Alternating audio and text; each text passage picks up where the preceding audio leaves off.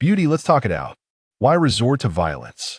At that moment, a young maiden clad in a crimson ancient attire crouched between his legs, one hand dangling a jade guanine pendant while the other brandished a sharp knife aimed at his groin.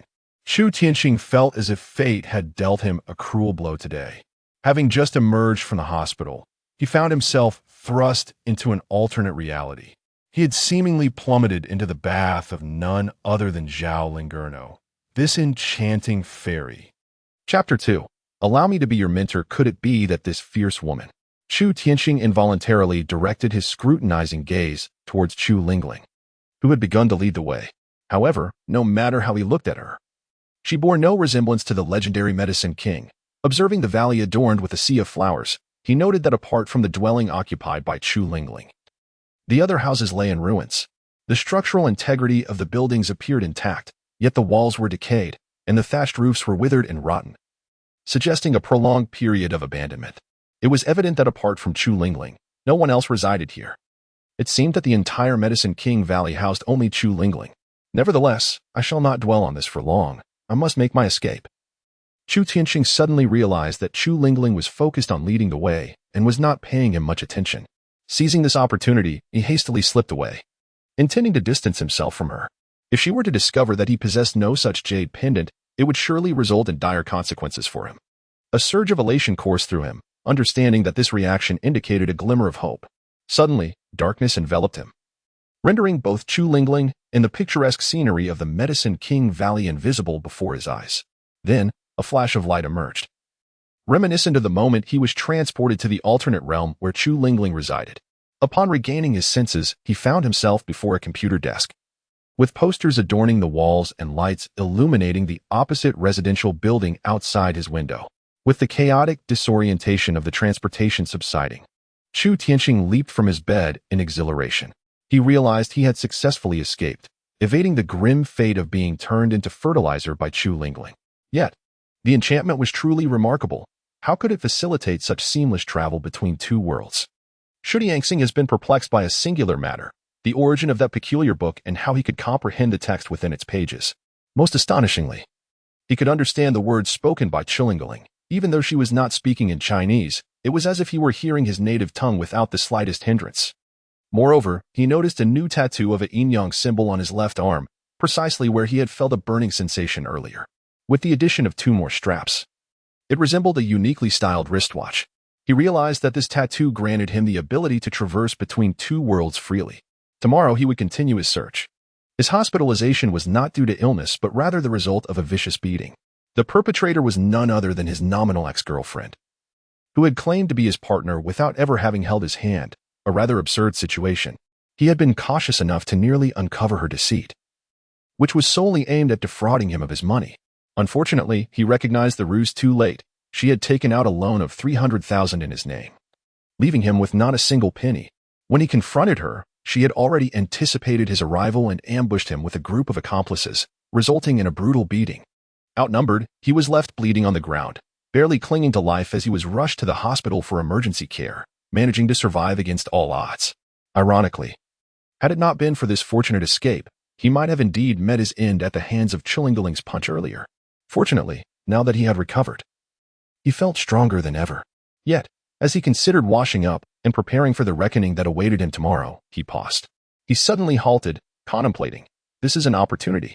The power exhibited by Chu Lingling flashed in his mind, along with the realization that this otherworldly realm was likely a place for cultivation. Now, his dreams had materialized, and the chance lay before him, dependent solely on his courage to seize it. Damn it! Fortune favors the bold, while the timid perish. It was preferable to endure a beating in the past than to strengthen his abilities and confront them later.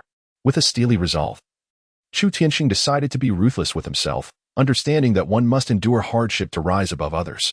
Fortunately, Chu Lingling seemed to possess a kind heart and was likely willing to comply with his desires.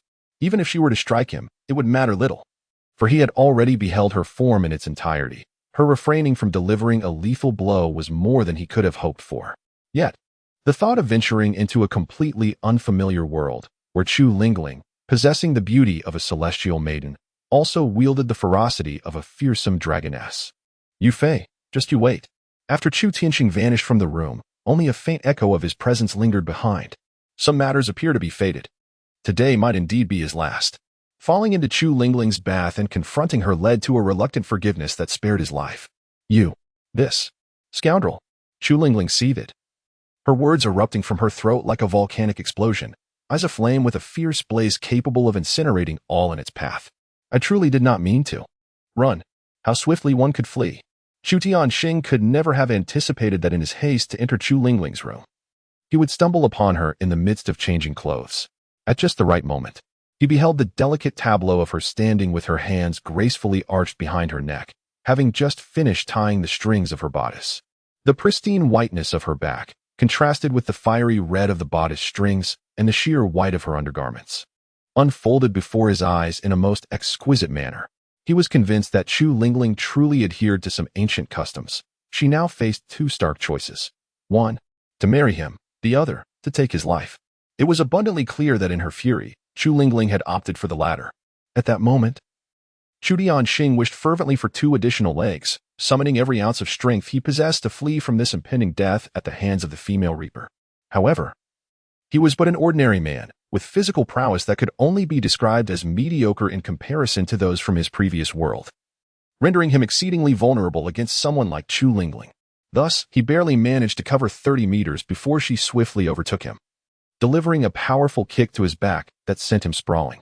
With one foot planted firmly on his back, she prevented him from rising. Squatting beside him like a fierce bandit brandishing a dagger, she menaced, "Do you think I should first gouge out your eyes before I chop you into bits for fertilizer?" To his astonishment, Chu Lingling offered no reply, yet her incredulous reaction confirmed Chu Tianxing's suspicion. She was taken aback by his knowledge. He could not articulate why he understood her intentions, but he was acutely aware that as she employed this technique, a complete array of her mystical moves instantly materialized in his mind, including their strengths, weaknesses, and the critical points that could be exploited. In what seemed to be an instant, she appeared to have absorbed all the information regarding her technique. Truly, this fellow possesses an air of mystery. Chu Lingling lifted Chu Tianxing by his collar, scrutinizing him anew as if to reassess his worth. It appeared she had temporarily abandoned the notion of using him as mere fodder. The opportunity lay before him, and he must seize it. Yet, yielding was out of the question. Chu Lingling cast him a peculiar glance and released her grip, dismissively gesturing for him to abandon his intentions. "Why?" Chu Tianxing exclaimed, suddenly agitated, unable to comprehend her unwavering refusal. Chu Lingling silently regarded him, then prodded a spot 3 inches below his navel, stating, "You lack a dantian, rendering you devoid of spiritual roots. Do not even entertain the idea of cultivation. You cannot even grasp the fundamentals. How am I to instruct you?" In that moment, Chu Tianxing felt as though a bucket of ice-cold water had been poured over him, chilling him to the core. No spiritual roots. Having traversed from another realm, he naturally could not possess the spiritual roots that were unique to this world. And then, another harbinger of misfortune arrived. "Did you not say this was the Valley of the Apothecary?" Chu Tianxing clung to his final shred of hope, inquiring if this was indeed the Valley of the Apothecary. Surely, if it were, there must be a solution, right? Chu Lingling regarded him with a knowing expression, gesturing towards the valley and the sea of flowers, and asked, "Have you encountered anyone else here apart from me?" Chu Tianxing's heart sank, the weight of reality settling upon him. Chu Lingling nostalgically remarked to him, "Indeed, this is the Valley of the Medicine King, yet the valley has long since perished. I am the last remnant of this place." Chu Tianxing felt a chill enveloping his limbs, pondering whether his final opportunity was slipping away. He sighed, realizing that mere words would not suffice. "Let me take you there." With determination, Chu Lingling led him towards a direction, resolved to take him to a place that was previously inaccessible to outsiders like him. "Is heaven playing tricks on me?" thought Chu Tianxing, yet he clung to a flicker of hope as he followed her into a deserted earthen dwelling. There, they uncovered a mechanism hidden beneath the bed, granting them access to a concealed passageway embedded in the ground. The two traversed through a damp, chilly corridor that extended for an indeterminate distance underground, until they finally emerged into an expansive subterranean cavern. They beheld walls carved into shelves, upon which lay numerous scrolls. "Welcome to the Longhuan Jade Cave," Chu Lingling announced, much like a tour guide, revealing the significance of their location. As Chu Tianxing surveyed his surroundings, he noted that, perhaps due to the prolonged exposure to the dampness, most of the scrolls had succumbed to decay. Even the portions that remained legible were obscured, rendering the inscriptions indecipherable. The jade tablets, once glimmering, now appeared dull and lifeless, clearly on the brink of abandonment. Has the Valley of the Medicine King been pillaged? Chu Tianxing could not restrain his curiosity and inquired of Chu Lingling, observing that the current state of affairs reflected a realm that had fallen into utter desolation, a decline from which it could scarcely recover. Chu Lingling casually recounted the historical transformations of the Medicine King Valley, downplaying her lineage. She acknowledged her descent from the valley, but emphasized that she was not the inheritor of the Medicine King's legacy. Chu Tianxing was left speechless, faintly grasping the tale of a once mighty sect that, through seclusion and stagnation, had brought itself to the brink of extinction. May I have a look? He persisted, undeterred, aware that he must seek other opportunities, as this was his recent glimmer of hope for ascendancy. Feel free, Chu Lingling replied nonchalantly, showing no concern for the mystique surrounding the legendary Jade Cave, nor for the fact that it housed not only a vast compilation of the Medicine King's pharmacopoeia and insights, but also preserved countless extraordinary techniques left by various formidable figures seeking cures for their ailments. Chu Tianxing, now fully committed to his endeavor, began to peruse the scrolls and jade slips, striving to decipher their contents, utterly captivated by what lay before him. Observing his intense focus, Chu Lingling deemed his efforts futile and chose to disregard him, instead settling at the doorway with the guanine jade pendant she had seized from him, blissfully meditating on a stone slab to absorb the spiritual light within. However, Chu Tianxing soon realized he had stumbled upon a treasure, a rare artifact. Indeed, while the scrolls and jade slips were fragmented, the moment he touched them with his left hand, the yin-yang tattoo on his left arm would warm up, instantly restoring the contents in his mind and recording them, as if a vast library were being established within his consciousness. In an instant, he became a living encyclopedia, possessing profound knowledge about many aspects of the world, as well as memorizing hundreds of celestial techniques. However, his greatest dilemma and constraint lay in the fact that he had been bestowed with a treasure mountain, yet was denied the means to utilize it. The absence of a spiritual root was indeed a dire predicament. Upon discovering numerous truths about the celestial spirit continent, Chu Tianxing confirmed that Chu Lingling had not deceived him regarding his inability to cultivate. In this realm known as celestial spirit, those without a dantian are considered to lack a spiritual root. They cannot gather or retain the essence necessary for cultivation, rendering them entirely incapable of advancing. It is not an exaggeration to assert that he was utterly worthless in this world. The vast array of divine techniques stored in his mind merely amounted to an abundance of theoretical knowledge. He could comprehend, grasp, and even distill the most efficient methods for his cultivation, yet he remained thwarted by the singular fact of his lack of a spiritual root. In simple terms, he was a mere orator, brimming with theoretical knowledge, yet unable to actualize it. However, it must be said that the heavens do not entirely forsake those in despair. Just as he was about to resign himself to this harsh reality, he stumbled upon an unassuming shard of stone that revealed an extraordinary cultivation manual.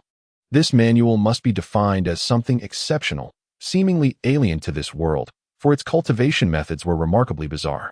Chu Lingling, do you aspire to become the supreme deity of the Tao?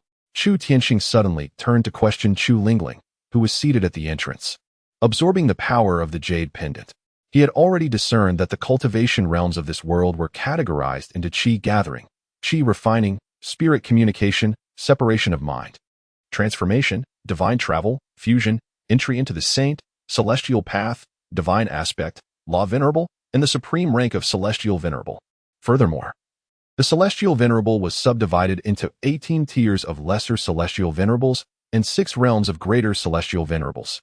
The celestial venerable of the celestial path was undoubtedly the most exalted existence in this realm. Chu Lingling gazed at Chu Tianxing with an expression that conveyed utter disbelief, as though he had suddenly lost his mind to utter such a statement. Chu Tianxing comprehended the reason behind her incredulous look. After all, he, a mere cultivation inept, had proclaimed that he could elevate her to the status of celestial venerable. It was not just her. Anyone in her position would likely respond with the same astonishment. Yet, he found himself in dire need of her assistance, for he had recently stumbled upon this peculiar technique, which, indeed, was quite bizarre, necessitating the strength of another. Realizing that it would be arduous to convey his insights directly, he opted instead to inquire, Do you often experience a sense of power that feels utterly unutilized during your cultivation, and when you exert too much force? Do you feel a chilling pain in your lower abdomen? He struck at the heart of Chu Lingling's cultivation woes, akin to a skilled physician diagnosing her ailments. A look of astonishment surfaced on Chu Lingling's face as she pondered how he could discern such truths. Moreover, Chu Tianqing pinpointed several of her concerns with remarkable accuracy. Initially, he had struggled to comprehend her situation, but now it was evident that she had been practicing aimlessly, her meridians in disarray, teetering on the brink of derangement. The astonishment on Chu Lingling's face deepened, for his observations were indeed precise, especially regarding matters that were intimately known only to her. Collaborate with me, and I shall assist you. Chu Tianqing extended his hand to her, realizing that only Chu Lingling could aid him at this moment. After perusing the numerous scrolls and jade slips within the Longhuan Jade Cave, he comprehended the terrifyingly precious nature of this repository of knowledge. Should outsiders learn that he had committed the entirety of the cave's contents to memory, they would undoubtedly resort to cruel tortures to compel him to transcribe it. He recognized that while Chu Lingling could be somewhat headstrong and unruly, her character was not inherently malevolent. Otherwise, the moment they had shared in honesty would have surely led to his demise rather than her merely chastising him lightly before releasing him. Why should I trust you? Chu Lingling remained skeptical, believing that collaborating with him would yield little benefit and, more importantly, deemed him untrustworthy. What if I could procure various types of spirit jade? Would that suffice? Chu Tianqing confidently proposed. At that moment, a spark of intrigue illuminated Chu Lingling's eyes, affirming the allure of his offer. She sprang to her feet and approached him, inquiring, "What do you wish me to do?" This could be seen as her reluctant agreement to cooperate. Eager to hear his plans, as Chu Tianqing watched her stride toward him, he realized, having been engrossed in his cultivation earlier, that she was clad in a rather provocative ensemble. Her slender waist and long legs were indeed captivating, complemented by her fair wrists and feet that seemed to glide gracefully with each step. He discovered that not only was her beauty unparalleled, but her figure was also delicately exquisite, radiating the vivaciousness of youth. He admitted that upon seeing her attire and hearing her inquiry, as a man of vigor and passion, he found his thoughts drifting in a rather inappropriate direction. Chapter 4. The unexpected inheritance of the Medicine King. Chu Lingling noticed his distraction and instantly recalled her current appearance. She crossed her arms protectively and shot him a warning glare, admonishing him not to look too closely. Chu Tianqing, feeling the awkwardness, hastily touched his nose and averted his gaze. Since his arrival in this world, he had been either reprimanded by Chu Lingling or pursued relentlessly, never realizing that she was such a stunning beauty. Comparing her to Yu Fei was akin to contrasting a common hen with a phoenix. They were simply not in the same league. For instance, he would wholeheartedly assist her in her cultivation, but at times, it might be necessary to borrow from her success for his own endeavors. However, the more Chu Lingling listened, the more her eyes brimmed with skepticism. To her ears, this technique called stealing the heavens to replace the sun sounded like a nefarious art. It was as if all her hard-earned cultivation would ultimately serve as mere embellishment for him, leaving her vulnerable to having her power siphoned away. And he would reap the rewards of her labor. Chu Tianqing understood that this notion was easily misconstrued. He had not fully comprehended the entire method. Initially, he too believed it was a wicked practice that treated others merely as vessels for cultivation. Forget it, Chu Lingling suddenly murmured softly. Huh? Chu Tianqing was puzzled, unsure of what she had just said. It seemed she had uttered something, but her voice was too low for him to catch. Did she mean that as long as she relaxed and did not resist, she could accept his spiritual link? Suddenly, Chu Lingling sat cross-legged, completely surrendering to his cooperative arrangement. Closing her eyes in a posture of submission, Chu Tianqing, perplexed, wondered what had prompted this change in her demeanor. It was strange that she had so readily acquiesced to his plans. Did she truly not care, even if it involved dark arts? That he might regard her merely as a vessel for cultivation? However, observing her impatient expression and clenched fists, he realized that if he did not hasten his actions, he would soon be subject to her playful yet forceful little fist pounding on his chest attack. In a rush, he bit down hard on his fingertip, breaking the skin to allow crimson blood to flow from the puncture. Yet, just as he was about to press his finger against her brow, he was struck by the sight of her in a state of utter abandon, adorned in an ancient-style garment. He noticed her slightly lifted face, with her tender, rosy lips appearing to pout ever so slightly, glistening enticingly. He swallowed hard, nearly succumbing to the urge to kiss her. recalling the saying from a film that when a girl closes her eyes, it is an invitation for a kiss. How foolish. Yet, he understood that Chu Lingling's actions were not intended in that manner. She was merely expressing her complete trust in him. To maintain his composure, Chu Tianqing swiftly bit his tongue, forcing himself to focus. He promptly began to channel the intricate technique of the art of stealing the heavens and changing the sun, utilizing his own blood as a medium to inscribe a lotus mark upon her brow, leaving behind a faintly glowing crimson blood lotus symbol. In an instant, the rune imprinted upon Chu Lingling's forehead, seamlessly absorbed by her delicate skin. At that moment, an inexplicable connection was forged between the two, as if they could sense each other's whereabouts despite being separated by thousands of miles. It was an astonishing sensation. Slowly, Chu Lingling opened her eyes, gazing in wonder at her hands and body. She distinctly felt a tenuous link established between them. Chu Tianqing was equally astonished by his perception of Chu Lingling. He observed that her practice had been chaotic. She had attempted to master the 5 elemental arts of gold, wood, water, fire, and earth, but instead of empowering her, it had left her internal energies in disarray, teetering on the brink of collapse. You must abandon all that you have been practicing and commence training in the techniques I will impart to you from this day forth. Chu Tianqing communicated directly to her mind, prompting her to look at him in surprise. She instantly comprehended his message and seated herself to begin dismantling the inferior techniques she had been practicing. Chu Tianqing recognized that her trust in him stemmed from the connection they had established. It allowed them to sense the truthfulness of one another. As she renounced the chaotic practices, he felt akin to a physician diagnosing her condition, contemplating the appropriate remedies. The Valley of the Medicine King specializes in wood-based techniques. No wonder she struggles to cultivate, he mused, bemused by the revelation that this fiery and tempestuous girl was, in fact, an ice spirit. It was indeed a surprise to him, as he had always perceived individuals with ice attributes as cold and unyielding in demeanor. She is remarkable, her fiery personality akin to that of a fierce Amazon. Without the knowledge gained from the art of subterfuge, one would never discern her true nature.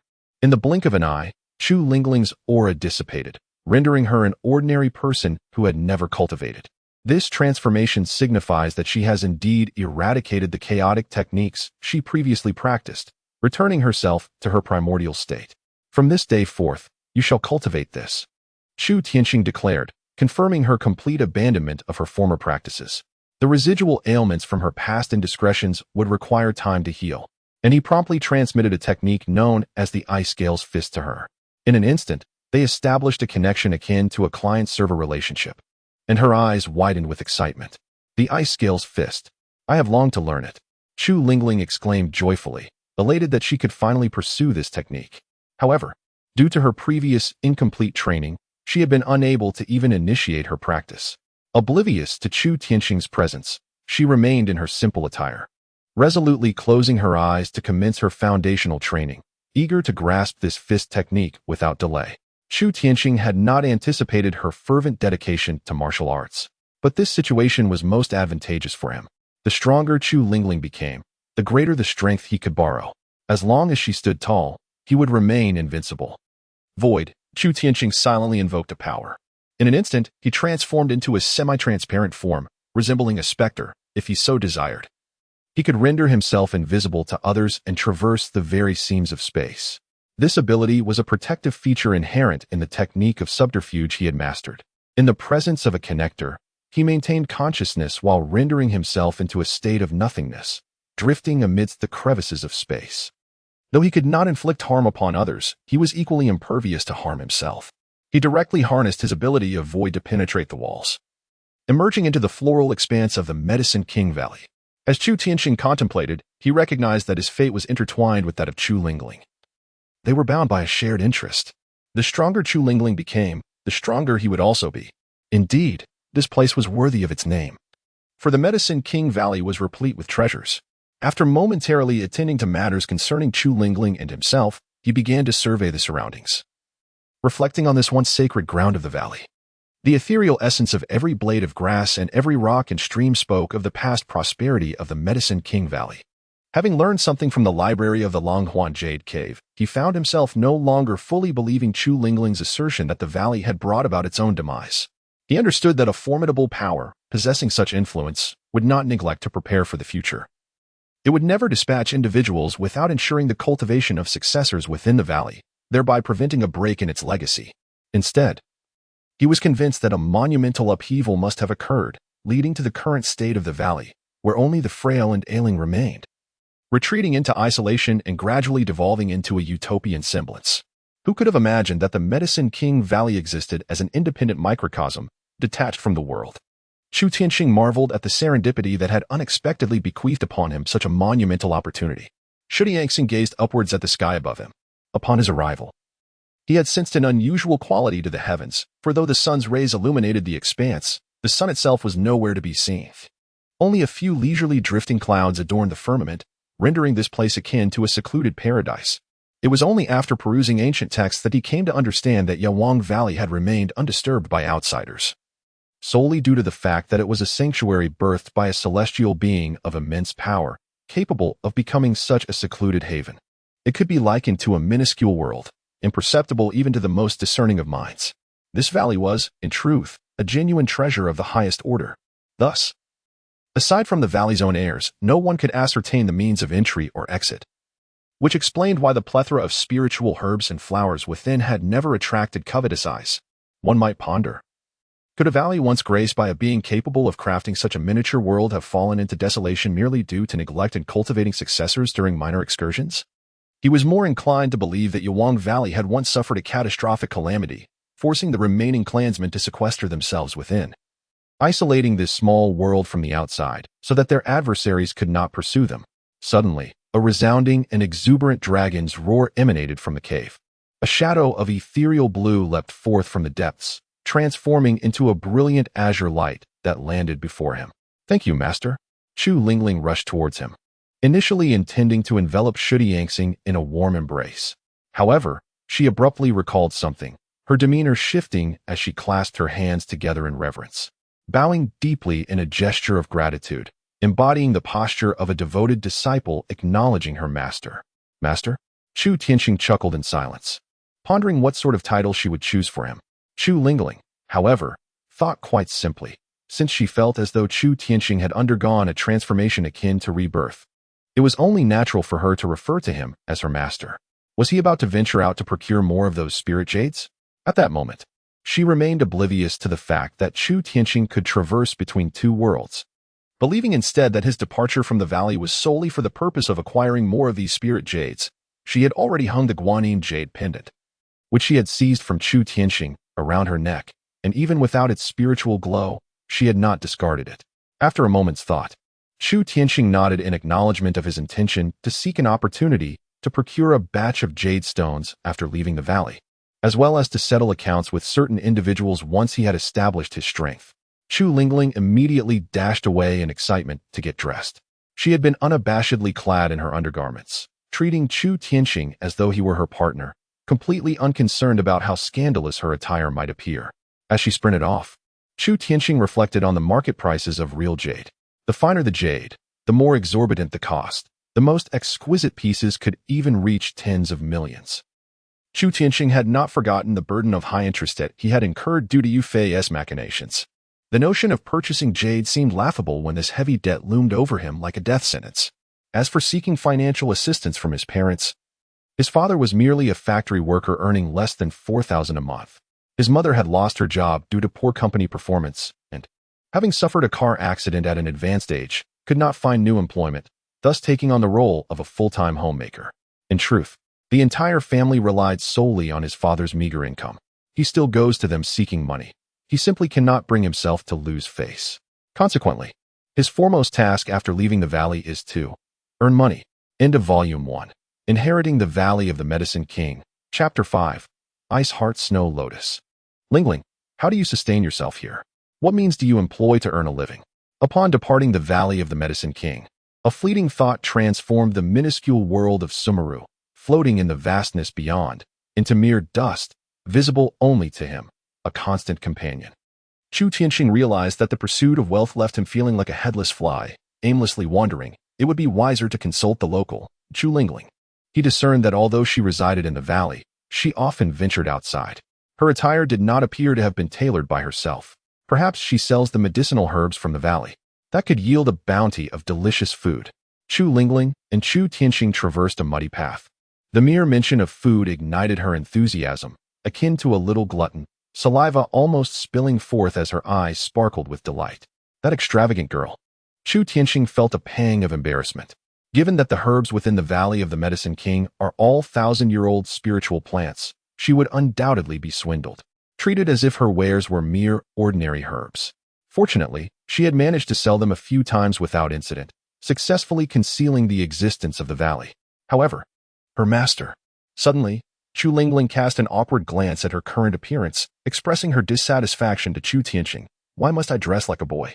Now, she had abruptly changed from the recently donned red dress in the valley to a snug gray attire resembling that of a servant, closely trailing behind Chu Tianxing. To any passerby, this pair walking along the main road appeared to be a merchant and his aide. After departing from Yawang Valley, Chu Tianxing recalled the persona he had crafted for Chu Lingling, declaring himself a wandering merchant. Believing this would allow them to traverse the world discreetly while facilitating the flow of goods between their two realms. He had also instructed Chu Lingling that their current narrative was that of a rather unfortunate master and servant who had lost their belongings.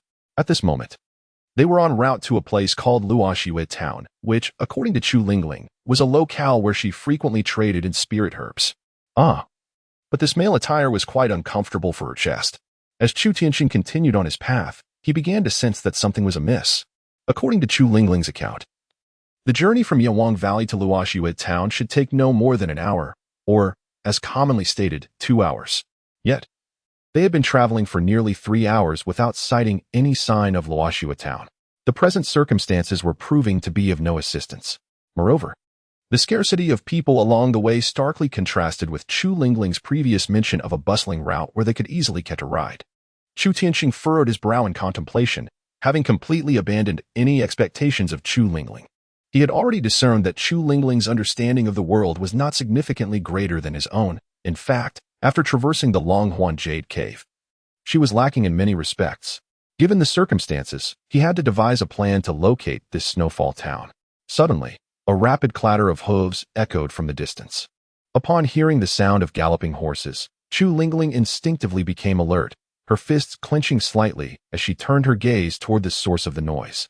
Conversely, Chu Tianxing, bolstered by his confidence in the art of deception, maintained a calm demeanor as he looked in the same direction, soon spotting a figure riding a chestnut steed racing toward them from the end of their path. Upon noticing the two of them, the rider regarded them with a peculiar expression, as if pondering something, before halting his horse in front of them and inquiring, "Why are you still heading in this direction? Are you intending to enter Snowfall Peak?" "Indeed, we are on our way to Snowfall Town. It lies at the foot of Snowfall Peak," Chu Lingling eagerly responded, delighted to finally hear the name of their destination. Fortunately, she had not forgotten her guise as a male. Thus, despite her somewhat delicate voice, there were many striking young men in this world with clear features and sweet tones, so the rider merely cast a curious glance at her without further inquiry. However, after hearing her words, he appeared even more astonished and bemused. Chu Tianxing observed the man in his 30s, who resembled a messenger from a way station. With his thick brows and large, clear eyes, it was evident that he was a person of warm-hearted disposition, which explained why he had taken the time to inquire about their well-being. "Has something happened in Luoxue Town?" Chu Tianxing, having navigated the complexities of modern society, had honed his skills in reading expressions and body language. Thus, he immediately discerned that the ancient courier's demeanor was far from normal. As if he had just heard something utterly unexpected, thoughts of Luoxue Peak surfaced in his mind, providing him with clarity. Luoxue Peak, the highest summit in the northern wilderness, renowned for its ice-heart snow lotus. It is rumored that the formidable heavenly Tao expert, Emperor Guanghan, perished here, and legends say that he concealed all his techniques and treasures within Luoxue Peak before his demise. So we have ventured into the northern wilderness. Chu Tianxing finally grasped the geographical context of his surroundings. Aside from Luoxue Town, Chu Lingling had shared little knowledge, leaving him in a state of confusion after departing from Yawang Valley, as no text he consulted contained information about such a remote settlement. However, the northern wilderness was well documented in various books, allowing him to construct a mental map and gain a clearer understanding of his present location. "When was the last time you visited this place?" he asked. 10 years ago, Luoxue Town was buried beneath an avalanche from Luoxue Peak, and the surviving townsfolk relocated to Tianxue City. As I passed by, I happen to hear that the ice heart snow lotus on Falling Snow Peak is about to bloom, drawing many distinguished disciples together and awakening even the dormant snow monsters. Currently, Falling Snow Peak has been closed off, and entry is not permitted.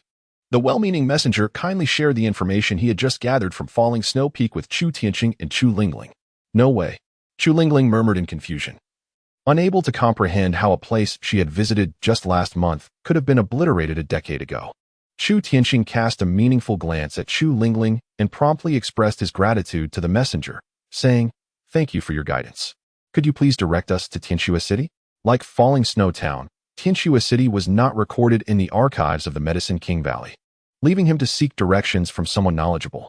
"You should head that way." Then, the kind-hearted messenger pointed out the way to Tianxue City. Chu Tianqing quickly noted the directions, marking the location on a virtual map he had constructed in his mind. Much like an electronic map in a game, even without guidance, he could understand his position and how to reach his desired destination based on the three-dimensional map he had envisioned. He's definitely lying. Once the messenger had ridden away, Chu Lingling stamped her foot in frustration, splattering mud around her. Pouting, she resolutely refused to accept that the place she had visited just a month prior had vanished forever a decade ago. "We will know once we reach Tianxue City." Shu Yangxing bore a solemn expression, his gaze profound as he urged Chu Lingling to remain calm. He understood her discontent, primarily her concern that he deemed her a liar. However, as someone who had traversed from a modern society, steeped in the enlightenment of contemporary knowledge and theories of multidimensionality, he found it easier to accept the words of the messenger than Chu Lingling, a native. He speculated that if the messenger's claims held truth, and if Chu Lingling's assertions were indeed valid, then there existed only two plausible explanations for the current situation. One possibility was that time flowed differently within Yaowang Valley. A month there equated to a decade outside. The other possibility was that Chu Lingling, regardless of the explanation, a visit to Tianshuing would provide clarity. Shu Yangxing felt an increasing urge to journey to Tianshuing, not solely to unravel this mystery, but also to acquire wealth in this realm that could be transferred to the real world for the purchase of more jade. Additionally, there was something he had just learned from the messenger. The Ice Heart Snow Lotus was about to emerge. The Ice Heart Snow Lotus, a top-tier spiritual herb of celestial grade, blooms once every 500 years. Yet, beyond its medicinal prowess, he was aware that the Ice Heart Snow Lotus was the true natural treasure for cultivators of ice attributes. If he could obtain it and administer it to Chu Lingling, while it might not enable her to leap from the Qi refinement stage to the spirit communication stage, it could certainly elevate her Earth-grade ice spirit body by at least one tier, potentially ascending to the heavenly grade. With a stroke of luck, it might even allow her to transcend into a sacred body, transforming her into an ice sacred body. The most crucial aspect of this enhancement in potential directly influences her future development, rendering her path towards becoming a celestial being considerably smoother. I am now in a symbiotic relationship with her.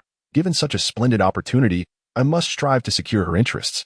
Chu Tianqing cast a furtive glance at the indignant Chu Lingling, aware that after establishing a connection through subterfuge, as long as she remained steadfast, he could exile himself into the void, achieving an invincible state. Although he was certain that numerous ice element practitioners would converge upon the Ice Heart Snow Lotus at the Falling Snow Peak, including formidable beings at the spirit severing and transformation realms, he could not overlook the fact that Chu Lingling had once called him master. As her mentor, it was his responsibility to devise ways to procure significant benefits for his disciple. Opportunities such as these are typically seized rather than awaited. Chapter 6. 7th Grade Spiritual Jade. Upon arriving in Tianxue City, even as the Ice Heart Snow Lotus was on the brink of blooming, the city remained eerily desolate. Only a few figures, bundled in fur coats with their hands tucked into their sleeves and heads buried within their sweater collars, traversed the ice-covered bluestone streets of Tianxue City. For Chu Tianqing and Chu Lingling, their arrival felt less like entering a renowned city in the northern wilderness and more akin to stepping into an abandoned ancient town, steeped in solitude. Strange, Chu Lingling murmured again, as the stark contrast between the current scenery and her previous experiences led her to question whether she had truly returned to the world she once traversed. Let us find an inn to settle in first, and then gather some information. Chu Tianqing and Chu Lingling appeared here like a pair of wandering merchants, attracting little attention as they traversed the area. However, Chu Tianqing sensed something amiss. If Chu Lingling's accounts of the outside world were to be believed, The changes that had transpired in the northern wilderness over the past decade were indeed profound. Chu Lingling, being of a simple mind, failed to perceive any underlying issues. I happen to be quite hungry. Upon hearing that food was nearby, Chu Lingling immediately became excited and tugged at Chu Tianqing, urging him to search for an inn throughout the various establishments in Tianxue City. Chu Tianqing noticed several groups of people hastily departing from Tianxue City, their direction seemingly toward the Snowfall Peak, presumably eager to seize the Iceheart Snow Lotus before its impending bloom, a precious ice-type heavenly herb. Concerning accommodations, the remnants of shattered jade from Yaowang Valley ensured that they would not struggle to find lodgings for a day or two. This shattered jade, being the common currency of the Tianling continent, consisted of fragments imbued with spiritual energy. After settling Chu Lingling at an inn named Ling Xue Tavern, he promptly made his way to a shop he had passed earlier called Wansao Hall, where he intended to sell some spiritual herbs from Yaowang Valley and gather information regarding the current state of Tianxue City. With food to occupy her, Chu Lingling felt at ease, allowing him to venture out alone, relishing her feast in solitude. Chu Tianqing increasingly felt that his departure from Yaowang Valley had led him to a rather unwelcoming place. The northern wilderness was akin to the barbaric outskirts of ancient Central Plains, a realm where civilization was primitive, where plunder was the norm, and where life was held in little regard. It is a place, as one might colloquially describe, rife with turmoil and chaos. Thus, the urgency to cultivate Chu Lingling arises. Truly, one would not even know how to meet their demise. Chu Tianqing found himself at the entrance of the Wansao Hall, where the fragrant aroma of herbs and elixirs wafted through the air. To his surprise, there were individuals here knowledgeable in the art of alchemy. However, the scent suggested that the concoction was not of high quality. It was merely the most rudimentary Xingji pill, a first-tier elixir. Moreover, it appeared that the alchemical techniques employed were flawed. Even if the Xingji pill were to be successfully produced, it would retain only 50% of its efficacy. Yet, this mattered little to him, as he possessed no spiritual roots. He could neither cultivate nor engage in the esoteric arts of alchemy, artifact crafting, or talisman creation. In his current state, he was akin to a mere blabberer, filled with theoretical knowledge yet incapable of actualizing any of it. Suddenly, a resounding explosion echoed, accompanied by thick plumes of smoke billowing from the rear of the hall. Indeed, failure had ensued, he mused. This was precisely why he had surmised that even if the alchemical process had succeeded, the potency would be diminished. He could tell from the outset that the individual was teetering on the brink of a catastrophic failure, with a stroke of luck. A slim chance of success may still linger. What did you just say? How could you possibly know it would fail? Is it because you have cursed me? A sharp, aged voice suddenly pierced the air.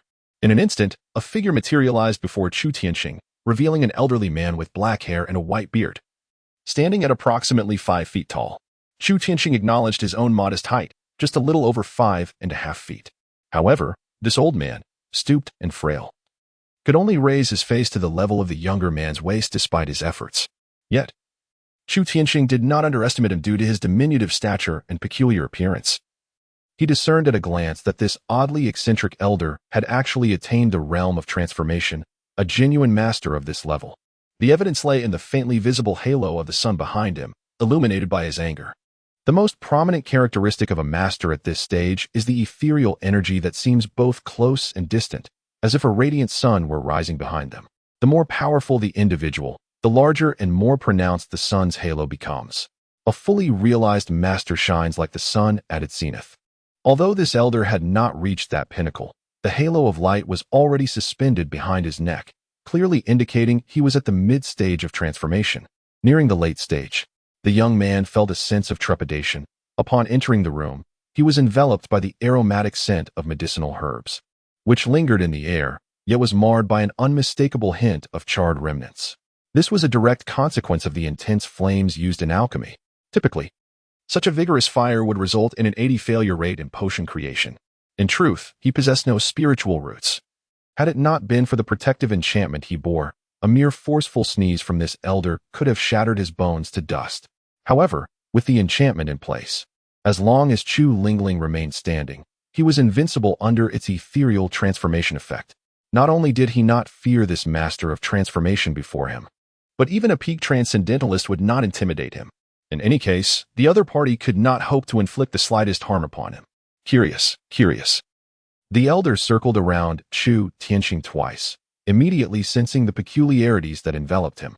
However, considering that even someone of Chu Lingling's caliber could effortlessly discern that Chu Tianxing is devoid of spiritual roots, it is inconceivable that this venerable elder, possessing profound cultivation, failed to recognize him as an incapable individual unfit for cultivation. Ironically, this so-called incapable person was able to pinpoint the issues in his recent alchemical endeavors with remarkable erudition. Given this elder's extensive knowledge and experience, how could he not find this peculiar?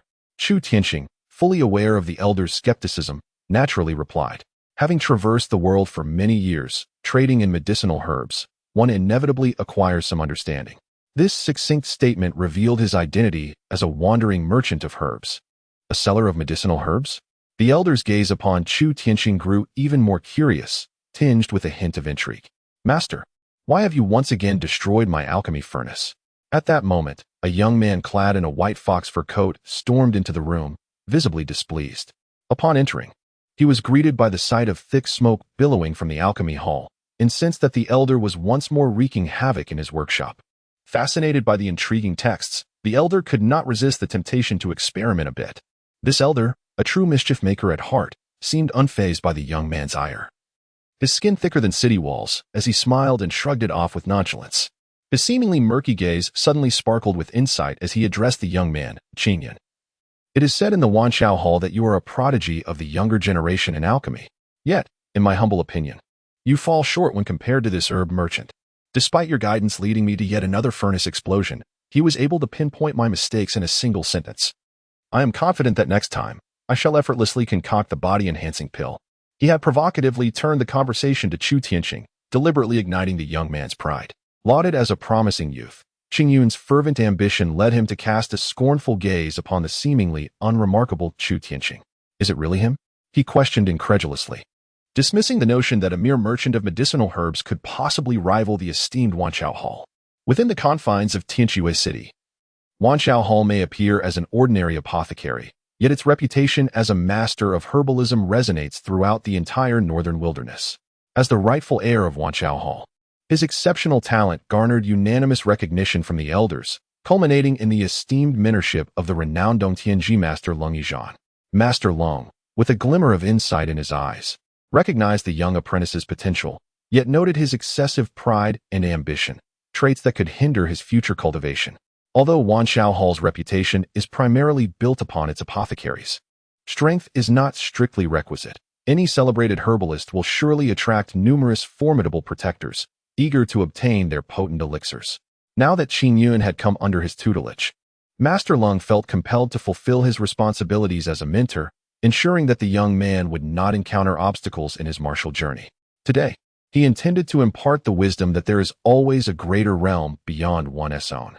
Meanwhile, Chu Tianxing, standing nearby, felt a surge of irritation. How did he suddenly become the target of this confrontation? He could discern that the elder sought to cultivate the youth, yet he wondered what that had to do with him. Upon hearing Master Ling's remarks, the young man's demeanor grew even more haughty and dismissive. Refusing to accept the words of his mentor, Ling Xue understood that without presenting something of substance, his arrogant disciple would not take the bait. Suddenly, with a deft motion, he revealed a radiant piece of purple jade, holding it aloft and proclaiming, "If you doubt, let us wager. The bet is that your skills in alchemy and herb identification are inferior to those of this gentleman. Should you prevail, this 7th grade spiritual jade shall be yours. However, if you lose, I shall bestow this jade, which I prepared for you, upon this gentleman as a token of gratitude." 7th grade spiritual jade. At this moment, not only did the young man clad in white fox fur's eyes gleam with excitement, but Chu Tianxing was equally astonished, marveling at his extraordinary fortune in stumbling upon such an opportunity while merely seeking to sell spiritual herbs and gather information. Spiritual jade is undoubtedly an essential item for cultivation. The higher the grade of the jade, the greater its power and the more substantial its assistance in one's endeavors. Is it a definitive agreement? Chu Tianxing and the youth named Qingyun chorused in unison, both eagerly inquiring of the elder's sincerity. Chapter 7. Dare to bet your life. Ling Xue stroked his beard, a smile gracing his lips, which signified his unwavering commitment to his word. Excellent. Let us see who prevails. Chu Tianxing was eager for a swift resolution. Indeed, he held little interest in the competition itself, Yet his desire for the seventh-grade spiritual jade was profound. Qingyun observed him, puzzled by his sudden surge of enthusiasm. However, he too was determined to acquire the jade, noting that Chu Tianqing, being devoid of spiritual roots, was entirely unfit for a comparative analysis in alchemy. He recalled Lung's admonition that he lacked the knowledge to rival this herbal merchant. Let us then compete in herb identification. Qin Yunhuan addressed the entirety of Wan Xiaotang, stating, "If I were to lose, I would rather buy your medicinal materials at double the price." Double? Chu Tianqing regarded him with a peculiar expression, admiring his audacity to boast about something he was unaware of selling. Long Yichen, observing from the side, was filled with anticipation, believing this would serve as an invaluable lesson for Qin Yun. In his view, the merchant of medicinal materials might not necessarily be at a disadvantage. What is the basis for comparison? Chu Tianqing inquired of Qin Yun. Noting that Qin Yun appeared to be 2 or 3 years his junior, it was understandable, as he was brimming with youthful vigor. For Chu, he had already mastered a plethora of medical texts, and in terms of the properties of medicinal materials in this place, only the masters within the hall could surpass him. Among his peers, he had never known defeat. This pride, bordering on arrogance, was not unwarranted. Gifted with an extraordinary photographic memory from a young age, he had achieved the rank of a third-tier pharmacist at such a tender age. In the entire northern wilderness, there were scarcely more than 100 third-tier pharmacists, and the youngest before him had already surpassed 30. One could assert that he was a prodigy, unrivaled not only in Wan Xiaotang, but throughout the northern wilderness. Yet, Chu Tianqing regarded him with a hint of peculiarity, pondering whether he truly wished to engage in such a comparison, setting aside the fact that he possessed an entire library within himself. With all the books he had touched automatically recorded and accessible in his mind, he had also assimilated the complete knowledge of Yaowang Valley. If the comparison were to delve into some esoteric knowledge, he might indeed harbor some reservations. However, in comparison to him, the knowledge of medicine, if memory serves, the Valley of the Medicine King once produced no fewer than one supreme master, didn't it? It seemed to be one of the 3 great sects of that time. Right? Perhaps we should consider an alternative? With a hint of hesitation, Chu Tianqing attempted to persuade him. He felt that this comparison was decidedly unfair and might inadvertently expose the secrets he harbored. It would be wiser to choose a simpler contest. Yet, as he refrained from voicing this concern, his words were misinterpreted by Qin Yun, who assumed he was merely intimidated. With renewed confidence, he emphatically declared, "Let us proceed with this." To him, that 7th-grade spiritual jade was as good as his own. There was no way he would lose in a contest of his expertise to someone who was not even a pharmacist. Very well. Seeing his unwavering determination, Chu Tianqing contemplated whether to hold back a little, so as not to dishearten the other party and ruin the potential of a talent from the Wan Xiaodang. At that moment, Ling Xue regarded Chu Tianqing with a peculiar expression. After all, he was a man teetering on the edge of the grave. It is often said that the elderly are the most cunning. He immediately discerned that Chu Tianqing's earlier suggestion was not born of fear, but rather consideration for Qin Yun, wishing to avoid diminishing his confidence. This also implied that the contest proposed by Qin Yun was perfectly aligned with Chu Tianqing's strengths. This merchant, Ling Xue, could not fathom the source of Chu Tianqing's confidence, believing he could surely prevail over Qin Yun in this contest. From his perspective, Qin Yun was merely a few years younger. Qin Yun promptly produced a dozen medicinal herbs, ranging from the most inferior to the finest, including a few that were quite obscure. He laid them all out for Chu Tianqing to select 3 for their competition. As Chu Tianqing cast his gaze over them, a plethora of information concerning the properties, applications, and contraindications of these herbs instantaneously surged into his mind, as if an encyclopedia had been activated within his brain, automatically retrieving data. What significance could there be in this competition? The corners of Chu Tianqing's mouth twitched. If it were not for personal experience, he would never have fathomed that this unexpected ability was akin to wielding a cheat code. Observing Chu Lingling had previously felt like accessing a system that displayed her status information directly. Now, it was even more astonishing that this effect extended to inanimate objects. The sole limitation for him was that he could only access information recorded in books. He seemed oblivious to details from texts he had never encountered. Let us go with these 3, he decided, casually selecting 3 relatively obscure herbs, thereby introducing a measure of challenge for both himself and Qin Yun. However, Qin Yun merely glanced at them and, with a confident smile brimming with youthful arrogance, began to articulate the properties and contraindications of the selected herbs with remarkable fluency. Despite his youth, he was undeniably a formidable expert in the field of medicine. As Chu Tianxing listened, he realized that the information he had acquired was comparable to Qing Yun's. However, he gradually found himself at a disadvantage. As Qing Yun seized the opportunity to articulate nearly all the information regarding the 3 medicinal herbs, he found himself in a position where merely reiterating what had been said would render him a mere echo of another's thoughts. To truly triumph, he must divulge insights yet unspoken. With an air of pride, he cast a glance at his opponent, convinced that Master Lung regarded him as superior. Now was the moment to exhibit his superiority by revealing knowledge unknown to the other. Lung Yichan remained silent, acknowledging that Qing Yun's maneuver was somewhat underhanded, thrusting the herbal merchant into an unfavorable predicament. Nevertheless, he refrained from commenting further, as the competition was inherently a fair trial, resembling a rapid-fire quiz more than a traditional contest. The herbal merchant's decision to respond after due consideration out of politeness had already placed him at a disadvantage. Suddenly, Chu Tianxing scratched the back of his head, appearing to be in a quandary regarding the current situation. Qing Yun's smile grew increasingly triumphant, convinced that victory was within his grasp. With a hint of provocation, he boldly declared, "If you can present a single piece of information superior to mine, or point out where I have erred, then you shall claim victory." In his youthful exuberance, he deliberately sought to challenge his rival, believing himself to be assured of success. Chu Tianxing paused, momentarily taken aback, realizing that Qing Yun's behavior might have crossed a line. Initially, he had approached the contest with the spirit of camaraderie, intending to prioritize friendship over competition, and even allowing his opponent some dignity in defeat. However, Qing Yun's audacity now demanded a response. It seemed that failing to impart a lesson would be inadequate.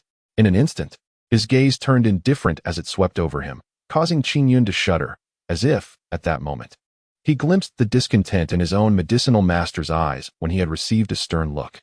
He recalled that every time he encountered such a gaze, it was followed by a torrent of scathing rebuke. Indeed, Chu Tianxing intended to convey to him the gravity of his words. Excessive bravado could lead to dire consequences.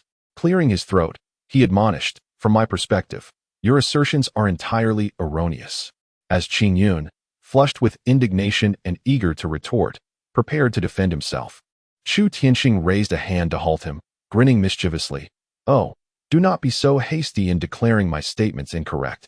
Firstly, the ghost heart orchid is indeed classified as an herb, suitable for treating heat toxins, but it cannot remedy the venom of the fire serpent. The ghost heart orchid is toxic in nature. Using it to counteract snake venom would only exacerbate the toxicity." One by one, Chu Tianxing elucidated the inadequacies and even the erroneous placements of the 3 medicinal herbs he had just mentioned. With each statement, Qing Yun's cheeks flushed deeper. Recognizing the validity in Chu Tianxing's claims, yet still feeling humiliated by the confrontation. Once Chu Tianxing finished, Qing Yun, unable to contain his fury, retorted, "You are the one speaking nonsense. Every detail is meticulously recorded in the medical texts. Where is the error?" He believed that Chu Tianxing was the one fabricating unfounded claims. To his surprise, Chu Tianxing affirmed that indeed, these entries were found in the medical texts of the 10,000 Herbs Hall, but he firmly believed that the records from the Medicine King Valley held the truth. With absolute certainty, he asserted, if all this is what the medical texts document, it simply indicates that the contents therein are entirely erroneous. Such misinformation could lead to fatal consequences, not for any other reason, but because the Valley of the Medicine King was once one of the 3 great sects that produced a celestial master, a superlative sect. This is the source of his confidence. Qing Yun, feeling increasingly mocked, struggled to refute him, his chest heaving with indignation, his face flushed with anger. He was certain that he had misremembered these details. How could he allow such erroneous medical knowledge to continue circulating? Huh. Qing Yun was utterly unwilling to concede that the content he had memorized from his childhood medical texts could be incorrect. As far as he was concerned, he was not in error. Thus, the fault lay solely with his opponent. Should Yangxing suddenly recognize that he indeed lacked the ability to cultivate or concoct elixirs. However, he could inherit his grandfather's legacy and continue the practice of traditional Chinese medicine. His grandfather had been an esteemed traditional healer, and it was only due to his own lack of talent that he could not carry on that legacy. Yet, he would never forget the fundamental lesson imparted by his grandfather. A physician must possess the heart of a parent. This taught him that the foremost priority for a doctor is not anything else but medical ethics. Traditional Chinese medicine does not necessitate internal or external cultivation. One merely needs the ability to diagnose ailments and prescribe remedies. Fortunately, with his current capabilities, he did not even require the 4 diagnostic methods.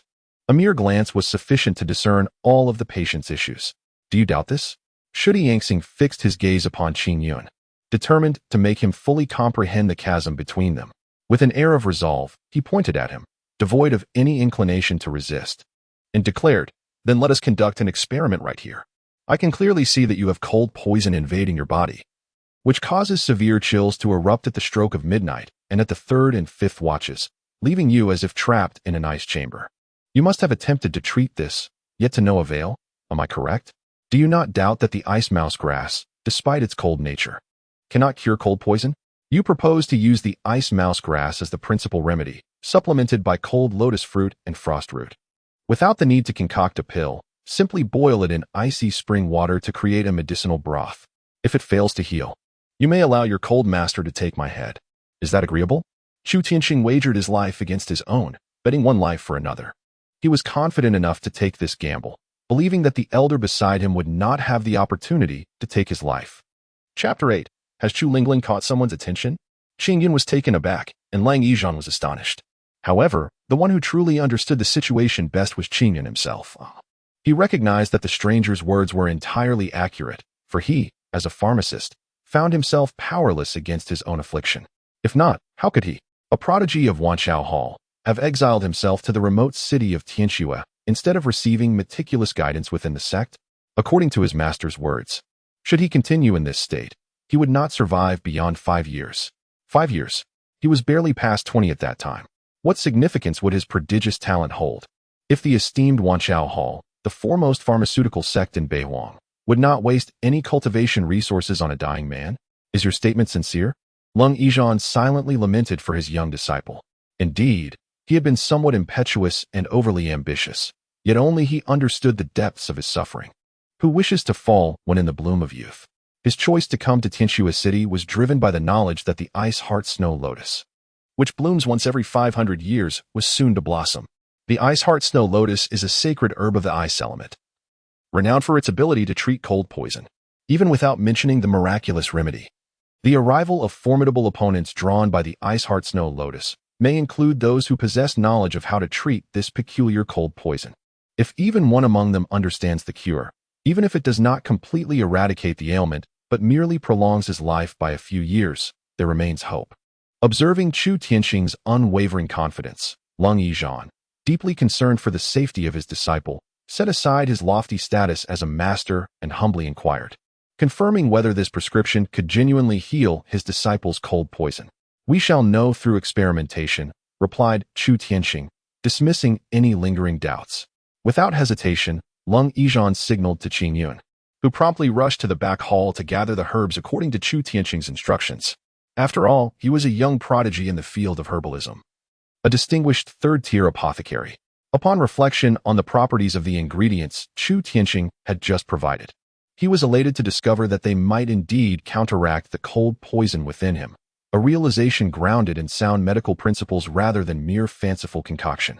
While waiting in the apothecary, Chu Tianxing engaged in conversation with Ling Xue as Qin Yun prepared the remedies.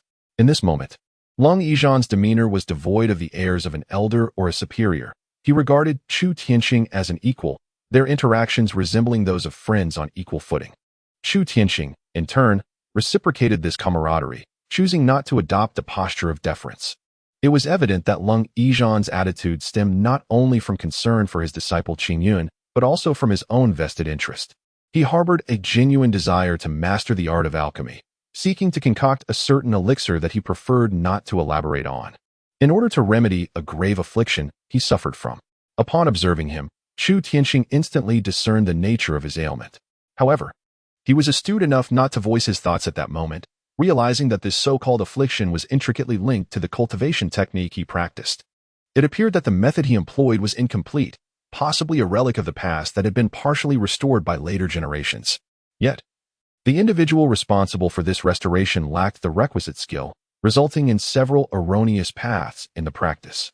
Consequently, Adhering to this revised version of the technique would lead to a conflict within his meridians, gradually inflicting hidden injuries. Chu Tianqing could easily elucidate the situation regarding Qin Yun. But when it came to Ling Xue, he was wary of openly suggesting a remedy, especially knowing that he might later be forced into seclusion and interrogated about his secrets. Thus, at times, it was indeed prudent to feign ignorance and maintain a low profile.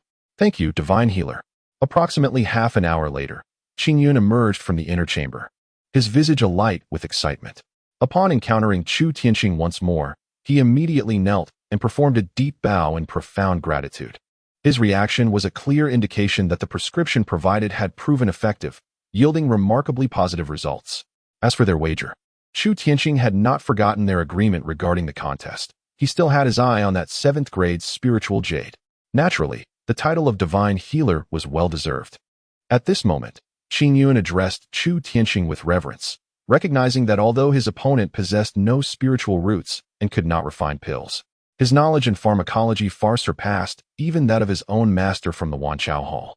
Not only has the opponent emerged victorious in the contest, but he has also, in a sense, salvaged a life and secured a promising future. Ling Xue, with a countenance of delight, stroked his beard and gazed at Qin Yun, observing that his disciple had indeed alleviated much of the frost poison afflicting him. It appeared that if this nurturing continued, he would fully recover within a month's time. Such remarkable skill is indeed worthy of the title of Divine Physician, a claim that is far from exaggerated. The old man also expressed his gratitude to the gentleman on behalf of his young disciple. Ling Xue himself had greatly benefited from his association with Chu Tianqing, having made significant strides in the art of alchemy, thus owing a considerable favor to Chu Tianqing. As for why he, being a member of Wanqiao Hall, chose not to learn alchemy there, but instead sought the expertise of an outsider like Chu Tianqing, who merely sells medicinal materials, the reasoning is quite straightforward. The transmission of knowledge is not to be taken lightly. To speak of the prerequisites for becoming an apothecary, one must possess a unique spiritual root, ideally a wood spiritual root. The very reason Wanqiao Hall has flourished to such a scale and influence lies in the hierarchical organization of their teachings. What inner disciples are permitted to study is strictly off-limits to outer disciples. The knowledge that can be imparted to direct disciples is also unattainable for inner disciples. And the exclusive techniques of the elders and the sect leader are rarely, if ever, shared even with direct disciples. Although Qin Yun possesses extraordinary talent due to his physical condition, he is merely an inner disciple. He had sworn an oath upon becoming an inner disciple, vowing never to impart his teachings to outsiders without his master's consent. Thus, even if he were to secretly instruct him in alchemy, it would only be through subtle hints or by deliberately showcasing his own experiments, allowing him to learn in a clandestine manner. However, the art of alchemy is not something that can be grasped merely by a fleeting glance. Hence, he has been unable to truly comprehend its intricacies. When Chu Tianqing clutched the 7th grade spirit jade in his embrace, a smile of joy illuminated his face. For he realized that once the night passed, Chu Lingling would be able to transcend into the spirit communication realm, officially becoming a capable spirit master. Divine Doctor, I have not forgotten our earlier agreement. What medicinal herbs do you intend to sell? I shall purchase them all at double the price. Qin Yun expressed his eagerness to show gratitude towards Chu Tianqing. In his eyes, the herbs Chu Tianqing could offer were undoubtedly of exceptional value. He believed that even if he discreetly offered triple the price, it would not pose a significant issue. Are you certain? Chu Tianqing replied, his expression peculiar as he questioned whether Qin Yun truly meant what he said. Very well. He understood that regardless of the circumstances, his willingness to part with money was genuine, and he could not afford to be overly concerned. Thus, he presented the medicinal herb he intended to sell to them, albeit in limited quantity, a single stock. This was the one he had meticulously selected from the Medicine King Valley, confirmed to be the least valuable among his choices, a century-old herb of minimal worth. However, when he revealed the luminescent spirit herb emanating a soft, milky white glow, not only Qin Yun, but even Ling Xue was momentarily taken aback. Due to Qin Yun's insistence on purchasing at double the price, the stock of glimmering grass was sold for a staggering 10,000 shards of jade, which roughly equated to the value of an 8th grade spirit jade. This venture could be deemed a tremendous success for him. Yet she was not alone. Beside her stood a regal maiden clad in luxurious velvet sleeves, her gaze filled with infatuation as she looked at her, reminiscent of a young girl smitten by love. Deeply enamored, she was captivated by the sight of Chu Lingling, who was dressed as a male servant. The girl propped her chin on her hand, letting out a dreamy sigh of longing. Puffed, cough, cough. Chu Tianqing nearly choked in astonishment. Had he misheard? Was Chu Lingling truly handsome? Surely they meant beautiful? However, upon reflection, he realized that Chu Lingling was indeed a paragon of beauty, an exquisite flower of unparalleled charm, an enchanting beauty capable of causing devastation. Aside from her somewhat irritable and eccentric personality, when it came to her appearance, no one he had encountered in this world could rival her. They often said that beauty transcends gender, and Chu Lingling was a living testament to this truth. Even without makeup and in the midst of her unrefined eating habits, which could hardly be described as graceful. Indeed, she was devouring her food ravenously. This world was undeniably biased. Those of striking beauty were effortlessly favored. Chu Ling, stop eating and prepare to help me with the goods, Chu Tianqing called out, clearing his throat as he stood at the foot of the stairs. He refrained from using her real name, instead seizing the opportunity to bestow upon her a pseudonym, Chu Ling, perfectly suited to her current male attire. Hearing his voice, Chu Lingling immediately turned her attention toward him, quickly noticing the mischievous expressions on his face, as he subtly signaled her while communicating telepathically. Upon learning that he had secured a piece of 7th-grade spirit jade for her, she could hardly contain her excitement and felt an overwhelming urge to embrace her esteemed master at that very moment. Unconcerned about her appearance, she wiped her mouth with the back of her hand, leaving it greased, and hurriedly set off to assist him in moving goods. Chu Lingling was aware that something promising was afoot and sprinted faster than anyone else. However, the young lady, who had been observing Chu Lingling from the side, immediately objected. She stood up, hands on her hips, and turned to Chu Tianqing with an arrogant reprimand. Who do you think you are? How dare you speak to her like that? Initially, she intended to defend Chu Lingling, believing that Chu Tianqing's tone was excessively rude.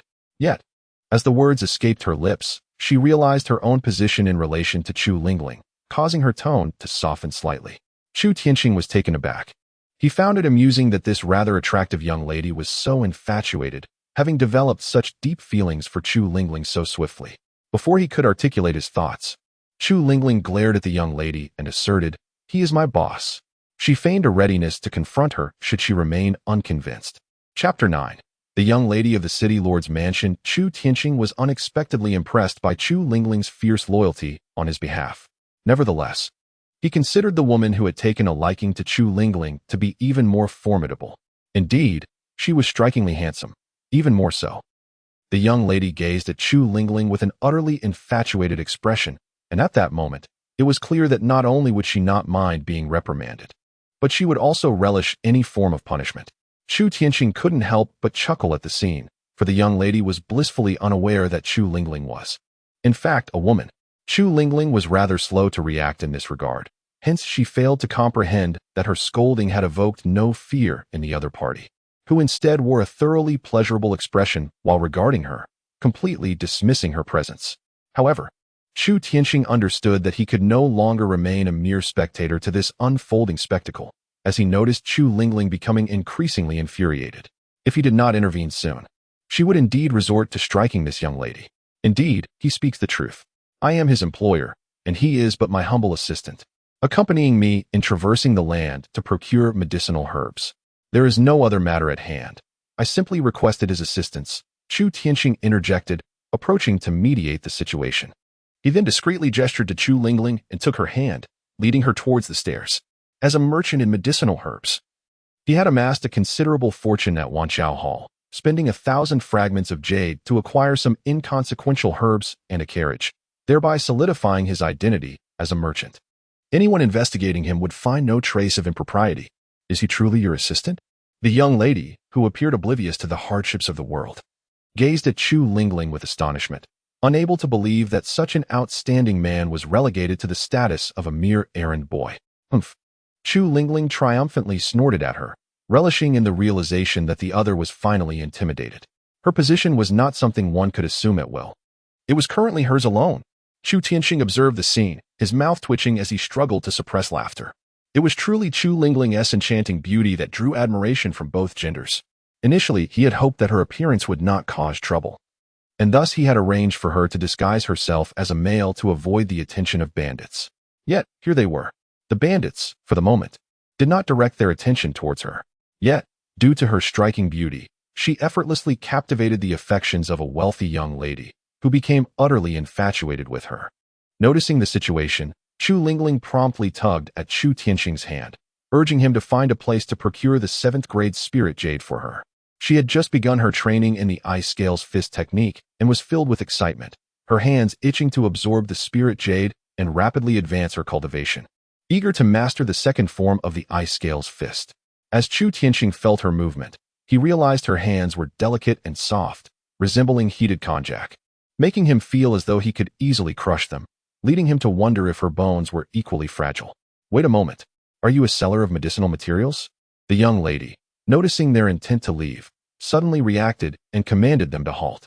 Indeed, Chu Tianxing questioned her, wondering if she had any business with them.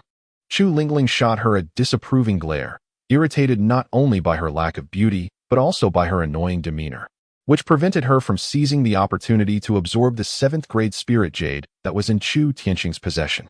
It would be unfair to deem the young lady unattractive, for she hailed from a wealthy family.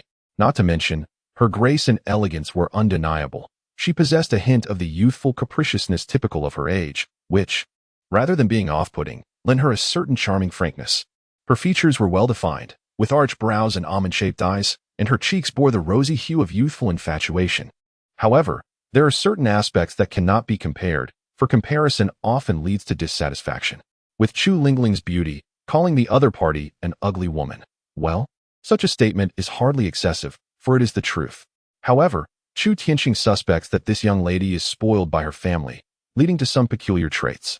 Observing Chu Lingling's disdainful gaze directed at her, the young lady's usual pampered demeanor does not incite her to rage.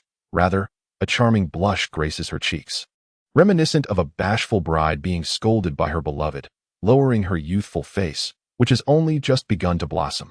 Could she possibly have such inclinations? Chu Tianxing muses. The more this young lady is belittled and scorned by Chu Lingling, the more exhilarated and content she appears, her affection for Chu Lingling deepening in contrast. Consequently, Chu Lingling instinctively finds her increasingly repulsive. Indeed, Chu Lingling's gaze towards this young lady has completely lost its warmth, akin to observing a particularly irksome piece of refuse. Yet, one thing remains undeniably true. It is prudent for both her and Chu Lingling to avoid deep interactions with outsiders, for they harbor the secrets of the Medicine King Valley. Truly, the Medicine King Valley can serve as their ultimate sanctuary. However, unless they wish to remain hidden within its confines like the ancestors of the valley for eternity, it is best to safeguard this secret, ensuring that no one from the outside world becomes aware of it, proceeding with utmost caution. Shudi Yangxing discerned that allowing Chulingaling to continue in her current state would lead to trouble. He extended his hand to halt her impending outburst, snapping his fingers before the young lady to rouse her from her reverie. Adopting a merchant's professional smile, he inquired once more, "Might I ask if there are any business dealings at hand?" "Ah, indeed, there is business." This young lady finally regained her composure. Momentarily distracted by her fascination with Chulingaling's beauty, now somewhat awakened, she recollected her purpose and continued speaking to Shudi Yangxing. "I have purchased all your medicinal herbs, and I will have them delivered directly to the city lord's residence. Just let him accompany me." Ultimately, her intentions were not solely focused on the transaction. To Shudi Yangxing's surprise, this young lady was associated with the city lord's estate in the Snowy City, and it was highly probable that she was indeed the beloved daughter of the city lord himself. She exhibited the confident demeanor typical of a wealthy heiress, decisively purchasing all his herbs and sparing Chulingaling from hardship, insisting that she merely needed someone to accompany her. "Why does such good fortune not befall me?" Shudi Yangxing mused quietly to himself. As a modern young man, who hasn't he fantasized about a day when a wealthy, attractive, and assertive heiress would descend before them, declaring, "You need not attend class today. I have acquired this company. From this day forth, you shall only need to accompany me in leisure." Imagining such a scenario, he envisioned living a carefree life, basking in the indulgence of a pampered existence. Indeed, this matter has transpired, occurring right next door, involving none other than her own apprentice, a female disciple. Chu Lingling was utterly perplexed, seeking assistance from Chu Tianxing, who communicated through thought to inquire about their next course of action.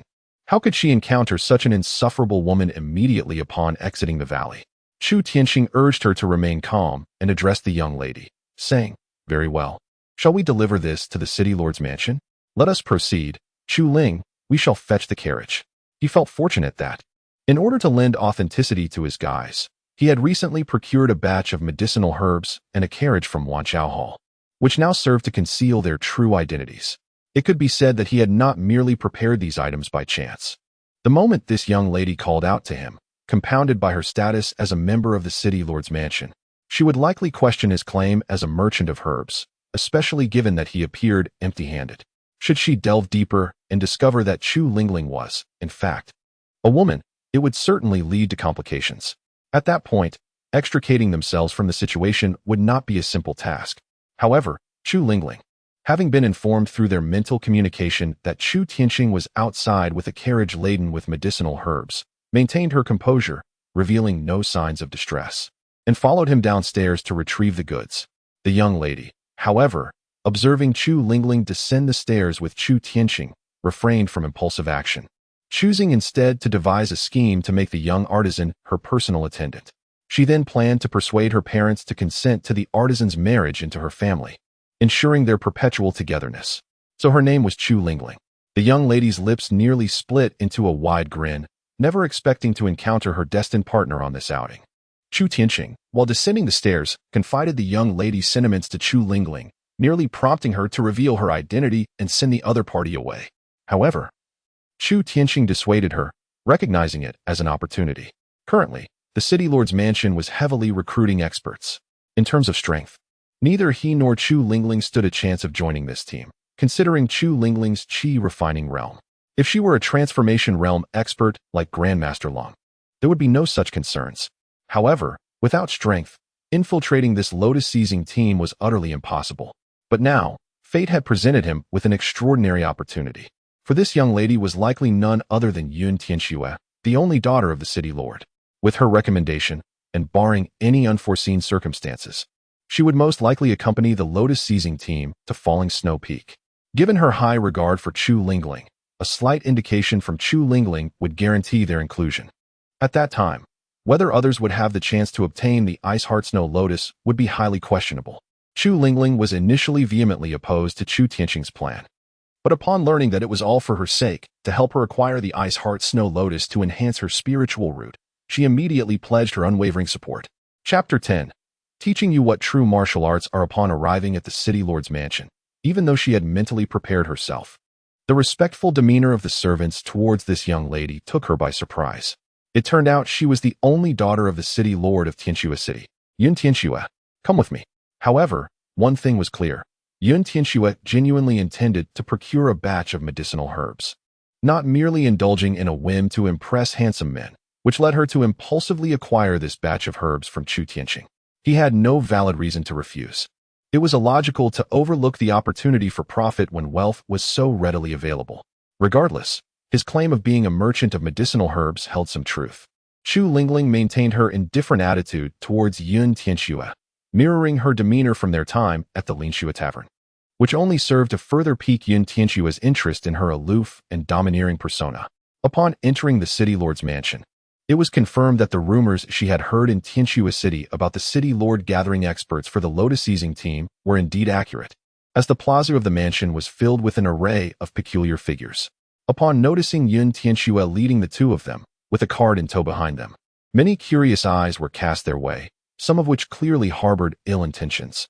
Chu Tianqing, however, remained unfazed, appearing more at ease than even Chu Lingling. Despite being devoid of a spiritual root, the reason for his composure lay in his voidability. Indeed, this ability must be actively unleashed. Yet, as long as Chu Lingling can withstand it, he remains in a state of exemption, entirely unthreatened by them. This is one of the formidable aspects of the art of deception. Oh, it was only now that Yun Tianxue noticed this detail for the first time. Previously, she regarded the proprietor of the medicinal herbs as a person devoid of spiritual roots, a figure she deemed unworthy of attention, viewing him as utterly ordinary, perhaps even lesser than some common folk. However, witnessing him handle these summoned experts with such ease suggested that he might indeed be a concealed master. Being the forthright woman she was, she promptly leaned in and whispered to Chu Lingling, inquiring, "Is your boss quite formidable?" Upon reflection, she realized that a traveling herb merchant could not possibly lack a modicum of self-defense skills. If he were truly an ordinary person, he would surely have bodyguards for protection. Yet, from her perspective, Chu Ling's prowess seemed sufficient to ensure the safety of this merchant while traversing the perilous northern wilderness. Thus, the only conclusion she could draw was that the merchant himself was indeed formidable. Meanwhile, Chu Tianqing overheard the exchange between Yun Tianxue and Chu Lingling but paid little mind, knowing that sometimes intentional misunderstandings were necessary. Besides, there was a grain of truth in it. He was indeed somewhat stronger than Chu Lingling. Miss Yun, you wouldn't be considering summoning such individuals, would you? Suddenly, a bald man blocked their path, obstructing their progress. The disdainful laughter directed at Yun Tianxue's identity was a deliberate provocation. This clearly revealed to Chu Tianqing that not only was Yun Tianxue lacking in stature, but even her father, the lord of Tianxue City, held little prestige here. Otherwise, it would be inconceivable for this individual to dare utter such taunting remarks in the presence of the young lady on her own territory. The bald man's words elicited a chorus of laughter from several onlookers, who regarded the city lord as a desperate figure, willing to accept anyone. Naturally, some were astute enough to perceive that this hulking figure was intent on stirring trouble. As for the Ling Xue team, one might question how many truly intended to assist this nominal city lord in seizing the Iceheart Snow Lotus.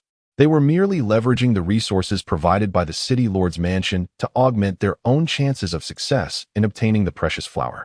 Thus, it was imperative for both the lord and the young lady to comprehend a crucial point. While the act of seizing the lotus was one thing, whether the Iceheart Snow Lotus would bestow upon them even a single petal depended entirely on the whims of the esteemed gentleman present. Therefore, it would be prudent for them to cater to the esteemed gentleman's desires. Yun Tianxue, gritting her teeth in anger, refrained from retorting to the bald man's open provocation. The reason was straightforward. This bald man had reached the late stage of spiritual connection, merely a step away from the spirit separation realm, while she was only at the mid-stage of spiritual connection. Even her father had only attained the early stage of spirit separation. Although she could potentially suppress this bald man, she could not command the respect of the majority present. Yet, while she contemplated retreating, there was another individual nearby who was decidedly unwilling to back down. He deliberately exclaimed, "Is that not possible? How audacious one can be, merely because of a spirit communication realm. If you possess such prowess, why not venture alone to the Snowfall Peak? Why congregate here in a group?" Chu Tianqing intentionally taunted the bald man, perceiving at a glance that this fellow's foundation was shaky and his cultivation incomplete. Although he was at the late stage of the spirit communication realm, should Chu Lingling successfully break through to this realm, even in her early stages, she would undoubtedly overpower him. "What did you say?" The bald man glared, his eyes widening like a furious tiger, exuding an intimidating aura. However, to frighten Chu Tianqing? What a farce. He may not possess many skills, but he certainly had the remarkable ability to discern whether an individual was merely a fade of strength. Yun Tianxue felt a twinge of concern. She understood that those who traverse the world often bear a touch of a bad temper. Yet she had not anticipated that this merchant of medicinal herbs would confront the man so boldly. If he truly had some strength, it would be one matter if he were merely disguising himself as a talentless individual with a special power. Anxiously, she contemplated whether to summon her father to defuse the situation. Yet, Chu Lingling appeared exhilarated, her eagerness to test her newfound powers bubbling to the surface. Just as she was about to unleash her abilities, Chu Tianqing swiftly siphoned all her strength, channeling it into himself. This sensation, delightful, Chu Tianqing mused, relishing the invigorating flow of spiritual energy coursing through his meridians, a feeling that defied description. One must vaguely describe the sensation of feeling on the verge of divinity. The power and the ethereal lightness of the body are sensations previously unimaginable.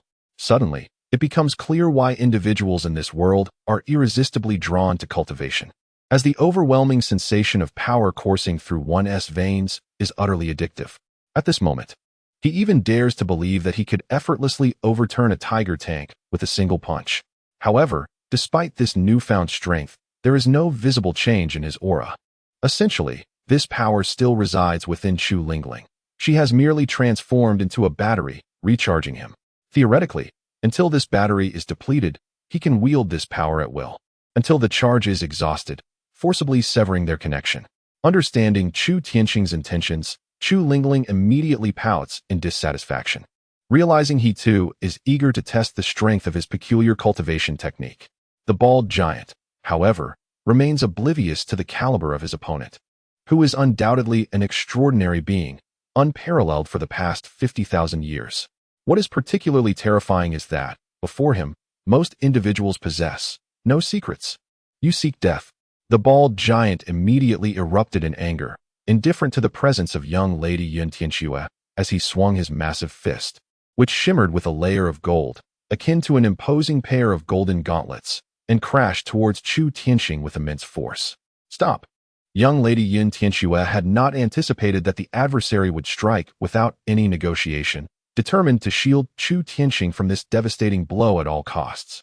At this moment, Chu Tianxing discerned the cultivation technique employed by the bald giant with remarkable clarity, possessing a comprehension that surpassed even the practitioner's own understanding of the art known as Golden Armored Striking Fist. Golden Armored Striking Fist, a technique of the low-grade Xian level, is characterized by its ability to penetrate the enemy's weak points while exhibiting vulnerabilities in its lower stance and demonstrating slow transitions. The vital points.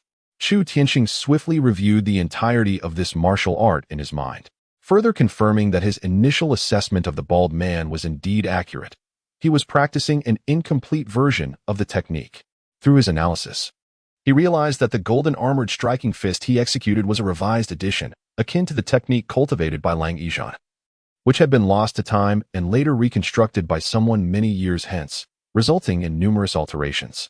The complete version of the Golden Armored Striking Fist should possess 3 vital points and only 2 fatal spots. However, this man's punch revealed an astonishing 7 vital points and a staggering 11 fatal spots. It was evident that if one could withstand his strike, any random hit could potentially target one of his vital points, rendering him incapacitated. Thus, his immediate impression was one of overwhelming strength and raw power. Allow me to teach you what true martial arts entail. Chu Tianxing bellowed at him. Even the complete version of the Golden Armored Striking Fist was merely of the low-grade Xian level. The current iteration was just a revised edition, and achieving the high-grade Huang level would indeed be commendable. Yet, what of the Ice Scale Fist? That was a true representation of a high-grade Earth-level martial art. Chapter 11. Another piece of 7th-rank Spirit Jade? An abundance of azure scales coalesced upon the back of Chu Tianxing's fist, bestowing upon his right hand the appearance of a gauntlet adorned with blue dragon scales. He delivered a powerful strike directly onto the golden armored fist of the bald man.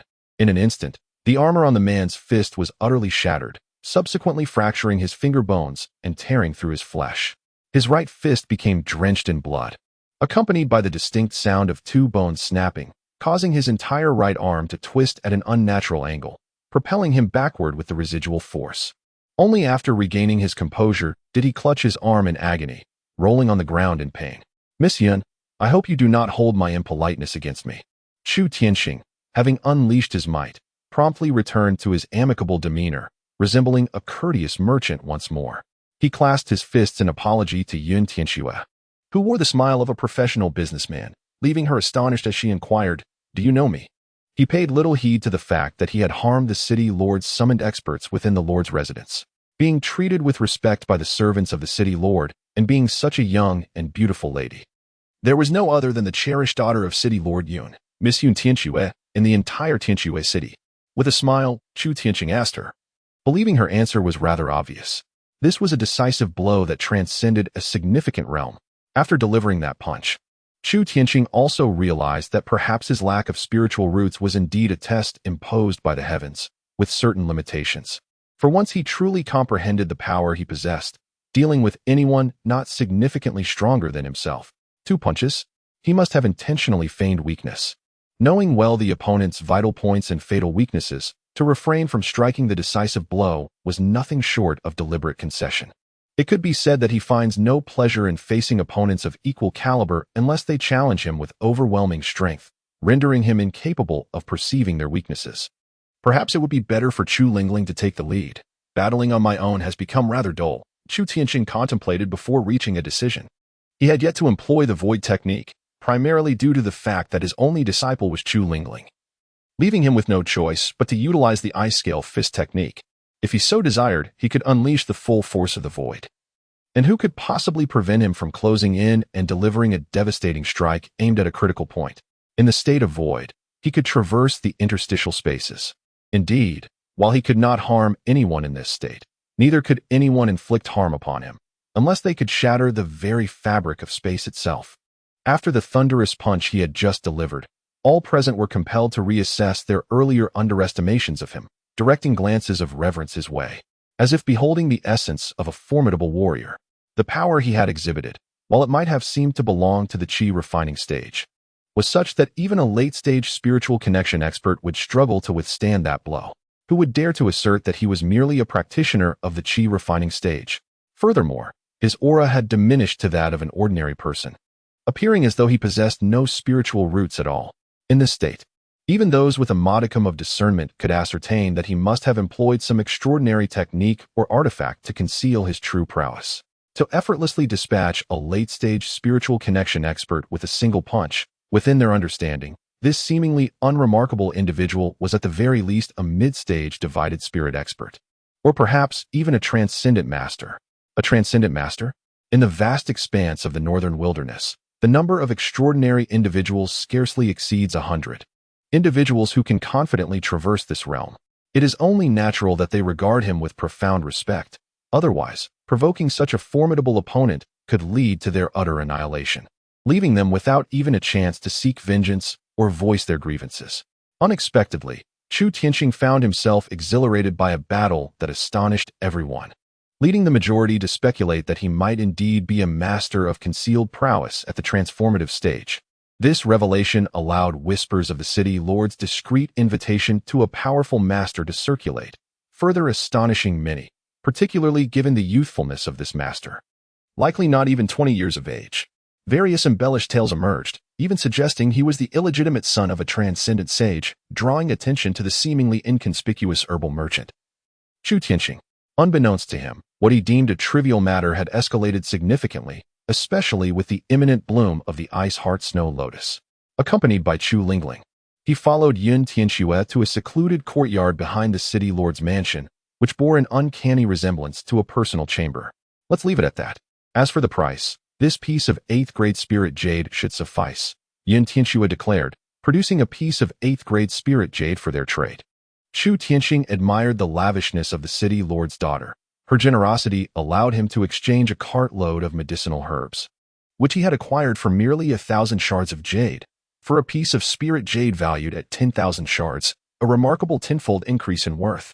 Certainly, that will be sufficient. Chu Tianqing was acutely aware of his current financial predicament, given the wealth of others. He had no reason to reject the money being offered to him.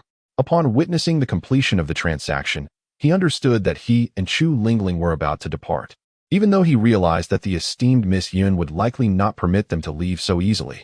However, he felt compelled to maintain a facade of indifference. For how else could one master the art of feigned disinterest?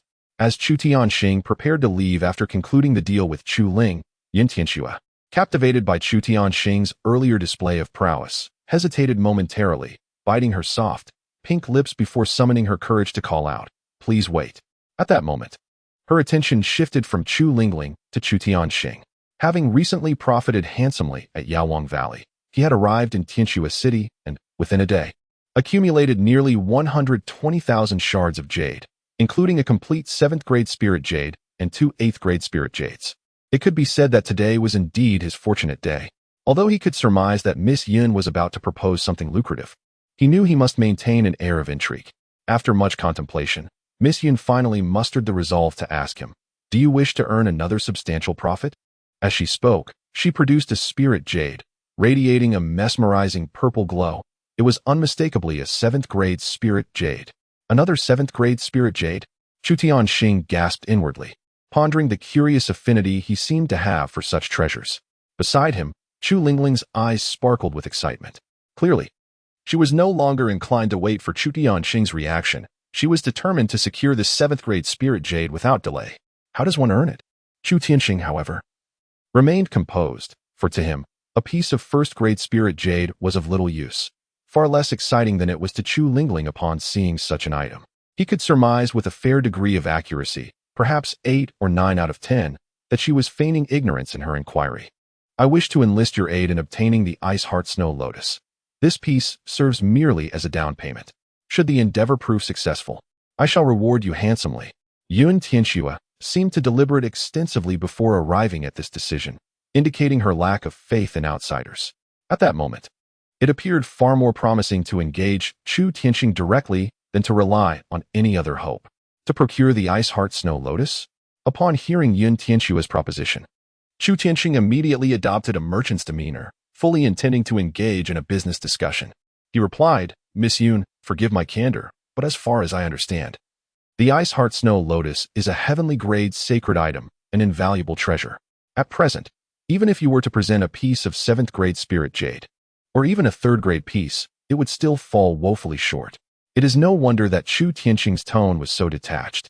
The fervor surrounding the Ice Heart Snow Lotus, which attracted numerous esteemed experts, stemmed from its unique ability to enhance ice-type spiritual roots. Should he truly acquire the Ice Heart Snow Lotus, he could negotiate for a position as an elder at the 10,000 Herb Hall with that sacred medicine in hand. Indeed, 7th-grade spirit jade is precious. Yet attempting to exchange it for an Ice Heart Snow Lotus is akin to attempting to purchase an aircraft carrier with a mere coin. Yun Tianxue's complexion paled slightly, for she understood that even if she were to exhaust all her resources, it would be exceedingly difficult to procure a single seed from the Ice Heart Snow Lotus, let alone a complete bloom. However, she realized that seeking assistance from those outside was far less effective than appealing to the man before her. She instinctively sensed that he would undoubtedly be able to aid her. What if she also emphasized her connection as the fiancée of the esteemed Lord of Tianxue City? Clenching her teeth, Yun Tianxue resolutely inquired, implying that she was willing to sacrifice herself if only he would consent. She believed herself not to be extraordinarily beautiful, but rather charming in her own right. Not to mention, her dowry encompassed the entirety of Tianxue City. Should he agree, in a few years, he would become the master of Tianxue City. Chu Tianxing could not help but chuckle, finding her naivety amusing.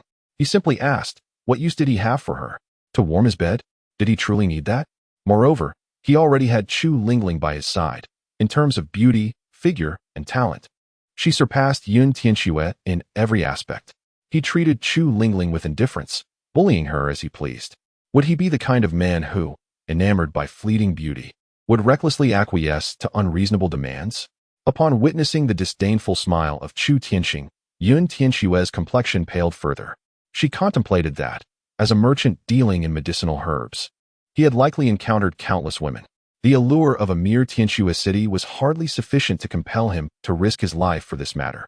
It was precisely because he was a businessman that he understood better than anyone that some fortunes required one's very life to enjoy. However, if you are considering utilizing the Ice Heart Snow Lotus to save someone, I might be able to offer some assistance. Noticing that Yun Tianxue had descended into despair, Chu Tianxing had no wish to continue to discourage her.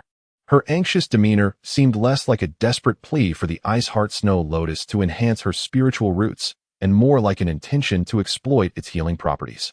Upon her acquisition of an entire cart of medicinal herbs, she transported them directly to her private courtyard, which bore no resemblance to a preparation for the outsiders seeking the coveted Ice Heart Snow Lotus. It further suggested that she harbored a patient of significant importance, likely a beloved relative. Chapter 12. The Celestial would spirit a radiant light ignited in Yun Tianxue's eyes, a luminescence that resonated with a familiar name. Hope. Please, follow me, she urged, urgency evident in her tone. In a moment of desperation, she invited him deeper into the sanctuary of her small courtyard, akin to a last-ditch effort. Shudi Yangxing and Cholingaling exchanged a glance. In response to Cholingaling's skeptical, "Can you manage this?" they followed Yun Tianxue. Soon, they found themselves in a chamber unmistakably belonging to a young maiden, where they encountered another Yun Tianxue. Shudi Yangxing felt a wave of confusion wash over him. Rumors had circulated that the city lord of Yun possessed but a single daughter. How then could another Yun Tianxue materialize here? Could this be her mother? Yet, this young woman appeared to be of the same age as Yun Tianxue, defying the notion of being her mother. "This is my younger sister, Yun Tiangshuang." Yun Tianxue introduced the unconscious girl resting on the bed. "Tianxue, Tiangshuang, are you twins?"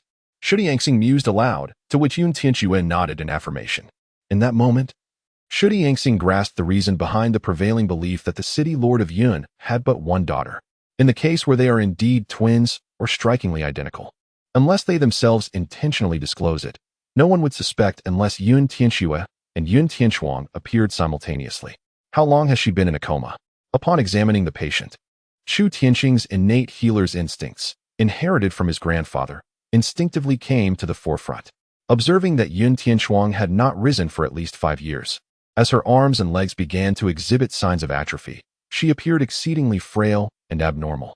Yun Tianxue's gaze flickered. For the fact that the other party disowned her sister had been bedridden for years without her uttering a word indicated a certain level of skill. She also perceived that this herbal merchant had concealed strength, likely being a master above the spirit connection realm, given that he traversed the land trading herbs. Connecting the dots, it was highly probable that he was a physician. Regarding Yun Tianxuang's condition, they had consulted every physician in Tianxue City and even summoned an elder from Wanqiao Hall to examine her. Yet, all had regrettably shaken their heads in helplessness. Now, this herbal merchant, arriving from afar, might possess knowledge of medical practices specific to Tianxue City, making this an audacious gamble, revealing one of the Yun family's greatest secrets. She observed this herbal merchant, unlike others, as he sat at the bedside, alternating between feeling Yun Tianxuang's forehead and her wrist, seemingly earnest in his examination rather than being frivolous. Is it this cold poison again? Chu Tianxing was taken aback, for he was astonished to discover that this cold poison was all too familiar to him. He had just encountered it not long ago at Wanqiao Hall. Indeed, it is indeed a matter concerning Qin Yun. However, the situation of this young lady, Miss Yun, is far more severe. It is likely that she was afflicted during her childhood. Her physical constitution is simply not comparable to that of Qin Yun, who grew up amidst medicinal herbs, leading to her immediate fainting. This faintness has persisted for nearly a decade. A decade? Chu Tianxing, however, uncovered another issue. Was it not a decade ago that the avalanche at Ling Xue Peak resulted in its destruction? Moreover, according to Chu Lingling's account, this place was not as frigid as it is now. It appeared to enjoy a balanced climate, with thriving commerce and vibrant activity. A bustling locale. What truly transpired 10 years ago? Chu Tianxing realized that rather than indulging in his own conjectures, it would be more prudent to inquire directly of the individual before him, who likely possessed knowledge of the significant transformations that have occurred in this place over the past decade. Yun Tianxue would certainly nod in agreement. There was no need for her to conceal anything regarding this matter, as the residents of Tianxue City were well aware of the events and had experienced them firsthand. Furthermore, this unrelenting winter, which has persisted for 10 years, has rendered Tianxue City a desolate frozen wasteland, where not only is there a complete failure of crops, but countless lives are claimed by the bitter cold each year. The avalanche at Ling Xue Peak, the chilling poison, the fall of the Guanghan Emperor, and the transformation of Chu Lingling over the span of a month into a decade.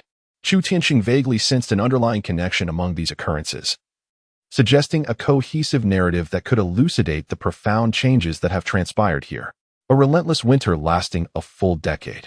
In this world, the human physique is inherently robust. Were such a scenario to unfold on Earth, it would herald the onset of a terrifying epoch akin to the Ice Age, leading to a catastrophic loss of life, with the population potentially diminishing by a third, amounting to billions. Bring me paper and pen. Subsequently, you shall procure the medicinal concoctions from Wanqiao Hall as per my prescription. Save for a few ingredients unavailable here, all of which can be found in my vehicle, instructed Chu Tianxing. He recognized that should this situation arise, he possessed the capacity to resolve it independently, entirely unencumbered by the need for the Ice Heart Snow Lotus. Oh, very well, Yun Tianxue replied, somewhat skeptical, questioning whether matters could truly be so simple. Yet, observing his earnest demeanor, she felt compelled to place her trust in him, deciding to give it a try regardless. Noticing the doubt etched upon Yun Tianxue's face, Chu Tianxing understood her lack of faith in him. He added, your sister's condition is quite similar to that of the young manager at Wanqiao Hall, albeit slightly more severe.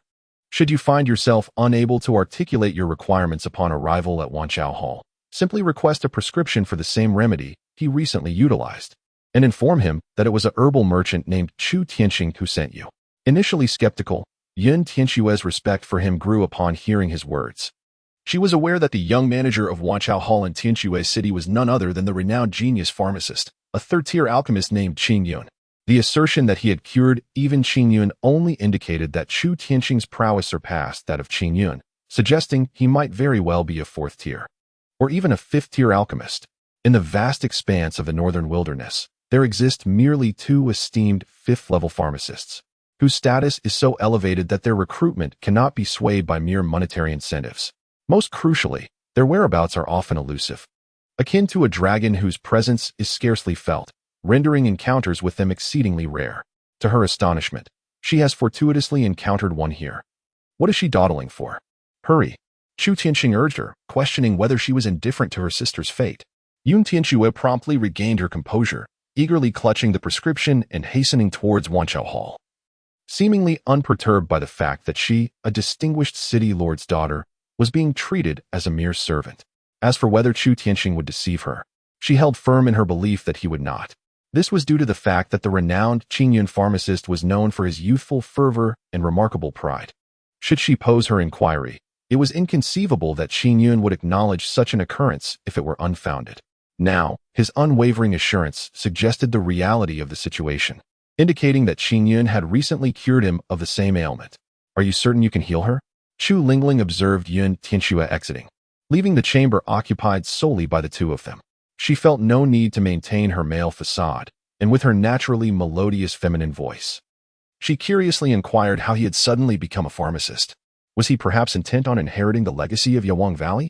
Indeed, it is a straightforward matter, however. The circumstances surrounding this girl are rather intricate, and I am inclined to consider her as part of my own. Chu Tianxing gazed intently at the figure of Yun Tianxuang lying upon the bed. He had not anticipated that the extraordinary pharmacist he sought would be so near at hand. The celestial grade wood spirit body. It was precisely due to her possessing the wood spirit body and achieving celestial status that she was so severely afflicted by the cold poison.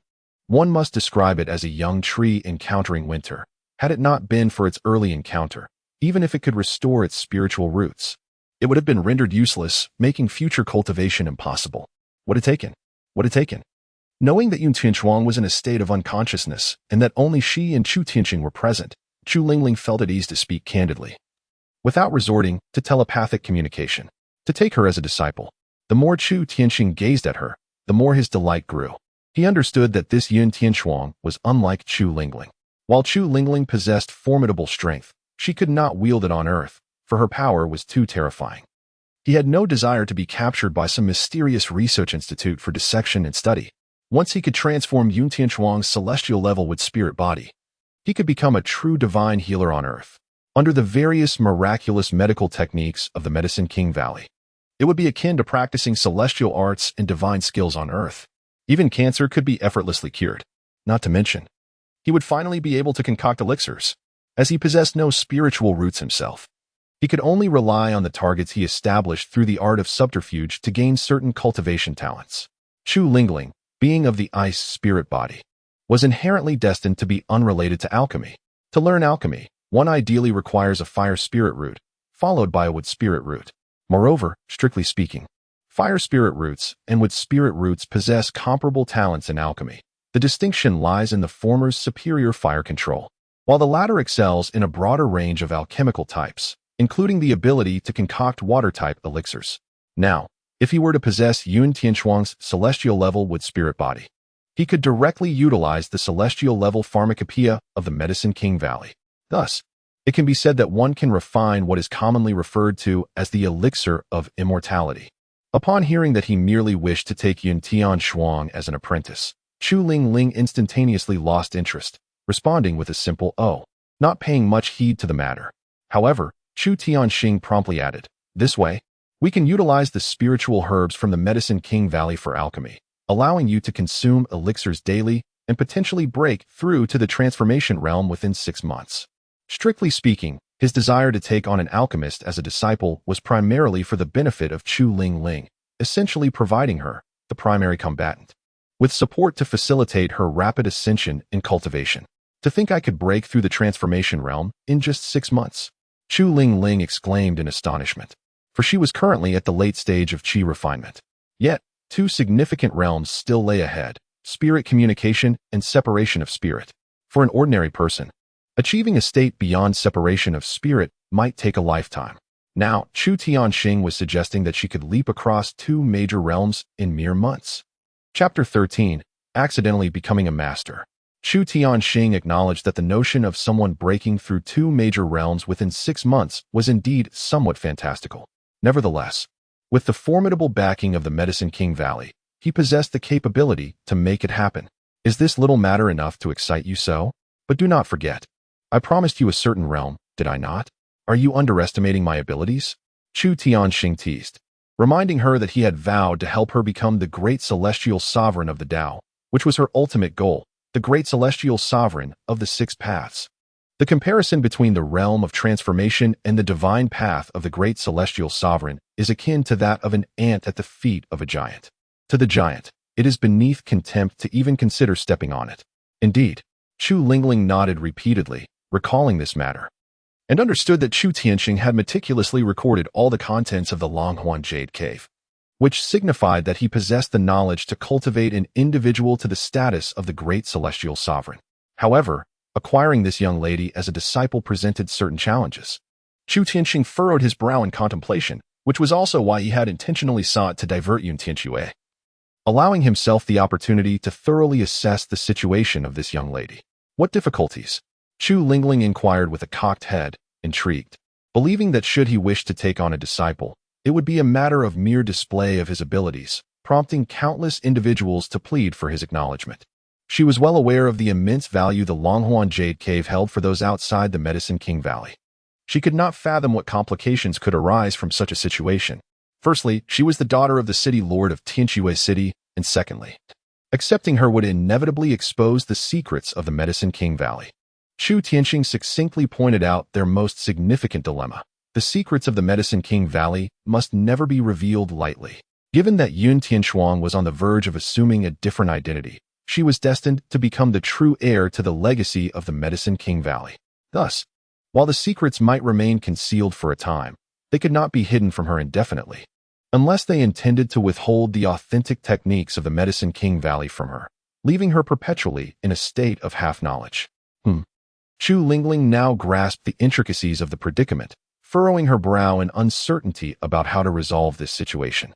It became evident that this matter was indeed far from simple. Strictly speaking, the process of accepting each disciple for Chu Tianxing is far from straightforward, as it necessitates consideration of the most crucial factor: character. My current plan is to first restore her condition and subsequently observe whether there is a possibility for her to keep our secret. If feasible, that would be ideal. If not, Chu Tianxing gazes regretfully at the comatose Yun Tianshuang lying on the bed, despite her enticing celestial level wood spirit physique. It is certain that once she is healed, even if he does not wish to claim her, the Wanchao Hall would eagerly pursue her upon discovering her talent. However, when weighed against the risk of exposing the secrets of Yawang Valley, he would rather sacrifice such a promising alchemist. Even though he possesses the confidence to cultivate a revered master of medicinal arts. Yet this does not imply she is foolish or ignorant. Upon witnessing the actions of certain individuals outside, she comprehends the catastrophic consequences that would ensue if the secrets of Yawang Valley were revealed. Furthermore, after being enlightened by Chu Tianxing, she became aware of a formidable and terrifying enemy that may well be relentlessly searching for the whereabouts of Yawang Valley. Thanks to Chu Tianxing's warnings, she has become acutely aware that what she perceives as her homeland might have narrowly escaped destruction many years ago. Even with multiple revered experts present in Yawang Valley at that time, she cannot ascertain who is virtuous and who is malevolent. Nor can she guarantee who may covet the power of Yawang Valley.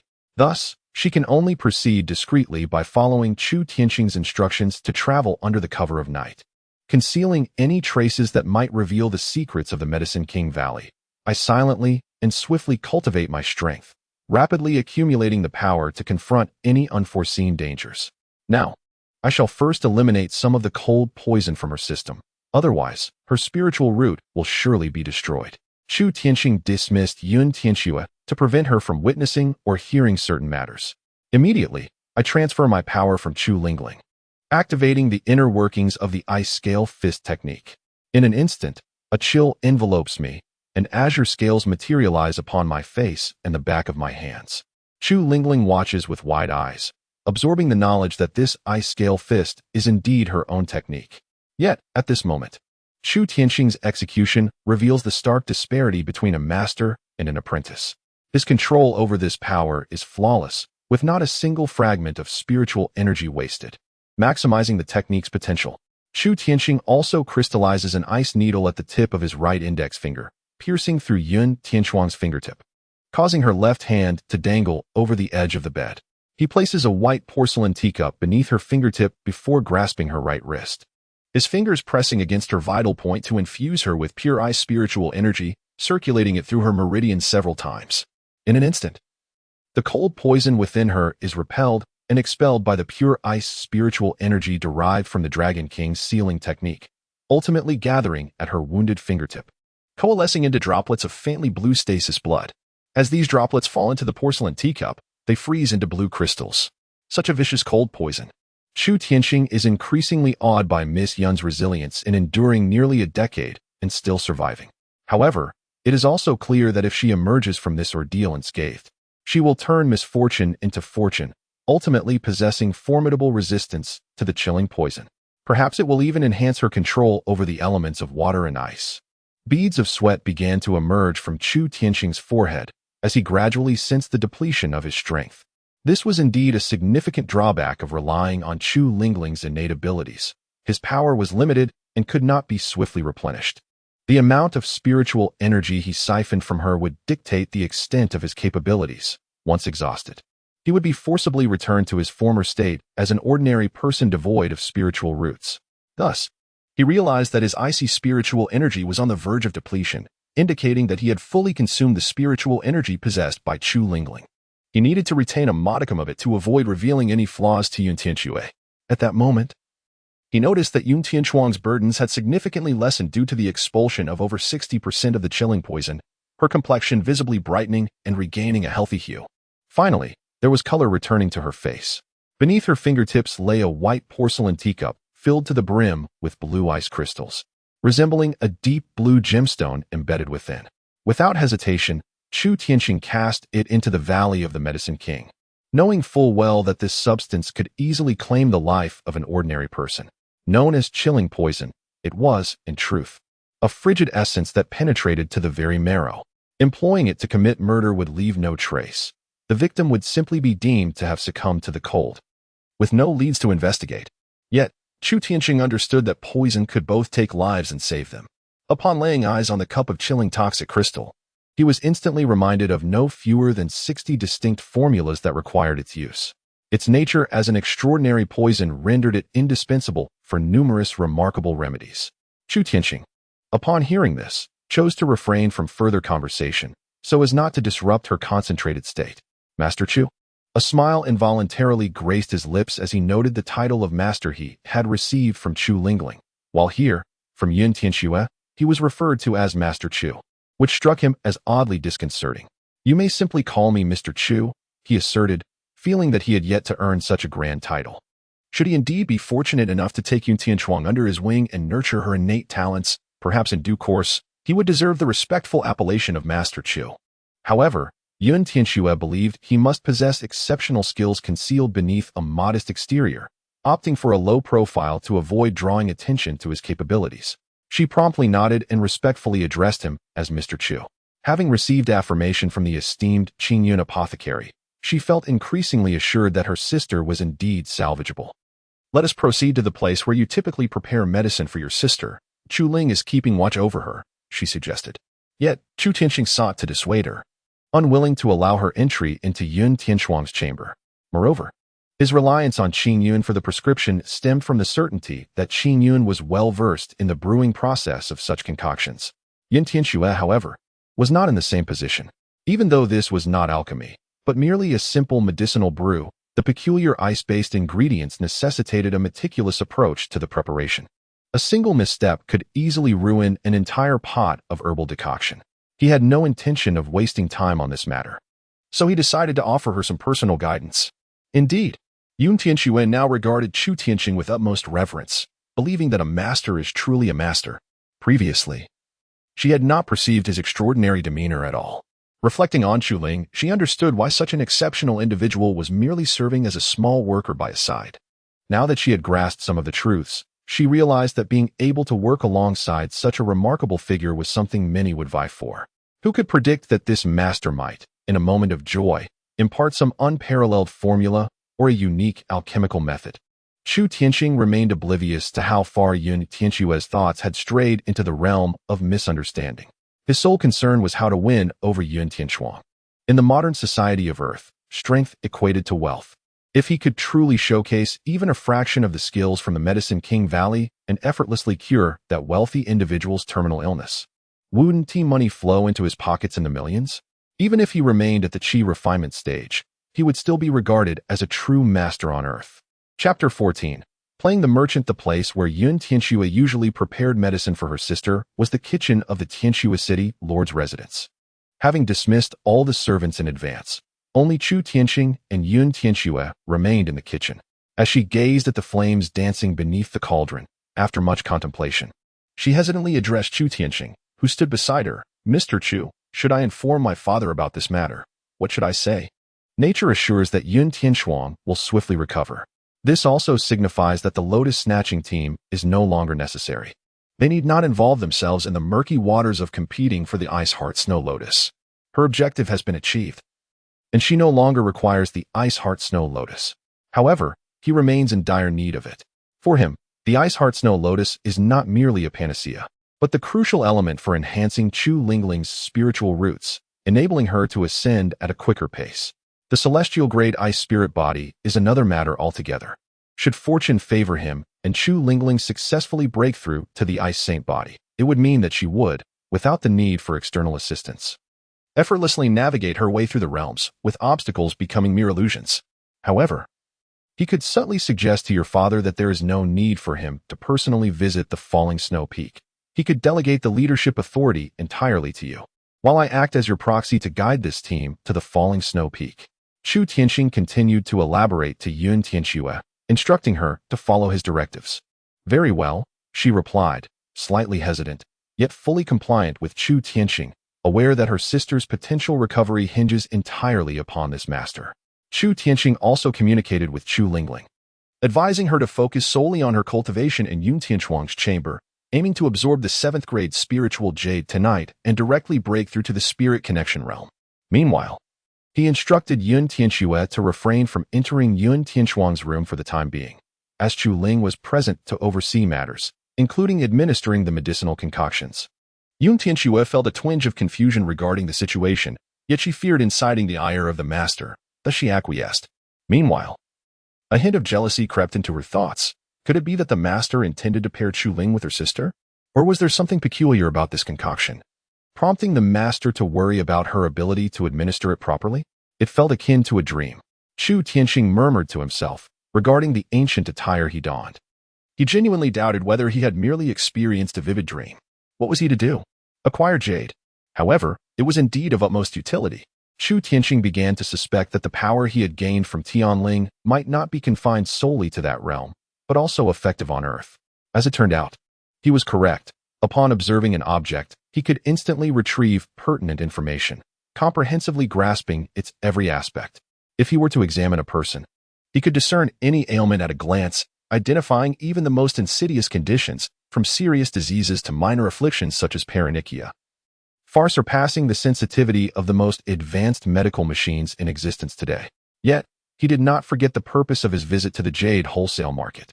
He refrained from entering the shops, instead rummaging through seemingly worthless mineral materials or scraps piled along the street corners, akin to searching for gold within sand, hoping to unearth a treasure. Boss, how much for this piece of stone? Chu Tianqing inquired. His actions were driven by his current state of destitution. Although he had earned a considerable amount of broken jade in Tianling, such currency held no value on Earth. He could not conceive a swift method to amass wealth in this realm, and the impending journey to the Snow Peak left him no choice but to hasten his efforts. Currently, I have my sights set on a piece of stone, and I intend to directly inquire the shopkeeper about its price, straightforwardly proposing to take it for 50. Given its considerable size, roughly equivalent to that of a 42-inch television, 50 would merely constitute a fee for waste disposal, rendering it of no value in the eyes of the jade merchant. After completing the transaction, I moved the stone to a less conspicuous corner, informing the shopkeeper that I had made the payment via a scanning method.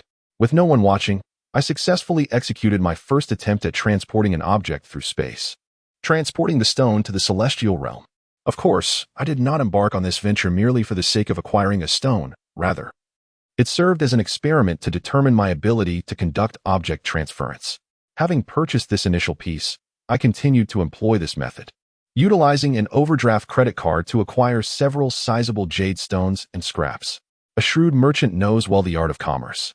I relished in the success of this operation, which confirmed many significant matters for me. However, an even more pressing task awaited my attention. The accumulation of these stones was not for mere display, nor was it a quest to uncover any extraordinary treasures hidden within.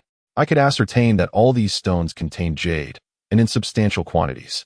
Yet, based on the grading standards of this world, the finest among them rated merely as 8th grade, while most fell to the 9th.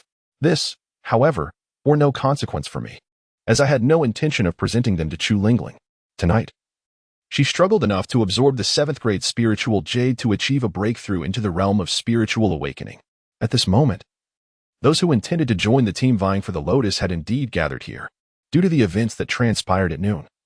Many recognized Chu Tianqing and cast wary glances in his direction. Sensing the atmosphere of ennui, he decided to amuse them with a trinket. With a smile that could almost be inscribed with the 4 characters "Harmony yields wealth," a hallmark of his days as a salesman, he drew everyone's attention to the large stone cradled in his arms. "Allow me to introduce myself," Chu Tianqing said with a charming smile. "I am, in fact, a mere merchant, traversing from the southernmost to the northernmost corners."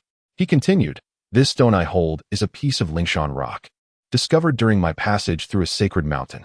Although I found it, do not underestimate its value. It has tumbled down from the summit of Ling Xue."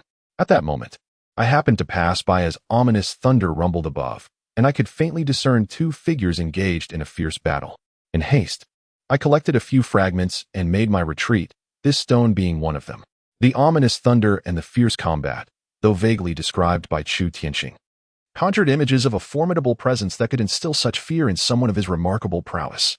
This captivated everyone's attention, leaving them astonished and pondering. Could this truly be a genuine Ling Xue stone? The concept of Ling Xue was not foreign to many celestial beings. For any mountain that produced spiritual jade could be deemed a Ling Xue.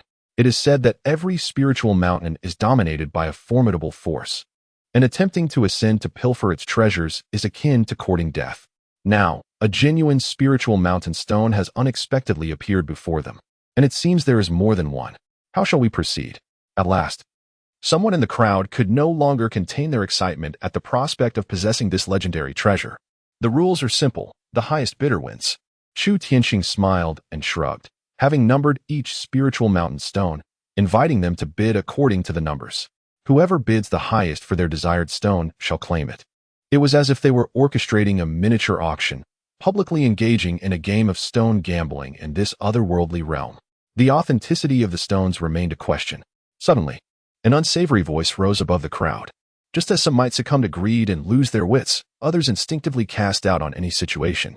As Chu Tianqing was about to turn and fetch the remaining stones, he heard a furious outburst from the crowd. One individual, in a fit of indignation, smashed the basketball-sized stone they held onto the ground, shattering it and revealing a pale yellow jade surface within. To their astonishment, it was a trove of 8th grade spiritual jade. "Well, I had intended to offer you an opportunity, but since no one appreciates it, I shall take my leave."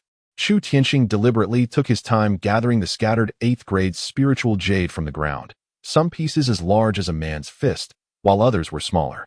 A quick calculation revealed that the value of the shattered 8th grade spiritual jade was roughly equivalent to that of a 7th grade jade token. Spiritual mountain stone. It is indeed a spiritual mountain stone. Whispers and gasps rippled through the crowd, stirring a palpable agitation among those gathered. It is often said that seeing is believing. And now, before their very eyes, a stone rich in 8th grade spiritual jade lay shattered. This sight alone had left some individuals regretting their decisions profoundly. They understood that if this stone could yield a complete piece of 8th grade jade, its worth would rival that of a 7th grade jade token. Even if one chose not to sell it, possessing such a treasure could elevate their prowess by 1 or 2 minor realms. This was particularly critical as they approached the imminent challenge of seizing the Ice Heart Snow Lotus atop the impending snowfall peak. The surge in power could significantly enhance their chances of success. "Master, do not depart. We are willing to purchase. No one is to snatch it away. I shall acquire all that remains." The once skeptical crowd, filled with doubt and derision, ignited like a powder keg, each member spiraling into a frenzy. In Chapter 15, Becoming Superman, As Chu Tianxing turned his back to them, a sinister smile betrayed his satisfaction at the success of his scheme. Ultimately, under the pressure of their eager insistence, he reluctantly revealed the remaining dozen or so large stones. He arranged them in a line, instructing them to inscribe their offers before the corresponding stones. They were wary of his strength, particularly with others observing their every move. Thus, under mutual vigilance and caution, the small-scale stone auction proceeded smoothly, with all present orderly queuing to cast their bids before the large stones they desired. They would inscribe their offers and depart, often gathering in small clusters to deliberate on which stone concealed treasures. Chu Tianxing, who considered himself a cunning merchant, recognized that he had not fully embraced his unscrupulous nature, as he had refrained from deceiving them with worthless stones. The stones here predominantly contained spirit jade, differing only in the size and quality of the jade itself. Notably, it was Yun Tianxue who, having observed the lively atmosphere, had come over specifically to partake in the excitement and had purchased a stone, thereby bestowing a favor upon Chu Tianxing. Consequently, he was prepared to publicly unveil the Ling Mountain Stone, confident that with Yun Tianxue's connection to the Lord of Tianxue City, no one would dare to act against her. Moreover, he was aware that this particular Ling Mountain Stone was, in fact, an 8th-grade spirit jade mine he had meticulously prepared. Thus, revealing it in public would not incite any significant upheaval. When the pale yellow jade was once more displayed before the assembly, the eyes of those who had acquired the Ling Mountain Stone sparkled with excitement. Another 8th-grade spirit jade Ling Mountain Stone. Given that 2 stones containing 8th-grade spirit jade had already been unveiled, it was reasonable to surmise that these Ling Mountain Stones were all of at least the 8th-grade quality. Miss Yun was indeed fortunate. She would surely reap a double profit from this endeavor. Chu Tianxing clasped his hands in congratulation to Yun Tianxue, engaging in a public display of camaraderie. Satisfied with the proceedings, he decided to make his exit, but not before leaning towards Yun Tianxue to whisper, "I leave the matter in your capable hands." Yun Tianxue understood the matter he referred to and nodded slightly, indicating her remembrance. The issue he specifically reminded her of was to continue maintaining the Lotus Snatching team, urging her to devise a means to obtain the identity of its leader from the city lord of Yun. With Yun Tianxue's affirmation, Chu Tianxing felt reassured. Beep, beep, beep. Beep, beep, beep. Early in the morning, Chu Tianxing was roused from his slumber by the incessant ringing of his phone. In a daze, he heard a person anxiously shouting at him, reminding him not to go to work. As the voice called out to him, he gradually emerged from his stupor, indifferent to his disheveled hair standing like a bird's nest atop his head. He wiped away the drool from the corner of his mouth with the back of his hand, still looking somewhat dazed from sleep. Upon recognizing the voice, he quickly deduced the identity of the caller, his colleague and good friend, Song Qian, whose name derived from his father's surname Song and his mother's surname Qian. However, among their co-workers, he was more affectionately known as Fatty, given his height of 170 centimeters and a weight that mirrored it. Everyone knew he was a warm-hearted and straightforward fellow, and upon learning that Chu Tianxing had been discharged from the hospital, he hurriedly called to remind him not to return to work. "Not letting me off the hook. I haven't planned on letting them off either," Chu Tianxing replied as he sat up, cross-legged on his bed, still sporting his tousled hair and with his head bowed, pressing the phone to his ear. Yet, he was acutely aware that he was no longer the person he had been the day before. As a result, he now comprehends that the adversary has no intention of letting him go. They are relentlessly pursuing him, aiming to instill such fear that he would dare not raise his head again. They seek to reduce him to a condition of perpetual submission, akin to a dog with its tail between its legs, living in constant trepidation, forever haunted by their oppressive presence. Under the weight of their dark authority, he trembles, destined to forget the light, the righteous path, hope, and most crucially, the very essence of rebellion. At this moment, he yearns to demonstrate through his actions that they are gravely mistaken, utterly mistaken. He warns them to be vigilant and not let their guard down. Chu Tianxing spoke in a somber tone to the overweight individual on the other end of the line before promptly hanging up and changing his clothes, preparing to leave. Hello. Hello. Song Qian was nearly beside himself, contemplating whether Chu Tianxing had truly lost his mind. This could lead to a significant upheaval. If he were to bring a large group to confront these individuals, he would undoubtedly find himself in the clutches of the police, as such actions are illegal. He pondered whether to inform the store manager to close for the day, hastening to intercept Chu Tianxing mid-journey to prevent him from making a choice he would regret for a lifetime. Indeed, he had yet to entertain the notion that Chu Tianxing might come alone, as he knew that was implausible. Yet, Miracles are often deemed miraculous precisely because of their unexpected nature and improbability. Shudiangxing, against all odds, was indeed approaching alone. "Call the police, fatty," Shudiangxing shouted, baiting them like fish on a hook. Fight. These individuals, however, were also desperate characters. Despite clearly hearing Chu Tianqing shout for the police and being aware of the surveillance cameras present, they brazenly relied on their numbers to engage Chu Tianqing in a group assault, intending to intimidate him and leave him hospitalized for several months once more. Yet, upon shouting, Chu Tianqing's gaze transformed, becoming sharp, resolute, and imbued with an air of self-assurance. "You were the first to strike, correct?" Chu Tianqing deliberately positioned himself to ensure that the fast food restaurant's surveillance cameras clearly captured the scene of them initiating a group attack against him. He needed this recording as irrefutable evidence of self-defense at the police station later. The man at the forefront, failing to comprehend Chu Tianqing's words, grew even more enraged and menacing, ready to deliver a punch to his face, just as he had done before, leaving him battered and bruised. To make him realize the mistake he had made in provoking the wrong person from the start. But Chu Tianqing wanted to say to them, it wasn't that he looked down on them, but truly, in his eyes, everyone present was insignificant trash. In Tianling, a world full of supermen, he had defeated even a Tongling realm expert with a single punch. Defeating them would be a matter of a few breaths. It was true that he couldn't cultivate, and he couldn't normally use the power of Tianling's techniques, but after using the ice scale fist technique practiced by Chu Lingling, this feeling was directly recorded into his body. Unable to use spiritual power, but merely using the moves, he was now completely unrestricted. By the time Song Qian successfully reported to the police and ran back outside, he witnessed Chu Tianqing just finishing off the last person with a single punch. At this moment, the group of ruffians intent on attacking him was swiftly subdued by Chu Tianqing alone, all within the span of merely 2 minutes. Has he transformed into a superhuman? Song Qian was so terrified that his legs turned to jelly, and his phone slipped from his grasp. "I must inform you, the leader of this group, that in a few days, Chu Tianqing will personally pay him a visit to settle the debt he owes me." Chu Tianqing pointed at the leader of this band, recalling how, during their last encounter, this very man had led the charge to mercilessly beat him, resulting in 4 broken ribs. This time, he returned the favor, exacting precisely the same toll of 4 ribs. The man, appearing fierce with his shaven head, now gazed at Chu Tianqing as if he had seen a ghost. He vividly remembered how he had once trampled him like a dog, delivering a relentless barrage of kicks. Yet this time, the roles had reversed, and he found himself utterly powerless to resist, feeling a flash of realization before being toppled, his ribs shattered once more. "Fatty, I shall take my leave now. I have matters to attend to and time is of the essence.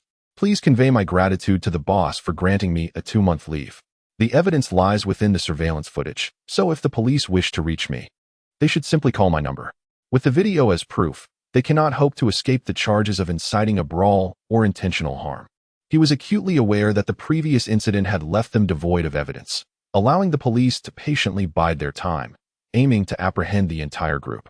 This time, with irrefutable evidence in hand, it would be impossible for them to evade incarceration for several years. Chapter 16. If you do not depart, I shall not abandon you. The reason? They are simply too weak. It is akin to a professional boxer bullying a kindergarten child, devoid of any sense of achievement. It is far more captivating to challenge the masters of the celestial spirit world. Chu Tianqing comprehended that from this day forth, his life would undergo a profound transformation. A smile of anticipation for the future dancing at the corners of his mouth. Upon comparison with the inhabitants of Earth, he found the masters of the celestial spirit world to present a greater challenge. Those he once deemed formidable now appeared to him as mere ants, insignificant enough that he lacked the motivation to trample upon them, even if they did not provoke him. Yet, this did not signify that he had forgotten about an unfinished matter. Yu Fei, however, he recognized the necessity of patience. His current strength was insufficient. To be precise, Chu Lingling's prowess was lacking, and Yun Tianxuang had yet to be brought into his fold. This left him with limited power to exert his will on Earth. For instance, he still harbored a fear of bullets and missiles, akin to an ordinary individual with slightly enhanced capabilities. "Where have you been?" "It's my own secret." "Humph." Upon hearing his reluctance to divulge, Chu Lingling refrained from pressing further. "Has Yun Tianxuang awakened?" Chu Tianqing inquired, seeking clarity on her condition. It appeared she had not fully awakened, but some awareness had returned, suggesting she could hear the information from the outside world. After all, Chu Lingling was a legitimate descendant of the Apothecary Valley, and while she could not cultivate alchemy or the medical arts of the Apothecary Valley, it did not mean she was oblivious to even the most ordinary circumstances. To draw a parallel, she resembled a somewhat amateur nurse. Even though the tasks typically performed by a qualified physician elude her, she excels in caregiving, demonstrating a level of professionalism that surpasses that of most individuals. By the time I arrive, she should remain in slumber for a few more days. Chu Tianqing communicated with her telepathically, urging her to continue watching over Yuntian Shuang. This was the reason he refrained from allowing Yuntian Xue to tend to Yuntian Shuang the previous night. He wished to shield her from the changes occurring within Yuntian Shuang, ensuring that Yuntian Xue remains aware of Yuntian Shuang's immense value to him, even if it meant exercising caution. Observing the courtyard of the city lord's mansion, Chu Tianqing noted the conspicuous absence of those individuals, pondering their whereabouts at such a moment. Given that her connection to him could not be compared to that of Chu Lingling, she opened her mouth, likely intending to inquire about his whereabouts the previous night and the elusive presence of others. She also yearned to ask about her sister's condition. Much like a family member awaiting news from a surgeon emerging from the operating room, overflowing with questions. Yet, her astute nature prevented her from vocalizing any inquiries. Instead, she distilled her curiosity into a simple greeting. "Good day, Mr. Chu," accompanied by a sweet and friendly smile. Chu Tianqing offered her a slight nod, recognizing that in her presence, he was no longer the merchant Chu, but rather the esteemed Mr. Chu. Thus, there was no need to present the customary commercial smile. Instead, he adopted an air of dignified superiority. As for those outside, he deemed it an opportune moment to inquire about the whereabouts of the lotus-snatching team. With a flicker of intrigue in his gaze, Chu Tianqing softly remarked, "Oh." Upon swiftly organizing and analyzing all pertinent information, it became evident that there are several essential possibilities regarding the premature blooming of the Ice Heart Snow Lotus. Coupled with his observations since arriving in Tian Snow City, a terrifying conjecture began to take shape. The 10-year-long harsh winter, alongside the historical records of the Tianling realm spanning tens of millennia as documented by the Medicine King Valley, presents only a few plausible explanations. Now, the imminent anomaly of the Ice Heart Snow Lotus blooming ahead of time defies logic. By cross-referencing the two unusual occurrences, the answer becomes strikingly apparent. "Let us prepare for departure," Chu Tianqing remarked to Yuntian Xue, aware that she too needed to make some advance arrangements. "Understood." Yuntian Xue bowed and promptly began to organize the necessary preparations. At this juncture, she had successfully secured the leadership of the team tasked with obtaining the lotus, replacing the city lord of Yun for this expedition to Snowfall Peak. Initially, the city lord had vehemently opposed the idea of her leading the team, as he was acutely aware that most of those he had summoned were mere rogues from the rivers and lakes, with some being outright bandits and outlaws. He feared that without sufficient strength, he would be unable to rein them in. Yet, Yuntian Xue, being merely at the initial stage of the spirit connection realm, was regarded as insignificant by these individuals. There was a genuine concern that not only might they fail to procure the Ice Heart Snow Lotus, but that his beloved daughter might also be endangered in the process. Nevertheless, Yuntian Xue clarified to the city lord that this was a request from Mr. Chu, who might be a master of transformation and perhaps even a fifth-level pharmacist. The crux of the matter lies in his ability to cure Yuntian Shuang's affliction without even resorting to the Ice Heart Snow Lotus. However, this remedy comes at a cost. He must maintain the Duolian team and accompany them to the Snowfall Peak. The city lord of Yun perceives this development with mixed emotions. On one hand, there is hope for the young lady's recovery. On the other, there is concern that the elder daughter may be implicated. Most significantly, this Mr. Chu possesses an enigmatic background, rendering his true intentions a mystery. Even from his perspective as a city lord, he has heard not a whisper of this individual's exploits, as if he had materialized from thin air. Unless the elder daughter's assertions are to be taken at face value, claiming that a similar ailment afflicting the Qingyun apothecary has indeed been remedied by this man, he is determined to ascertain the depths of this stranger's capabilities.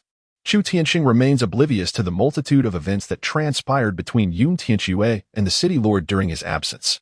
Yet, in his current state, even if he were aware, it would scarcely matter, for his sole focus is the strength that the Ice Heart Snow Lotus can bestow upon him. "You may take this as well. We shall depart the day after tomorrow. I too will venture out in the coming days, striving to elevate your realm to the pinnacle of the spirit connection before our departure." Upon encountering Chu Lingling, Chu Tianqing presents her with the 7th grade spiritual jade he procured from Ling Xue, encouraging her to harness it for rapid advancement. Aiming to break through nearly 2 major realms within 2 days. Are you in pursuit of such spiritual jades? Chu Lingling is well aware of the considerable collection of these jades that Chu Tianqing possesses. Although she is uncertain of their exact location, she understands that any additional gains he acquires ultimately benefit her. Thus, she can revel in quiet delight, focusing solely on amplifying her own strength. After a moment of contemplation, Chu Tianqing concedes that her statement holds a semblance of truth. Having experienced the events of last night, it is unequivocally clear that jade from Earth will transform into spiritual jade upon arriving in this realm. The higher the quality of the jade, the greater its ranking here. However, considering that the 2 random pieces of scrap found yesterday were both of the 8th rank, one can easily surmise that the exquisite jade auctioned for millions could very well be of the 1st or 2nd rank in this world. The evaluation of spiritual jade's rank here follows a decimal system, meaning that 10 pieces of 9th rank equate to 1 piece of 8th rank jade tablet, where a jade tablet is akin to a piece the size of a plaque. Consequently, a 9th rank jade tablet is valued at approximately 1,000 fragments of jade, with 8th rank at 10,000 and 7th rank at 100,000. This essentially represents the corresponding spiritual energy possessed by the spiritual jade. In his view, a 9th rank spiritual jade could yield 1,000 experience points, while a 7th rank could yield 100,000. He yearns for Chu Lingling to level up swiftly, ideally reaching the celestial venerable rank within a year, allowing him to roam freely and without worry in this world. Thus, naturally, the more experience points he can provide her with, the better. I shall take my leave now. You stay here and keep watch, he stated. Upon entering, he had already rendered Yun Tianchuang unconscious once more. Unperturbed by the possibility of her overhearing their conversation or waking before the 3rd day, at this moment, he could conveniently move about, not minding a bit of toil, as long as it allowed him to stand tall in both worlds. Be careful, Chu Lingling whispered to him, particularly emphasizing the last 2 words. Chu Tianqing almost missed them, caught off guard by the heartfelt concern emanating from her. Perhaps due to the experiences with Yu Fei, he harbored only admiration for Chu Lingling, momentarily indifferent to matters of romance. He found it hard to believe that someone as exquisite as Chu Lingling would ever take an interest in him, which is why he had never entertained such thoughts from the onset. Yet, to his astonishment, she was now showing concern for him. This unexpected joy elicited a smile from Chu Tianqing. He understood that while the realm of Tianling was vast, the only individual who could truly be considered a friend, someone with whom he could share mutual support, was Chu Lingling. In a world filled with unfamiliar faces, anyone who grasped the extent of his powers would likely seek to confine him, demanding all the knowledge he had acquired from the Longhuan Jade Cave.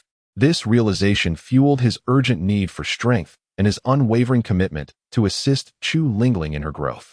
If you do not forsake me, I shall not abandon you. Should you offer me a drop of water, I shall repay you with a fountain. Chapter 17. Is he truly a divine physician? Coincidentally, it was also the day before. Chu Tianqing murmured to himself as he tucked his phone into his pocket. He currently had no time to engage in idle chatter with these public servants. Although he knew that his past was insignificant, merely the tale of a suffering soul, he recognized the value of his time and the importance of the tasks that lay ahead. As he passed by the fitting mirror in the room, he noticed that the young man reflected, barely 20, appeared so ordinary, his hair a disheveled mess, unwashed for several days. However, he was no longer the same as he had been yesterday or the day before. In the mirror stood a young man, his eyes sparkling with vitality and brimming with hope for the future. A playful smirk danced upon his lips, tinged with a hint of irreverence, and an unmistakable air of disdain for the world around him subtly emanated from his demeanor. Is this the visage of a person endowed with strength? Chu Tianqing narcissistically contemplated his reflection, striking a few poses before the mirror. Yet, after a few moments of playful posturing, he found that the most fitting stance for him was one of relaxed ease, with his arms naturally hanging by his sides. It dawned upon him that those truly endowed with strength have no need to deliberately assume poses to showcase their prowess. For them, natural is the most elegant expression of confidence. To forcefully adopt a stance meant to highlight one's capabilities only serves to render oneself and others foolish, devoid of any meaningful value. Perhaps it was time for a change in hairstyle. Chu Tianqing realized that since his release from the hospital, he had neglected his appearance, preoccupied with various tasks. Now seemed an opportune moment to host a small celebration for himself, to cleanse away the remnants of misfortune and embrace a new chapter in life. Thus, he resolved to visit a nearby hair salon, especially as he had an important matter to attend to shortly thereafter. A simple wash and trim would suffice. Indeed, one is often judged by their appearance. After opting for a neat buzz cut, he removed the unnecessary strands that resembled a disheveled tree, transforming it into a well-maintained specimen suitable for beautifying a garden. The result was a polished and spirited look. Then, he retrieved his phone and searched for a news article, confirming the address mentioned therein, before summoning a taxi to his destination. The sole heir of the Dijiang tycoon suddenly struck by a grave illness, appealing for assistance from esteemed physicians. It is truly a case of desperation leading to reckless measures. Even the wealthiest of individuals cannot escape this common plight. When conventional medical solutions elude them, particularly in the face of a rare and inexplicable ailment for which no remedy exists, they become willing to explore any possible avenue, regardless of its legitimacy or effectiveness. The mere prospect of a cure is enough to entice them to seek out unconventional methods. If successful, the reward could be 3 million.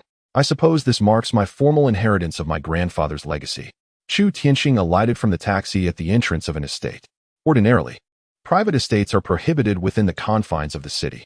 Nevertheless, some affluent individuals cleverly establish what they term private wineries. For them, the expenses of water, electricity, and property management are inconsequential, allowing them to create a grand private estate in a prime location of this secondary city, akin to a small park in scale, with an estimated worth in the hundreds of millions. This Xingjing villa serves as an exclusive venue for high-end wine gatherings, and the vehicles parked in its lot often bear price tags in the millions. Beside the imposing iron gates of the estate stands a guardhouse, attended not by retirees awaiting their pensions, but by a formidable figure, a retired soldier, standing at 6 feet tall, whose chiseled features resemble steel hewn from granite. Noticing the absence of others, Chu Tianxing approached the guard, only to find himself dwarfed by the man's stature. With no other recourse, he tilted his head slightly upwards and politely inquired, "Might I ask if the wealthy Jiang is seeking a renowned physician to save his only son? I wish to offer my assistance." Shudiangxing spoke to him with a serene and natural demeanor, as if presenting his own token of allegiance. It is understandable that this affluent individual placed such immense importance on the matter at hand. Having crossed the threshold of 50 years, he found himself blessed with a sole progeny who had just reached the tender age of 10. This precious child was a long-awaited miracle. Born when the man was in his 40s, a testament to the saying that a child born to older parents is cherished beyond measure. Thus, upon the alarming revelation of his beloved son suffering from a rare and grave illness, it was only natural for him to be driven to the brink of despair. After all, for an ordinary person, the vast fortune amassed over a lifetime would more likely be bequeathed to one's own flesh and blood rather than to an adopted child, as the continuity of one's lineage holds unparalleled significance. Meanwhile, the vigilant guard remained dutiful, paying no heed to Shudiangxing's ostensibly unremarkable appearance, which suggested he might not have even completed a university education, nor did he consider the possibility of deception. Since Shudiangxing dared to approach, the guard felt compelled to adhere to the directives of his employer and permitted him entry for a trial. He had encountered numerous individuals of similar disposition, and this one appeared relatively normal, unlike the outright frauds he had previously encountered. The guard pondered the course of action should such an event arise, but for now, he found solace in the fact that this was a legitimate establishment, and he was a well-compensated guardian. Even with lingering doubts, he remained steadfast in fulfilling his responsibilities, performing the duties expected of one in his position. Soon, the grand iron gates of the estate creaked open slightly, and he gestured invitingly for Shudiangxing to enter. Shudiangxing smiled at him, nodding in acknowledgement, and cast one last glance before departing. He remarked, "You must not delay the treatment of your lung injury. Though it may seem inconsequential now, prolonging it could lead to asthma, at which point you may find yourself unable to perform even this job." It was a gesture of reciprocity, one that offered guidance as a means of saving another. At that moment, the previously stone-faced guard, who had maintained an air of officialdom, gazed in astonishment at Shudiangxing's retreating figure.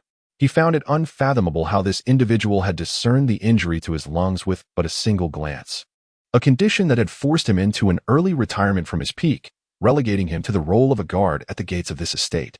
He understood that traditional Chinese medicine emphasizes observation, listening, inquiry, and palpation, Yet this person had gleaned his condition without even touching him, bypassing the customary diagnostic methods entirely. Could he truly be a miraculous physician?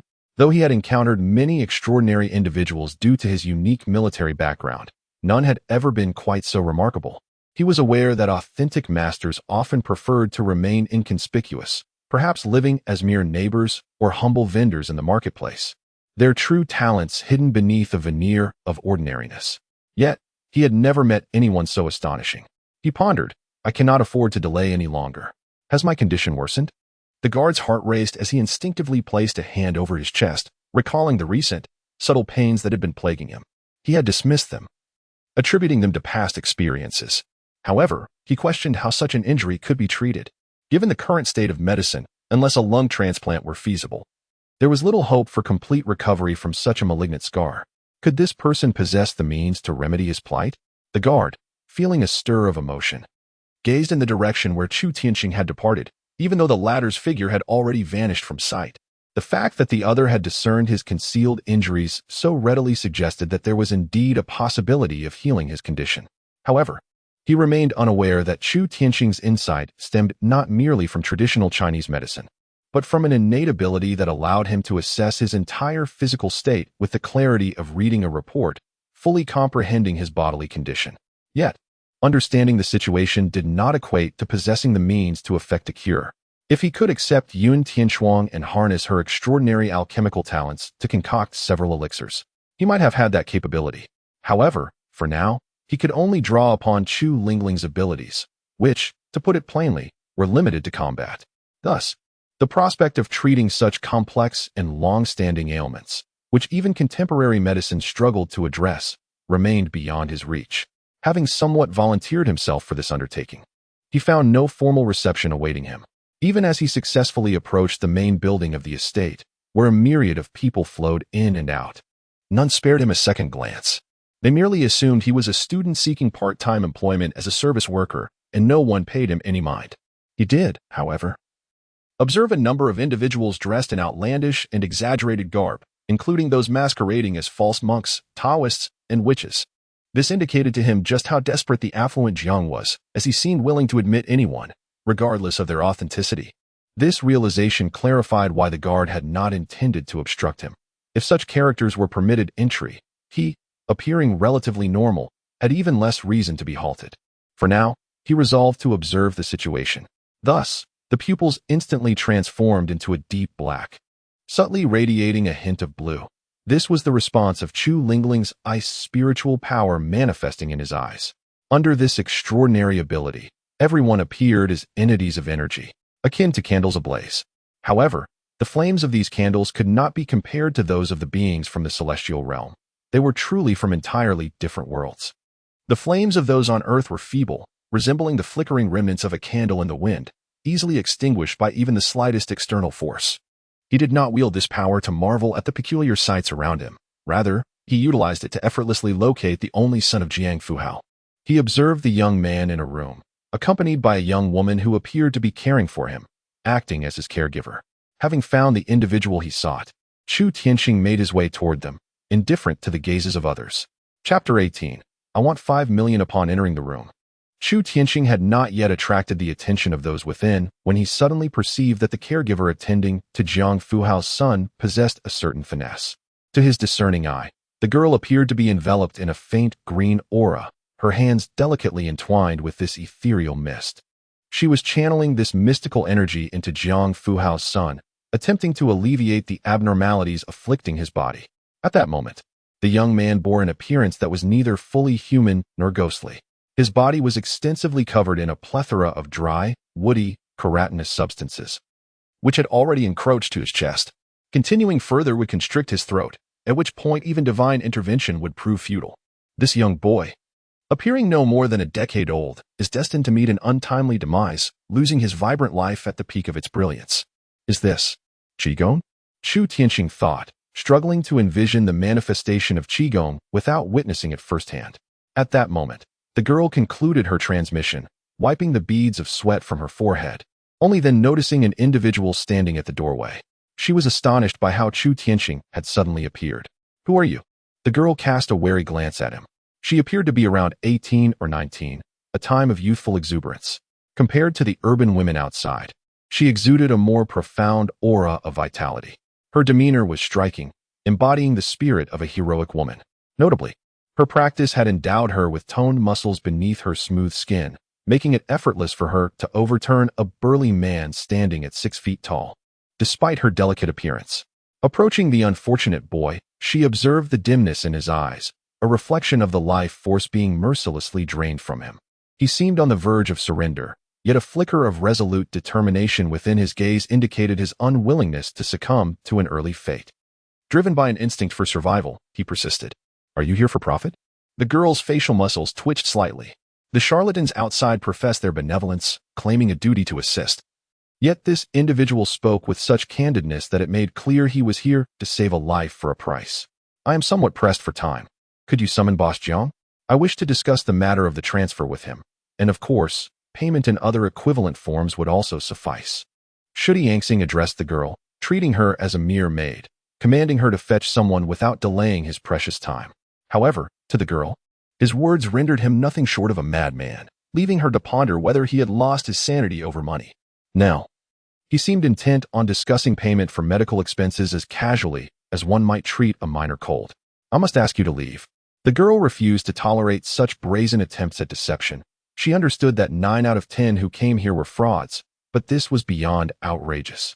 As she spoke, she attempted to grasp his clothing and push him out, believing that with her abilities, she could easily handle this seemingly ordinary young man, even if he were a professional boxer. Yet, this time, she was destined to face defeat. Just as her hand reached for Shudi Yangxing's garment, an icy aura emanated from him. Before she could comprehend the shock, he merely unleashed a fraction of his spiritual energy, sending the girl staggering back 5 or 6 steps before she could regain her balance. "Consider this your ignorance. I shall pardon your rudeness this time. Should you act thus again, do not blame me for my lack of courtesy. I care not whether you are a woman or not. The world is vast. You are not the only one with such skills." Chu Tianxing, with an icy demeanor, addressed her, momentarily embodying the essence of a descending ice deity, revealing a glimpse of divine wrath. The girl, however, perceived the disparity in their powers with utmost clarity. In that fleeting moment, she felt an overwhelming sense of dread. Should he choose to engage earnestly, her vitality would be extinguished in an instant, leaving no room for reaction. A master, a truly concealed master, at the very least, a grandmaster. Upon inheriting the treasures of the Longhuan Jade Cave, Chu Tianxing discovered that the martial arts on Earth bore a striking resemblance to those of the celestial spirit world, even suggesting a direct lineage. However, the martial practices on Earth were considerably inferior, scarcely qualifying even as yellow level. It could be posited that any ordinary individual from the celestial spirit world, when cast into this realm, would emerge as a martial arts expert. Naturally, this assessment was contingent upon the girl's level of proficiency. "Go on, since I am here. This child's ailment shall be treated, yet the sum of 3 million is decidedly insufficient." Chu Tianxing urged her to hasten in summoning Jiang Fuhao. The girl's expression shifted multiple times before she ultimately resolved to call upon Boss Jiang, recognizing her inability to make decisions in this matter. As she departed, Chu Tianxing took the opportunity to examine the young boy's condition once more, realizing why his affliction had perplexed numerous physicians. Wood transformation disease, commonly referred to as withering wood disease, as it manifests through a gradual petrification akin to a myotrophic lateral sclerosis. Unless a family member is willing to choose euthanasia, the patient will gradually succumb to the terror and agony of impending death, acutely aware of the creeping loss of sensation in their skin, transforming into a lifeless husk. However, as his body below the neck has already withered and become immobile, the possibility of self-deliverance is utterly unattainable. This young boy has reached a state of petrification up to his chest, rendering his limbs completely incapacitated. Aside from the rumored head transplantation technique, he bears little resemblance to a living being. Do you wish to continue living? Without uttering a word, a mere blink of the eye signifies a desire to live, while 2 blinks express the contrary. Chu Tianxing inquired of the boy, seeking to ascertain his will to survive. After a moment's hesitation, the boy blinked once, affirming his wish to live. He still harbors a desire to exist. Very well, the forthcoming procedure may bring some discomfort, so you must endure it, Chu Tianxing cautioned him. Akin to a doctor's preoperative advice, his caution is not unwarranted. Should the boy falter and embrace a resignation to death, it would indeed seal his fate. In such a scenario, even the most skilled healer would find it impossible to reverse the course of events. The boy blinked again, appearing quite obedient.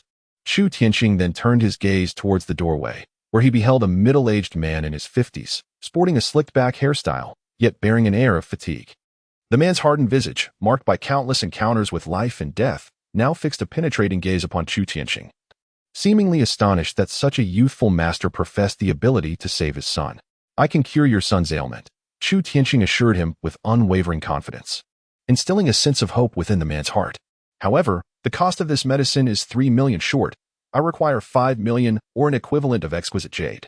After contemplating, Chu Tianqing concluded that it would be more prudent to seek assistance from the wealthy Jiang, who is essentially a lord in Dijiang, possessing extensive connections. Acquiring a piece of jade valued at approximately 5 million should not pose a significant challenge for him. "Do you possess such confidence?" Jiang Yilong questioned Chu Tianqing, doubting that someone so young could resolve the peculiar ailments that had baffled many extraordinary individuals here. "Rest assured, my time is more precious than you might imagine." This statement was not a fabrication. Indeed, he must devote most of his time to Tianling. Each minute squandered on Earth equates to a minute lost in Tianling, which signifies a greater loss of cultivation resources and opportunities to attain formidable power. "This gentleman is not simple." The young girl who had just crossed paths with Chu Tianqing whispered softly to Jiang Yilong, indicating the strength of Chu Tianqing. Initially, Chu Tianqing had assumed she was merely the girl's caretaker, but her demeanor towards Jiang Yilong suggested she might serve as both a caregiver and a personal bodyguard, attentively attending to the young master.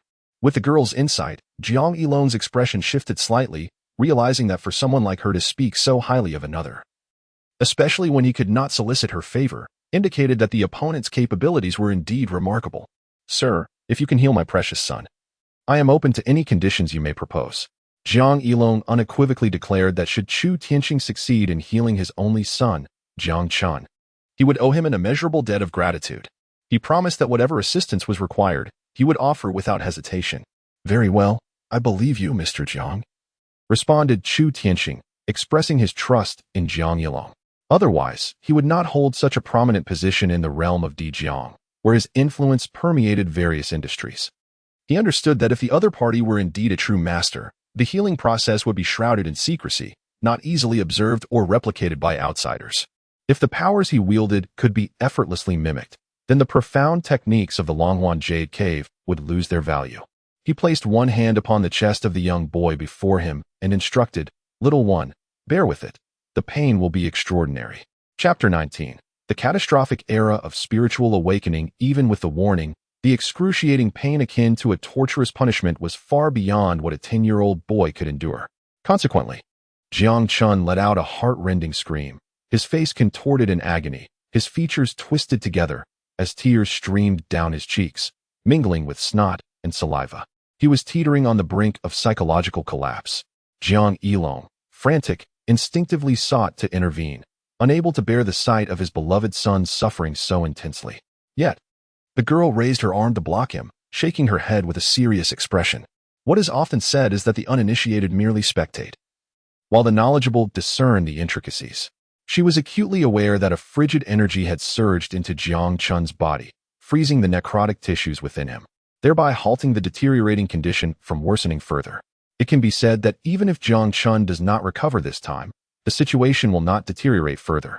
This indicates that the treatment employed by the other party is indeed effective and genuinely addresses the ailment of young Master Jiang Chen.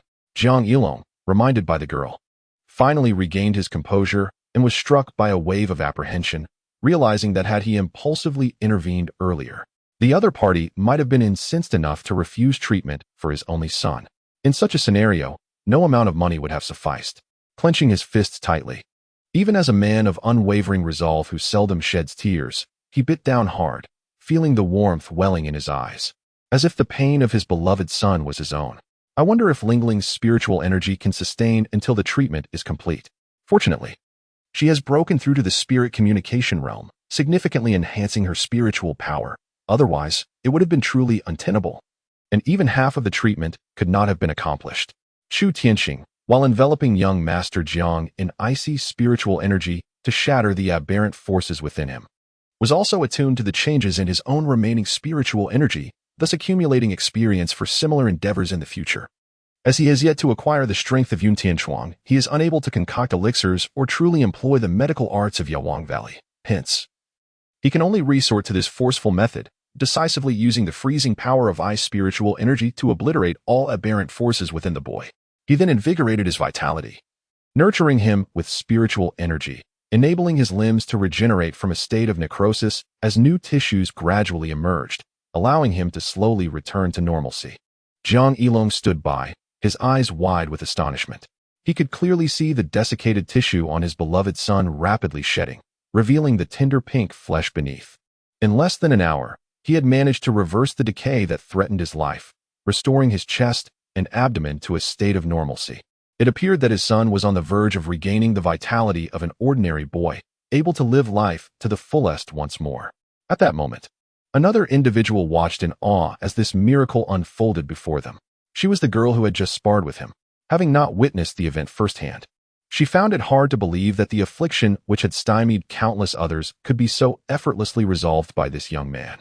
Although he appeared somewhat strained, his expression serious as if grappling with a formidable challenge, the feats he accomplished far surpassed those of previous practitioners. Suddenly, he halted, taking a deep breath to calm the turbulent ice energy within him, realizing that controlling such power was indeed not as effortless as he had hoped. Master, is there a problem? Jiang Yilong questioned, perplexed as to why the young master had abruptly ceased his efforts when his son was so close to a complete recovery. Did he still intend to extract more from him, perhaps to extort an additional fee? Unbeknownst to Jiang Yilong, Chu Tianqing, in response to his inquiry, retorted sharply, "Do you wish for your line to come to an end?" Jiang Yilong was momentarily taken aback by the remark, while the girl beside him blushed. Instinctively turning her face away, Jiang Yilong quickly grasped the situation, feeling a twinge of embarrassment upon realizing that the esteemed master had suddenly passed away due to concerns for his son's well-being. Chu Tianqing spoke truthfully. While the limbs could indeed ignite the vitality for rebirth, that particular area differed significantly from the extremities. The restoration of form did not necessarily equate to the restoration of function, as the circumstances were rather intricate. Thus, he had planned to halt the treatment at this juncture, intending to resume and complete the boy's healing in one go during the next session. However, there was no need for concern.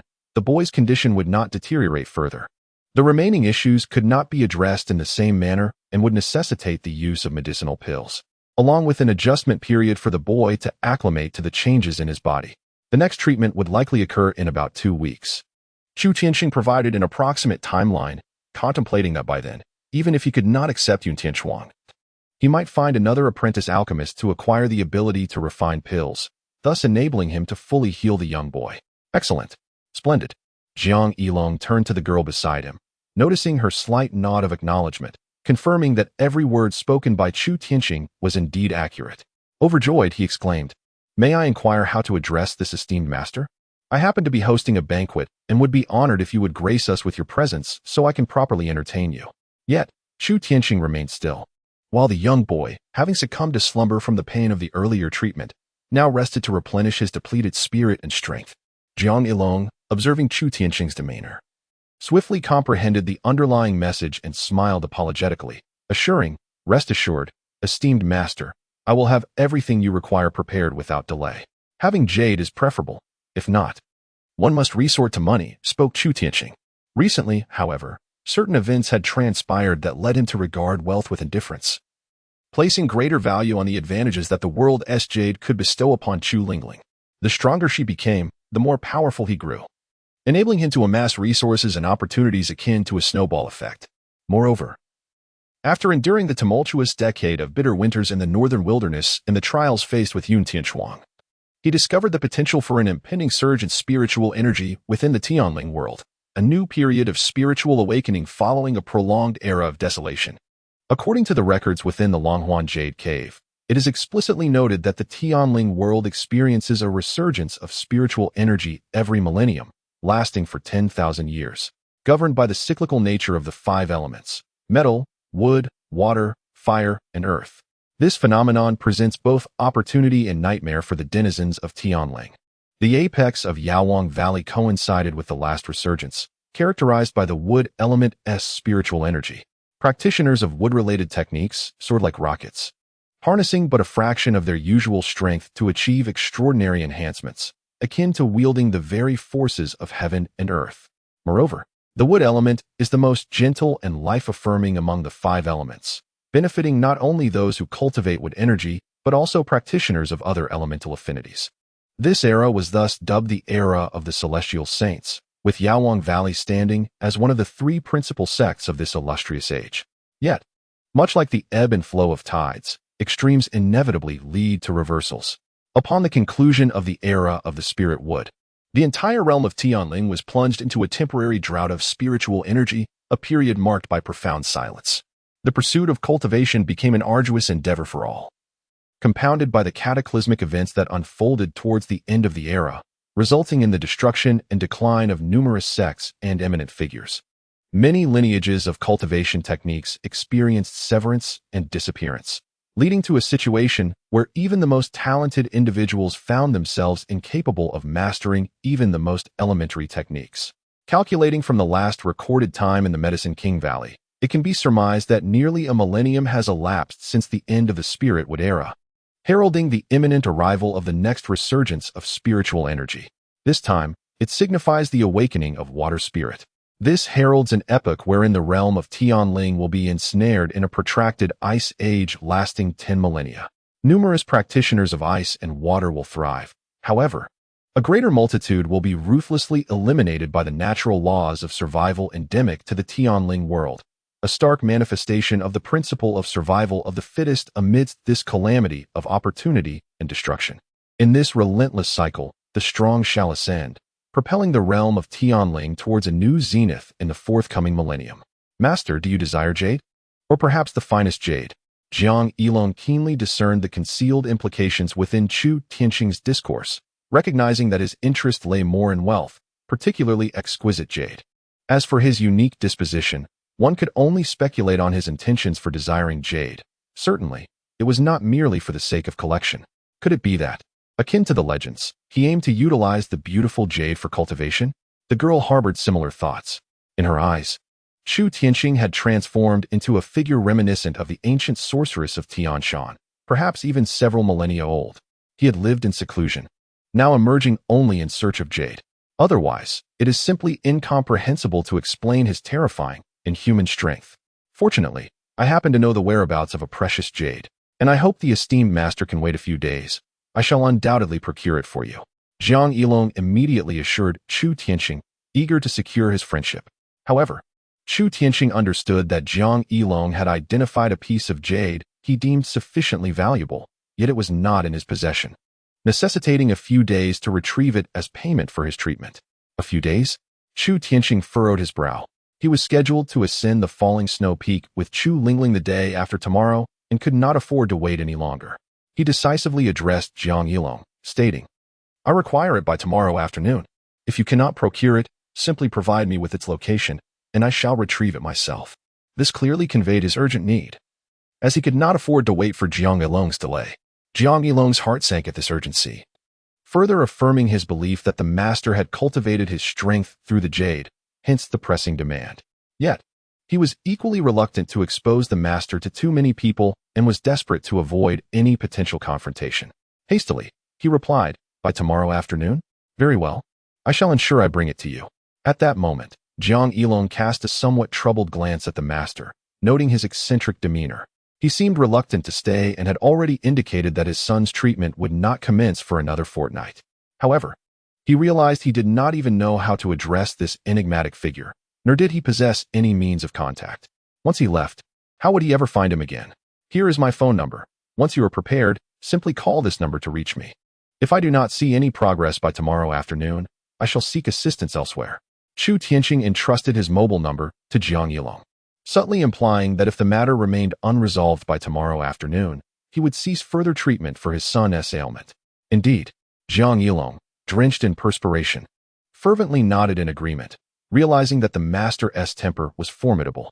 He understood that the fate of his son's recovery hinged entirely on this master's disposition. Should the master abruptly abandon the situation, while his son might not perish, he would undoubtedly endure a life of suffering, forever rendered motionless like a tree, devoid of the freedom to act. As for the continuation of his lineage, that was a discussion rendered moot. It would mean that Jiang Yilong would face extinction. Chu Tianqing had faith in Jiang Yilong's integrity and recalled the debt he had incurred due to the malice of Yu Fei. He casually informed Jiang Yilong that a friend of his was on the brink of being hounded for a substantial loan, subtly requesting his assistance in resolving the matter. Jiang Yilong, comprehending the situation, promptly assured him with a pat on his chest that he would handle it. He could not help but admire the audacity of whoever had dared to extort from a friend of this esteemed master, hoping fervently that it bore no relation to him. Chapter 20. Seeking Forgiveness? A life for a life. Chu Tianqing understood that, given Jiang Yilong's deep affection for his cherished son, he dared not engage in any subterfuge. However, just after Jiang Yilong had entrusted a girl to escort him away from the estate, she obstructed his path, standing resolutely before him. "May I inquire, esteemed sir, to which sect do you belong?"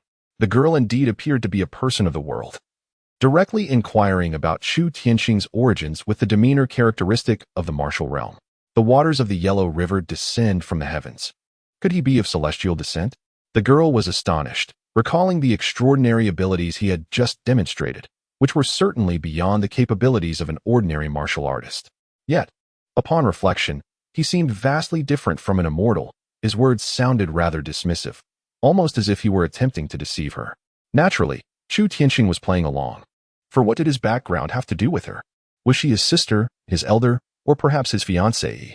He summoned a taxi to his parents' residence, having kept his hospitalization a secret from them. Thus, they remained oblivious to the fact that their beloved son had narrowly escaped a grave fate. Just as he arrived at the entrance of his parents' apartment complex, he spotted a seemingly innocent girl kneeling before their door, who, upon closer inspection, evoked an undeniable urge to take her to bed and ravage her. Chu Tianqing's brow furrowed slightly, realizing her swift actions. It was Yu Fei, his former girlfriend, with whom he had a tumultuous history that had nearly cost him his life. Upon hearing footsteps approaching, Yu Fei glanced up and met Chu Tianqing's indifferent gaze. Her complex emotions reflected in her eyes. "Please move aside." However, Chu Tianqing regarded her with utter indifference, merely observing this peculiar figure kneeling at his parents' doorstep, completely unconcerned about the past and unbothered by her presence obstructing the way. Tianqing still possessed that soft and enchanting voice, yet regrettably, this time it failed to stir his emotions. "Do we know each other?" Chu Tianqing inquired with a smile, though it bore a hint of coldness. He noticed that this Mr. Jiang was rather swift in his actions. Just moments before his departure, he had offered a few words of guidance, and in such a short span, he had already sent someone to his door to extend an apology. It became evident that this wealthy Jiang was indeed a formidable figure indeed. Jiang, having nearly unraveled the situation in less than half an hour. He must be trembling with fear now. Yu Fei's expression stiffened for a moment, taken aback by Chu Tianqing's retort. She understood that some of her actions had indeed given him ample reason to despise her. However, she could not comprehend how he could so swiftly turn the tables, forcing her, the woman he had once taken care of, to be kicked out of the door, urgently seeking forgiveness from him. Otherwise, not only would she suffer, but the man who had always stood by her would also face a similar fate, feeding the fish in the river. Chu Tianqing regarded her, momentarily baffled by what had initially drawn him to her. Was it her pursuit of him? Or perhaps her appearance, so pure that he had assumed her heart mirrored her exterior, a virtuous and innocent girl? Yet, such considerations seemed trivial now. After witnessing enough of life's complexities, he had come to see through the facade.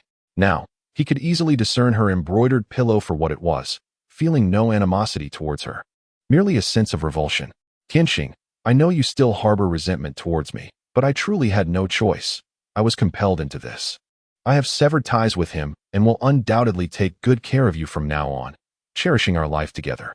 In truth, the one I hold dearest in my heart is still you." Cornered, Yu Fei resorted to her old tricks, feigning grievance and innocence to Tianqing. Yet, she remained oblivious to his increasingly frigid gaze and the contemptuous smile that crept upon his lips with each word she uttered. That she would continue to feign innocence at such a moment repulsed him. Abruptly seizing her throat, he hoisted her into the air with a single hand, leaving her aghast at his sudden surge of strength and the piercing chill that emanated from his touch. Tianqing sneered.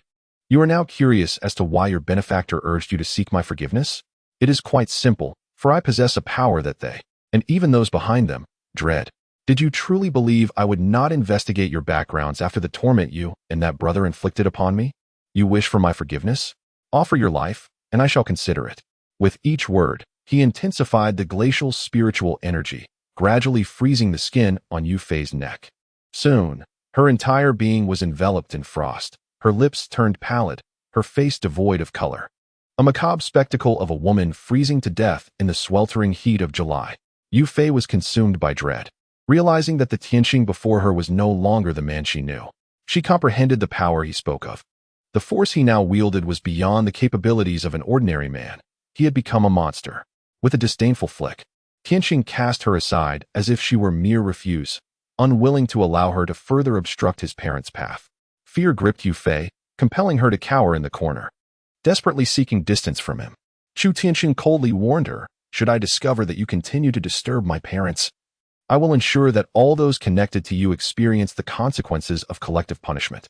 Rest assured, I will not take your life just yet. Instead, I shall immerse you in the true depths of a frigid hell." Upon uttering these words, Chu Tianqing, appearing as the obedient child he usually was, retrieved his keys and unlocked the door to his parents' home, greeting them with a semblance of familial warmth. Outside, Yu Fei was left bewildered by the ominous final words he had spoken. Yet she was suddenly engulfed by an overwhelming chill that seized her entire being. Trembling, she curled up on the ground, her lips quivering uncontrollably. Despite the external temperature hovering around 30 degrees Celsius, she felt as though she were ensnared in an icy realm of -30, wishing fervently for layers of blankets to shield her from the cold. Before long, she discerned that this malevolent chill emanated from her chest. In a frantic attempt, she pulled at her collar to reveal the source. To her horror, she discovered that her chest had begun to freeze. A crystalline formation was expanding outward from the very center, while the skin surrounding it appeared to age rapidly, transforming before her eyes into that of a woman in her 60s or 70s. No, the sheer terror overwhelmed Yu Fei. She had never encountered anything so frightful. Remembering Chu Tianqing's last words, she comprehended the meaning of a frigid hell. He intended to slowly freeze her to death, all the while causing her to age into a decrepit old woman, stripping her of her beauty and confidence. "Chu Tianqing, I was wrong. I was truly mistaken. Please forgive me. I truly realize my mistakes." Yu Fei stood outside the door, hysterically pounding and crying, pleading for Chu Tianqing's forgiveness. She did not wish to die, nor did she desire such a tragic demise. She was acutely aware that if she perished in this manner, no coroner or police officer would ascertain the cause of her death. They would merely conclude that she had succumbed to an inexplicable illness. Chu Tianqing, while reuniting with his parents, merely smiled faintly at the frantic cries outside, dismissing the commotion as inconsequential. When he departed that evening, he noticed Yu Fei was no longer at the door, seemingly understanding that pleading with him was futile and had begun to seek alternative solutions. "If there were a remedy for your plight, I would not be in this predicament," Chu Tianqing mused with a smile. Had Yu Fei only committed a singular transgression, he might not have been so unforgiving. However, shortly after his discharge, she endeavored to extinguish any lingering thoughts of revenge, even going so far as to send others to ambush him at his workplace, intending to inflict even greater harm and send him back to the hospital. Such is the way of righteousness. Had he lacked strength at that moment, he might have indeed fallen victim to her schemes. Yet, he had transformed entirely, becoming a different person, and he was determined to make her experience the agony of retribution, to understand the principle of karma. Nevertheless, it proved to be rather tedious. Chu Tianqing found that inflicting torment upon Yu Fei felt akin to a child, unaware of the consequences, amusing himself by using a magnifying glass to burn ants on the ground. Initially, the sight of the ants struggling under the focused sunlight was intriguing, but as the novelty wore off, it became monotonous. Were it not for her own reckless actions, he would have delayed his retribution. To him, time was exceedingly precious, and it was not worth squandering on someone like her. However, she had already approached me, indicating that someone was about to make a move. As for Boss Jiang, it would depend on whether he possessed the acumen for social conduct. Chu Tianqing realized that having strength had its advantages when one wielded power. Others treated them with utmost deference, fearful of inciting displeasure. Conversely, lacking strength rendered one susceptible to being disregarded, as if they were insignificant. Consequently, one might forget that the essence of human interaction lies in respect. He decided to wait for his call tomorrow. After all, His attitude would directly influence his perception of his son. Chu Tianqing stifled a yawn, realizing that the energy he had transferred to treat Jiang Yilong as son had nearly depleted his own ice spirit power, leaving only a fraction. Nevertheless, considering the tasks ahead, he was confident it would suffice for any unforeseen circumstances. Chapter 21.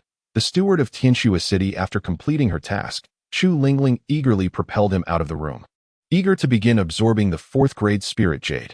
Yet, Chu Tianqing lingered at the door, absent-mindedly rubbing the spot where Chu Lingling had just kissed him. It felt pleasant. A subtle smile graced his lips as he acknowledged that this sensation was quite agreeable. He pondered that marrying Chu Lingling might not be a bad idea. Not only was she a feast for the eyes, but her character was also refreshingly simple. The sole concern was, never mind. He dismissed such thoughts with a shake of his head, casting aside the notion of what would happen if he could no longer return one day, and how Chu Lingling would fare if she could not accompany him to Earth. Having arranged matters concerning Chu Lingling, Chu Tianqing understood that he needed to make certain preparations as well. Indeed, he may lack personal combat prowess. However, his knowledge constituted his greatest strength, enabling him to accomplish various tasks. He decided to venture alone to Wanqiao Hall, believing it imperative to procure a batch of medicinal herbs. The most formidable aspect of an apothecary lies in their ability to concoct both wondrous elixirs and lethal poisons. Although he could not harness spiritual energy, the creation of poison powders and the like posed little challenge for him. Upon arriving at Wanqiao Hall, he discovered that, in addition to Qin Yun and Leng Yizhan, there was also a remarkably captivating mature woman present. Observing the woman, he noted that she bore no resemblance to Qin Yun, immediately dismissing the possibility of her being his mother. It was not until Qin Yun called out, "Master, this is the person," that he learned her identity. The woman appeared to be nearing 40, yet showed no signs of aging. On the contrary, she resembled a voluptuous beauty in her 30s, exuding an allure that could easily captivate anyone. Her attire, far from ostentatious, was rather bold and enticing. Whether by accident or design, her slightly open neckline hinted at her exquisite curves, tempting one to lean in closer for a clearer view. "It is I," she replied. Chu Tianqing cast a brief glance to assess her, refraining from further scrutiny of her figure, and instead, he met her gaze directly, inquiring about the purpose of her visit. In terms of appearance, she truly exudes youthful elegance, akin to a bottle of exquisitely fermented wine, whose mere aroma can intoxicate one to some degree. As for her figure, she resembles a ripe peach, as if a gentle bite would unleash a cascade of sweet nectar. Alas, he had first encountered Yu Fei and subsequently experienced Chu Lingling. Her allure could hardly sway him. He had come to realize that encountering a virtuous woman once in a lifetime sufficed, and anything beyond that was merely a fleeting indulgence, unworthy of treacherous schemes. The woman was taken aback by the indifference in Chu Tianqing's gaze, which had transformed into one reminiscent of an elderly sage who had weathered the storms of life. Impervious to the temptations of superficial beauty, she had assumed that this Mr. Chu, appearing to be in his early 20s, would be easily captivated by a woman of her enchanting presence. She understood that even within the Wanqiao, countless young disciples secretly admired her silhouette, entranced by her charm. However, this only served to elevate her opinion of Chu Tianqing further. "Mr. Chu, I wish to express my gratitude for your assistance in treating my young disciple," the woman said, offering a graceful bow. Chu Tianqing remained perplexed by her intentions. Yet, her next inquiry revealed a hint of intrigue. As she introduced herself, "Allow me to introduce myself. I am Su Yan, the chief steward of Wanqiao in Tianxue City. In this region, all matters, including the certification of pharmacists, fall under my purview. I am also curious to ask, Mr. Chu, from where did you acquire that luminescent herb? As far as I know, it has not been seen for nearly 7 centuries. It was the luminous grass that had drawn the steward of Tianxue City to this place." Chu Tianqing's heart raced momentarily, relieved that he had merely presented the least valuable specimen from Yaowang Valley for sale. Had he showcased a more exceptional variety, it would not have been just a single steward inquiring. Rather, the entire Wanqiao Hall would have been set in motion, eager to extract some vital information from him. He couldn't help but marvel at the esteemed reputation of Yaowang Valley. Even a modest spirit herb, capable of fetching 5,000 fragments of jade, was still regarded as a rare treasure in the outside world. "Where?" he inquired, mentioning the name of a location, Mayamushan, High Forest. She was no match for his knowledge of geography. He was now akin to a living map, and she would struggle to identify even the most obscure corners he referenced. Moreover, the places he spoke of were famously known for their production of luminous grass, yet they were also perilous territories. High in forest?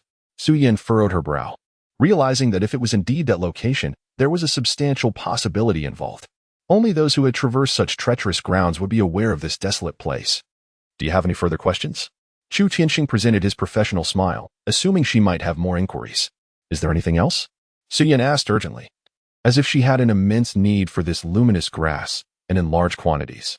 Chu Tianxing took a moment to reflect, mentally arranging all the relevant prescriptions related to luminous grass, and glanced at Su Yan's demeanor, beginning to comprehend her intentions. If you intend to utilize the luminous grass to concoct the Xingying pill, I believe such measures may be unnecessary. Shu Tianxing unequivocally dismissed Su Yan's intentions, advising her not to waste her efforts. Su Yan was momentarily taken aback, while Qing Yun and Leng Yizhan exchanged excited glances at this Mr. Chu. Particularly, Qing Yun was delighted to realize that Mr. Chu could discern even the condition of his master, suggesting that he might indeed possess superior medical skills. Why was this so? Su Yan was astonished that Mr. Chu seemed to not only perceive her predicament at a glance, but also understood her plans. What puzzled her was his unwavering refusal. It was quite simple. The Xingying pill cannot remedy your situation. Observing your pulse, it is evident that the spiritual energy within you is in retrogression, affecting both the heart and foot meridians. Though the Xingying pill is reputed to address such a reversal of spiritual energy, I am aware that its true purpose lies in enhancing spiritual energy and fortifying one's foundation. In essence, it serves to consolidate one's realm, typically employed immediately after a breakthrough. In your circumstances, utilizing the Xingying pill would yield but one outcome. Shu Tianxing elucidated what he understood about the Xingying pill, casting a pointed glance at Su Yan, as if to convey that he had already provided ample warning. The conflict within your meridians could lead to minor ruptures, or, in severe cases, complete collapse. After all, Su Yan was a fourth-tier pharmacist, possessing knowledge that far surpassed Qing Yun's. Thus, with a mere suggestion from Shu Tianxing, she instantly grasped the gravity of his words. Consequently, the Xingying pill is not a remedy for you, but rather a poison. Shu Tianxing harbored no animosity towards her. Influenced by his grandfather's teachings on the importance of medical ethics, he wished to spare her from future hardships. Su Yan, disheartened, recognized that since the other party was aware of the black smoke forest, they would naturally also know the efficacy of the starry glow pill.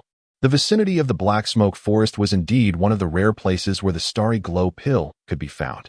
His intent to procure it indicated prior knowledge, thus suggesting that his current assertions were indeed truthful.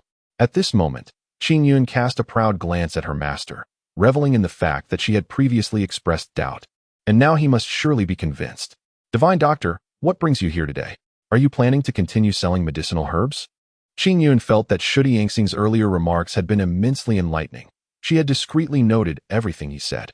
Eagerly, she wished to learn whether he had any more extraordinary herbs for sale, while also seeking to expand her knowledge of pharmacology. What kind of herbs do you desire? Moreover, if you have any medicinal pills in the future, I am more than willing to purchase them at a premium. Su Yan interjected. Upon her arrival in Tianxue City, she had heard rumors of a mysterious herbal merchant emerging here, possessing not only remarkable prowess, but possibly being the legendary fifth-level alchemist. Initially, she had scoffed at the notion, fully aware that there were only two fifth-level alchemists in the entirety of the northern wasteland. One was the apothecary emperor from Yawang Valley, and the other was their own pill king from Wanqiao Hall. The fifth-level pharmacist appeared to be merely in his 20s, unless he was a bizarre creature rejuvenated from old age. Such a notion was utterly implausible. However, upon arriving at the Wanqiao Hall, she learned that her disciple held this enigmatic herbal merchant in high esteem.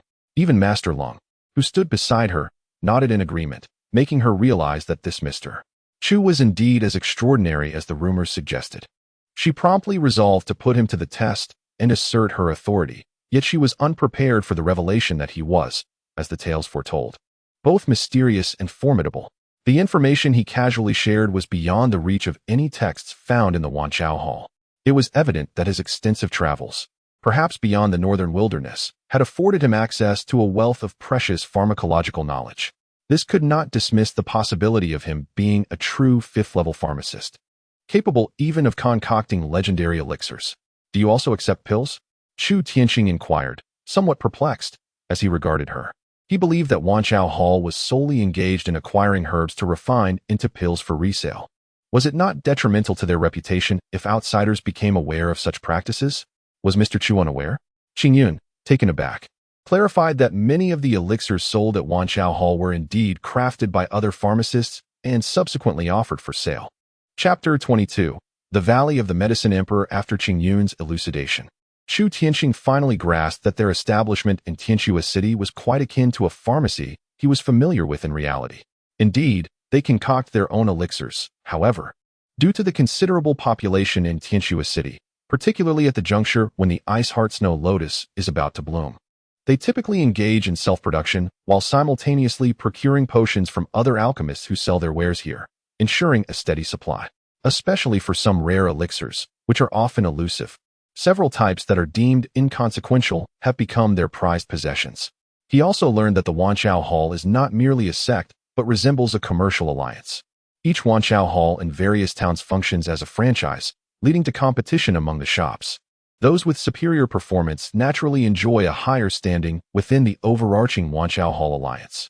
One might say that Qingyun currently acts as the managing director of the Wanchao Hall in Tianxue City, while the esteemed steward, Su Yan, serves as the regional manager overseeing dozens of towns within the vicinity of Tianxue City. Upon hearing of an opportunity that could yield significant results, her enthusiasm was palpable. This revelation truly caught Chu Tianxing off guard. He had not anticipated such a reason. However, regarding the elixirs, he would refrain from making any transactions for the time being. Even if he possessed any, he would not easily part with them for the Wanchao Hall, as he must prioritize their use for Chu Lingling.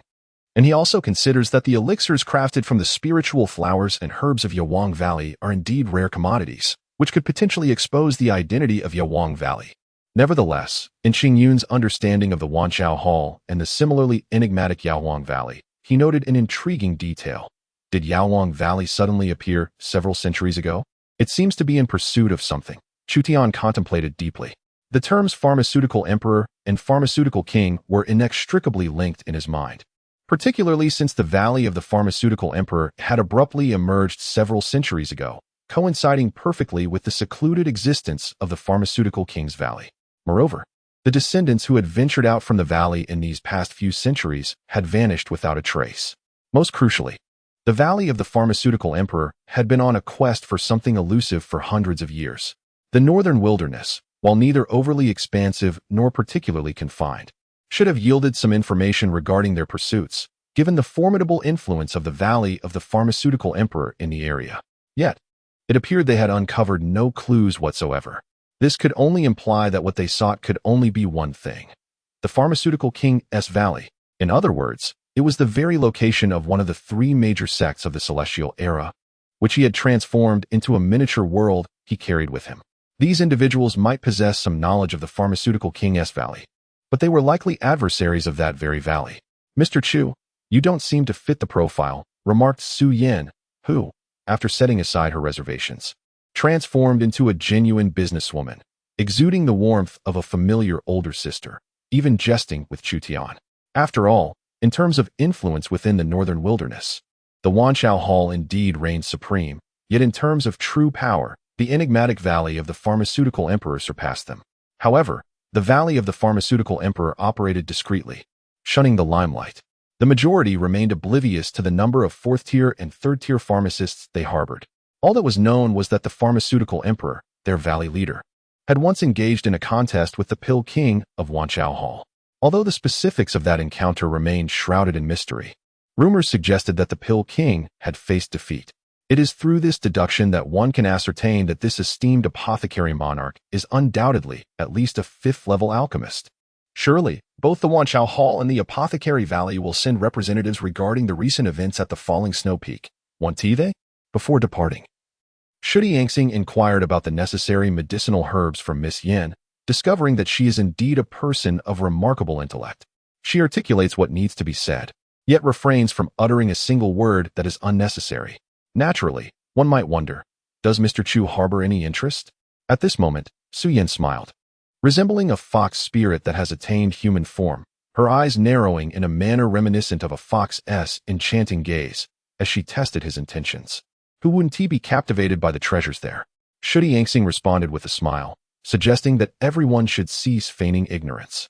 Su Yin chuckled knowingly, merely remarking, "If I must choose an ally, I would prefer someone like Mr. Chu." This was tantamount to extending an olive branch to Shudi Yangxing, inviting him to form an alliance regarding the affairs of Falling Snow Peak. It is a prospect worth considering. He indeed wished to limit his interactions with too many individuals. However, the adage that an enemy of one's enemy can be a friend holds true. Given Su Yin's earlier revelations regarding the discord between Wanchao Hall and Apothecary Valley, it can be inferred that they stand on opposing sides. He speculated that the Apothecary Valley might very well be a faction that has defected from the Apothecary Monarch Valley, or perhaps even an enemy force formed in opposition to it. Therefore, he would not mind seeking an ally. Most importantly, he found Qin Yun, Ling Xue, and Miss Yin to be quite agreeable, and without considering Wanchao Hall, he was inclined to forge a friendship with them. That would be most splendid. Su Yin smiled with immense satisfaction, as if she were flicking multiple fox tails joyfully behind her. The region of Tianxue City had been plunged into a harsh winter for a decade following a sudden avalanche 10 years prior. Not only had the herbs perished, but even the grains had succumbed to the frost. Only the rare ice-heart snow lotus thrived in such inhospitable conditions. Thus, over the years, Su Yan's voice had diminished within the Wanchao Hall, as if she were gradually being forsaken by the Elder Council. Now, with the unexpected emergence of an opportunity that could elevate her status, she would certainly not relinquish it easily. Chu Tianxing, having taken his leave from the Wanchao Hall in Tianxue City, felt quite satisfied with the fruits of his journey. The Medicine Emperor Valley? He pondered. He swiftly entered the Medicine Emperor Valley in a secluded spot, making his way directly to Chu Lingling's chamber to discuss the matter with her. The Medicine Emperor Valley? I have never heard of it, Chu Lingling replied, shaking her head with certainty, as she understood what Chu Tianxing sought to learn. I have never heard my grandparents mention this place. Thus, the likelihood of them being our adversaries is considerably high, Chu Tianxing reflected aloud to Chu Lingling. The Medicine Emperor Valley had perished a millennium ago, compelling the entire sect to seal itself away from the world, adopting a life of isolation. However, it seemed that something had transpired during this period, resulting in a mass exodus of disciples and ultimately leading to a cultural severance, rendering the arts of the Medicine Emperor Valley lost to time and incomprehensible to all. This had transformed it into a true paradise beyond the reach of the mundane world. Nevertheless, the Medicine Emperor Valley had once been one of the three major sects of the Tianxing era, with no fewer than one celestial master among its ranks. Such a formidable force can easily bring about destruction at will, retreating into obscurity to ensure the continuation of its lineage. I wish to make contact with the people of Yaowang Valley, Chu Tianxing expressed to Chu Lingling, even though it may seem objectively irrelevant to him. Once he forged a bond with Chu Lingling and inherited the legacy of Yaowang Valley, it became his responsibility. Fundamentally, he must safeguard Chu Lingling's safety. Should those individuals discover that she is the last descendant of Yaowang Valley, and if their intent is to sever all ties to its bloodline, then Chu Lingling would inevitably face the direst of consequences. Death. Is this not excessively perilous? Upon hearing of Chu Tianxing's intentions, Chu Lingling momentarily shed her usual brash demeanor, revealing instead a tender concern as she questioned him, believing his actions to be too reckless. There is merit in attempting this. Our current advantage lies in our anonymity, while they remain exposed. Particularly in my situation, they would never suspect a connection to Yaowang Valley. They will find no traces of it upon me. Chu Tianxing reassured her with a smile, adding, if all else fails, I possess the art of escape. With our combined cultivation techniques, it will not be so simple for them to capture me. Chu Lingling listened, a smile blooming on her lips. Chu Tianxing was momentarily entranced, realizing that Chu Lingling, with her celestial beauty, outshone the flowers with a single smile. Suddenly, he felt a stirring in his heart, contemplating the possibility of her truly becoming his bride. Chu Lingling's face flushed as she averted her gaze slightly, as Chu Tianxing observed Chu Lingling's unexpected shyness. He could not help but recall a particular verse. The most gentle is that subtle bow of the head, akin to a water lily, delicate and shy under the cool breeze. I shall take my leave now. You may continue, he stated. However, Chu Tianxing quickly realized his own awkwardness, scratching his nose in embarrassment as he hastened to depart from Yaowang Valley, mindful not to impede her absorption of the spiritual jade for her cultivation.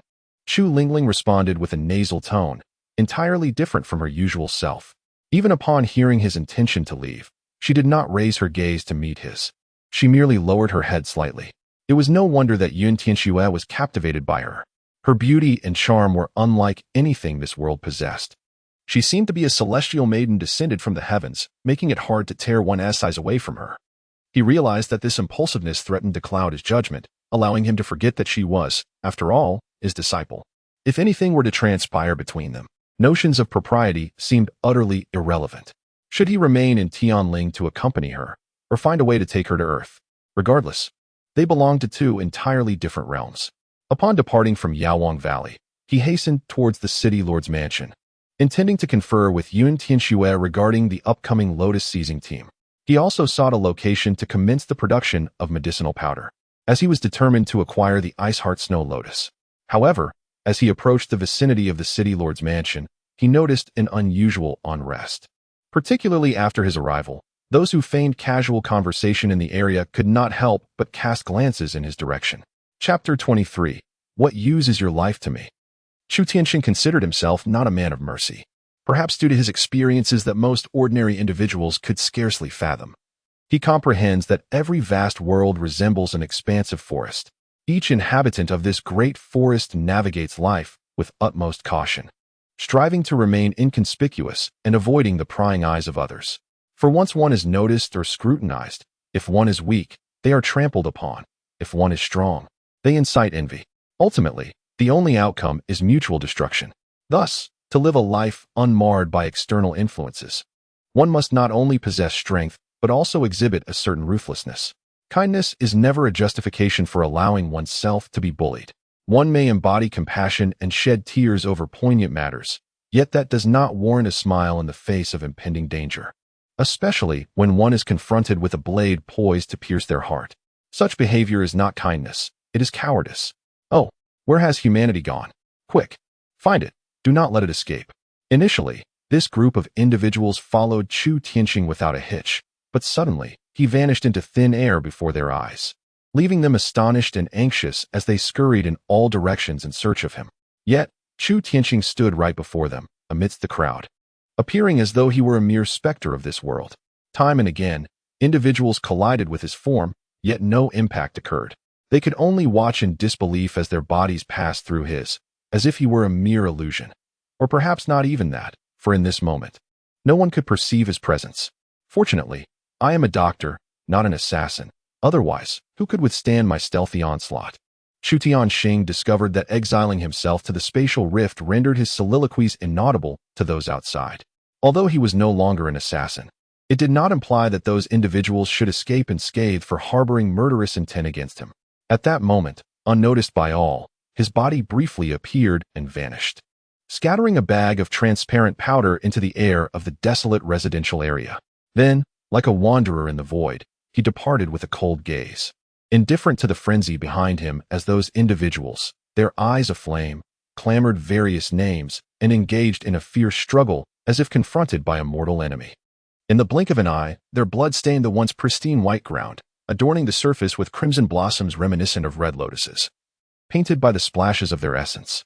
The elusive phantom fragrance was one of the poisons from the Apothecary Valley, designed to assault the spirit sea of its victims, plunging them into nightmarish hallucinations. Most terrifyingly, when combined with other specific concoctions, it could incite others to turn against one another or trap them in an eternal dream state, never to awaken. Upon acquiring the Apothecary Valley, Chu Tianxing fortuitously discovered a small vial suitable for use, thus deciding to experiment on these individuals, only to confirm its dreadful potency as recorded. Just a small pinch, yet it was prudent to use it sparingly, lest it draw unwanted attention. Thus, Chu Tianxing traversed the void until he reached the Lord's Manor, where he finally dispelled his ethereal state and revealed his form.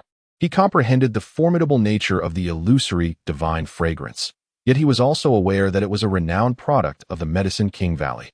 Merely presenting this fragrance could imply a direct connection between the individual and the valley. His intention was to conduct an experiment, preferring not to sully his hands. Otherwise, he would not have resorted to testing it at this moment. What transpired? Chu Tianxing observed the vast square devoid of a single soul. Logically, preparations for the expedition to Falling Snow Peak were to commence today, yet he could not help but furrow his brow in curiosity about the whereabouts of the people. The situation had altered. Suddenly, out of nowhere, a wealthy young master emerged, offering a handsome sum to recruit someone to guide him to Falling Snow Peak. Those who had been present just yesterday, upon hearing his offer, hastily departed, leaving few willing to remain. Even those who chose to stay insisted on a higher price, declaring they would not proceed otherwise. As Yun Tianxue's voice gradually diminished, she noticed the expression on Mr. Chu's face darkening, rendering her too frightened to utter another word. A cold laugh escaped Chu Tianxing's lips as he cast a mocking glance at Yun Tianxue, causing her to feel as if she were pricked by thorns. Unable to meet his gaze. Very well, I shall go and witness the commotion, Chu Tianxing decisively declared, ready to depart. Having been betrayed by those he had once trusted, his continued presence here seemed pointless. One must ponder, had he not proposed a method to treat Yun Tianxuang? Would the city lord of Yun and Yun Tianxue so readily allow these individuals to slip away under such circumstances? It is evident that their urgency for the Ice Heart Snow Lotus has diminished, leading them to believe that the departure of these individuals is inconsequential. As long as they can continue using the remaining prescriptions to cure Yun Tianxuang's cold poison, they feel it suffices. They no longer seek assistance from Chu Tianxing and are content to consult Qingyun Apothecary at Wanqiao Hall instead. Yun Tianxue felt an acute embarrassment as she observed Chu Tianxing. Aware that part of this decision stemmed from her father's wishes, she too had come to believe that placating these gentlemen was sufficient, no longer holding the Ice Heart Snow Lotus in such high regard as before. However, witnessing Chu Tianxing's intent to leave and his clear resolve to abandon Yun Tianxuang, she hastily grasped his hand, knowing that she could not let him depart so easily. After all, the prescription from Qingyun Apothecary was provided by him. Given the apothecary's profound respect for Chu Tianxing, a mere word from him could seal her sister's fate. But just as her hand approached Chu Tianxing's, an icy aura emanated from him, causing her to recoil.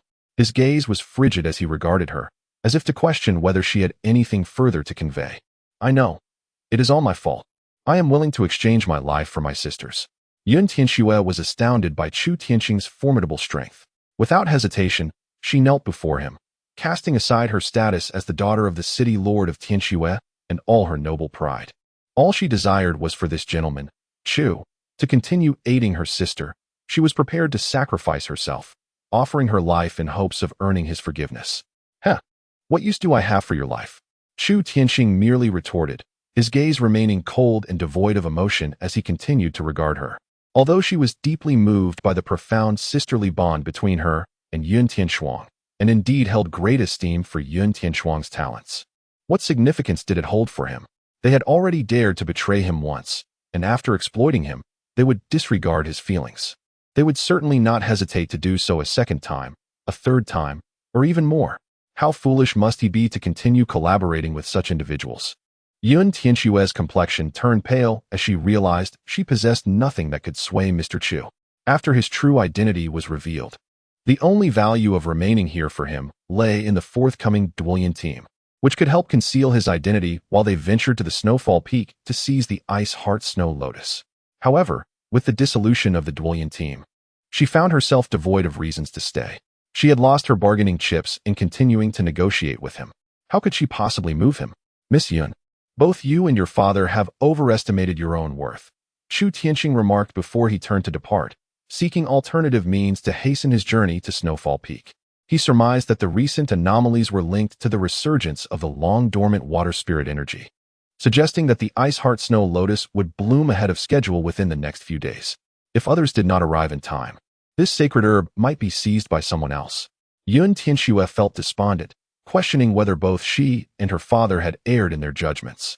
She had indeed opposed her father's plan when it was first proposed, yet ultimately, she had been persuaded. She believed she still had something of significance that could sway him, such as the greatest secret of Tian Snow City. Yet now, as he uttered those words, regret washed over her. She acknowledged that even if she were to reveal that secret now, it might not sway him. Much like when she insinuated a willingness to share a husband with her sister, he dismissed it with indifference. He was not at all like someone of his apparent age. Rather, he resembled an ancient sage who had traversed the vast expanse of time, having seen too much and grown indifferent to many matters. In this regard, Yun Tianxue was indeed correct. As Chu Tianqing absorbed the knowledge of the Longhuan Jade Cave, he was subtly influenced by the legacies and thoughts of the celestial beings and sages, as if he were experiencing their lives, feeling their past joys and sorrows. Thus, he remained unaware of the gradual transformation of his character, evolving into a divine being who gazed down upon the world, increasingly accustomed to viewing it and his former Earth through his own set of principles. Suddenly, Yun Tianxue recalled something important and hurriedly called out to Chu Tianqing, who was about to exit. "Mr. Chu, wait." Unfazed, he continued on his path without a moment's pause. She hastily ran to position herself before him, urgency in her voice. "I have another plan." Chu Tianqing regarded her coldly but eventually halted, begrudgingly willing to hear what she had to say. "I know someone who is also setting out today. We can seek him out," Yun Tianxue exclaimed excitedly, recalling an individual who had previously offered to assist her in locating the Ice Heart Snow Lotus, without the need to form a competitive team. At that time, she had refrained from asking for his help, not wanting to owe him a favor. Suddenly, it occurred to him that the other party seemed genuinely intent on heading to Snowfall Peak to partake in the fierce competition for the Ice Heart Snow Lotus. Therefore, if he sought them out now, he might still have a chance. Chapter 24, The Infatuated One. Chu Tianqing felt a flicker of excitement. Since someone had made an introduction, he no longer needed to risk exposure by seeking out the high-priced recruitment team. Indeed, Yun Tianxue's suggestion proved to be far more convenient. "I am certain I can accomplish this task." Upon noticing the spark of interest in Chu Tianqing's expression, Yun Tianxue eagerly seized the moment to assure him. After a moment of silence, which stretched nearly half a minute, Chu Tianqing hesitantly agreed, curious about her intended course of action. "Please, follow me," Yun Tianxue exclaimed, her excitement palpable, for she knew that his agreement meant her sister was still salvageable. She hurried to lead him, but before departing, she inquired, "Should we call Chu Ling?" Aware that their immediate gathering might lead to a direct departure for Snowfall Peak, she hesitated for a moment, wanting to ensure that Chu Tianqing was not left behind at the city lord's mansion. I have tasked him with another matter. There is no need to summon him this time," Chu Tianqing replied to Yun Tianxue. "Very well," she said, a hint of regret in her tone. She recognized her own shamelessness, for although her heart belonged to Chu Ling, she was willing to sacrifice her dignity and even marry this Chu boss for the sake of her sister's welfare. However, she understood this was the lamentable plight of a woman from a prestigious family. One could hardly dictate their own fate or marital future. Typically, they were bartered as pawns in matrimonial alliances to other families. Shudi Yangxing admired her for still being infatuated with Chulingaling. He wondered how she would react if she discovered that Chulingaling was, in fact, a woman, one even more exquisite than herself. Would she be engulfed in despair and weep bitterly, or would she simply be swayed by Chulingaling's allure? This was not an exaggeration of Chulingaling's charm. He firmly believed that if she wished, she could easily acquire a new title, the Enchantress of the Wharf, guaranteed to captivate both men and women alike. Following Yun Tianxue to the destination she mentioned, he indeed witnessed a group of individuals readying themselves for departure. "Tianxue," he called, but the other party seemed utterly indifferent to her current embarrassment. Instead, they appeared quite pleased and inquired, "Have you changed your mind? Do you intend to join me?" At that moment, even Shudi Yangxing, despite his usual obliviousness, could discern that this brother Huang harbored feelings for Yun Tianxue and was evidently enamored with her. However, Yun Tianxue regarded him merely as an ordinary brother, devoid of any romantic sentiment. Reflecting on how she had gushed over Chulingaling in male attire, it seemed the most plausible explanation was that she found this brother Huang lacking in handsomeness, insufficient to capture her youthful heart. In other words, Miss Yun was a staunch aesthetic enthusiast. "Who is this?" Brother Huang suddenly noticed Shudi Yangxing, who had accompanied Yun Tianxue, and curiously directed his gaze toward him, pondering his identity. Yun Tianxue was momentarily at a loss for words. She had hurriedly brought Shudi Yangxing along, without considering what identity he should assume by her side, especially given his exalted status and the fact that she had needs from him. To speak too highly would conflict with his intention to act discreetly.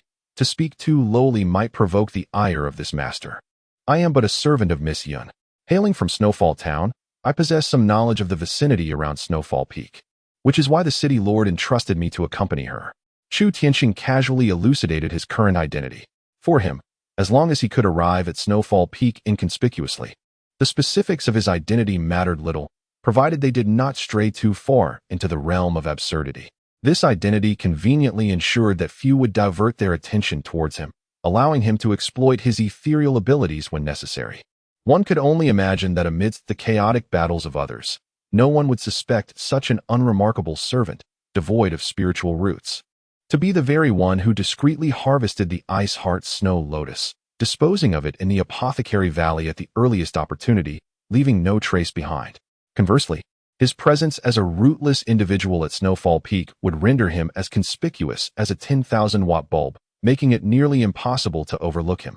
Oh, so you are the guide. I appreciate your assistance. I am Huang Jinxing, and I shall rely on you throughout this journey.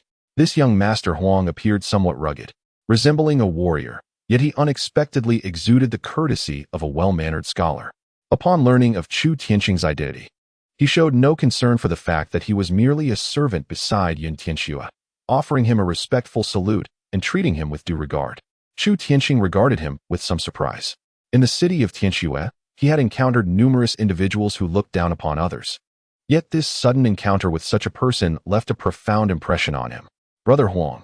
Yun Tianxue noticed the satisfaction on Chu Tianqing's face, and she was quite surprised to discover this charming side of Brother Huang that she had not previously acknowledged. Her fondness for him increased significantly in that moment. She believed he was unaware that such a seemingly habitual gesture had effectively extricated her from a considerable predicament, potentially saving her sister's life in the process. However, Tianxue, your timing is impeccable. We are just about to set off, and if you had arrived any later, you would have missed us entirely. Huang Jinxing, after greeting Chu Tianqing, excitedly addressed Yun Tianxue, resembling a young man overjoyed at the arrival of his beloved companion for an outing. Yun Tianxue, however, felt a bit awkward, unaccustomed to Brother Huang's excessive enthusiasm towards her. While she understood his feelings, it was precisely this understanding that made her reluctant to squander his precious time on her. She preferred to maintain a sibling-like relationship with him. Huang Jinxing, oblivious to Yun Tianxue's somewhat indifferent reaction, was thoroughly invigorated as he exclaimed, "Let us depart," signaling their convoy to commence their journey to Snowfall Peak. Ho! Chu Tianqing casually glanced and spotted 5 or 6 skilled individuals at the mid-stage of the Spirit Connection realm. Recognizing Huang Jinxing's determination to secure the Ice Heart Snow Lotus on this expedition, "Then I shall trouble you to lead the way," Huang Jinxing said politely to Chu Tianqing, prompting him to recall that he was now acting as a guide. Yun Tianxue felt a jolt of fear, concerned that Chu Tianqing might suddenly turn hostile. Yet, Chu Tianqing remained unfazed. After all, it was he who had proposed this arrangement. Moreover, the other party's courteous demeanor made their interaction quite pleasant. He merely nodded in response, leading the way ahead. He sincerely wished that Yun Tianxue could take a seat in the vehicle, as the road ahead would soon become muddy and rugged, making the journey arduous. He hoped she would not tire herself. However, Yun Tianxue discreetly cast a glance at Chu Tianqing's retreating figure and promptly declined. She could not bring herself to sit in the vehicle while this esteemed master walked ahead like a guide. Huang Jinxing, blissfully unaware of the deeper implications behind Yun Tianxue's refusal, cheerfully accompanied her, intentionally sharing amusing anecdotes he had heard in hopes of lightening her mood, while also ensuring her comfort, wishing to prevent her from feeling fatigued, thirsty, or hungry. The most palpable reaction was the unpredictable changes in the world around them. He recalled the time he and Chu Lingling had encountered a messenger on their way to Tianxue City, who spoke of the blossoming Ice Heart Snow Lotus on Falling Snow Peak, drawing not only renowned masters from various factions, but also awakening the ice and snow spirits of the peak, which had begun to stir and become active. Considering the time, it should be. Chu Tianqing suddenly leaned closer to Huang Jinxing and whispered, outlining the arrangements for their journey. Huang Jinxing, having been engrossed in conversation with Yun Tianxue moments earlier, had not fully grasped what Chu Tianqing had just said. Upon understanding, he looked at Chu Tianqing with a perplexed expression, unable to fathom the reasoning behind such a plan. Wouldn't this contradict their initial intention of hastily making their way to Falling Snow Peak? After all, not only were there people atop the peak, but also spirits, snow spirits. Shudi Yangxing reminded him not to focus solely on those attempting to seize the Ice Heart Snow Lotus, neglecting the indigenous creatures that inhabited the area. Huang Jinxing comprehended the underlying meaning and promptly expressed his gratitude to Shudi Yangxing with a clasped fist, saying, "Thank you for the reminder." He then commanded the rear guard loudly, "Everyone, slow your pace. We shall camp 10 miles from the base of the snowfall peak before nightfall. Why? Why must we camp so far away? His request was met with bewilderment and skepticism from some in the group. Shudiangxing, upon hearing their doubts, chose not to intervene. He had conveyed the information he deemed necessary. And how the esteemed young master Huang Jinxing chose to manage the situation was his prerogative. Indeed, the most formidable of men often appear foolish in the presence of the woman they cherish, their intellect diminishing to naught, Shudiangxing mused, observing Huang Jinxing's transformation. This seemed to be an inescapable truth. Thus, if a man can maintain his composure and rationality before a woman, it can only imply that he harbors no affection for her. Chapter 25. The Snow Demon Ambush. As nightfall descended, a contingent of soldiers reached a distance of approximately 10 miles from Snowfall Peak and promptly established camp. From this vantage point, they could behold the majestic Snowfall Peak in the distance, its towering silhouette cloaked in a blanket of pristine white snow, resembling an enormous sundae. Yet, all present understood that within this enchanting vista lurked a peril capable of annihilating their entire party. Scouts had already been dispatched to assess the conditions ahead. Huang Jinxing addressed Yun Tianxue, treating her as if she were the only focus of his attention, having learned that she was the sole daughter of the Cloud City Lord. The other casual acquaintances paid no heed to Huang Jinxing's evident affection for Yun Tianxue. Those who were more privy to the circumstances understood that this distinguished young master and the young lady had grown up as childhood sweethearts, hence their knowing smiles at his overt enthusiasm.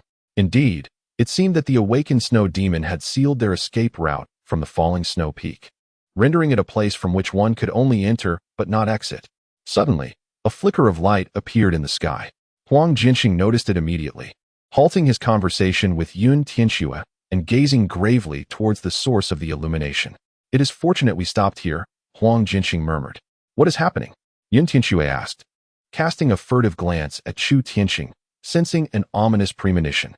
She believed that his current remarks signified peril, as if he were the one who had saved them from disaster. "What is wrong? What is happening?" Although most present understood that the light signified a signal from their scout, indicating danger, the precise implications of that signal remained elusive to all but Huang Jinxing. The scout reported that numerous snow demons were active ahead, having blocked the mountain path. Several groups were already engaged in battle with the snow demons. Huang Jinxing solemnly declared this information for all to hear, ensuring that everyone was aware of the unfolding situation ahead. It can be said that they are not encamped here. Should they continue to advance through the cloak of night, they would inevitably collide headlong into a throng of excessively active snow demons. In the dimness of their surroundings, they would find themselves at an absolute disadvantage, and before dawn could break, they would all be slaughtered in this place. Upon comprehending the perilous situation ahead, everyone inhaled sharply, casting admiring glances toward Chu Tianxing. They understood that had it not been for this guide's timely warning, and had young Master Huang followed his initial impulse, they would now be bleeding amidst the chaos before them, with escape rendered impossible. Yun Tianxue, privy to the underlying circumstances, regarded Chu Tianxing with particular admiration, realizing that not only was he shrouded in mystery with formidable strength and exceptional medical skills, but he also possessed a remarkable breadth of knowledge, being aware of such matters. Chu Tianxing, however, remained unfazed. He had merely acquainted himself with the snow demons, discovering their strong territorial instincts, with their range not exceeding 10 miles. For safety's sake, he cautioned Huang Jinxing. Experienced mountaineering teams would know that in the complex environment of the snowy mountains, it is prudent to camp in place after dark, waiting for the dawn to continue their journey. Yet, despite his caution, he still nearly stumbled into the horde of snow demons. This only confirmed his suspicions regarding the resurgence of the elemental spirits, heralding the onset of a new era in the celestial spirit world, a protracted ice age lasting millennia. In this nascent epoch, the strong would endure while the weak would be cast aside. Creatures that were once harmless could become exceedingly dangerous due to this upheaval. Yet it also promised greater rewards. The snow demon, a creature akin to a baboon, yet distinct in its possession of 4 arms. As strength increases, one's physique inevitably grows larger.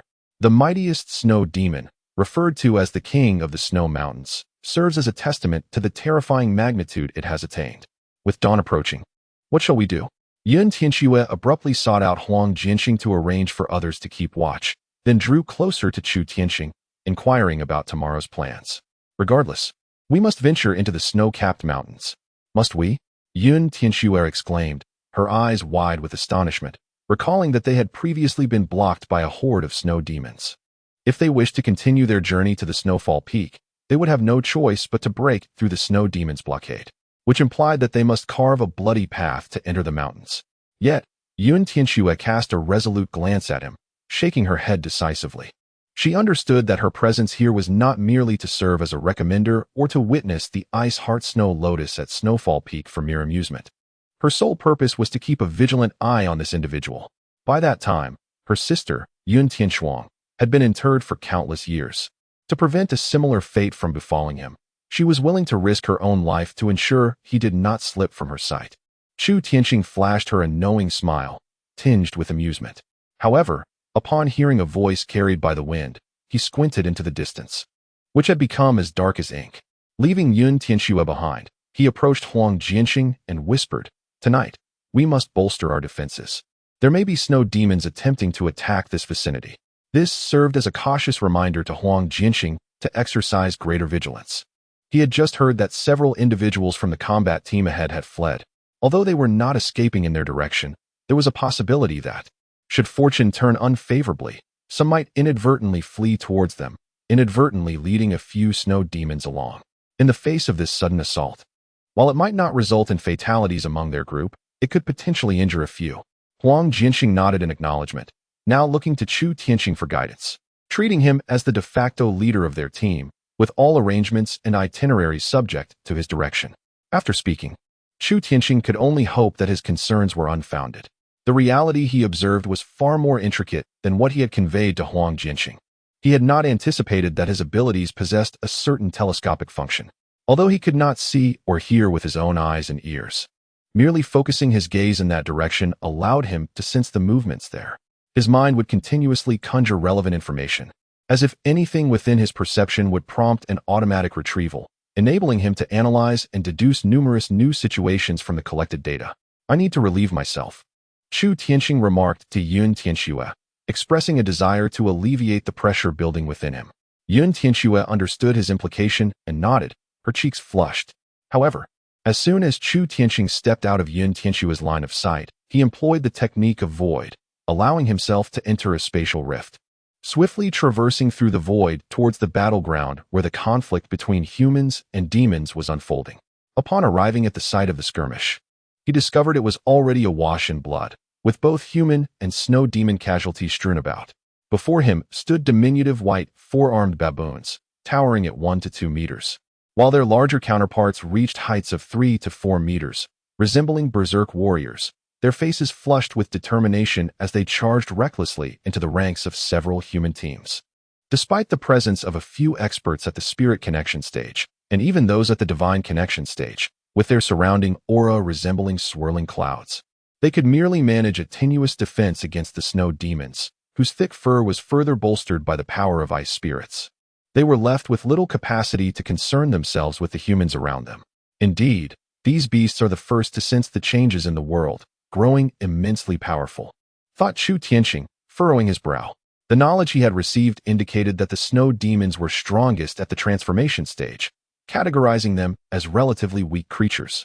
Yet now, every one he observed surpassed the Spirit Connection stage, with the larger ones exhibiting the prowess of those at the Divine Connection stage.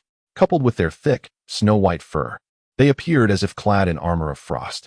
In this moment, the roles of hunter and prey were swiftly inverted, as such formidable strength caught the human teams off guard, rendering them unprepared to confront the onslaught.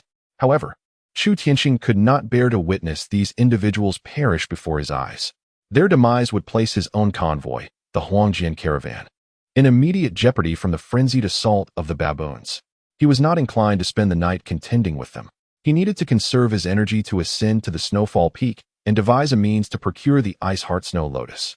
Helping you may alter your fate significantly, he thought.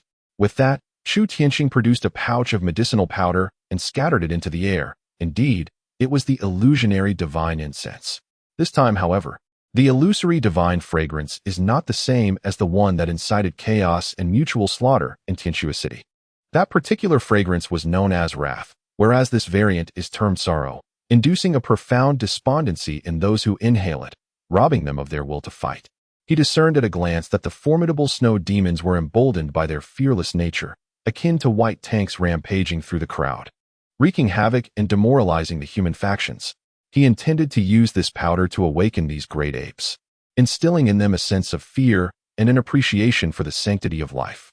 Chapter 26. The gathering at the foot of the mountain. Due to the specific modifications made to this illusory, divine fragrance, it only affected the snow demons. In an instant, those who had been recklessly charging just moments before suddenly became aware, beginning to grasp the concept of trepidation and the necessity of evasion. Unexpectedly, their abrupt retreat provided the beleaguered human convoy, long oppressed by these creatures, with a moment to breathe and the opportunity to regroup, turning their disadvantage into an advantage for a counterattack. Kill! A resounding roar erupted from the human convoy, fueled by a fervent desire to avenge their friends and family who had recently fallen victim to these monsters. You fight, I will collect the spoils, was a lucrative arrangement. However, Chu Tianqing would not simply depart after performing a good deed. His assistance to these individuals served a dual purpose: to safeguard Huang Jianxing's convoy discreetly, ensuring their unassuming arrival at Luoxue Peak, and to ascertain the revival of the water spirit qi. The most effective means of achieving this was through a type of spiritual jade produced by these beastly entities, known as spiritual cores. One can ascertain the revival of the water spirit energy through this core in the most direct manner, as well as determine whether the transformations of these snow demons are linked to the resurgence of the water spirit energy. Chu Tianqing would not provide her with a detailed explanation. If she genuinely believed he had merely gone to relieve himself for half an hour, she would indeed be rather naive. Fortunately, she is an astute individual, and what endears intelligent people is their understanding of when to speak and when to refrain from further inquiry. A restful night awaits. Chu Tianqing found a comfortable spot and reclined, propping his leg up in a relaxed manner. This action, however, caused Yun Tianxue's eyes to widen in astonishment as she comprehended what he had just done. Unfazed by her surprise, Chu Tianqing dismissed it, allowing her to marvel in silence. He would not indulge her spoiled demeanor like Huang Jianxing. After lying on his back for a while, he turned over, presenting his back to her, as if he had fallen asleep. Seeing his disinclination to converse further, Yun Tianxue chose not to press the matter, avoiding any self-inflicted embarrassment. However, she did not dare to stray too far from him, fearing he might vanish if she were not vigilant. Thus, she settled in a clean spot nearby and commenced her cultivation practice. Although the environment was frigid, her cultivation at the mid-stage of spiritual connection ensured that she did not feel the cold. Chu Tianqing recognized that Yun Tianxue had not yet given up hope. He also discerned that Huang Jianxing was a man of clear distinctions between personal and professional matters. He certainly harbored deep feelings for Yun Tianxue, perhaps even love. Yet, in this moment, he understood that the lives of their group depended on him, and thus he could not allow personal affections to jeopardize their fates. Thus, he had been arranging the shifts for the night watch and the positions for surveillance. However, Chu Tianqing did not slumber. Taking advantage of the others' inattention and with his back turned to Yun Tianxue, he discreetly cast all the spirit cores he had recently collected into the Medicine King Valley.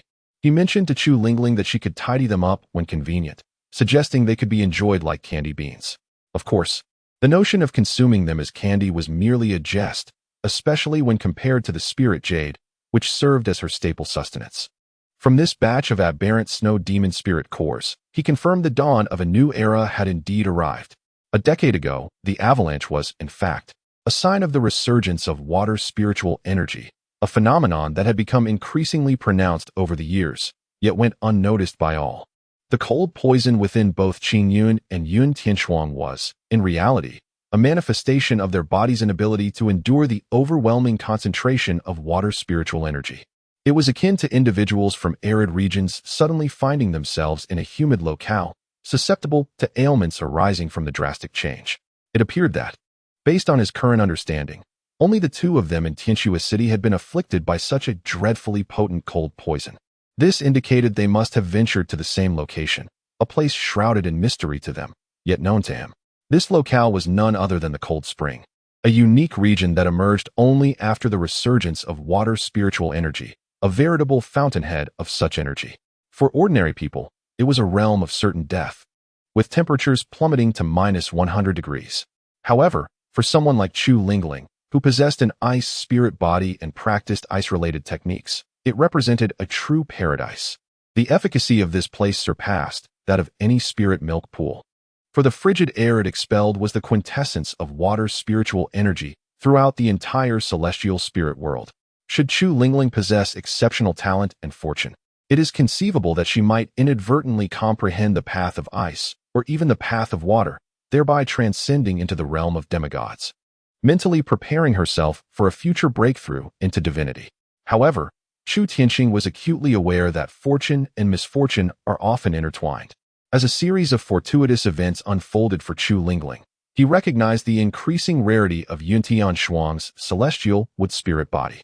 It was likely that in the future, finding promising seedlings of wood spirit roots would become increasingly challenging, particularly before the inhabitants of the entire Tianling world acclimatized to the cataclysmic resurgence of water spiritual energy. The revival of water spiritual energy signified not only the flourishing of water and ice spirit roots, but also a temporary decline in several other elemental roots. Abruptly, Chu Tianqing found himself devoid of thoughts and fell into a slumber, closing his eyes, for the acquisition of the ice spirit root held paramount importance to him. As dawn broke, the caravan promptly set forth. The remnants of snow demon corpses near the camp indicated that they had faced a minor assault from these creatures the previous night. However, due to the relatively low intensity of the attack, there was no need to rouse everyone. They simply adhered to a shift system for the night's rest. For someone like Chu Tianqing, an ordinary guy devoid of any spirit roots, it was evident that no one would bother to awaken him. They all understood that summoning him would serve no purpose other than to lead him to his demise, jeopardizing their only guide. After a night's rest, the gaze of Yuntian Xue upon Chu Tianqing grew increasingly intricate. She understood that if it were not for Chu Tianqing's covert efforts, the previous night would not have passed so effortlessly. She was perplexed as to why he, possessing astonishing strength, chose to remain so discreet, concealing himself as a seemingly weak and ordinary individual. Of course, Chu Tianqing would not divulge to her. It is not that I wish to feign weakness. I am genuinely feeble. Setting aside the peculiar art of stealing the heavens and the power lent to him by Chu Lingling, he was merely a living library, capable of offering a wealth of knowledge, yet possessing no combat prowess. However, it was due to the strange technique of stealing the heavens and the unwavering support from Chu Lingling that he found himself in his current predicament. Moreover, while it was wise for him to maintain a low profile, a moment of ostentation could easily reveal his true capabilities, leaving him pondering how to escape his demise. He had no desire to perish, thus it was far more prudent to find joy in secrecy. Chu Tianqing observed as they swiftly arrived at the foot of the snowfall peak. The battleground from the previous day had been thoroughly cleared, aside from some lingering bloodstains. Not a single corpse of the snow demon remained. Yet, their eagerness to collect even the remains of the snow demon was understandable. The most valuable aspect of a snow demon was its spirit core. Consequently, all the spirit cores had been surreptitiously gathered by someone intent on treasure hunting. These individuals were hastily attempting to compensate for their losses by collecting every snow demon corpse they could find, gathering as many valuable items as possible, rather than leaving anything for those who might come after them. Next, we shall ascend. Chu Tianqing gazed up at the towering mountain, its peaks piercing the clouds. The snow demon was essentially a mountain-dwelling beast, akin to the mountain spirits. They appeared at the foot of the mountain, nearly 10 miles away, and audaciously attacked human caravans. This can only signify their formidable strength and growing size, as they aspire to expand their territory, inevitably seeking to annihilate or drive away any intruders. This is particularly perilous at the time when the Ice Heart Snow Lotus is on the verge of blooming. For cultivators, the Ice Heart Snow Lotus is a sacred herb, while for these snow spirits, it serves as a potent elixir. Even an ordinary snow spirit consuming it could potentially ascend to the status of a snow mountain king. And if a snow mountain king were to consume it, we must pause here for a moment. Huang Jinxing suddenly announced to everyone in the caravan, requesting them to wait. The others in the caravan seemed to have anticipated this, offering no objections as they promptly settled down to rest. Chu Tianqing was puzzled, wondering if any new developments had occurred while he was asleep. Currently, aside from a handful of powerful and renowned cultivators who successfully reached the summit of the snowfall peak, the majority were blocked at the foot or mid-slope of the mountain. To safely reach the summit and proceed to the location where the Ice Heart Snow Lotus blooms, They needed to band together. Upon hearing this, Chu Tianqing understood and nodded, glancing towards the rear. It appeared that Huang Jinxing had already formed an alliance with those who had arrived, thus pausing here temporarily to await their companions. Soon, Chu Tianqing noticed two teams approaching from behind. He was taken aback when he recognized one of the teams, while the other was less familiar. However, he clearly spotted three very familiar faces in the first team: Su Yin, Lung Yizhan, and Qing Yun. They were unmistakably members of the Wanchao Hall. Su Yin and Lung Yizhan had also spotted him, equally surprised by his presence in this place. Qing Yun, upon seeing him, was particularly excited and intended to call out to him, only to be restrained by Lung Yizhan beside him. With Lung Yizhan's seasoned discernment, he could easily perceive that Chu Tianqing held a somewhat unique position among this group, clearly opting for a low profile. Su Yin, upon catching sight of Chu Tianqing, revealed a charming and playful smile, her glance conveying a message. What trickery is this esteemed figure up to again? Yet, she understood and was willing to cooperate, refraining from exposing Chu Tianqing's identity. Nevertheless, both chose to remain silent amidst their exchange of glances. In stark contrast, another group was far less discreet. Although Chu Tianqing was not fully acquainted with the origins of this faction, he clearly observed that most among them were individuals who had previously sought to join the City Lord's team for the Lotus acquisition. Now, several cast him hateful glances, evidently having recognized him. Chapter 27. A single finger slays the mountain. Chu Tianqing merely smirked at their unfriendly gazes, dismissing them with disdain. A bunch of spineless turncoats, swiftly recruited by the City Lord at a high price, only to abandon ship for an even greater offer from another. He could understand their resentful looks. After all, he had swindled them out of a substantial sum, leaving them at a loss. It was no exaggeration to say that he had earned a staggering 10 7th-grade spiritual jades that night, amounting to a full 1 million fragmented jades. These individuals believed that the Ling Mountain stones might conceal 5th-grade, or even higher-grade, spiritual jades, hence their later outrageous bidding. The only dilemma he currently faces is his inability to convert the numerous fragments of jade he possesses into cash on Earth, rendering his continuous cycle of earning money to buy jade to enhance Chu Lingling's abilities and thus generate more wealth utterly unfeasible. Nonetheless, it matters little.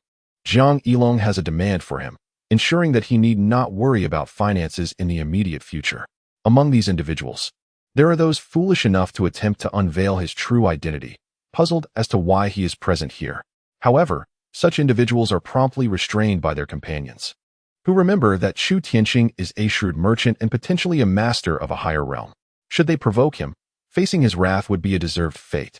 Moreover, discerning individuals can easily perceive the unusual connection between the people of Wanchao Hall and Chu Tianqing, as there exists a genuine master of the transformation realm, dantian, Coldijan.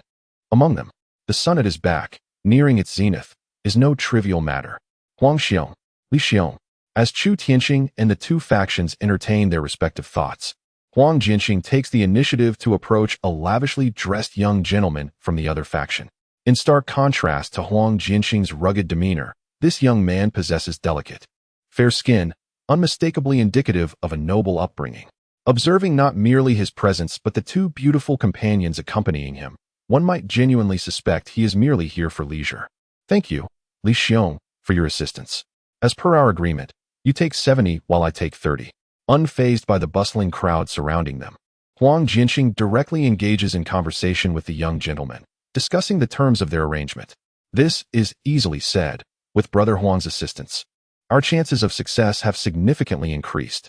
This young gentleman seems to hold Huang Jinxing in high regard, believing that the convergence of their two teams will surely yield fruitful results on this journey to the Snow Peak.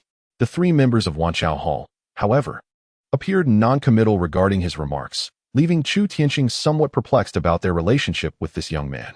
It is he. Yun Tianxue recognized the individual, her eyes widening in astonishment as she whispered, "Do you know him?"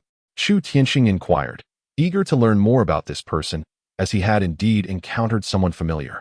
He is Li Yuntian, ranked 6th on the Northern Wilderness list.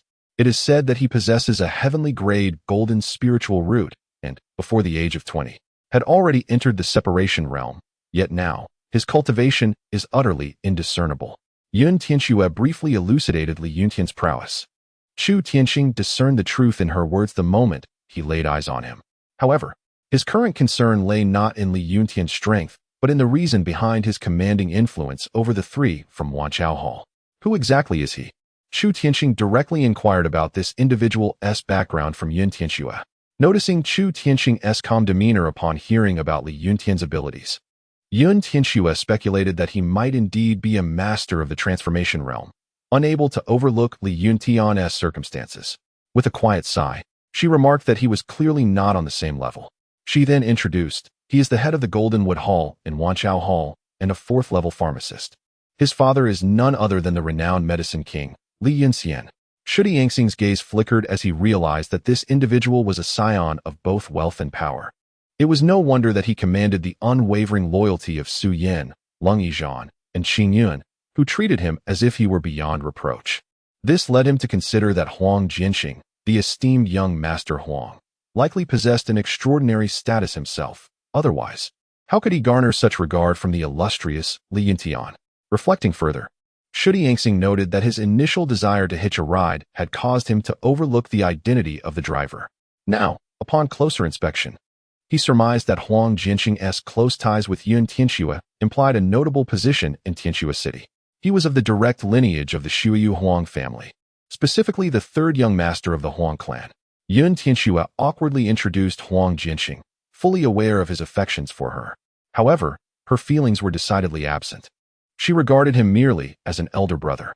Additionally, the relationship between the Huang and Yun families was somewhat ambiguous. If she were to grow too close to him, it would signify her family's endorsement of his claim to become the next head of the Huang family. Thus, her father had repeatedly advised her to maintain a distance from Huang Jinxing, further discouraging her from accepting his kindness. Upon hearing the name of the Shuyu Huang family, Shudi Yangxing felt no need for further introduction. The moment he encountered the name, he instantly acquired pertinent information about it. Realizing that the Huang family had a remarkable lineage that was even recorded in the era of the Heavenly Sage. Their ancestral technique, known as the Ice Serpent Transformation, was a renowned celestial-level skill during the Heavenly Sage era. The cultivation technique in question necessitates the Ice Serpent bloodline, which has been passed down through generations of the Huang family, rendering it inaccessible to outsiders, no matter how much they may covet it. However, it remains a mystery just how far Huang Jinxing has progressed in his mastery of the 9 transformations of the dragon. Chu Tianxing murmured this, not caring if Yun Tianxue overheard him, since the details of this technique are not comprehensively recorded even in the Apothecary Valley. He could not discern the specifics of Huang Jinxing's cultivation. He was only aware that the core principle of the Ice Serpent Transforming Dragon technique is the 9 transformations of the dragon, with each transformation signifying a significant evolution of their Ice Serpent bloodline, thereby greatly enhancing their power and refining their spiritual roots. Upon completing the 9th transformation, they would undergo a complete metamorphosis, evolving from the Ice Serpent bloodline into the Ice Dragon bloodline. Strictly speaking, only those members of the Huang family who have experienced the 9th transformation are deemed most suitable to wield the power of the Dragon King. This explains why the Apothecary Valley documented the circumstances of this family in considerable detail, for while their cultivation methods are indeed suited only for celestial levels, the completion of the 9 transformations endows them with the potential to reach a revered status, significantly increasing their chances of becoming a celestial sovereign. Yun Tianxue, having grown up alongside Huang Jinxing, was similarly unaware of his true cultivation status. She had no inkling that he was practicing the Ice Serpent Transforming Dragon technique, nor did she know how far he had progressed in it. Yet, as Chu Tianxing spoke, Huang Jinxing's ears perked up. He was keen to avoid drawing the attention of Li Yuntian, who stood before him, and was now astonishedly turning his head towards Chu Tianxing. Curious as to how he had come to know of their family's secret techniques, the two groups converged, led directly by Li Yuntian's contingent. Due to the presence of Li Yuntian, a formidable master who has already reached the pinnacle of the spirit division, as well as Leng Yizhan, a true master of transformation. The others surged towards the summit of the falling snow peak with an unstoppable momentum, akin to arrows piercing the wind, effortlessly preserving their strength as they advanced.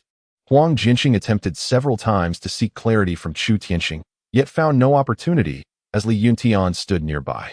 Consequently, he devoted himself to engaging with Li Yuntian, Su Yin, Leng Yizhan, and 2 other spirit division masters, forming a leading team that confronted the snow demons attacking from all directions.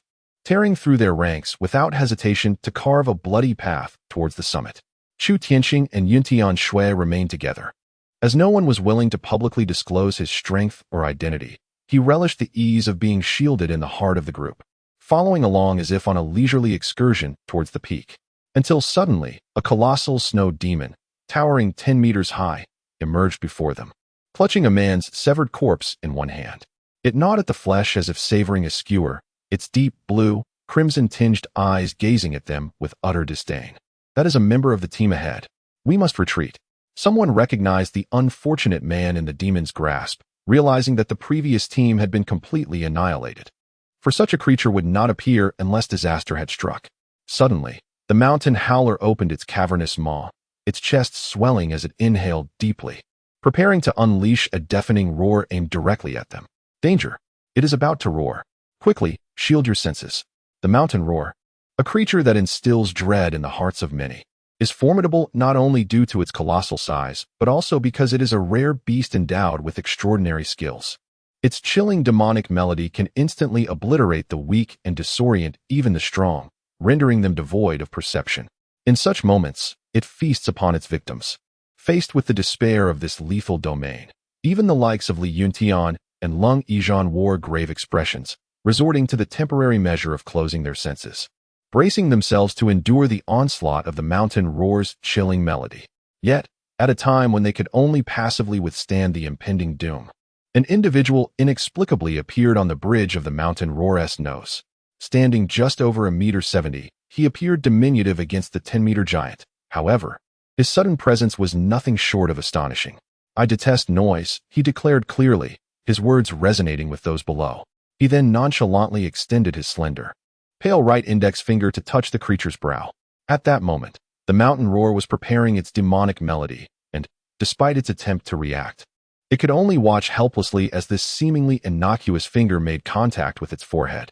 In an instant, a brilliant blue light emanated from the tip of his finger, piercing through the mountain roar's brow. The force of this singular gesture caused the massive head of the beast to tilt backward in shock. The sudden revelation allowed those beneath to clearly see the lifeless, glazed eyes of the mountain howler, and they all realized the mountain howler is dead. Chapter 28. Regardless of conspiracy, one force breaks through. Chu Tianqing downplayed the event, as though he had accomplished nothing extraordinary. He remained oblivious to the astonished and speechless expressions of those around him, who gazed at him as if he were a monster. What are you staring at? Keep moving, he urged. Chu Tianqing brushed the falling snow from his garments. He was acutely aware that the ice heart snow lotus was on the verge of blooming, and he did not wish to squander time in such moments. He understood that if he refrained from intervening, this group would not only be delayed here for a considerable duration, but would also suffer casualties, potentially leaving them severely weakened. His time was precious. Rather than idly watching the unfolding drama, he preferred to take action himself, paving the way for them. Had he just slain the mountain howler with a mere finger? It was likely that even the cave heaven finger could not accomplish such a feat. Hush. Don't let the cold, old monster hear you, murmured the crowd. Those familiar with Chu Tianqing regarded him with heightened trepidation. The ease with which he dispatched the mountain howler could only indicate that his strength had reached an alarming and monstrous level. It was believed that even the late-stage cultivator, Cold Ijan, could not exhibit such composure. Brother Huang, you are not being fair, exclaimed Li Yuntian upon witnessing Chu Tianqing's formidable prowess. Initially taken aback, he quickly erupted with joy, slapping Huang Jianqing on the shoulder in admiration. You truly are a master of concealment, hiding such a powerful expert in our midst. Were you waiting for a critical moment to unleash his strength? Huang Jianqing could only manage a forced smile, as he had been entirely unaware of the formidable prowess possessed by this individual. When asked by Li Yuntian, he could only inform him that this person was brought by the esteemed Miss Yuntian Xue. This individual had consistently referred to himself as Miss Yun's servant, claiming to be a local who was willing to act as a guide. However, it was evident that this servant's identity was somewhat dubious. Surely, he must be Mr. Chu? The legend had it that he was not only at the transformation stage, but also a 5th-level pharmacist. From the current perspective, he likely surpassed the rumors. Soon, those who were in the know began to unveil this information, effectively placing Chu Tianqing at the center of attention for all. It became apparent to everyone that he was the legendary Mr. Chu, a figure renowned not only for his transformation prowess, but also for his status as a fifth-level pharmacist. Ling Xue, could it be that he truly is? Huang Jinxing, not lacking in hearing, immediately sought confirmation from Yuntian Xue regarding this revelation.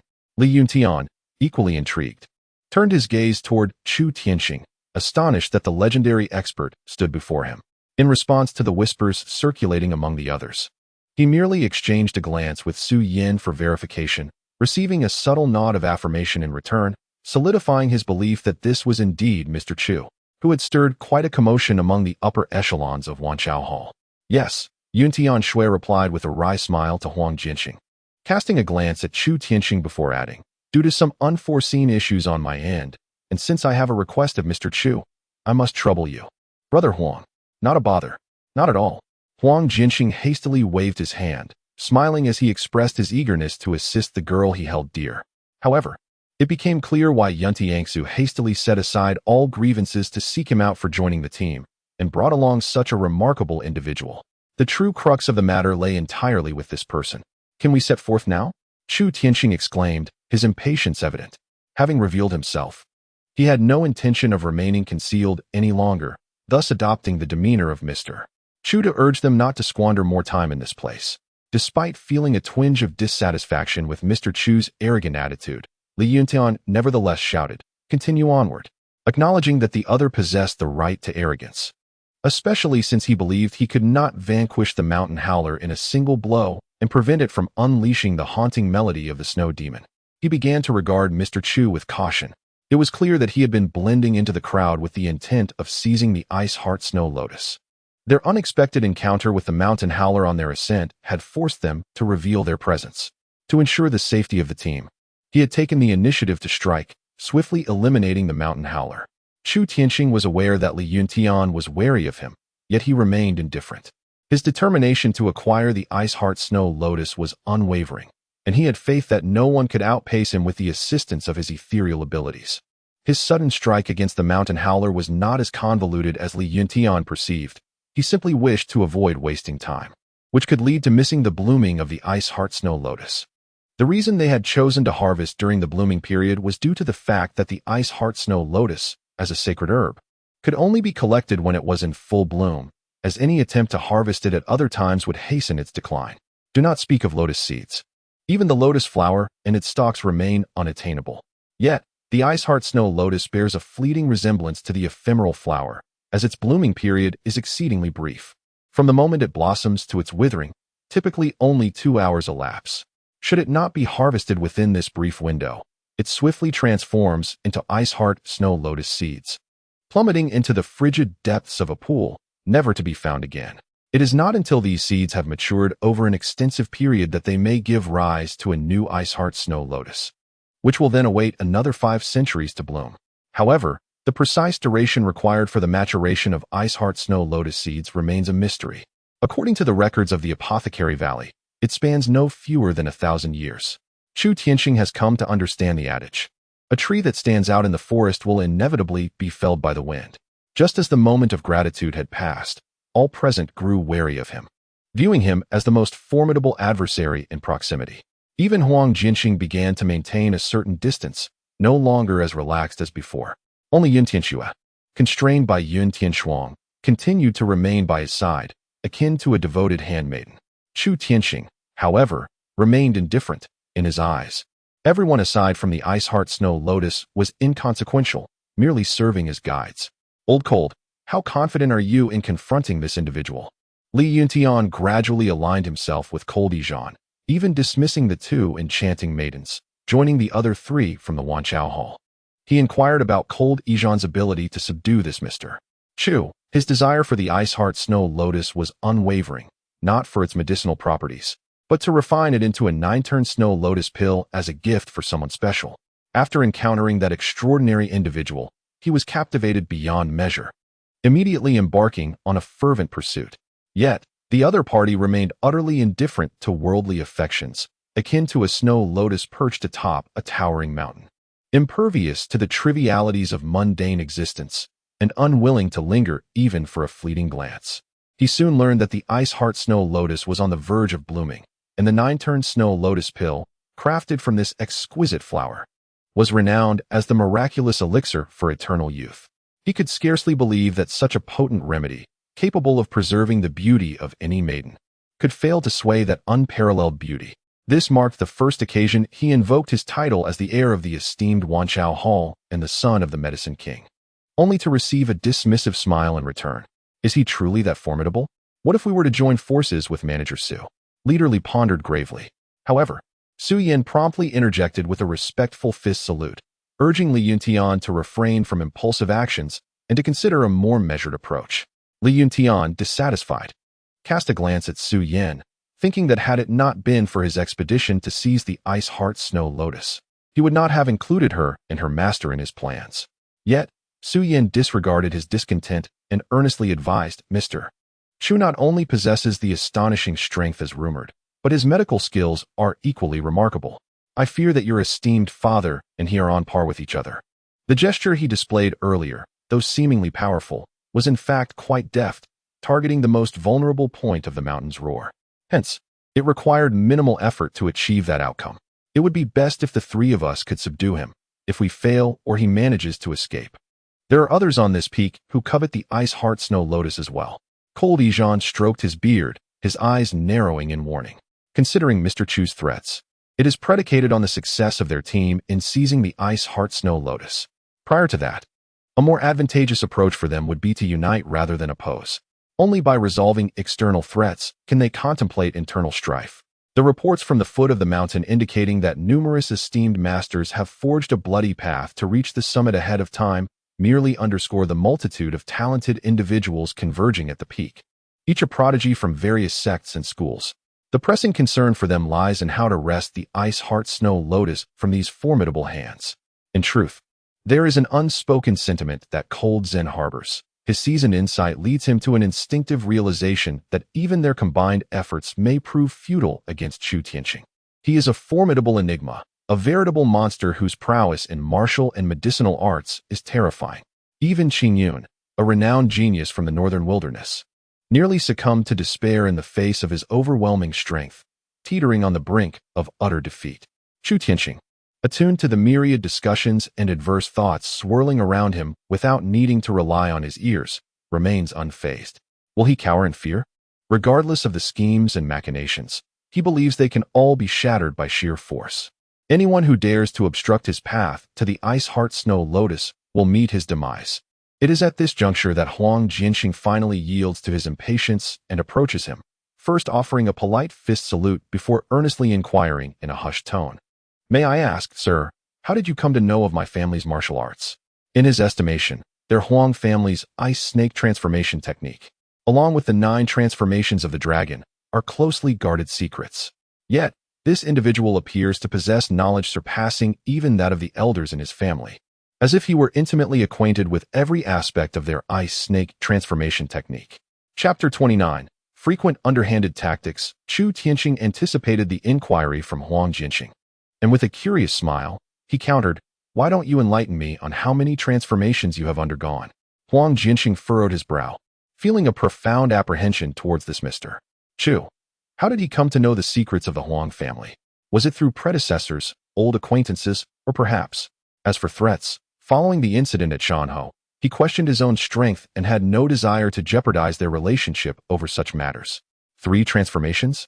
Chu Tianqing scrutinized him, recognizing that he was merely in the latter stages of spiritual awakening. Considering the power after the 3rd transformation of the Ice Serpent bloodline, he was at best at the midpoint of spiritual manifestation.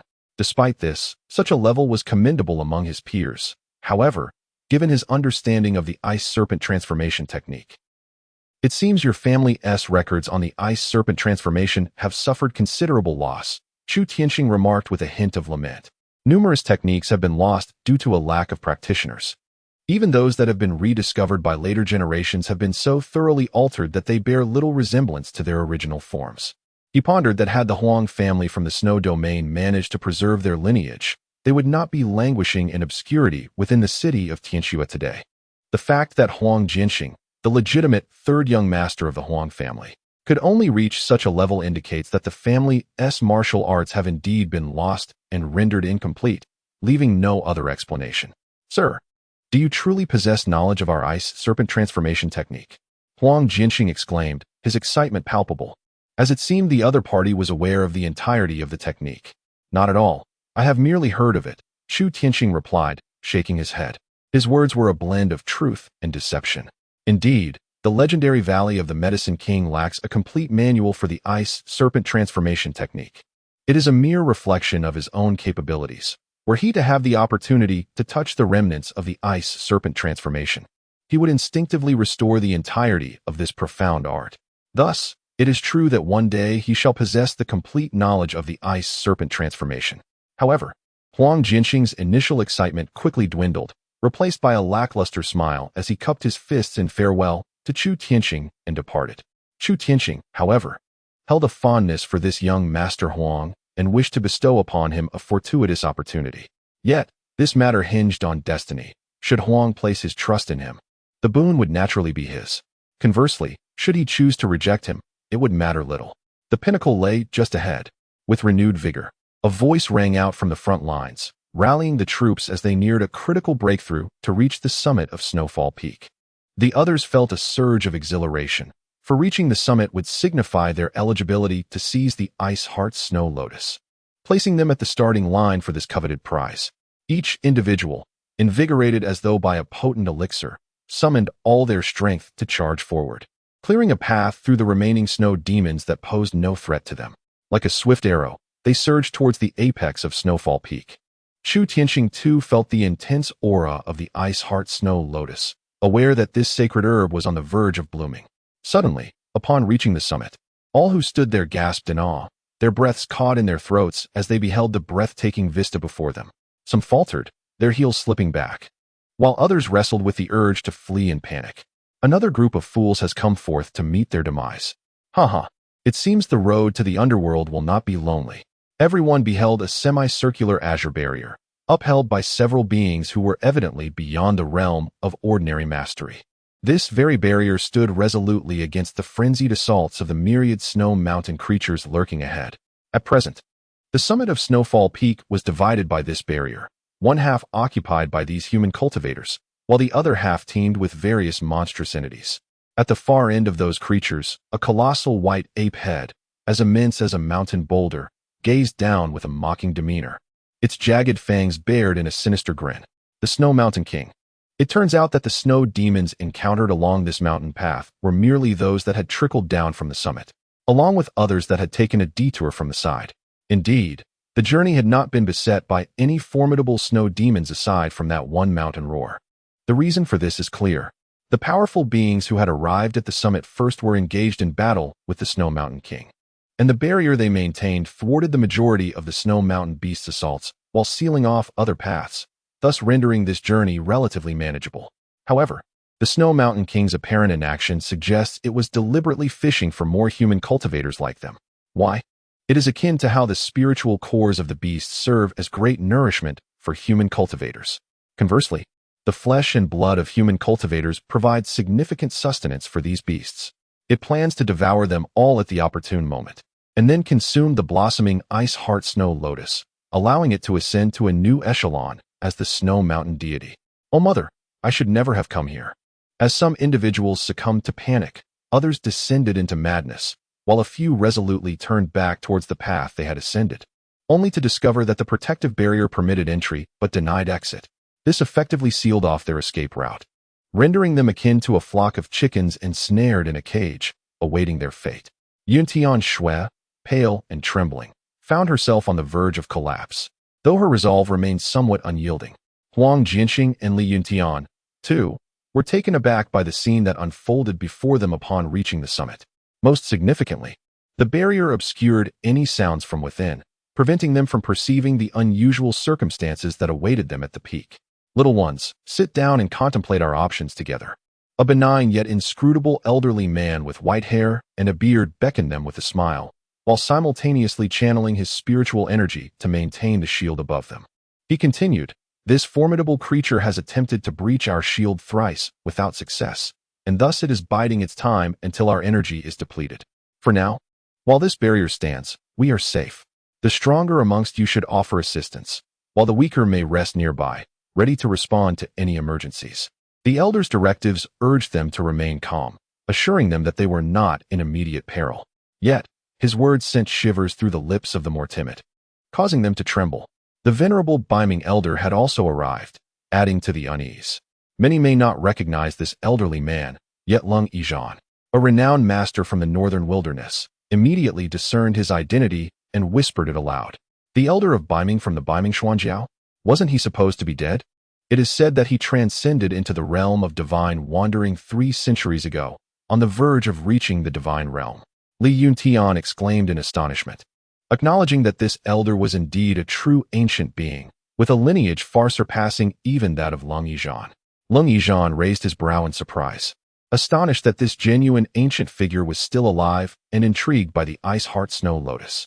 The Ice Lotus Fairy belonged to the Snow Lotus sect, while the Concealed Edge Master hailed from the Qingfeng sect.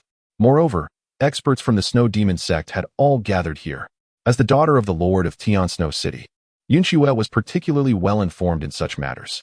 After her initial shock, she began to identify several notable figures among the assembly, all of whom were either at the pinnacle of the transformation realm or above the divine wandering realm. It was evident that the blooming of the Ice Heart Snow Lotus had attracted formidable practitioners from all corners. Indeed, those whose names they had merely heard before now materialized before them in the flesh. As expected, Chu Tianxing, having gained some understanding of their identities and backgrounds, cast a discerning gaze over them to assess their cultivation states. He found, as he had surmised, that the centuries of spiritual energy depletion had indeed left its mark. Not only ordinary cultivators, but even these prestigious lineages had been significantly affected.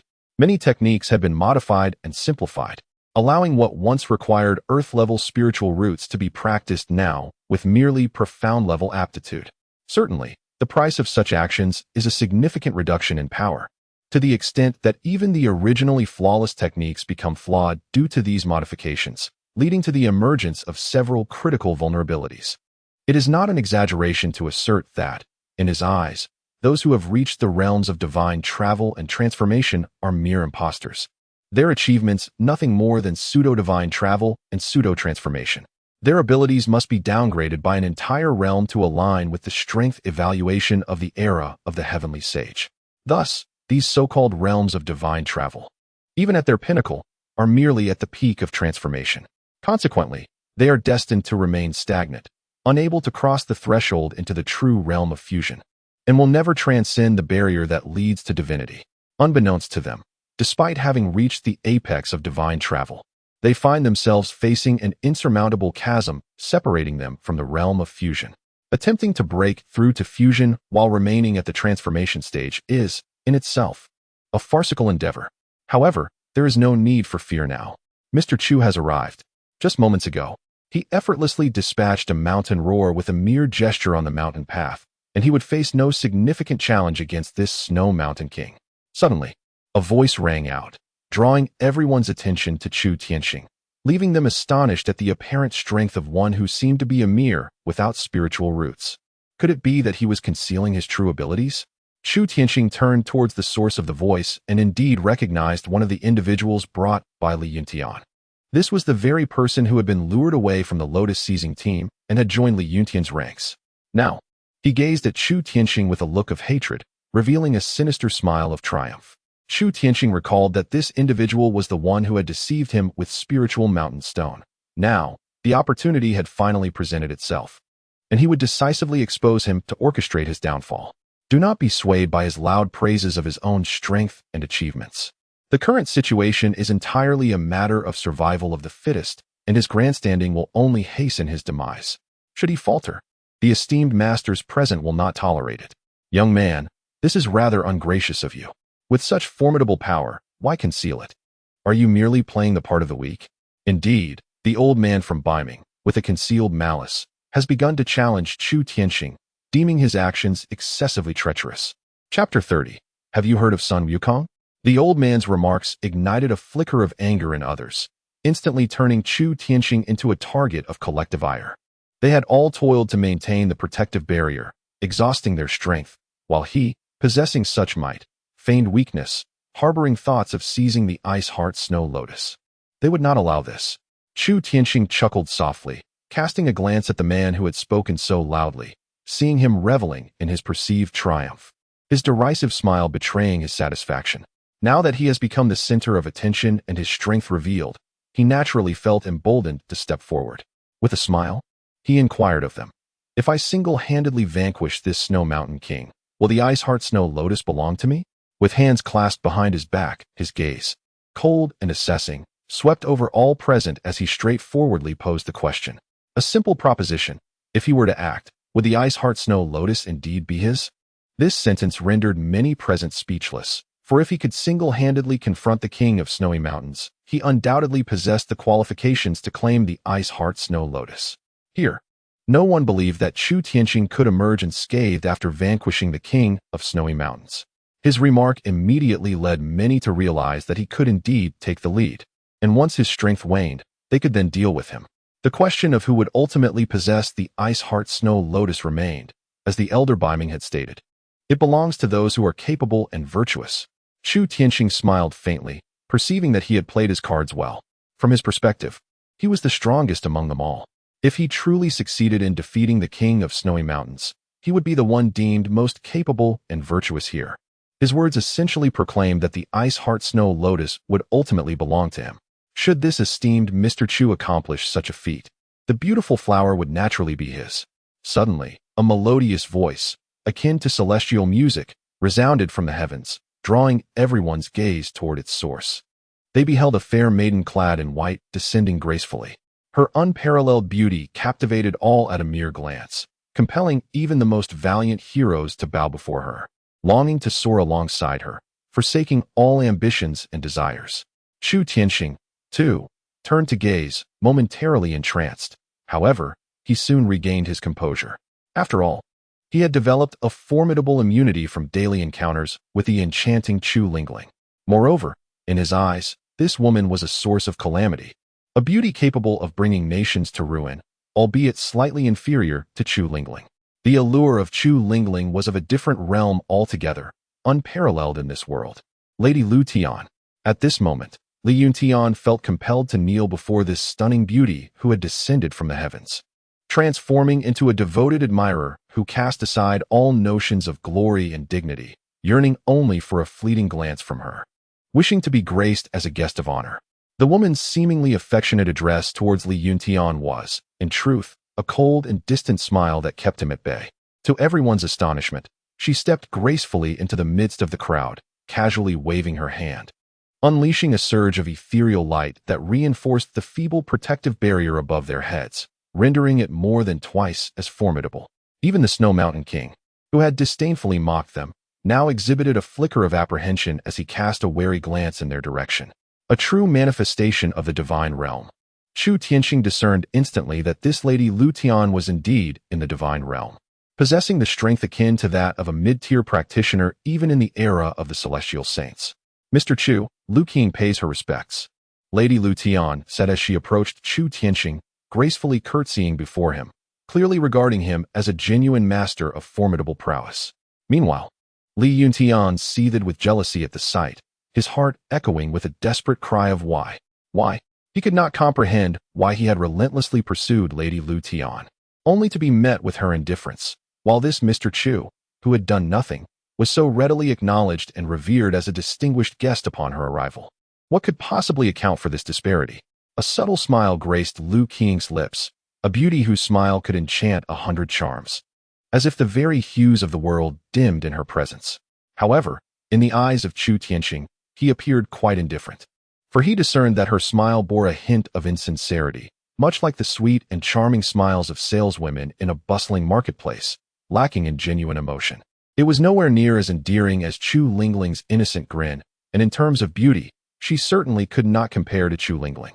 Lu Qing, somewhat taken aback, cast a glance at Chu Tianqing, accustomed to the longing gazes of men who were often enraptured by her presence, and even those who sought to employ force to whisk her away into a gilded cage. It was indeed a novelty to encounter this Mr. Chu, who regarded her with such indifference. She found herself perplexed. Was her appearance unappealing? Why did he treat her as if she were an ordinary woman, devoid of any particular interest? Naturally, Chu Tianqing had no intention of elucidating this to her. Aside from Chu Lingling, No one else warranted such an explanation. After expressing her gratitude to the esteemed Lu Tian, he promptly declared, "Then it is settled. As long as I can independently defeat the Snow Mountain King, the Ice Heart Snow Lotus shall be mine." He then strode towards the protective barrier, effortlessly penetrating the shield that confined everyone else within, leaving many who were unaware of his circumstances in stunned silence. With a flicker, he emerged from the barrier, confronting the multitude of snow mountain beasts that lay beyond. Second form of the Ice Scale Fist, Ice Scale Explosion. Chu Tianxing silently intoned, for having witnessed Chu Lingling's breakthrough into the spirit connection realm.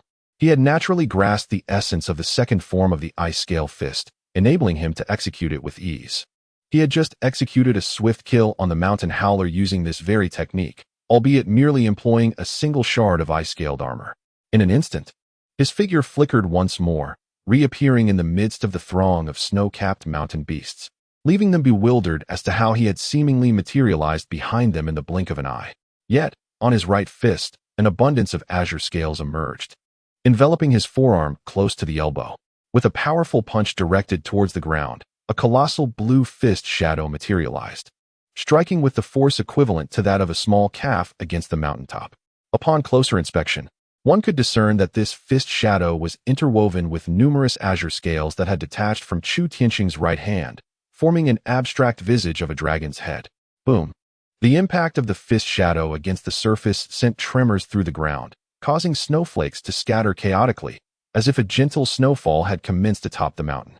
However, in the next moment, a torrent of blue scales erupted from beneath the ground, unleashing a deadly icy rain upon all the snow mountain beasts present, tearing their bodies apart mercilessly, rendering them grotesque and incomplete, while the mountaintop was instantly stained a glaring crimson. Those who had managed to keep their jaws intact moments ago now found them shattered to the ground. Among them was Lu Qing, the Celestial Maiden, whose gaze was fervently fixed upon Chu Tianxing's silhouette. It was on this day that she grasped the profound meaning of a term, boundless ambition. She beheld the man suspended in the air as a veritable deity, and in him, she discerned glimpses of an ineffable divine realm. Yet, Chu Tianxing remained resolute, knowing that his true objective was to confront the Snow Mountain King, not merely to vanquish the multitude of beasts that lay before him. In comparison to the Snow Mountain King, these snow mountain beasts are merely appetizers before a grand feast. As the icy scales shatter, and he precisely pierces their fatal weaknesses, they pose no threat whatsoever. By contrast, this Snow Mountain King is far more troublesome. Its size is colossal, akin to that of a small mountain. At this moment, it likely rests its massive foot upon the mid-slope of the snowfall peak, its four arms clutching the opposite mountain wall, with only its head emerging from the summit. To it, the towering snowfall peak is merely a child's play mound. If you wish to avoid demise, I can permit your departure. Chu Tianxing continuously harnesses the ethereal, his form flickering as he approaches the Snow Mountain King. By traversing the void, he appears to others atop the peak as a deity, exuding an aura both terrifying and formidable. Simultaneously, he employs this ability to evade the king's wrathful strike, leaving it to swipe at nothing but air, helplessly watching him draw nearer. With a snort, the Snow Mountain King stirred the very air, its colossal form generating a minor tempest atop the peak. This snort conveyed both its fury and disdain, deeming this insignificant figure audacious enough to challenge it. Having attained sentience, the Snow Mountain King may not speak, yet its intellect surpasses that of many humans. Have you heard of Sun Wukong? Chu Tianxing resonated his spiritual energy within the Snow Mountain King's mind, inquiring whether it knew of ancestors akin to itself. Although they exist in two disparate realms, it should remain unaware. The Snow Mountain King stood in bewilderment, unable to comprehend the meaning behind his words, having never heard of the legendary Sun Wukong. It seems you are oblivious to how the Iron Fan Princess nearly met her demise at the hands of Sun Wukong, Chu Tianxing informed him. As the individual vanished from sight, the essence of emptiness is to cast him into the rift of space, allowing him to traverse the void. In this state, he is indeed incapable of inflicting harm upon others, nor can he be harmed, nor can he be perceived. To an ordinary human, he possesses merely the ability to penetrate their corporeal form without obstruction. However, when it comes to such colossal beings, even the mightiest exterior conceals fragility within. After Chu Tianxing vanished, he effortlessly manifested beside the Snow Mountain King's core, and with a mere flick of his finger, the core, vastly larger than himself, shattered. Chapter 31. Do you wish to deceive me? As far as Chu Tianqing was concerned, it was akin to piercing a balloon. Yet, to the onlookers, it appeared as if they had witnessed a ghost. They were astounded to see the once mighty Snow Mountain King suddenly devoid of spirit, as if his very soul had been abruptly snatched away, leaving him bereft of any consciousness or essence. Hiss! In unison, everyone, whether vocally or within their hearts, gasped in shock. Human? Ghost? Deity? No one could ascertain the true extent of this Mr. Chu's formidable power. To claim he lacks a spiritual root? Who would believe it? To assert he is merely at the spirit communication stage? Who would accept it? To suggest he has only reached the transformation stage? Who would trust that? Lu Tian was resplendent, akin to discovering a rare and exquisite jade that had emerged from the heavens. She realized that her journey to the Snowfall Peak was indeed fortuitous and knew that her overture of goodwill towards this individual was a judicious move. It was agreed. No turning back. At this moment, Chu Tianqing revealed a slight smile, reminiscent of a seasoned merchant, yet tinged with a hint of derision and disdain. Did they think they could outsmart him? How laughable.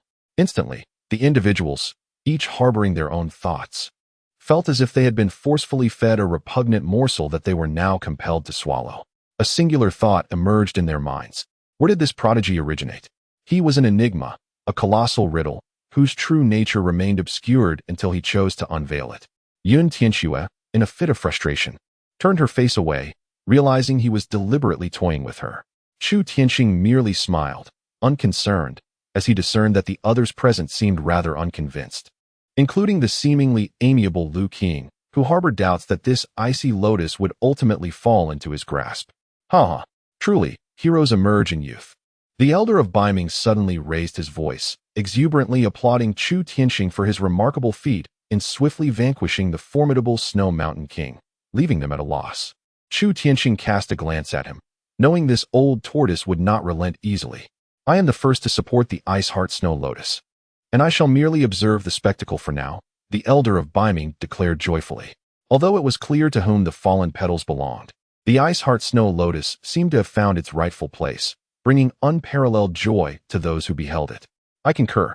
The Ice Lotus Fairy of the Snow Lotus sect hesitated for a moment, casting a resentful glance at the suddenly appeared Lu Tian, who overshadowed her brilliance, and subsequently endorsed the old man of Baiming's proposal. The master of Hidden Edge, with a cold demeanor and sword in hand, also expressed his agreement, his gaze as sharp as his blade directed towards Chu Tianqing, harboring intentions of engaging him in a spirited contest. If one cannot possess it, one must at least witness it. The Snow Demon sect's leader ultimately voiced their keen interest in the proposal.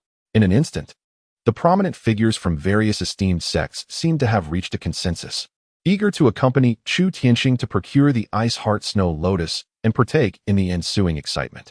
However, after the influential figures made their declarations, even Li Yuntian, who had subtly begun to stand in opposition to Chu Tianqing, could not help but furrow his brow. Huang Jinqing displayed a hint of concern in his expression as he glanced at Chu Tianqing. The words of the old man of Baiming, though seemingly submissive, revealed a clever stratagem of retreating to advance. In that fleeting moment, a formidable alliance of interests was forged, sending forth a dangerously ominous signal. Was the Snow Mountain King truly formidable? Was he not merely a mountain looming before them? Indeed, that mountain had been effortlessly toppled by this Mr. Chu. Could he not represent a new, even greater mountain emerging before them? Thus, cooperation, alliances, and the division of interests ensued. In an instant, they comprehended that their only chance to overcome the mysteriously formidable Mr. Chu lay in their unity, allowing the competition to revert to its rightful course and granting them another opportunity to vie for the legendary Ice Heart Snow Lotus. Did Miss Lu wish to accompany them? Chu Tianqing immediately discerned the nefarious intentions lurking within their hearts. Were they planning to band together to besiege him? To eliminate the most threatening presence before engaging in a contest of skills among themselves? Had they perhaps overestimated their own capabilities? Though they were indeed at the transformation stage, what did their ethereal wanderings matter? Each of them bore the flaws of incomplete techniques, their true strength merely equivalent to that of a spirit division. Those at the transformation stage, devoid of vital weaknesses, indeed posed some threat. But now, apologies, but in his eyes, they were nothing more than a heap of refuse. Comparatively, the sudden arrival of Lu Qing, the celestial maiden, presented a genuine threat. King, too, wished to behold the legendary Ice Heart Snow Lotus. With a graceful smile, Lu King expressed her desire to join the expedition. However, her attitude diverged from theirs. She scorned any notion of forming an alliance, opting instead to establish herself as an independent force. Very well, one could only hope that Lu Tian would not come to regret her decision. Chu Tianxing grasped her stance. Yet he remained indifferent, for no one could impede his quest for the Ice Heart Snow Lotus. Let us take a moment to recuperate here. Finally, Chu Tianxing cast a glance towards Li Yuntian, who wore a contemplative expression.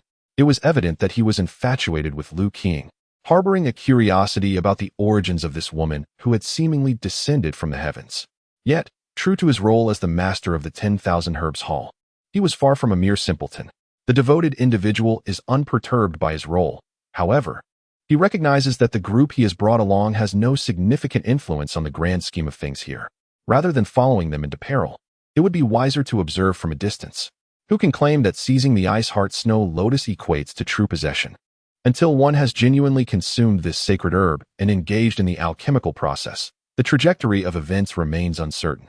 In an instant, Chu Tianxing comprehended Li Yuntian's indifferent demeanor, his heart brimming with disdain. He realized that Li's calculations were astutely devised, as if the entire world were destined to adorn him with glory. Nonetheless, he is indeed an astute individual.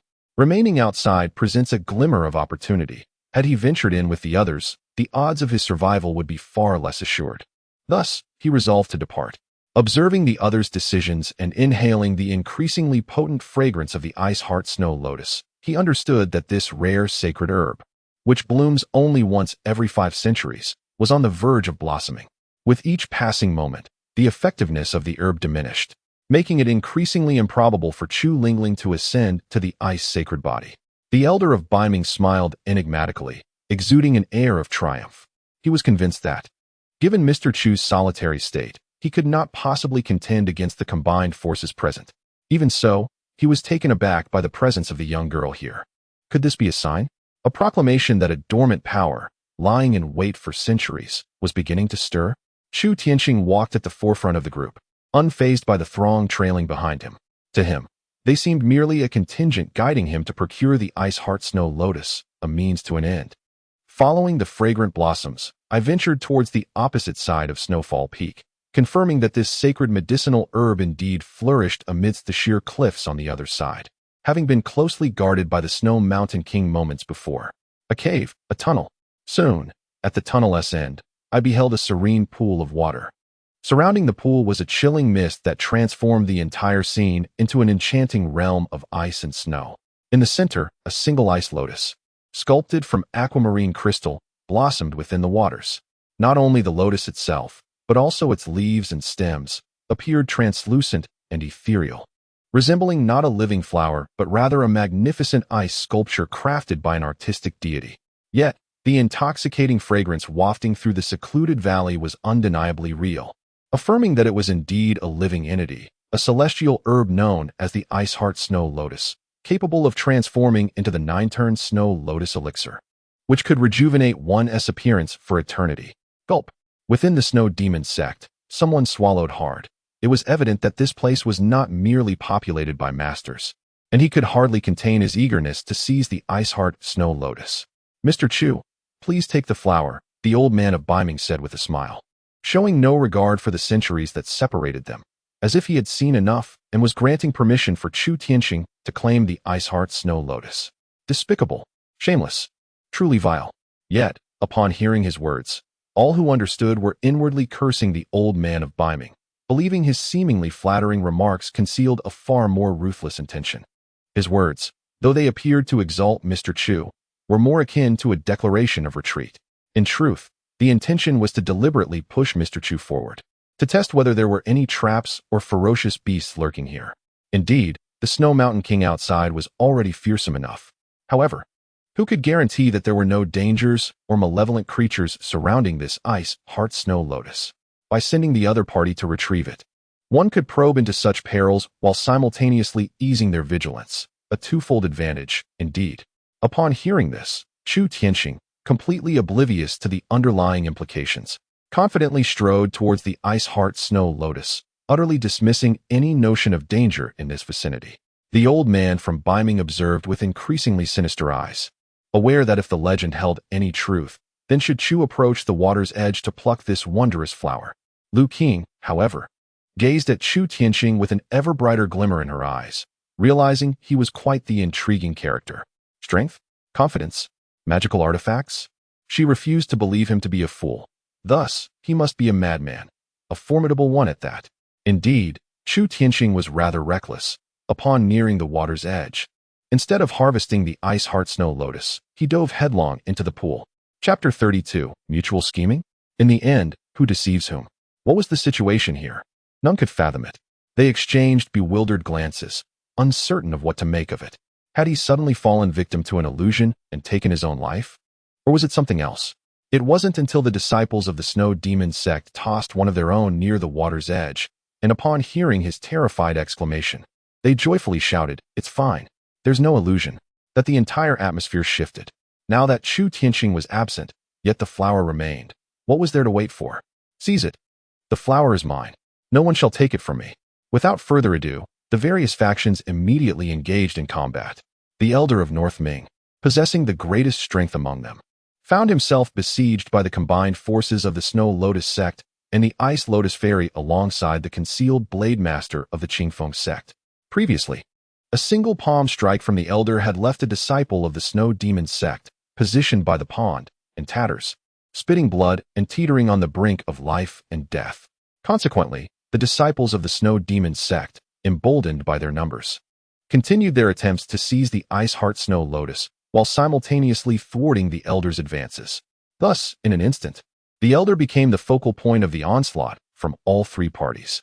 How intriguing! How did he perceive this? Lu Qing cast a disdainful glance at the commotion, her gaze fixed upon the pond. From the moment Chu Tianqing plunged into the water, she had taken a few steps back to observe from a distance. Given her prowess, she knew that if she displayed no intention of contending for the Ice Heart Snow Lotus, the others would not provoke her. Yet, how could she, having arrived here, possibly lack interest in the Ice Heart Snow Lotus?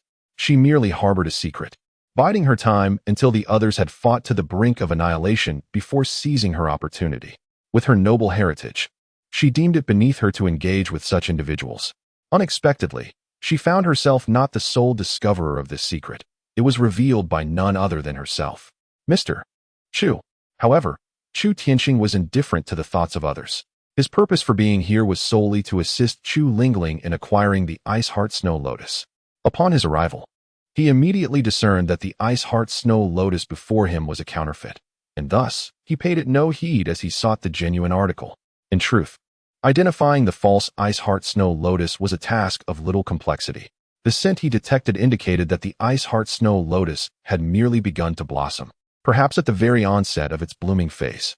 However, the flower he had just observed was in full bloom, resplendent in its glory. A moment's attention would reveal the anomaly, not to mention, a mere glance had already clarified that what he saw was but a phantasm, with streams of information vividly reflecting in his mind. It was absurd to even care about it. From the information he gathered, he discerned that the visible Ice Heart Snow Lotus was merely an illusion, a manifestation of the spiritual energy released as it approached full bloom. To attempt to touch this Ice Heart Snow Lotus would mean inviting a frosty demise. Being an illusion, the true Ice Heart Snow Lotus was not far away, precisely beneath it. Indeed, not only was the Ice Heart Snow Lotus he had glimpsed earlier false, but the pool of water was also a mere fabrication. As Chu Tianqing leaped into the pool, he felt no sensation of entering water. Instead, he penetrated a layer of bone-chilling mist, descending into another cavern. Here, he found a flower identical to the previous one, yet within its bud, a golden lotus heart pulsated vibrantly, akin to a true heart, flourishing atop a crystalline ice flower. Without a heart, how could the Ice Heart Snow Lotus be deemed genuine? Observing the Ice Heart Snow Lotus in the throes of blooming, Chu Tianqing recognized it as the perfect moment for harvesting. His intent for acquiring this Ice Heart Snow Lotus was to enhance Chu Lingling's aptitude, rather than concocting the 9-Snow Lotus elixir. Thus, the fact that it had not fully blossomed and had not yet released its innate icy spiritual energy rendered it ideal for his purpose. Moreover, If it has indeed borne lotus seeds, its worth in his eyes would scarcely amount to a fraction of its current value.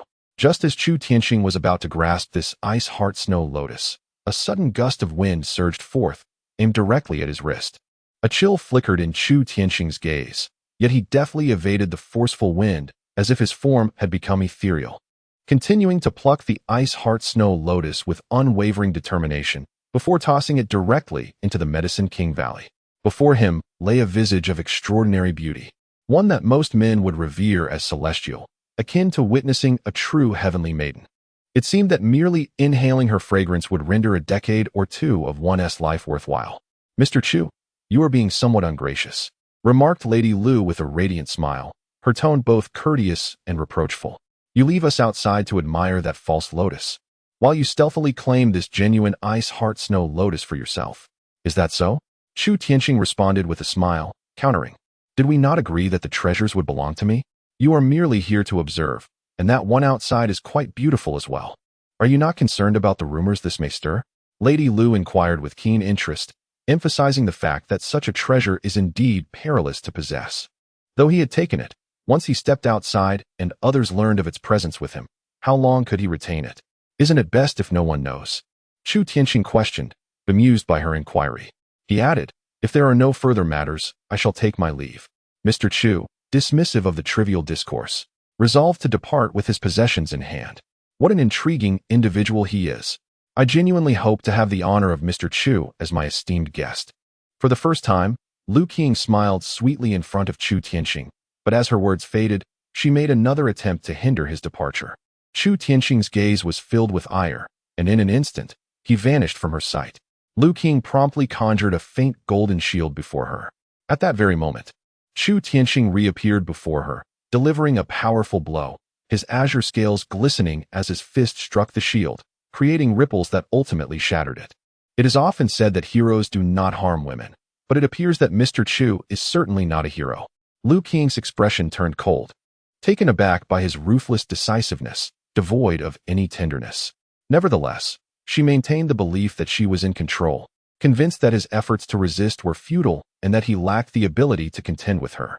After all, he was merely at the spirit communicating stage, while she was at the mid-transcendence. The mirror of still water from the Sikh Immortal Valley. Indeed, your Medicine Emperor Valley has acquired quite a few treasures.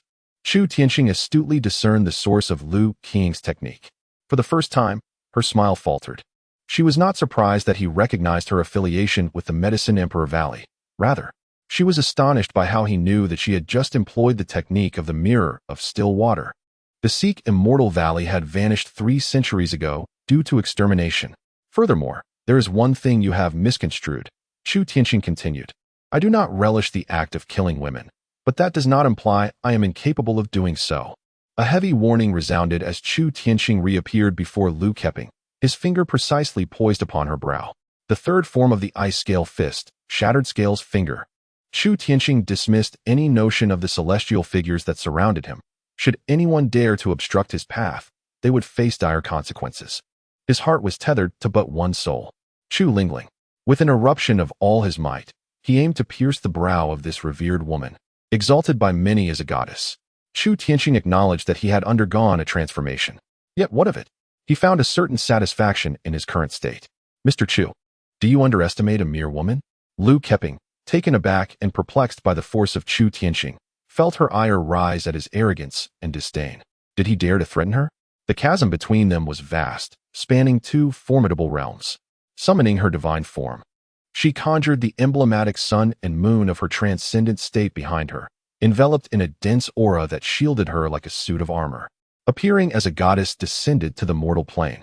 Under this overwhelming power, Chu Tianqing's Shattered Scale's finger could not breach her spiritual defenses. Its deep azure brilliance halted at the periphery of her ethereal barrier, as if time and space had come to a standstill. In response, Lu Keping retaliated with a palm strike, intent on subduing him and uncovering all his secrets. Yet, Chu Tianqing smiled enigmatically, as though everything lay within his grasp. Lu Keping sensed impending danger and retreated without hesitation, attempting to widen the distance between them. However, it was all too late.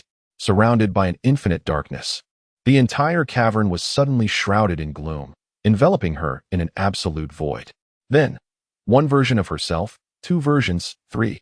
Countless iterations emerged from all directions, launching a frenzied assault upon her, employing the very techniques she had mastered.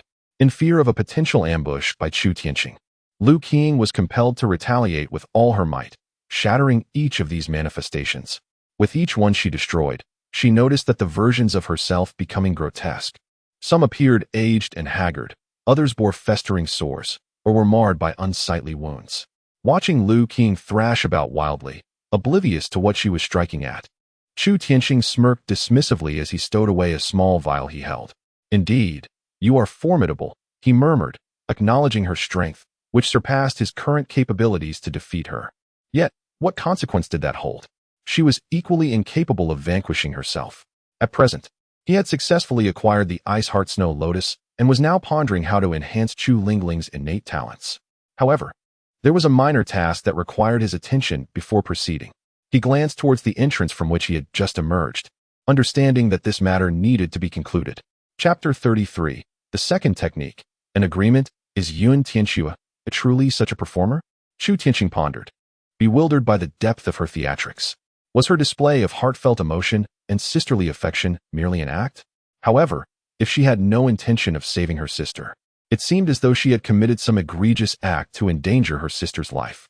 Over the past decade, she could have simply relinquished treatment. Why then did she seek out renowned physicians, even voicing her willingness to exchange her own life for that of her sister? Was it a conspiracy or guilt? Chu Tianqing pondered this for a while, but could not arrive at a conclusion, ultimately deciding it was of no consequence to him. What he desired was singular, the innate talent of Yuan Tianxue. Presently, her condition was more advantageous to him. Why would he not seize this opportunity? Upon bringing Yuan Tianxue into the Valley of the Medicine King, he imparted the valley's cherished treasure, the secret tome of the Medicine King. The evidence soon confirmed that her celestial grade with spirit body was indeed remarkable. By the time he departed the valley, she had successfully entered the ranks of novice pharmacists. In this achievement, Chu Tianqing's aura of the spirit communication realm suddenly dissipated, causing his cultivation to plummet significantly to merely the first level of the spirit-gathering realm. Yet, his presence transformed from a bone-chilling frost to the gentle warmth of a wood spirit. As he attempted to operate the contents of the secret tome of the Medicine King, it indeed functioned smoothly. Ecstatic at this revelation, he felt as if he had unlocked a second ability, truly becoming a pharmacist and officially embarking on his masquerade as the Medicine King. As for Yuan Tianxuang's current weakness, he possessed an abundance of shattered jade and vast resources of jadeite from Earth. Should he choose to, he had the means. He could forge a celestial lord with mere spirit jade. Thus, he has now taken a firm step into the realm of pharmacy, signifying that what was once merely a thought on Earth can now be actualized. The Ice Lotus Fairy was struck by a sword in her chest. Had she not shielded her heart, disregarding her injuries, she would have assuredly been exposed to the light of spring. The sword of the Hidden Edge Master shattered, leaving him blind in one eye, his previously cold demeanor replaced by that of an injured lone wolf, occupying a corner of the cave, vigilant and panting as he licked his wounds. The North Sea Old Monster appeared aged, his skin resembling that of a plucked chicken, seemingly having exhausted some hidden power to contend with the frenzied attacks of Lu Qing. Though he bore no visible wounds and remained alive, the smile had faded from his countenance, maintaining a wary watch over the others. Lu Qing, the heavenly maiden of Lu, appeared somewhat diminished in spirit, but bore no other visible injuries. It seemed she had broken free from the influence of the illusionary divine fragrance. Now seated gracefully upon the ice crystals where the Ice Heart Snow Lotus had recently flourished, absorbing its residual essence to restore her strength. One could say they had both suffered grievous wounds, merely awaiting a third party to reap the benefits of their struggle. Has the battle concluded? Chu Tianqing remarked with a gentle smile as he emerged from the void, drawing the gaze of all present towards him. Aside from Lu Qing, the others cast upon him a gaze tinged with a primal, bloodthirsty animosity. Chu Tianqing regarded their hostile looks with indifference, focusing instead on the least harmed Lu Qing. Noting the complexity of her expression as she regarded him, he was taken aback to realize she had been unwittingly utilized as a weapon in his hands. Thank you for your assistance. It is thanks to you that I was able to successfully refine the Snow Lotus. Shudi Yangxing expressed his gratitude directly to her, provoking an intense fury in Lu Qing, who clenched her silver teeth, longing to tear a piece of flesh from him. His scheme was astutely devised, yet ultimately, it led to naught but futility. Those who perished were lost, and those who remained were rendered useless, leaving them with nothing in the end. Mr. Chu, you truly have a remarkable approach, Lu Qing remarked, tinged with resentment. She had not anticipated that this was a meticulously laid trap, designed for them to engage in mutual destruction, with her being utilized as a mere pawn. Least of all did she foresee that he would wield her as a weapon, inciting them to annihilate one another. It was merely coincidence, Shudi Yangxing replied with a faint smile. Premeditation? A trap? I assure you, there was none. It was simply the inevitable outcome once the arrow was knocked. They willingly delivered themselves to me, and it would have felt remiss not to take advantage of the situation. Lu Tiannu gritted her teeth, momentarily silenced by her rage. The Ice Lotus Fairy and the Hidden Blade Master exchanged no words, yet their cold gazes conveyed a similar sentiment. They could endure the humiliation physically, but their honor could not withstand the reality of being manipulated by a single individual. They resolved to publicize this incident, ensuring that the sects behind them and the world at large would never grant peace to this man bearing the surname Chu. With the old monster of Baiming gazed at the sword embedded in his chest, feeling the chill enveloping his body. Unable to fathom that this youngling had the audacity to kill him in full view of the crowd. Throughout, he had relied on his age and authority, incessantly prattling, and he had long harbored disdain for him. What? Is it permissible for you to harm and kill me, yet I am forbidden from even offering a semblance of resistance? Chu Tianqing taunted, questioning whether the old man was overly optimistic and whether this world had indeed become too complacent. With the old monster's demise, both the Master of Hidden Edge and the Ice Lotus Fairy swiftly made their escape, having realized that this individual had lost his sanity. Here, each person was a figure whose mere footfall could shake the North Wasteland. To think he would dare to kill. Had Chu Tianqing been privy to their thoughts, he would have regrettably responded, "Apologies, but I truly dare to kill. After all, it was not I who struck the fatal blow." The Jade Sword, now removed from the lifeless body of the old monster, continued its pursuit, aimed at the Ice Lotus Fairy and the Master of Hidden Edge. Flee. Where could they possibly run? How could they escape? Had they not been grievously wounded by Lu Qing, they might have joined forces to resist, perhaps even eluding the situation and disseminating information about it. But at present, the Ice Lotus Fairy's meridians were in chaos, her strength reduced to less than 1% of her usual prowess. The Master of Hidden Edge had lost his sword. How much power could a sword practitioner wield without their weapon? Thus, before they could take even a few steps, one was pierced through the heart, and the other had their throats sealed, leading to the swift demise of these renowned prodigies of the North Wasteland, staining the ground with their blood. You truly fear not for your life? Lu Qing witnessed everything unfold before her eyes. She observed the decisiveness with which Chu Tianqing acted, unwavering and resolute, not even flinching for a moment. Fear only intensified their resolve to perish. Isn't it peculiar how events transpire this way? Chu Tianqing remarked to her. Lu Qing found herself momentarily speechless, her keen intellect quickly grasping the implication.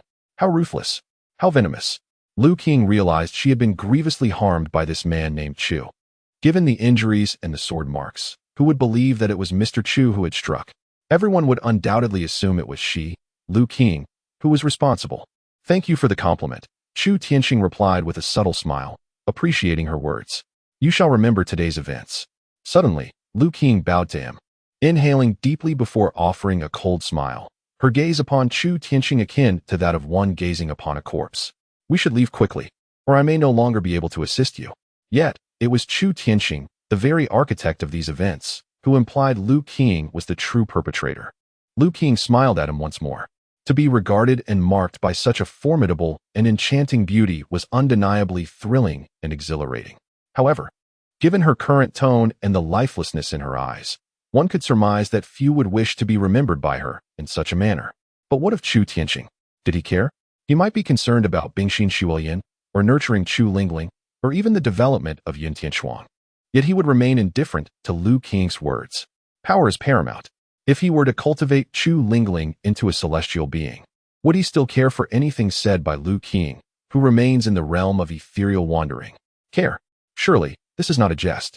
Just as Lu Qing departed with all the corpses, Li Yuntian, Huang Jinxing, and Yuntian Xue could no longer contain their impatience and rushed into the cave, only to discover that there was no one else inside, save for Chu Tianxing standing alone.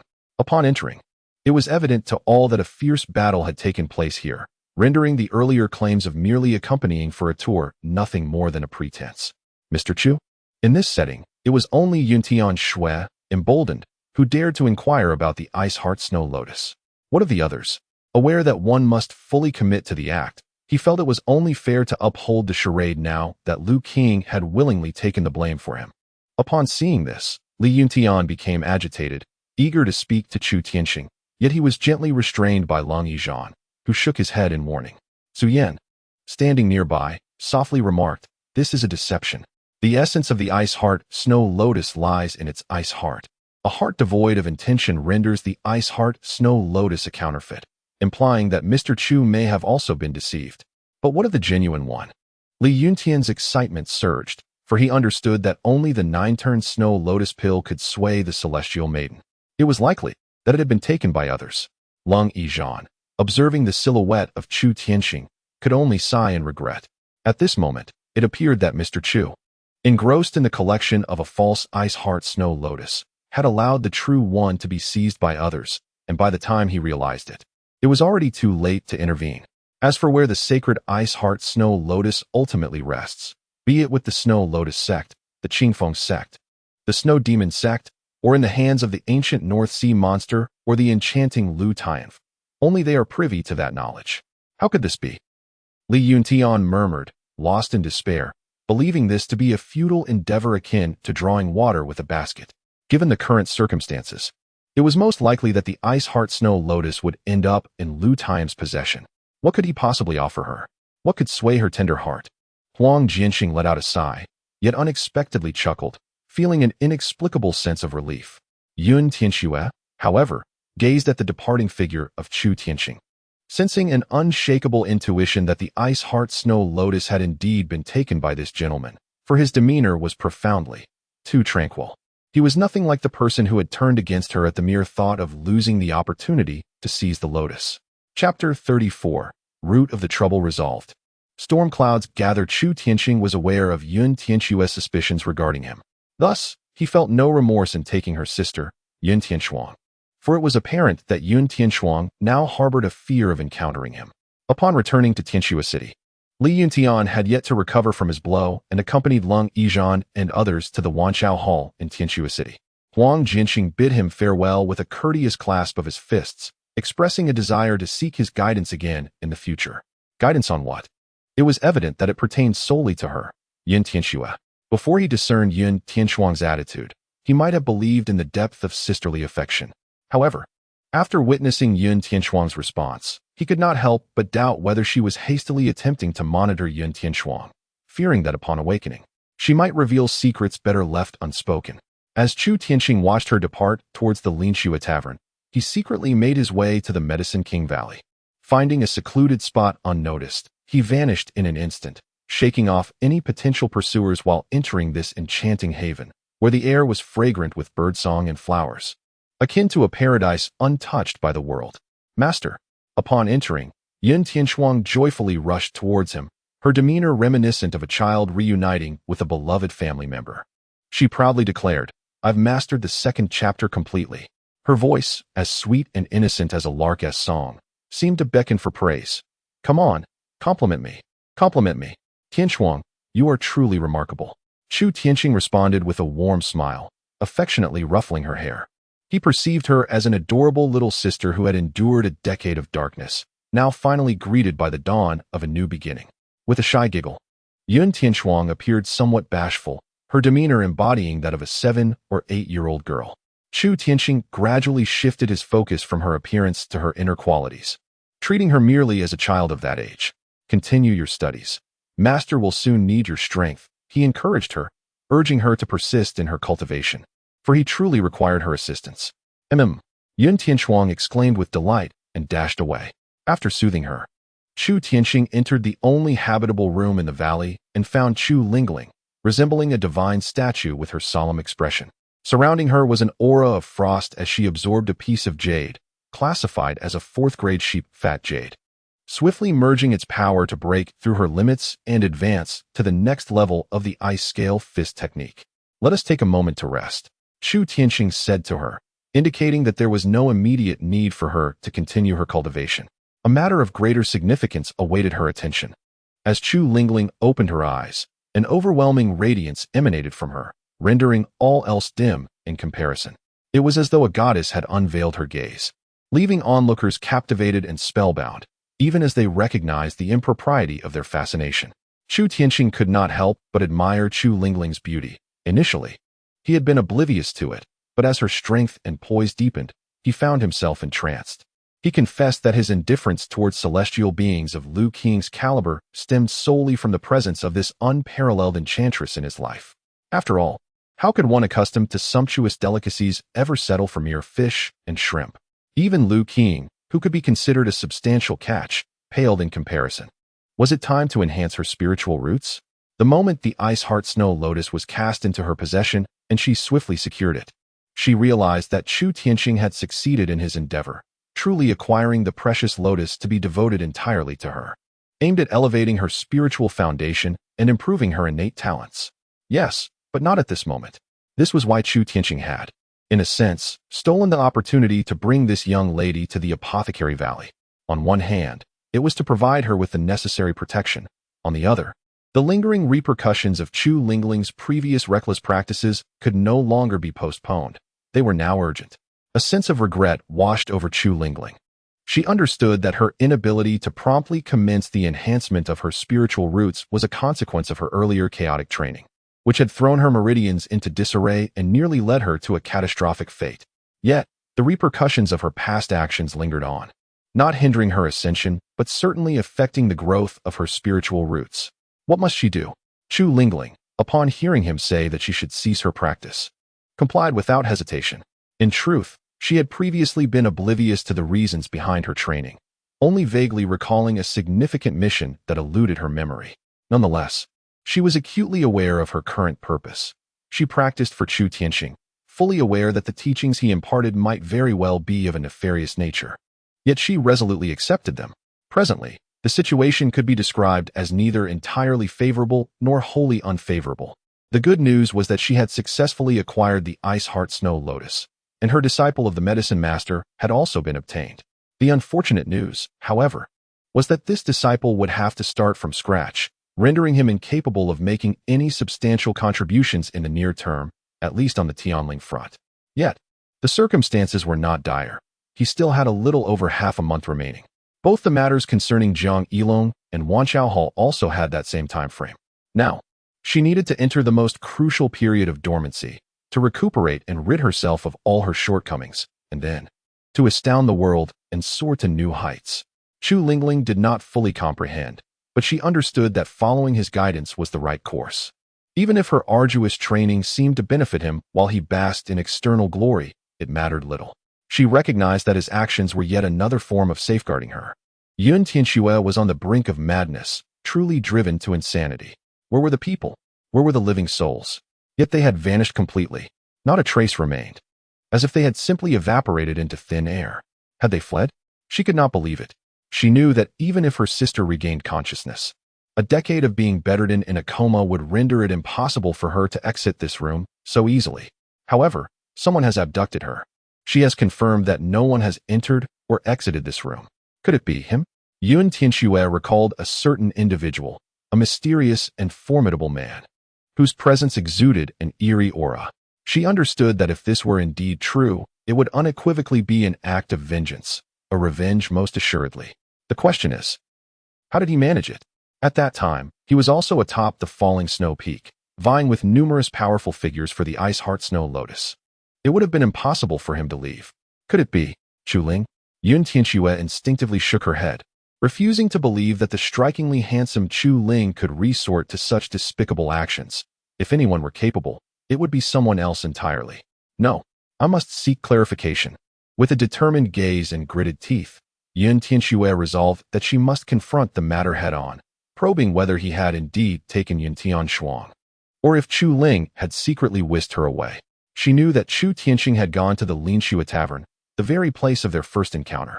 Utilizing her family's cloud-treading steps, she exerted her full strength with her mid-stage spirit connection cultivation to hasten toward the Ling Xue Tavern. All the while, She pondered that if Chu Tianxing and Chu Ling were absent, it was highly probable that they had taken Yun Tianshuang. Why? She could surmise part of the reasoning, which also constituted a significant reason for her father's concealment of Yun Tianshuang's existence. She was confident that with Chu Tianxing's abilities, he could not possibly be unaware of Yun Tianshuang's circumstances. Without a swift steed, she still managed to arrive at the Ling Xue tavern in less than half a tea's time to begin her search. Just as she arrived, she caught sight of Chu Tianxing emerging from the tavern, with Chu Ling Shudiyangxing gazed at her in confusion, perplexed by her hurried demeanor. Yun Tianxu, harboring mere suspicion towards Shudiyangxing, now observed his apparent doubt, prompting her to urgently exclaim, "Mr. Chu, something is terribly wrong. Tianshuang, she is missing." Her distress was genuine. She could not fathom the reasons behind this unsettling occurrence. Shudiyangxing furrowed his brow upon hearing this. Yun Tianxu carefully scrutinized his expressions, hoping to discern some inconsistency upon his visage. She furtively glanced at Chu Ling, aware that he might inadvertently reveal something amiss. Yet, there was nothing. Absolutely nothing. It was peculiar. Hadn't she been resting comfortably in her room when they departed?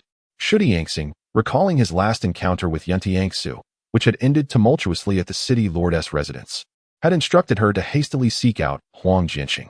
Consequently, he had never laid eyes on Yun Tianshuang. Yun Tianxu was on the verge of madness, unable to comprehend who else could possibly be responsible if it were not Mr. Chu. This was indeed a strange predicament, Shudiyangxing remarked. Chu Ling feigned indifference, adopting a cool demeanor as she stood beside him. She was acutely aware that Yun Tianshuang had been taken away by Shudiyangxing, currently residing in Yaowang Valley. However, she understood that she and Shudiyangxing were firmly aligned, with no one outside their circle truly deserving of trust. Thus, she played along with Shudiyangxing, especially after learning certain details from Yun Tianshuang that deepened her sympathy for the young lady. Let us proceed to the city lordess' residence. Shudiyangxing recalled his promise to Yun Tianxu to rescue Yun Tianshuang. Even though her previous actions were questionable, her subsequent remedial measures were commendable. Thus he ought to fulfill the tasks he had left unfinished. At the very least, he needed to instill such belief in Yun Tianxue. With some of her doubts regarding Chu Tianxing dissipating, Yun Tianxue hurriedly led him towards the city lord's mansion, hoping he could create another miracle. However, Chu Tianxing was acutely aware that he could not replicate any miracles, and he understood that Yun Tianshuang would not make an appearance anytime soon. Comparatively, the Medicine King Valley was far more conducive to the recovery of her remaining physical ailments. After all, it was a sanctuary for true wood spirit root practitioners, devoid of the terrifying cold poison that accompanied the water spirit qi revival. Nonetheless, he felt compelled to proceed. Why? Because he sensed an impending storm, and those sects would not relent in their pursuit. The reason? Simply because Lu King was the Lu King of the Medicine Emperor Valley. The title of Lady of the Lu Tian was not one that could be casually invoked by just anyone.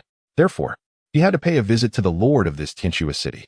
Chapter 35. The City Lord's Compromise, Source of Spiritual Energy in Tianxue City. Within the Yunwan Hall, he encountered the legendary city lord of Tianxue City, who promptly dismissed Yun Tianxue.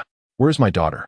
The city lord, resolute and unyielding, immediately inquired about the whereabouts of Yun Tianshuang upon seeing Chu Tianxing, her demeanor haughty and her tone icy. In a place she ought to be. Chu Tianxing, disinclined to engage in subterfuge, recognized that while he could conceal the truth from Yun Tianxue, there was no need to deceive this gentleman, Yun Jinbei, who appeared to be a rather refined middle-aged man. What a master of distraction. What a quintessential coward. He could deceive everyone, but not him. Was this a threat? Yun Jinbei's brows furrowed with fury, nearly thumping the table in indignation. He has two daughters, one named Yun Tianxu and the other Yun Tianshuang. Following the untimely demise of his first wife, he cherishes them as his most precious jewels. After the unfortunate incident involving Yun Tianshuang, his heart is torn with anguish, and he is determined to spare no effort in seeking a remedy to restore her health. He acknowledges that privately disbanding the Duolian team was morally questionable. However, in his eyes, what is a mere ice-heart snow lotus compared to the life of his daughter? As long as the esteemed Dr. Chu is willing to save her, he would be willing to fulfill even the most outrageous demands. In the early stages of integration, this is the strongest realm he has encountered since leaving the Medicine King Valley. In the eyes of ordinary people, the seemingly moderate, even timid, Lord of Yunqing, Yun Jinbei, is a true demigod, having one foot firmly planted in the divine realm. His chest heaves like a bellows in fury.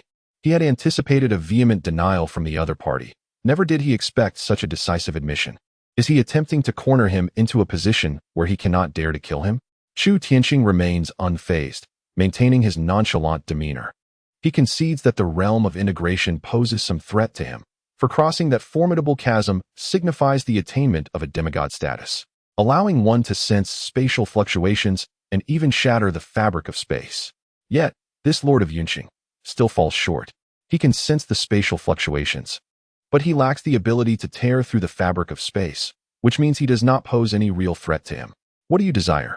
The Lord of Yunqing glares at him like a ferocious lion, viewing this man as an enigma, a mystery that eludes his comprehension, even regarding his true realm. He has endured obscurity for over a decade, driven by a singular purpose, to prevent the tragic fate of his late wife from befalling his precious daughters.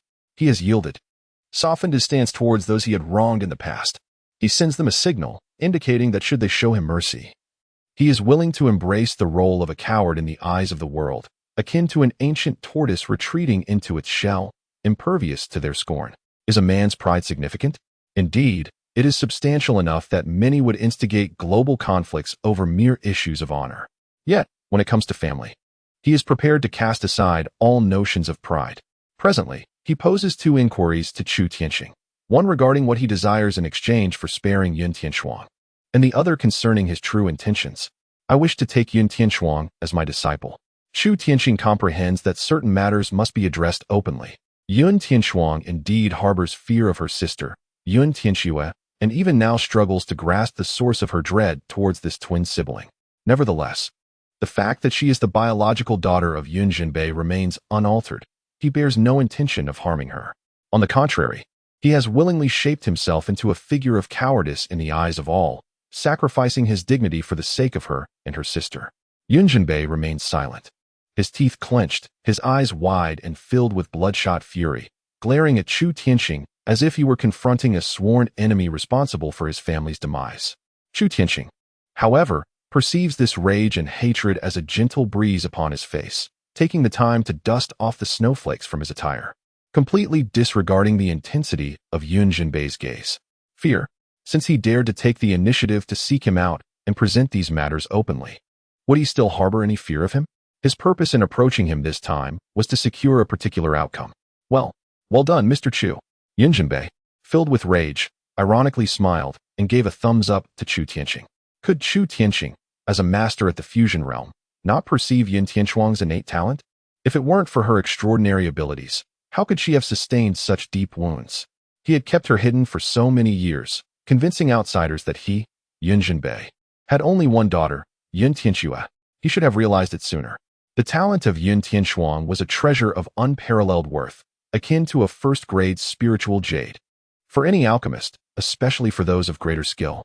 Chu Tianqing, with his hands clasped behind his back, observed him with a calm demeanor.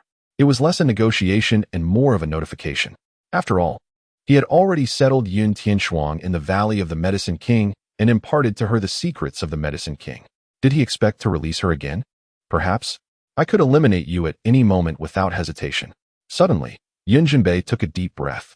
Finding his composure as he leaned back into his high seat of the city lord, his gaze sharp as a blade, contemplating where to strike first. Then you shall never see your precious daughter again, and moreover, you should be concerned for your own safety. Chu Tianqing cast a glance over him. Thus, it was evident that he had come both to confront and to negotiate. A master at the fusion realm, forced to bow his head for the sake of his daughter. Could he truly lack any fighting spirit? It is not that he lacks desire, but rather that he is unable. From his perspective, this Lord of Cloud City is indeed at the fusion realm. However, he can only wield his own power a maximum of 3 times. After that, he faces the inevitable fate of demise. Upon hearing this, Yun Jinbei's body trembled, realizing that his greatest secret had been unveiled by the person before him, his gaze becoming increasingly menacing. He may yield, yet few dare to provoke him, for his strength serves as an intimidation. No matter how one phrases it, he is truly of the fusion realm, having genuinely touched the threshold of the divine realm. Even though his breakthrough was fortuitous, exacting the price of his wife's life, he indeed achieved it, becoming the preeminent powerhouse of the northern wilderness. Why is the fusion realm so fearsome? Because beneath it lies a realm of mere mortals. If the pinnacle of the divine travel realm is likened to a formidable war chariot, then he is akin to a colossal space aircraft carrier, equipped with fighter jets. How can a mere mortal withstand the majesty and wrath of a deity? This barrier is a chasm. Crossing it leads to an entirely new world, while failing to do so confines one to a life of mediocrity. Your family is quite peculiar. You possess a fire spiritual root. Yun Tianxue has a water spiritual root. Yet your youngest daughter, Yun Tianxuang, has a wood spiritual root. Could it be that the lady of the city has an earth spiritual root? You are mistaken. My wife possesses both water and wood spiritual roots, and both Xuer and Xuanger have inherited them. As the Lord of Cloud City spoke of this matter, an unmistakable pride shone through, as if he himself were the prodigy of dual spiritual roots. Chu Tianxing was impressed, never expecting to encounter a dual spiritual root here, even if the person had already passed. However, my question is of little consequence. Is Xuanger well? She is thriving. Did you harm her? No. At this juncture, the Lord of Cloud City found himself at a loss for words. Chu Tianxing interjected, assuring him, I can guarantee that Yun Tianxuang will fare infinitely better with me than she does now. Lord of Cloud City, you cannot possibly be oblivious to the anomalies affecting Tianxue City and the entirety of the northern wilderness. It has been a decade of relentless winters. Chu Tianxing subtly hinted at his ability to safeguard Yun Tianxuang amidst such dire circumstances. Yet, could the esteemed Lord of Cloud City truly possess such capacity? In truth, it has been 13 years. I first noticed the changes when Xuer and Xuanger were merely 4 years old. That was also the year I lost my beloved wife, and I transformed into what I am today.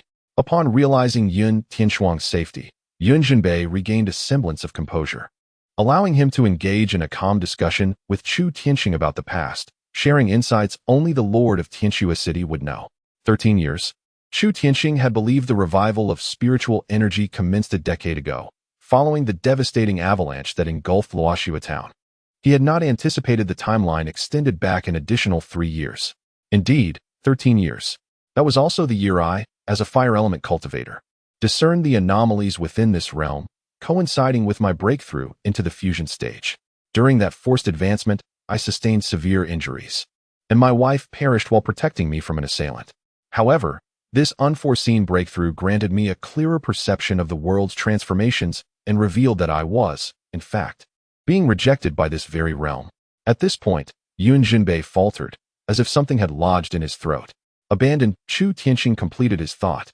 Strictly speaking, he should have been repelled by the heavens and earth.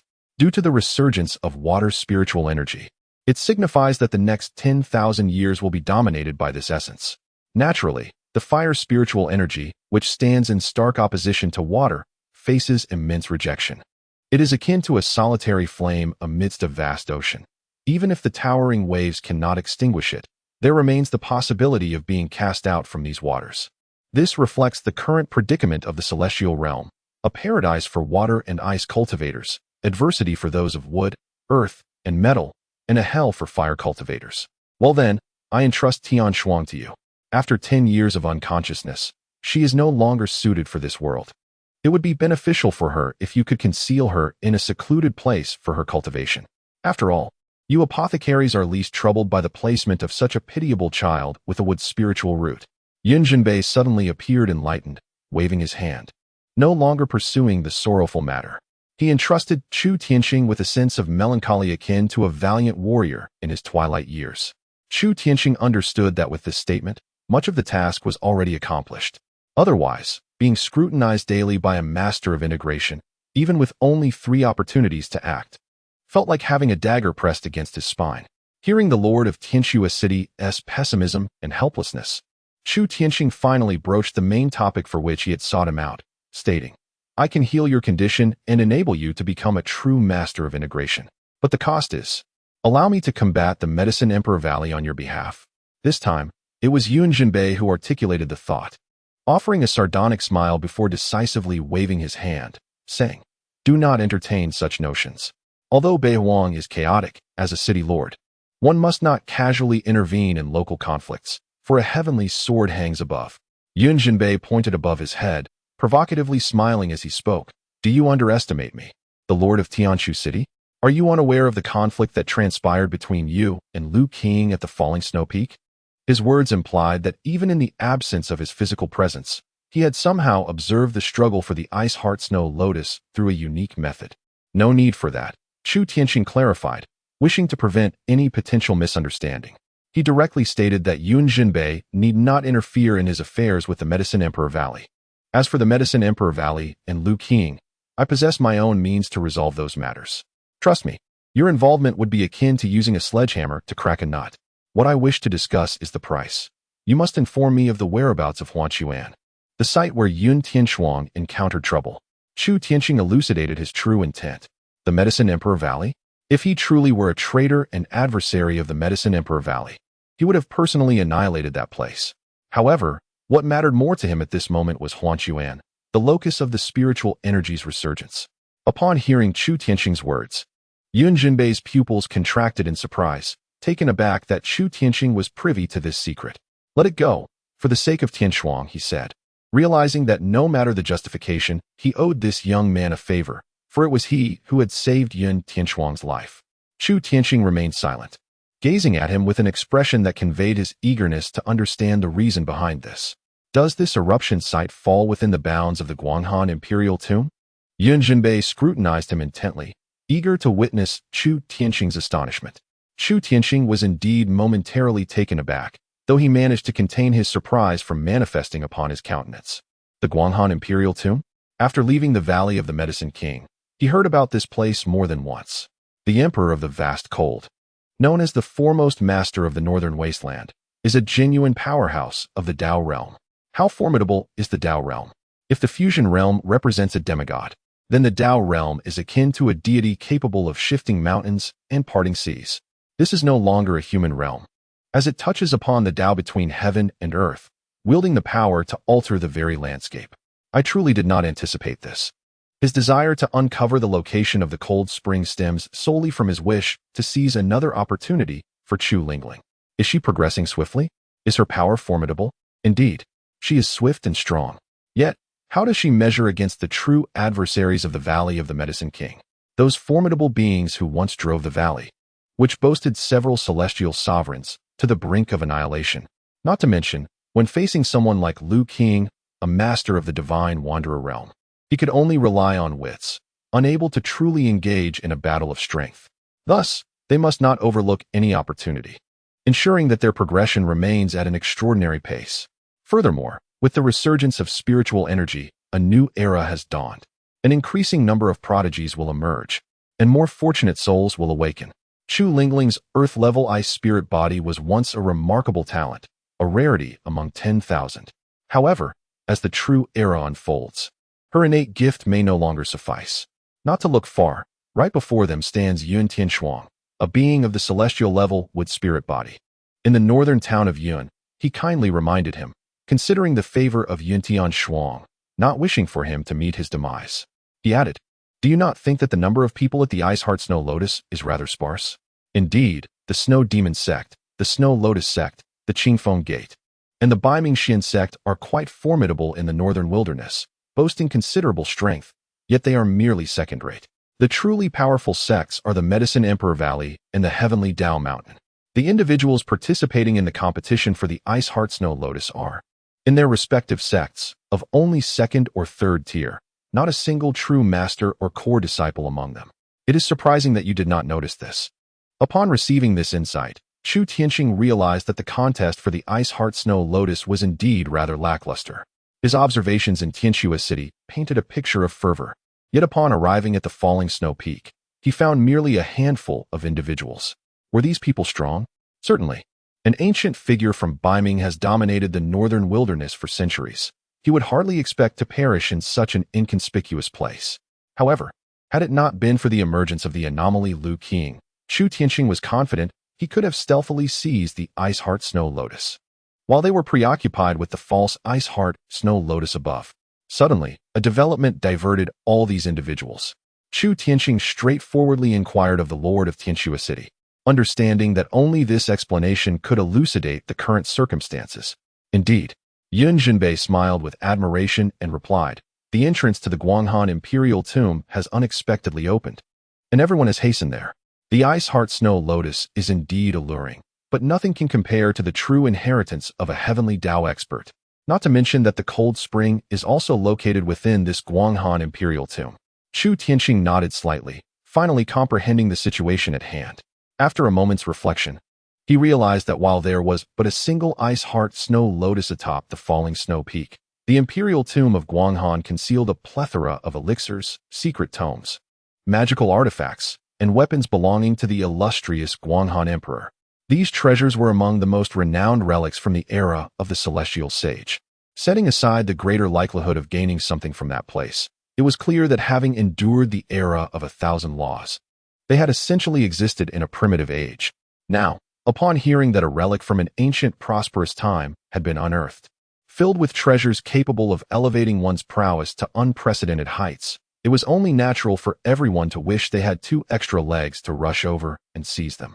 Thank you for the information, Chu Tianqing expressed, bowing in gratitude, before nonchalantly preparing to depart, as he too needed to seize the moment and head to the Imperial Tomb of Guanghan. Wait, are you certain you wish to join the fray? Yun Jinbei mused, questioning whether his words had been misunderstood. Was this fellow truly intent on courting disaster? Yet, Yun Jinbei suddenly grasped the underlying meaning.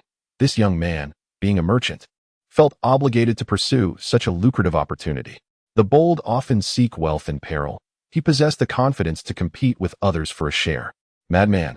Yun Jinbei sincerely assessed the young man. He had already deemed him quite insane upon witnessing his audacity in taking Yun Tianquang while fully aware of his presence. Yet now, his madness seemed to have escalated. Despite knowing that prodigies would gather at the Imperial Tomb of Guanghan, he still intended to join the commotion. Those who could venture there were no ordinary individuals. The weakest among them were at least at the Spirit Division realm. He is quite bold, daring to approach even at the pinnacle of the Spirit Communication realm, oblivious to the meaning of death. Yet, it no longer concerns me, Tian Xue. Sigh. As Yun Jinbei watched Chu Tianqing depart, memories of events from a decade ago flooded his mind, recalling the relationship between Yun Tianquang and Yun Tianxue, making him feel a decade older in an instant. It was precisely for this reason that he genuinely wished for Chu Tianqing to take Yun Tianquang away, preventing the sisters from meeting, believing it to be the wisest course of action. What did you discuss with my father? Yun Tianxue eagerly approached Chu Tianqing as he emerged from Yunluan Hall, keen to uncover the details of the conversation between him and her father, particularly whether they spoke of Yun Tianquang. They had touched upon strategies, yet the city lord of Yun indicated that he would take full responsibility for the matter, deeming my involvement unnecessary. Chu Tianqing, wide-eyed, fabricated a tale so convincingly that Yun Tianxue, despite her suspicions, could find no cracks in his story. If there is nothing else, I shall take my leave. Chu Tianqing, disinterested in prolonging the conversation, recognized that matters at Luoxua Peak had reached a temporary conclusion, and he needed to hasten to the Guanghan Imperial Tomb, lest he fall too far behind others. He clasped his fists in farewell and attempted to pass by. Mr. Chu, Yun Tianxue called out, halting his stride. Is my sister truly not with you? She inquired earnestly, determined to ascertain the whereabouts of Yun Tianquang. Willing to risk offending him for a definitive answer, the city lord said she is not here. Chu Tianqing, preferring to speak plainly, directly stated that it was Yun Jinbei who had claimed Yun Tianquang was not in his possession. Yun Tianxue's expression was intricate, as she comprehended that his implication was indeed that she was unwelcome. She realized that Yun Tianquang had not forgiven her. Shudi Yangxing departed from the Yunluan Palace and seized an opportunity to enter the Yaowang Valley, where he shared the current situation with Chulingling. Must we venture to the Guanghan Imperial Tomb? Chulingling opined that it was unnecessary to wade through such murky waters, having unearthed the truth behind the Yaowang Valley's past. She favored a more discreet approach, advocating for the enhancement of their strength before gradually uncovering the mystery surrounding the valley's downfall. Their appearance before the numerous elites at the Guanghan Imperial Tomb could potentially expose their identities as descendants of the Yaowang Valley, which might lead to relentless pursuits. She acknowledged her familiarity with hiding within the confines of the Yaowang Valley, yet she discerned that Shudi Yangxing harbored considerable ambitions, and she was willing to assist him. She wished for him not to remain ensconced within the valley as she had. We must proceed, Shudi Yangxing declared as he began his preparations, advising her. You are on the brink of entering the separation realm. While entering this realm is significant, The transition into the transformation realm necessitates meticulous progress, ensuring that every stage is a flawless breakthrough. Within the Guanghan Imperial Tomb, there exist elixirs capable of healing your past injuries, as well as the Celestial Heart Spiritual Fruit. The Celestial Heart Spiritual Fruit? Although Chulingaling was a descendant of the Yaowang Valley, her exposure to its teachings had been limited, as most of the ancient texts had been destroyed by the time she encountered the valley. It was only after Shudi Yangxing's arrival, who restored and compiled the records, that she regained access to such knowledge. Thus, she remained entirely ignorant of the Celestial Heart Spiritual Fruit. Indeed, it is the Heavenly Heart Spirit Fruit. Only with this remarkable entity can one achieve a flawless breakthrough into the realm of transformation. Should one aspire to ascend to the celestial heights of the Supreme Heavenly Sovereign, it is imperative that each preceding stage remains unblemished. Otherwise, the price of failure in this ascent is nothing short of death. Chu Lingling was taken aback, yet she nodded in understanding. It mattered not that she comprehended little. What was crucial was that he did, for he was her master, and his words held absolute truth. However, I shall not reveal myself during this expedition to the Imperial Tomb of the Moon, and since you are presently unable to cultivate, it would be prudent for you to alter your appearance and accompany me. This will serve as an opportunity for those prodigies to witness what true genius entails. Chu Tianqing spoke to her with a calm demeanor. Believing it was high time, she ventured forth to test her mettle.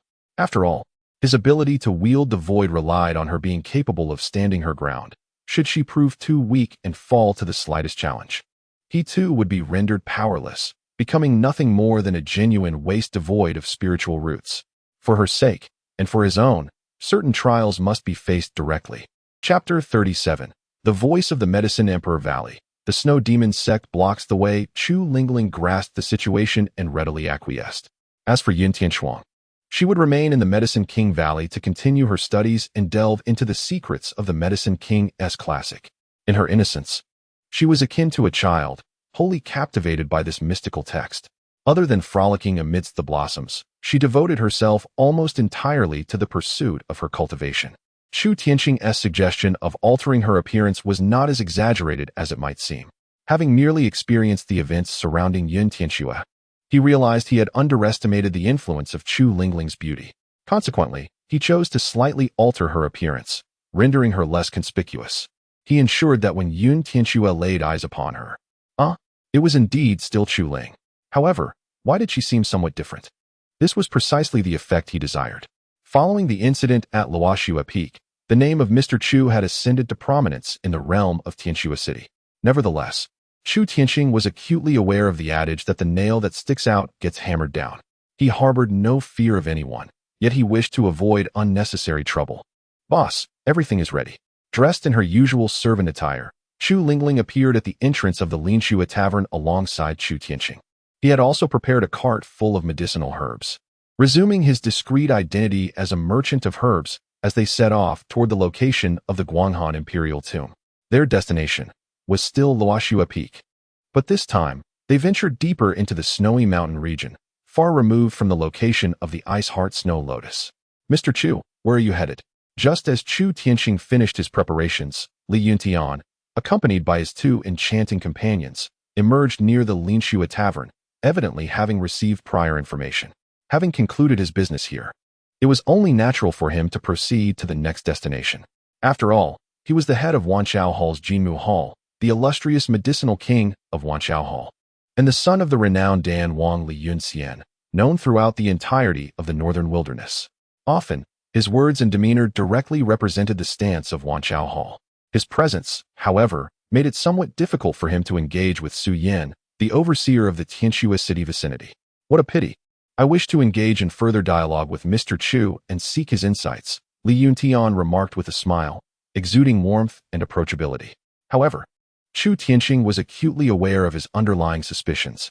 Not only Li Yuntian, but also Huang Jianxing and Yun Tianxue shared doubts about him, questioning whether the Ice Heart Snow Lotus had fallen into his possession. Yet, due to Yun Tianxue's connection to Yun Tianxuang, Huang Jianxing appeared to have made peace with the situation, while only Li Yuntian remained resolute in his skepticism. Even though he was certain that the seasoned cold Izhan had repeatedly advised him to minimize contact with his faction, Li Yuntian persisted in his current stance. Approaching him to probe, and ascertain whether the ice heart snow lotus still resided with him. Regrettably, with no other matters at hand, I shall take my leave for now. Until we meet again. Chu Tianqing politely bid him farewell, then took his seat in the carriage, instructing Chu Lingling to drive them towards the falling snow peak. Safe travels, Mr. Chu. Li Yuntian refrained from obstructing him, yet at the moment of departure, he imparted a cautionary note. Be careful on your journey and remain vigilant for your safety. Emphasizing the latter two words with particular weight, leaving one to ponder whether he intended a veiled threat or a genuine warning. Nevertheless, thanks to this remark, Chu Tianqing gleaned that someone was seemingly waiting for him outside Tiansno City, suggesting movements were afoot on Lu Qing's end. But would he truly be afraid? Young master, are we allowing him to depart just like that? In the wake of Chu Tianqing's departure by carriage, a beautiful maiden beside Li Yuntian inquired. Listening to her tone, it appears that she is not merely a companion of Li Yuntian. The aura she exudes, unconsciously yet palpably, rivals that of Li Yuntian, perhaps even surpassing it by a degree. This realization leads to the understanding that these two enchanting maidens are, in fact, Li Yuntian's personal bodyguards, seemingly arranged by the esteemed Dan King, Li Yunxian. What other explanation could there be? However, the Wanchao Hall will not interfere in this matter. Lu Taiyan and the Yaowang Valley will undoubtedly seek retribution against this Mr. Chu. This Mr. Chu is indeed a remarkable figure. Li Yuntian gazes at the carriage of Chu Tianqing, which is soon to leave the city, a cruel smile playing on his lips. In truth, not long after they departed from the falling snow peak, the Yaowang Valley released a statement claiming that the Ice Heart Snow Lotus had been seized by a mysterious master known as Mr. Chu, who also severely injured and killed several adept members of other sections. This incident has left the disciples of the Yaowang Valley gravely wounded and in need of recuperation. They vow that Mr. Chu will pay dearly for his actions. Who exactly is the Yaowang Valley? It is the most enigmatic sect in the northern wilderness. Not only does the Yaowang Valley excel in medical arts and alchemy, but it is also home to a multitude of formidable experts. Due to its association with elixirs, many sects and independent practitioners often find their ties with it to be stronger than their connections with the vast Wanchao Hall. The Yaowang Valley is renowned for its discreet operations. Typically, they do not provoke others, nor do they invite conflict upon themselves. To the outside world, they appear to be a group of earnest alchemists, diligently pursuing their craft. Yet, it is precisely this low profile that, once they choose to voice their concerns, can send ripples throughout the entire northern wilderness. Their current claim that Mr. Chu has stolen the Ice Heart Snow Lotus and harmed their disciples is bound to create a significant stir, regardless of the veracity of the matter. Their impending public declaration renders it true. This underscores the profound influence of the Medicine Emperor Valley throughout the northern wilderness. Consequently, many have begun to inquire about the identity of this Mr. Chu, much like famished hyenas drawn to carrion. The mere association of the Ice Heart Snow Lotus with this Mr. Chu suffices, regardless of its authenticity. Thus, it follows that resolving the enigma of Mr. Chu not only promises a divine herb, but also the camaraderie of the Medicine Emperor Valley. Therefore, when Chu Tianqing meets with the Lord of Cloud City, it can be said that the Medicine Emperor Valley has effectively thrust him into the path of all who would seek his demise. Yet, does Chu Tianqing remain oblivious to this development? Certainly not. Upon departing from the Medicine King Valley, while preparing to embark with Chu Lingling at the Ling Xue Tavern, he had already grasped the situation. He understood that once he left Tianxue City and the territory safeguarded by this formidable fusion realm expert in Yunjin North, he would swiftly comprehend why the northern wilderness is described in the records of the Medicine King Valley as a chaotic frontier. Rules? Regulations? Here, power reigns supreme, and the brutality of the survival of the fittest prevails. Should someone desire to kill him or seize his possessions, none would bat an eye. The sole means of safeguarding oneself is to grow stronger. But would Chu Tianqing be daunted? That would be absurd. In fact, he is eager for these individuals to reveal themselves, facilitating his opportunity to strike. Rob, Lingling, do you comprehend what I have conveyed to you? This marks the first formal lesson that Chu Tianqing imparts to Chu Lingling since departing the Medicine King Valley. He wandered alone in the outside world, tirelessly traversing its vastness, occasionally donning a fade of bravado. Yet, he understood that in this realm, not only in the northern wilderness but throughout the entire celestial expanse, lacking strength meant facing inevitable demise. The chaos here surpassed anything found on Earth. At least on Earth, murder is deemed a crime. Here, it is as commonplace as drinking water, often met with indifference. Compassion for the weak is a rarity in this land. To put it succinctly, this arrangement had been preordained between him and her. She would handle the theoretical aspects and rigorous training, while he would focus on practical application. Their efforts harmonizing in a perfect dual cultivation. Those who have experienced such trials understand instinctively. However, her admiration for him was genuine. Chu Lingling was truly impressed by Chu Tianqing's ability to fully assimilate the entirety of the Longhuan Jade Cave and his mastery of a particular technique, which could only be described as exquisite. With her words, Chu Tianqing felt reassured and remarked, "It is now your turn, as my protector, to safeguard this humble master." He gestured ahead, aware that he had overshadowed Chu Lingling for too long and that it was time for her to stretch her limbs and shine, allowing him to adopt a more discreet presence. He had previously stated that unless he encountered an exceptionally formidable opponent, his battles were rather mundane. With but a single punch, he could dismantle an adversary's vulnerabilities. Now was the moment for Chu Lingling to take the spotlight. He, Mr. Chu, could be a divine healer or a king of medicine, but he would never be an unparalleled master.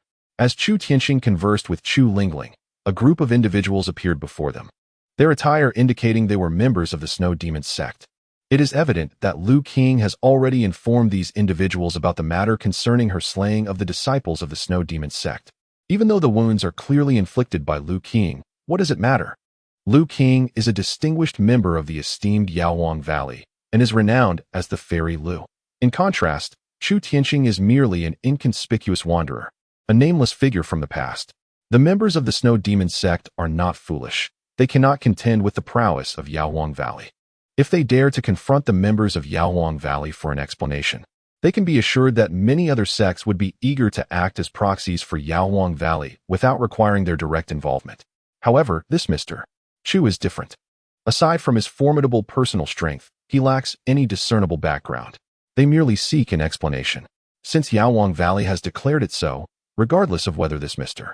Chu is indeed the perpetrator, he is now deemed to be responsible. Chu Lingling is filled with enthusiasm. Even during her time at the City Lord's mansion, she was eager to test her newfound powers, but at that time, Chu Tianqing had seized the opportunity to showcase his abilities, overshadowing her. Subsequently, 2 pieces of 7th grade spirit jade and a substantial piece of 4th grade spirit jade overwhelmed her, leaving her no time to venture outside the valley. Now, finally, she is ready. As her prior injuries must be prioritized for recovery before she can utilize the Ice Heart Snow Lotus to enhance her spiritual roots. She no longer needs to engage in further cultivation and should now embrace her true identity as a bodyguard within Chu Tianqing's retinue. "Who are you?" Chu Lingling exclaimed as she noticed 12 or 13 individuals blocking their path, prompting her to halt the carriage, leap down to the ground, and regard them with vigilant scrutiny.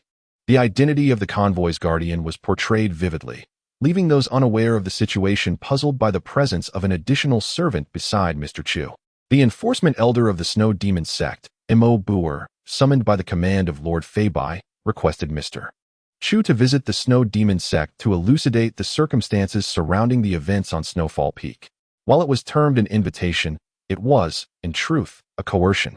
Given the current scenario, it was a blatant threat. The implication was clear. Mr. Chu had no choice but to comply with this journey to the Snow Demon sect.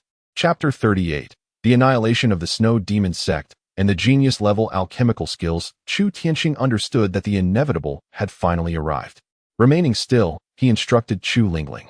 "Chu Ling, see to their dismissal." Reclining lazily in a cart filled with medicinal herbs, he found it absurd that such insignificant figures dared to disturb him. Chu Lingling immediately nodded, her expression brimming with eagerness.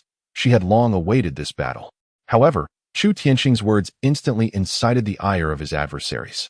This time, they had placed considerable importance on confronting Chu Tianqing, dispatching 2 from the spirit-severing realm and 4 from the spirit communication realm. The servant driving the cart was merely at the pinnacle of the spirit communication realm, yet they believed he could dismiss this group. Furthermore, there was no need to leave any survivors. Chu Tianqing added, clarifying that he was not one to be trifled with. Given that a threat had been made against his life, there was no reason for any of them to escape.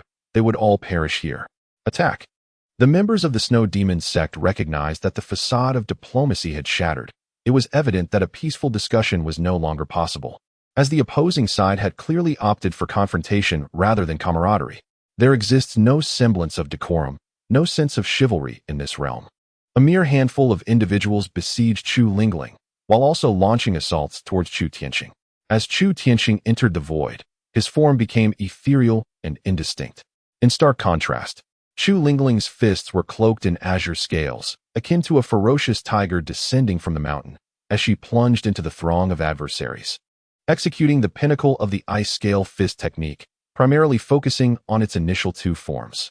Observing from the sidelines, Chu Tianqing conveyed the vulnerabilities of each assailant to Chu Lingling through their mental connection, guiding her to strike at these precise points. In an instant, a bizarre tableau unfolded.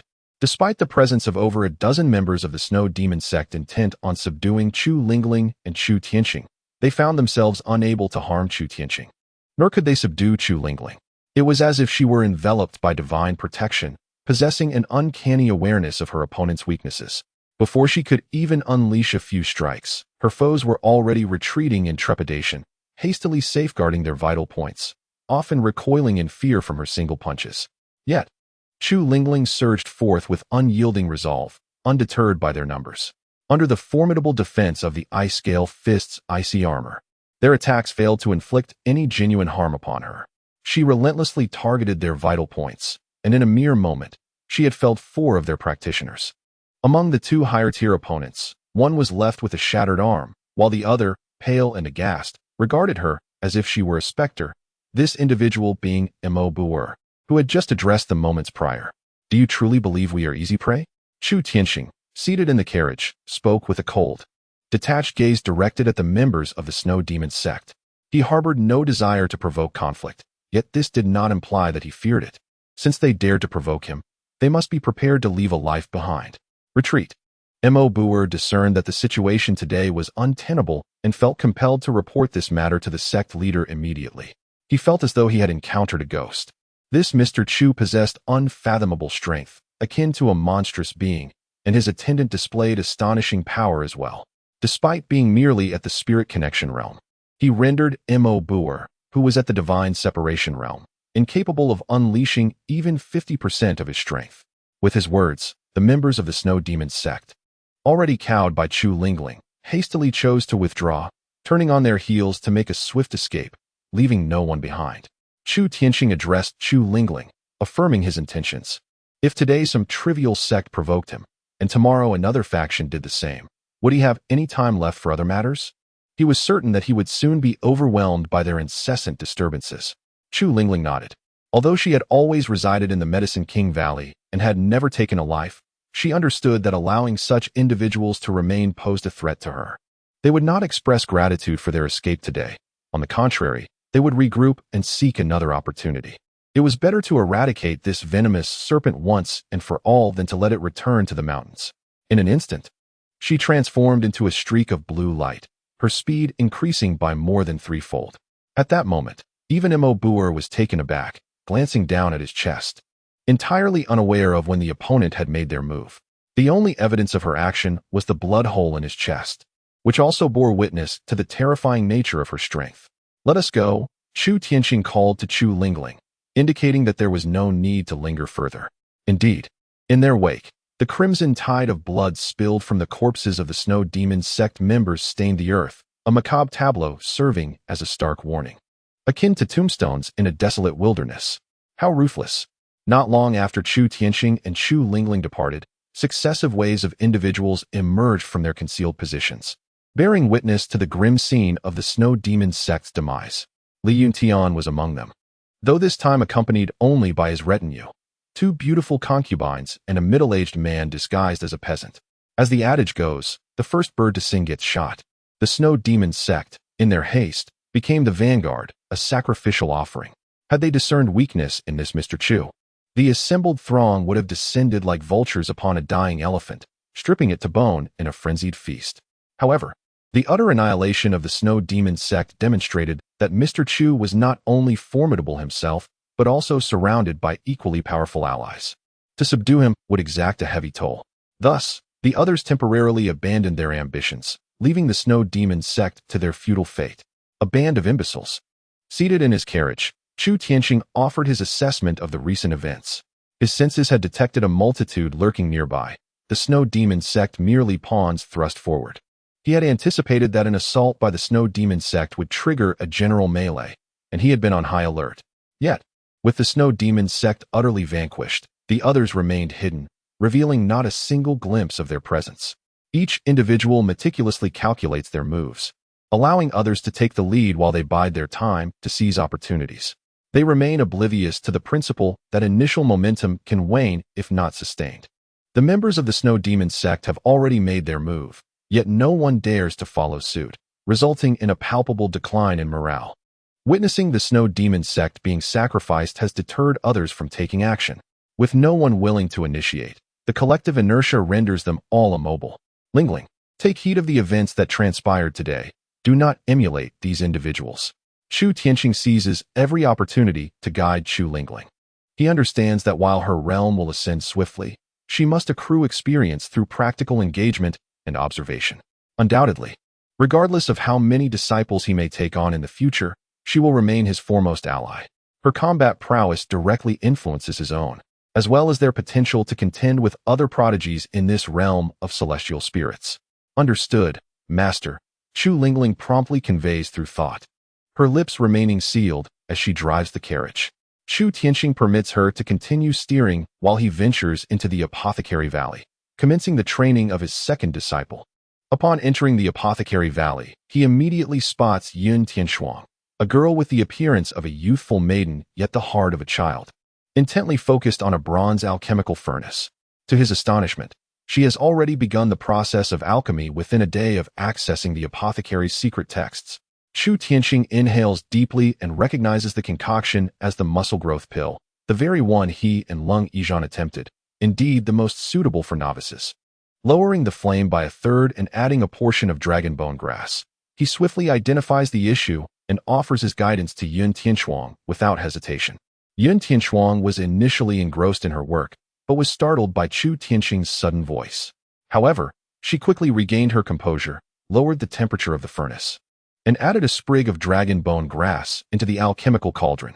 Instantly, her eyes lit up, for she recognized the fragrance emanating from the furnace as identical to that described in the ancient texts. Chu Tianqing gazed at her with affectionate admiration. Observing her uncontainable joy and excitement as she looked back at him, he felt a deep sense of gratitude towards her, for it was her presence that transformed him from a mere know-it-all into a true alchemist worthy of the title of pharmacist. Next time, remember that a gentle flame is preferable to a fierce one.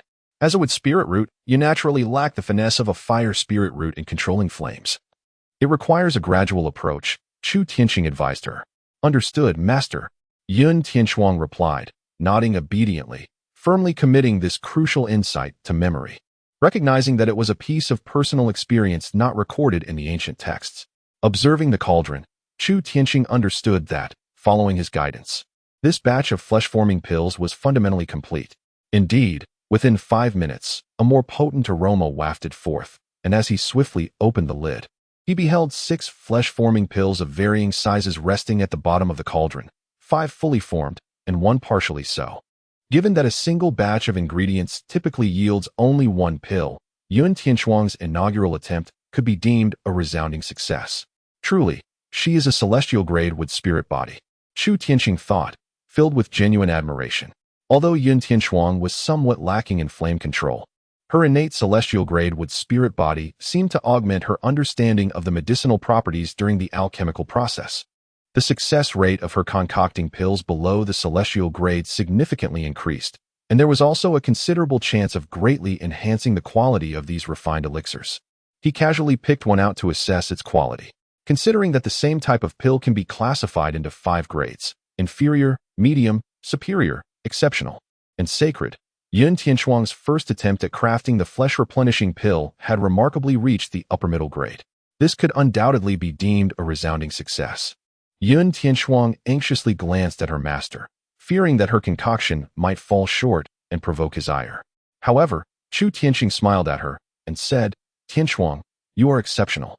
You truly are the prodigy I have recognized." His unabashed praise immediately alleviated her worries. Chu Tianqing also understood that with Yun Tianshuang's abilities, Jiang Yilong's only son, Jiang Chen, had a near certain chance of overcoming his wooden ailment.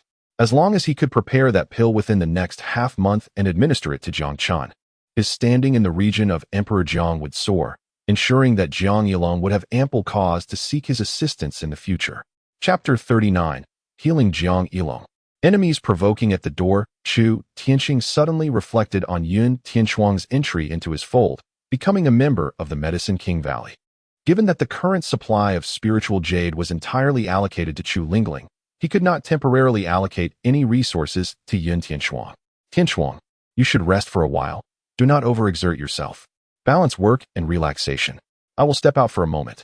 If your sister Lingling inquires about my whereabouts, just tell her I have some business to attend to, understood? Chu Tianxing instructed Yun Tianxuang on how to respond if Chu Lingling asked. All right. Yun Tianxuang was not merely obedient. She adhered to whatever Chu Tianxing instructed. However, he understood that such a demeanor was sufficient in this realm, even surpassing that of the girl who dared to confront him. Yet, upon his arrival, he sensed an unusual atmosphere. The private club was not only closed for business today, but also seemed to be on high alert, casting a somber pall over the entire estate. Chu Tianxing was perplexed by the unfolding events. As he focused his awareness, the world before him transformed entirely. The last time he had harnessed Chu Lingling's power, the environment felt as though it were encased in ice, illuminated by flickering blue flames. Now, utilizing Yun Tianxuang's wood element, the scene was vibrantly alive. He could distinctly perceive the breath of a blade of grass and the pulse of a towering tree. In terms of sensory perception, Yun Tianxuang's abilities were far superior to those of Chu Lingling, as she perceived life from a fundamentally different perspective. This heightened awareness allowed him to grasp the situation within the estate with clarity, and he soon spotted Jiang Yilong ensconced within a room, surrounded by layers of guards. The girl who had previously attended to his son, Jiang Chen, was now stationed at his side. Observing Jiang Yilong's condition, it was evident that he had sustained severe injuries. Chu Tianxing had numerous matters that required Jiang Yilong's involvement, and thus, he could not afford to let anything happen to him. Resolute, he made his way toward the room to ascertain the circumstances. As he approached the door to Jiang Yilong's chamber, the guards flanking the entrance, clad in black, attempted to obstruct his passage. However, one person suddenly recognized him and exclaimed his name, astonished and delighted by the appearance of this divine figure before them. What has happened to your boss? As Chu Tianxing drew closer, the situation became increasingly apparent. It was evident that Jiang Yilong had sustained life-threatening injuries.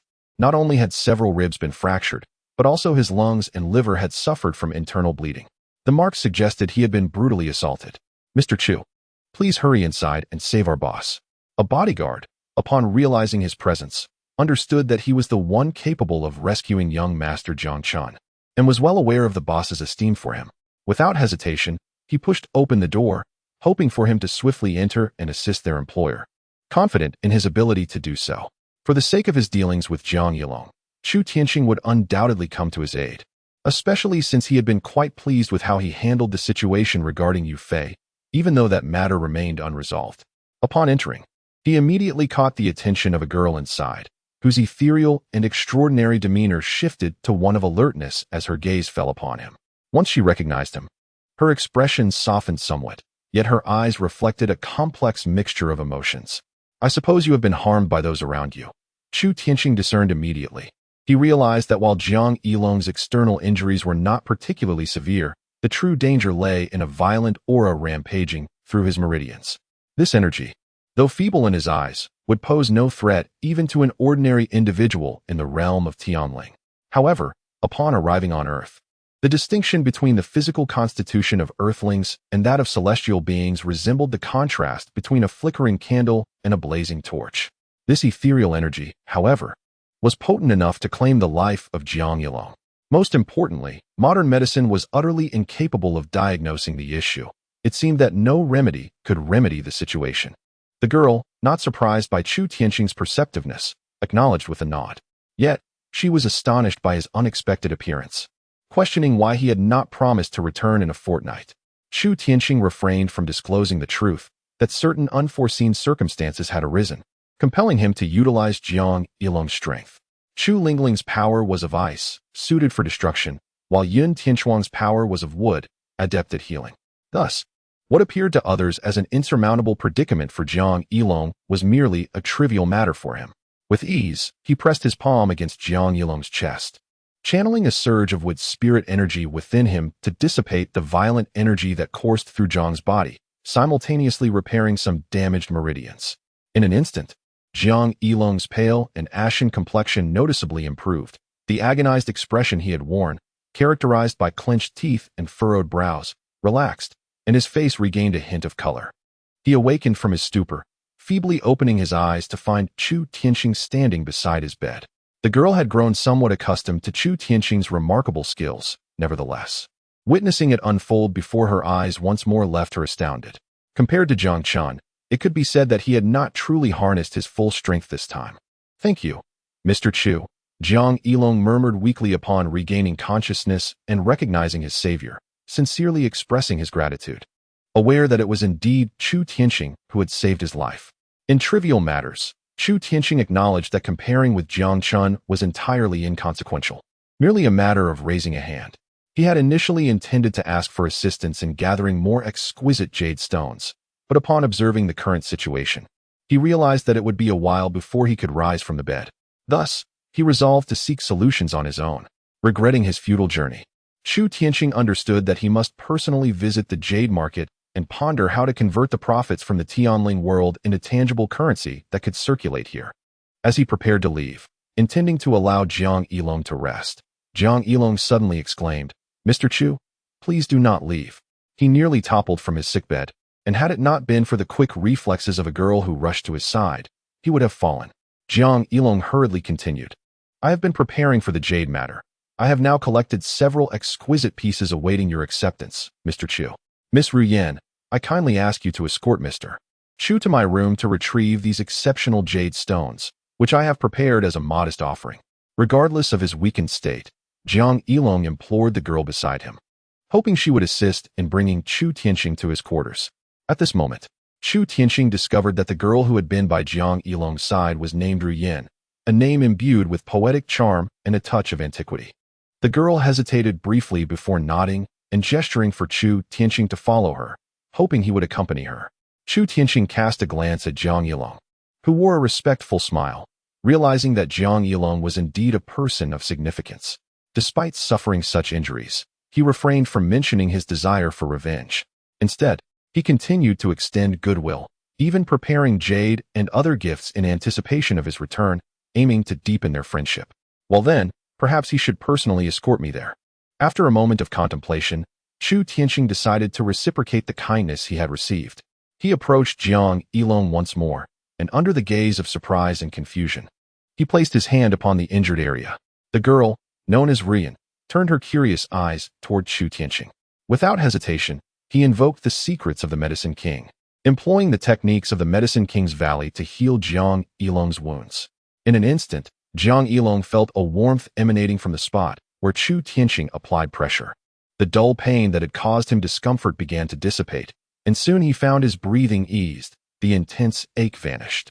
When Chu Tianqing withdrew his hand, Jiang Yilong was astonished to discover that not only was his injury gone, but even the bruising had vanished, leaving him in optimal condition to walk and leap freely. Mr. Chu is truly remarkable. Without a second thought, Jiang Yilong knelt before Chu Tianqing, performing a profound bow of reverence. Had he not experienced it himself, he would scarcely believe such a method of healing existed. In mere moments of breathing, he had been completely restored. The girl watching was utterly awestruck. Even though she knew Mr. Chu was extraordinary, she pondered whether such skills could only belong to celestial beings. This man was nothing short of a living deity. "Let us go," Chu Tianqing remarked, considering the matter trivial. Although Jiang Yilong's injuries appeared severe, to him, they were merely superficial wounds. The secret classic of the Medicine King has become the treasured gem of the Medicine King Valley precisely because it possesses the miraculous ability to revive even the deceased. Thus, healing a few fractured ribs and restoring the muscles to their normal state is a feat that requires no exertion of true power. Indeed, Jiang Yilong immediately nodded eagerly, eager to guide him, realizing that his prior preparation in gathering exquisite jade stones was indeed a wise decision. Not only would he gain the friendship of such a remarkable individual, but even a mere smile from him could yield bountiful rewards. This being transcends humanity. He is akin to a deity. However, just as they were about to procure the jade, a thunderous roar erupted from the main hall. Akin to a tiger's fierce cry through the forest, a voice bellowed with mocking derision. Ha ha ha, Jiang Yilong, you worthless fool. I knew you would hide here. But now, let us see where you can flee. Weren't you quite formidable 5 years ago? This taunt echoed from the main hall, brazenly provoking Jiang Yilong. Upon hearing this voice, Jiang Yilong's expression shifted dramatically, revealing his evident trepidation towards the speaker. Chu Tianxing recognized the tone as well. It appeared that this individual harbored a grudge against Jiang Yilong. Judging by the confidence in his voice, this person was evidently a skilled practitioner, perhaps not much weaker than the girl known as Ru Yan. Chapter 40. Evil meets its match. Mr. Chu, Jiang Yilong deliberated repeatedly before resolutely deciding against involving Chu Tianxing, intent on confronting the matter himself. Yet, before he could proceed, Chu Tianxing interrupted him with a single remark, setting forth toward the source of the voice, determined to confront this individual. Jiang Yilong was taken aback by the audacity of Chu Tianxing intervening in his affairs. The girl, known as Ru Yan, gazed curiously at the retreating figure of Chu Tianxing, pondering how he could be such a warm-hearted individual. Yet, she promptly followed suit, aware that he was indeed a formidable opponent. However, Chu Tianxing's apparent enthusiasm was not spontaneous. He had already discerned the general character of the individual before him. No wonder Jiang Yilong suffered such a significant loss. From his vantage point, this man appeared to have honed an impressive physique, impervious to bullets, while ordinary blades would find it challenging to inflict harm upon him. Upon entering the main hall, he beheld this towering figure, standing at 6 feet tall, with a bronzed complexion, muscles coiling like serpents, resembling a solid bronze statue embedded in flesh. Today, he presented himself bare-chested, flaunting a physique that would elicit gasps from many young women and married ladies alike. Alas, he was bald, the shine of his head so brilliant it could serve as a mirror. I offer you a chance to depart. I still require Jiang Yilong for the time being. Chu Tianxing issued an ultimatum, urging him not to cause further trouble. Where did you find this lunatic, Jiang Yilong? He scoffed. What is the matter? Unable to best me, you resort to summoning others for theatrics. The bald man, equally unyielding with his words, cast a dismissive glance at Chu Tianxing. Perceiving him merely as a disheveled university student clad in peculiar, antiquated attire, lacking any semblance of imposing presence, this pretender had managed to maintain the facade well, though it was unfortunate that his end was imminent. Jiang Yilong gazed at him with pity, perceiving that at this moment, in the eyes of someone, he had already become a specter of the past. He conceded that this fellow was formidable. However, could any mortal truly surpass a deity? Just moments ago, he had been hanging by a thread, yet this individual had effortlessly restored him to full vitality, leaving no trace of injury whatsoever. As the bald man concluded his shout, he suddenly sensed something amiss. He caught sight of Jiang Yilong's compassionate gaze directed at him and noticed the extraordinary transformation in Jiang Yilong. He appeared completely unscathed. The bald man was acutely aware of the severity of his previous assault, which had been intended to end his life. Had he not seized the opportunity to escape under the cover of his subordinates, he would have perished at the hands of this very man. Yet now, he stood with robust vitality and a radiant complexion, unmistakably showing no signs of having been harmed. He also observed the girl beside Jiang Yilong, cognizant of her significant background. To his astonishment, she too regarded the young man with a mixture of respect and trepidation. Instinct honed from battles in the desert battlefield alerted him to the precariousness of the situation, prompting him to adopt a more cautious demeanor as he clasped his fists and inquired, I am Wang Long, may I ask who you are, esteemed sir? In an unexpected display of chivalry, he introduced himself while seeking to discern the young man's origins. Mr. Chu, a lunatic. Wang Long immediately sensed the gravity of the situation and, without hesitation, turned to flee. However, Chu Tianxing had already made his move. With a resounding thud, an indelible imprint appeared on his chest, propelling Wang Long's iron-like frame through the air as though it were weightless.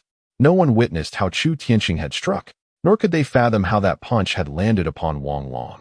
You were given the chance to depart, yet you chose to remain. Chu Tianxing spoke to him with an air of indifference, showing no courtesy. Even after he had been forcefully ejected from the premises, Chu Tianxing followed him outside, his hands clasped behind his back, leaving onlookers perplexed as to how he managed such a feat. This was particularly true for Jiang Yilong and Ru Yin, who, had they not been assured of the unfamiliarity between Chu Tianxing and Wang Long, might have suspected the two were merely performing a charade. Chu Tianxing conceded that Yun Tianxuang's abilities were rather feeble, and her wood spirit root did not seem particularly suited for combat. However, her cultivation of the Medicine King's secret cannon had brought about a profound transformation. The Medicine King's secret cannon, as the treasured artifact of the Medicine King Valley, was certainly not merely a name without substance. Wang Long felt as if he were witnessing a phantom. He was astounded to realize that this young man had not even lifted a finger, yet he had been sent flying by a single punch, leaving him with a broken rib that pressed painfully against his lung and made breathing a laborious task. "You!" Wang Long exclaimed, as he saw Chu Tianxing approach him, resembling a specter drawing near. He instinctively kicked his legs in an attempt to distance himself. "In truth, I offered you an opportunity," Chu Tianxing stated, his expression devoid of emotion, even in the face of provocation. "I shall leave. I will depart immediately." "Master," my mentor spoke of Zhen Tianhu. "Perhaps you are acquainted with him?" Wang Long realized that the youth before him was not someone he could provoke. The power he had displayed was beyond human comprehension. To this day, he remained baffled by how he had been sent flying with a mere punch, having not even witnessed the movement of the other's hand. It was too late. Shi Yangxing addressed him. At the moment he struggled to rise, an unseen force thrust him back to the ground, akin to a toad crushed beneath a boot. "Master! Master!" Wang Long pleaded for mercy. Had he been aware of the formidable presence surrounding Jiang Yilong, he would have never dared to confront him directly. "I assure you, I will summon my master. You ought to be grateful. I shall refrain from taking a life here. Thus you will remain unscathed for the time being," Shi Yangxing remarked. Though he reveled in this unexpected turn of events, the deeply ingrained beliefs cultivated over nearly 2 decades, along with the fact that his parents resided on this land, tethered him to his sense of legality. He instinctively adhered to the law, unwilling to become a murderer on this planet. Those who bore animosity towards him may perish, but he would ensure no direct link to himself, such as with Yu Fei. Wang Long's heart leapt with hope upon hearing this. He realized that as long as he lived, there remained a chance for resurgence, a possibility to seek out his master once more. It echoed the actions of 5 years prior, where he would inevitably eliminate this audacious scoundrel who dared to play tricks. However, do not presume you can depart unscathed today. Shi Yangxing continued in a low tone. "Since you chose not to leave when given the opportunity, you shall remain here indefinitely." Shi Yangxing unleashed his extraordinary abilities once more. Wang Long was initially taken aback, however. His bones now seemed as fragile as glass, easily shattered by the slightest exertion. There was also the matter of the fifth limb. Chu Tianxing continued to address him, while Wang Long felt a tightening in his groin. Jiang Yilong, standing nearby, felt a chill creeping down his spine, a sensation of icy dread. In the next moment, he witnessed Wang Long's trousers slowly becoming stained with blood. He had indeed been mutilated. It was incomprehensible how such a brutal act had been executed from a distance. A scream, even more harrowing than before, echoed as Wang Long writhed in agony, rolling on the ground. Had his limbs not been broken, he surely would have been jumping in place, clutching his groin in torment. Decades of suffering, far too light a punishment, Chu Tianxing stated, revealing his rationale. Just 6 days prior, a horrifying massacre had transpired in Dijiang. A middle school girl and her entire family of 4 were mercilessly slain in their home, the poor girl enduring unspeakable humiliation before her death, a victim of sheer brutality. The investigation had yielded no significant leads, and no potential suspects had been identified. Consequently, the police had even resorted to publicly seeking information in newspapers, hoping to unravel this shocking case of familial annihilation. "Do not let him die. Fate has dealt him a cruel hand," Chu Tianxing remarked to Jiang Yilong, who was now cold and trembling. He had truly witnessed what it meant to encounter a living deity, having experienced firsthand the terrifying prowess of Wang Long. However, such a person lacks even the qualification to take action, having become a peculiar being with all 5 limbs incapacitated, reduced to a mere pawn for others to exploit.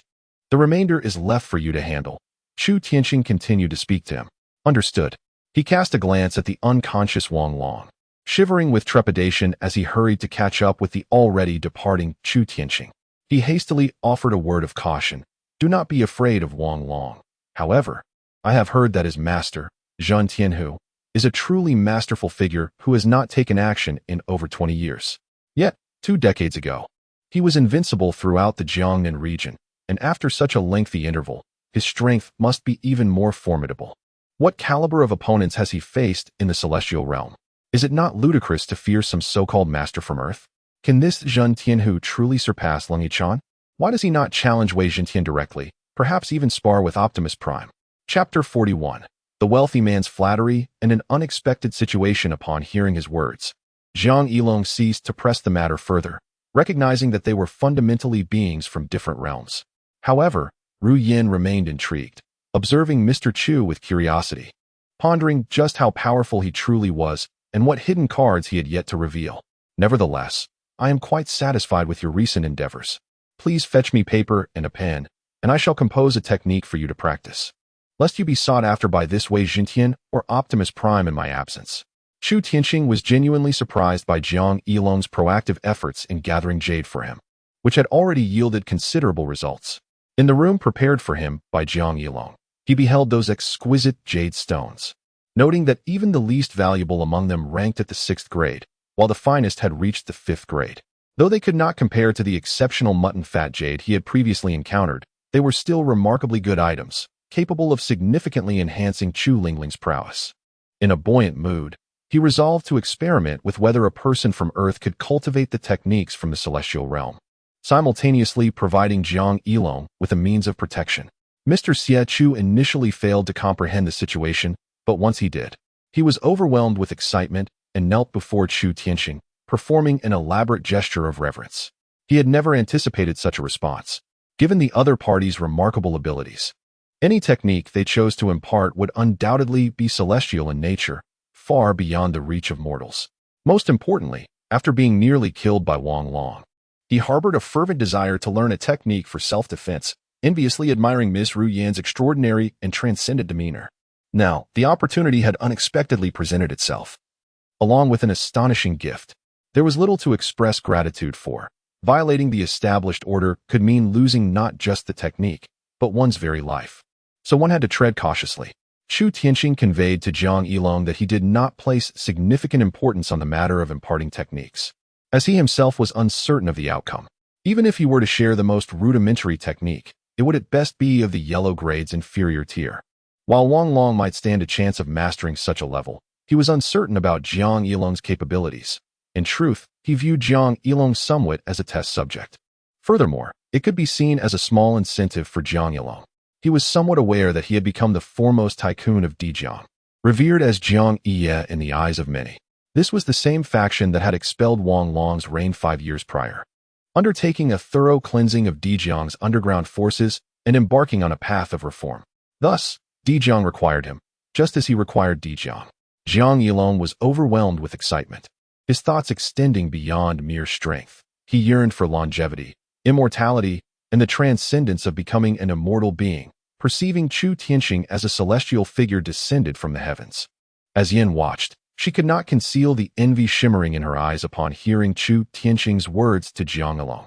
After witnessing the manifestation of Chu Tianqing's powers on 2 occasions, it was impossible for her not to be in awe of his abilities.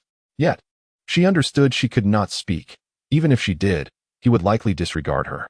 Speaking of my friend, Chu Tianqing mentioned his enmity, recalling the scheme orchestrated by Yu Fei in collusion with that man to harm him.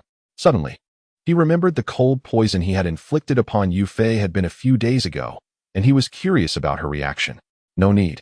You need not concern yourselves with this matter. Chu Tianqing declined Zhang Yilong's offer to intervene, recognizing that some matters were best handled personally for greater satisfaction. Understanding this, Zhang Yilong smiled knowingly. While he brought forth pen and paper to request a piece of writing from Chu Tianqing, he also commanded someone to present a set of keys. Chu Tianqing glanced at the keys but did not take them. He merely inquired of Zhang Yilong, "What do these signify?" Zhang Yilong hesitated momentarily, his nerves palpable as he addressed him. "Master Chu, I am acutely aware of your disinterest in fame and fortune. However, you saved my life, and though it may seem a trivial matter to you, I wish to express my profound gratitude. I will dedicate myself wholeheartedly to acquiring this exquisite jade for you. Additionally, I hope you will accept this key, which opens a modest 3-story building beside the Wanghu Lake. It may hold little monetary value, yet it offers a sanctuary for you to find peace and solitude. Chu Tianxing's heart skipped a beat. He understood that Jiang Yilong regarded him as a transcendent being, an ethereal sage detached from worldly concerns. Yet, he recognized himself as merely an ordinary young man, not yet 20, fortunate to have encountered extraordinary circumstances. He had some familiarity with the Wanghu area, having once dreamed of purchasing a villa there in hopes of amassing great wealth. However, upon deeper understanding, he realized that such aspirations were fundamentally unattainable, for even the most modest property in that vicinity commanded a price exceeding 50 million, with prime locations reaching well over 100 million. Wanghu was renowned as a blessed land, where it was said that many ailing individuals had regained their health after residing there for several years. Minor ailments would miraculously heal. This reputation had cultivated an atmosphere where not only wealth, but also connections were prerequisites for ownership, rendering it inaccessible to the common folk. In essence, many affluent individuals looked down upon the ordinary, deeming it beneath them to share a neighborhood with them. Thus, the three-story building Jiang Yilong mentioned was indeed the only one of its kind, famously known as Wanghu Building No. 8, valued at an astonishing 160 million. What a grand gesture! Although it is said that Jiang Yilong's life is undoubtedly worth such a sum, if one is unaware of the market dynamics and simply accepts it, they would remain oblivious to the immense favor they owe Jiang Yilong. But, does he fear it? After listening to him, Chu Tianxing accepted it without hesitation. Suddenly, he realized that he must consider not only himself, but also his parents. Without delving into distant matters, allowing his parents to reside there would undoubtedly alleviate many of his safety concerns, freeing him from the worry that while he toils in another realm, his parents might encounter danger in this world. Upon witnessing Chu Tianxing accept the offer, Jiang Yilong breathed a sigh of relief. It was not his intent for Mr. Chu to owe him a favor. He believed that the value of the technique he presented could easily entice a wealthy individual to trade several buildings for it. He merely sought to ascertain whether he possessed the standing to offer such a gift. Now that it has been accepted, all is well. This marked the first time he had bestowed such a lavish gift, and its acceptance filled him with a profound sense of pride, as if he bore a luminous countenance. After Chu Tianxing acquired the key, he contemplated briefly before selecting a technique, wave fist, to teach Jiang Yilong, instructing him to memorize it and then incinerate the notes. Ensuring that no one else could see them, Jiang Yilong dutifully complied, fully aware that it was unnecessary for him to be reminded. He would have done so regardless. He understood the far-reaching implications that might arise if this knowledge were to spread, and with his current status, he could not bear the consequences. As for Miss Rian, he felt no concern. He knew that even if she was tempted, she would never reveal or attempt to seize it. Firstly, he owed a debt of gratitude to her benefactor, and secondly, she comprehended the consequences of seizing opportunities. Before departing, she learned that Jiang Yilong had already intervened in the matters concerning the police, wielding his influence in the Dijiang, which undoubtedly granted him the requisite authority. In all other respects, he had managed affairs adeptly, ensuring that Chu Tianxing would not need to exert any undue effort. Mr. Chu, what about Wang Long? Jiang Yilong understood that Chu Tianxing's sudden aggression towards Wang Long was primarily due to the latter's egregious transgressions. It was only fitting that misfortune befell him at such an inopportune moment, directly encountering the muzzle of his adversary. Let the police handle it. I trust that gathering evidence will not prove difficult, Chu Tianxing replied, dismissing any challenges. However, Jiang Yilong sighed, expressing his predicament. He had no doubt that the police would uncover Wang Long's background. His concern lay in the difficulty of explaining to the authorities the apparent signs of extrajudicial punishment inflicted upon Wang Long, who was now severely incapacitated. Perhaps he was simply overtaken by the rigors of training. Modern medicine cannot detect any traces of forced punishment, rest assured, Chu Tianxing assured him, and with that, he vanished from sight. Such certainty in avoiding detection implied that if he desired someone's demise, he could do so without fear of evidence surfacing to implicate him. However, Ru Yin gazed thoughtfully in the direction where Chu Tianxing had departed. She sensed that this presented a monumental opportunity. Should she manage to connect with him, she could soar to great heights, potentially surpassing Jiang Yilong and all those she knew in martial prowess. Yet, she also recognized that the true challenge lay in how to captivate Mr. Chu. Due to his elevated status, it is nearly impossible for him to be swayed by ordinary matters. As for beauty, The disdainful glance he casts reveals that any attempt in that direction would only provoke his aversion, exacerbating the situation further. It appears I too require an opportunity, she assured herself. Through their interactions, she had come to understand that Mr. Chu was, after all, a relatively affable individual. As long as he was satisfied and content, any issue could be negotiated. Jiang Yilong was indeed fortunate, encountering Mr. Chu at a time when he was in need of funds, and his habitual generosity and decisiveness endeared him to Mr. Chu. Furthermore, his remarkable prowess in the collection of jade astonished and pleased Mr. Chu, enabling him to not only evade a near-fatal calamity, but also to acquire a cultivation technique. Although she was unaware of the specific content of this technique, she was certain it transcended the capabilities of mere mortals, akin to the skills practiced by Mr. Chu. Thus, her primary concern was how to render Mr. Chu satisfied. He first appeared at the Medicine King Valley, distributing the batch of jade he had procured to Yun Tianshuang, allowing her to absorb the 6th grade essence first. And once her realm was elevated, she could directly absorb the 5th grade, rapidly enhancing her cultivation. Mr. Chu, you have finally appeared. Chapter 42. The Medicine Emperor Valley takes action. Severing the roots upon emerging from the Medicine King Valley, Chu Tianqing immediately encountered 3 individuals blocking their path. Chu Lingling bore a cut on her lip, clearly injured.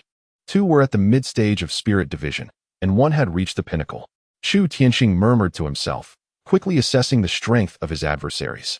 From the essence of the opponent's martial arts, it was confirmed. Pharmaceutical Emperor Valley. It became apparent that they acted swiftly, taking immediate action. However, these 3 individuals clearly wished to conceal their identities, donning black attire and masks, intent on resolving the matter discreetly. Master, she realized, through personal experience, the vast disparity between herself and Chu Tianqing. Despite possessing the same level of power, she could not replicate the force he had demonstrated. Without uttering a word, she focused on her breathing to heal. Utilizing his position behind Chu Lingling, Chu Tianqing placed a palm upon her back, transferring a surge of Wood's spiritual energy to her, while also employing the secret techniques of the Medicine King to adjust the flow of her internal energy. Chu Lingling obediently closed her eyes and sat down, surrendering everything to him.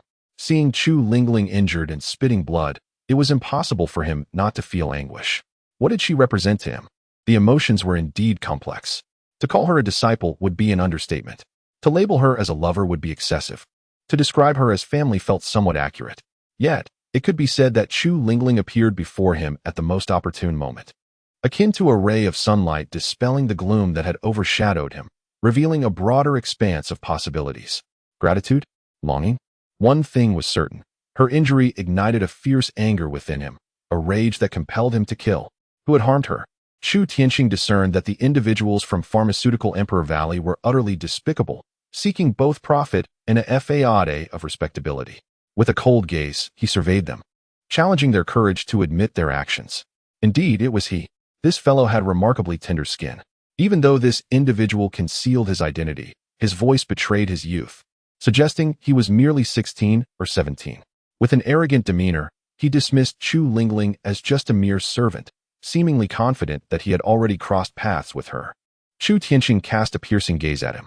Before the young man could react, he was struck by an invisible force and sent sprawling to the ground, where he coughed up a mouthful of blood before he could utter a word. How dare you lay a hand on me? The 2 others were astonished that someone at the spirit communication realm would dare to act against them, both of whom were at the spirit division realm, and even more bewildered by the injury inflicted upon their companion. What is there to fear? Chu Tianqing replied with a slight, cruel smile, as if mocking the notion of restraint. The man who had been thrown aside attempted to articulate his thoughts, but the pressure in his chest rendered him breathless. Say no more, admonished the only one among them at the pinnacle of the spirit division realm, silencing him with a stern warning. His gaze turned icy as he fixed it on Chu Tianqing, then spoke with veiled menace. Hand over the Ice Heart Snow Lotus and the cultivation techniques, and perhaps we might spare your life. Spare my life? That is utterly impossible. Since he had offended individuals he should never have crossed, survival was no longer an option. It was that woman, Lu Qing, who sent you here, wasn't it? Chu Tianqing had no interest in playing their game of pretense. Their intentions were clear. They sought to rob and kill, all while attempting to curry favor with a certain woman. There was no need for further charades. Honesty in confrontation would be far more straightforward, allowing all parties to understand the stakes involved in this deadly encounter. Suddenly, there was a profound silence on the opposite side.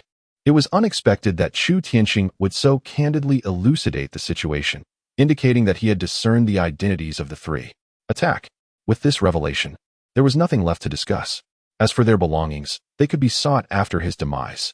Upon witnessing their intention to jointly harm Chu Tianqing, Chu Lingling, disregarding her own injuries, attempted to rise and assist him.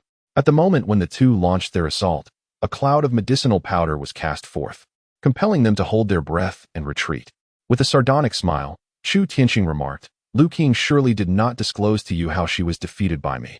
He believed they had gravely underestimated the potency of the medicinal powder from the Medicine King Valley and the mastery that accompanied it. Suddenly, the two felt the world around them blur and distort, as if the very fabric of reality was twisting and turning, leaving their bodies weak and unresponsive.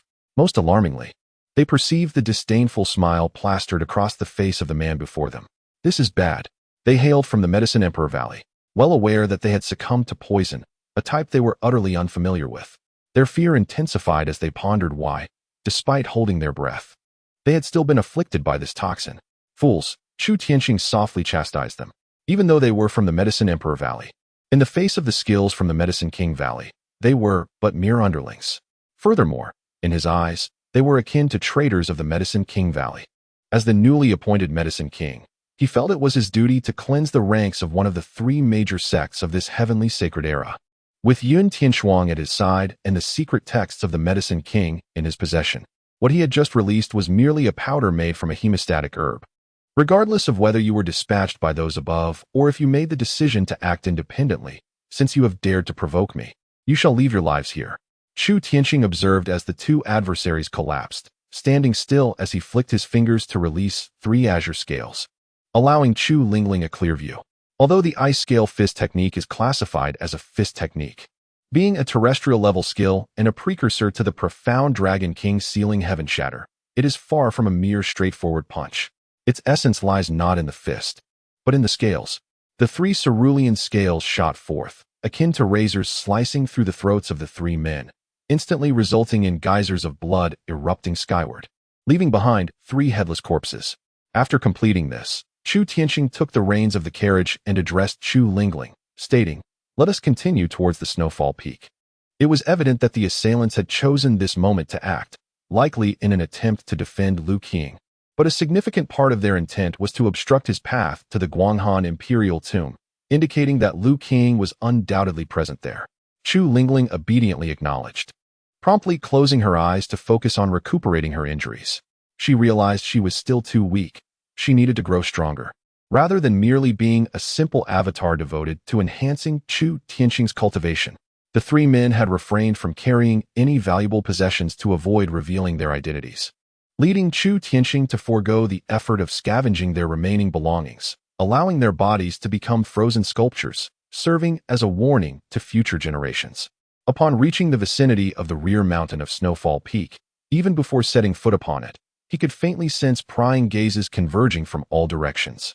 It elucidates how various factions have dispatched individuals to the Guanghan Emperor's tomb to explore its mysteries, leaving watchful eyes along the inevitable paths to ascertain who might arrive subsequently. Intriguingly, Chu Tianqing finds this situation quite captivating, confirming that the Lord of Yunjin North, from Tianshu City, has indeed spoken the truth. It is evident that only a few small creatures, like kittens and puppies, venture towards the Bingxin Snow Lotus, while the true elite and formidable figures from numerous sects of the northern wilderness congregate here. Upon a casual assessment, he perceives several individuals at the transformation stage, with 5 in the realm of spiritual wandering present. These are merely the outer layers, indicating that even greater and more powerful experts reside deeper within the Guanghan Emperor's tomb. What piques your interest, boss? Chu Lingling inquires with curiosity, aware that the increased presence of people nearby has drawn more scrutinizing gazes upon them. Consequently, she has assumed the guise of Chu Ling, a young assistant accompanying the itinerant herbal merchant, Chu Tianqing, adopting a deliberately somewhat masculine tone. Today's business promises to be prosperous, Chu Tianqing declares, unperturbed by the potential intimidation of those who are surveilling them. He observes that although they are numerous and formidable, there are many among them who possess vulnerabilities. Judging by their combat capabilities, they exhibit significant weaknesses. Targeting a few would easily disrupt their formation.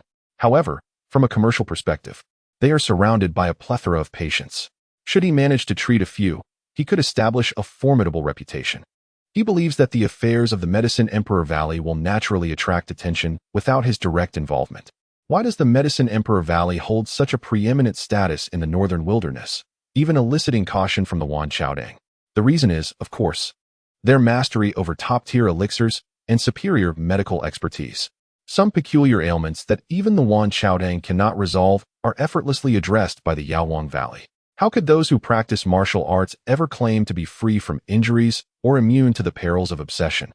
What assurance do certain noble families have that their esteemed descendants will not encounter complex maladies that necessitate the use of spiritual elixirs? Thus, Yaowang Valley has a firm grasp on resources, compelling others to seek their assistance, naturally establishing a supply-demand relationship. In the desolate North Wilderness, many are willing to serve as their enforcers. However, can Yaowang Valley truly rival Yaowang Valley? It is highly plausible that Yaowang Valley is, in fact, a traitorous creation of Yaowang Valley's enemies, which means any endeavor to dismantle them must begin at the very foundation. Consequently, Chu Tianxing resolved that his initial step would be to undermine the reputation of Yaowang Valley, commencing precisely from the Guanghan Imperial Tomb. He informed the elder, Mr. Chu has arrived. Please notify the young lady that Mr. Chu is here. Let the young master know. The person he has been awaiting has reached the foot of the mountain. At that moment, messages were swiftly conveyed to the relevant individuals within the Guanghan Imperial Tomb, ensuring they were aware that the awaited guest had indeed arrived. As the carriage could not ascend the snow-capped mountains, the medicinal materials were unloaded for Chu Lingling to carry, restoring her strength in the process. Chu Lingling bore no grievances about being a striking beauty tasked with transporting goods. She harbored no modern notions that certain responsibilities should rest solely with men. Frankly speaking, while Chu Tianxing enjoyed a life of leisure at home, she was out striving to provide for the family and found no issue with such trivialities. Yet, Chu Tianxing, observing her, thought to himself, what a pity. Chu Lingling is truly a paragon of beauty and grace, a perfect candidate for a daughter-in-law. Alas! Chapter 43, A Challenge for a Price. It's you who will be deceived. Upon entering the rear mountains of the falling snow peak, they encountered a vast throng of people and a colossal ice wall ahead. This wall, a single block of ice, measured at least 60 to 70 meters in width and towered over 100 meters in height. Standing before the ice wall felt akin to gazing into a mirror, where faint inscriptions could be discerned upon its surface. Another group approached. Were they here to sightsee, or perhaps to engage in commerce? The arrival of Chu Tianxing and Chu Lingling provoked whispers among the crowd. Chu Tianxing had garnered considerable notoriety in Tianxue City, yet his fame primarily circulated among the prestigious sects, leaving most unaware of his circumstances. Thus their gazes were tinged with unfamiliarity. Come one, come all. Exceptional herbs and elixirs for sale. Purchase one for safety, or two for a stroke of fortune. Do not let this opportunity slip away. Chu Tianxing unabashedly shouted, disregarding the heavy atmosphere that enveloped them.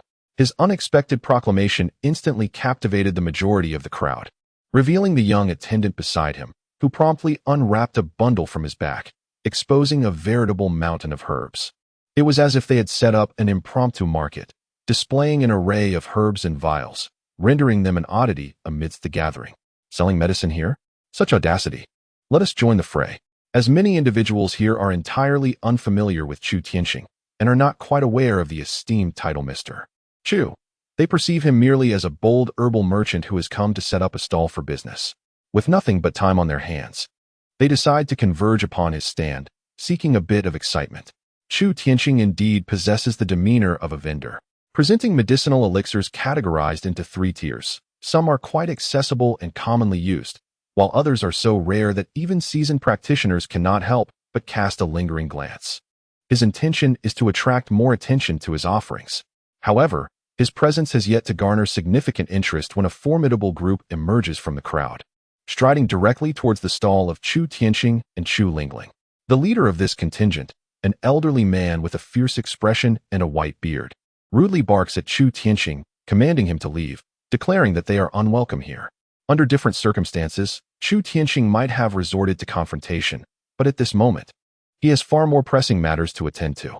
Thus, in response to the old man's hostility, he adopts a congenial smile, embodying the demeanor of a merchant who believes in the adage that civility breeds prosperity. Observing that this group is clad in green shirts and bears swords, their gazes directed at him resemble that of someone who has encountered a sworn enemy. Upon closer inspection of their martial arts and techniques, he quickly comprehends the reason behind their animosity. The rumor that the master of Concealed Edge was slain by his hand elucidates why the members of Qing Feng's sect appear as though they would relish the opportunity to flay him alive. Yet, did he truly kill the master of Concealed Edge? Yes and no, for it was ultimately Lu Qing's sword that delivered the fatal blow. Whoever among you offers 10 shards of jade and can best my humble servant here shall see me depart at once, Chu Tianqing proclaimed with a smile, suggesting that if they wished to expel him and his companion, they merely needed to pay. The elder's eyes widened in disbelief. He had never encountered such an unreasonable manner of conduct.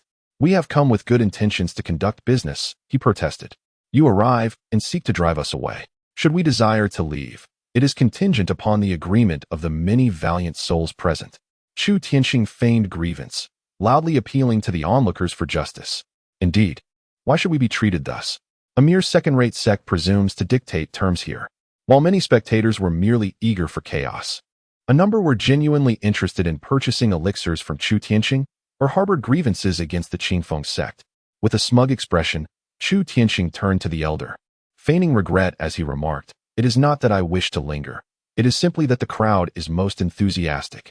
The elder, incensed, ground his teeth in fury, wishing to tear a piece of flesh from Chu Tianqing. "By Xing you go?" The elder resolved to cease further discourse with Chu Tianqing, casting 10 shards of jade to the ground and commanding one of the Qingfeng disciples to deal with the two intruders.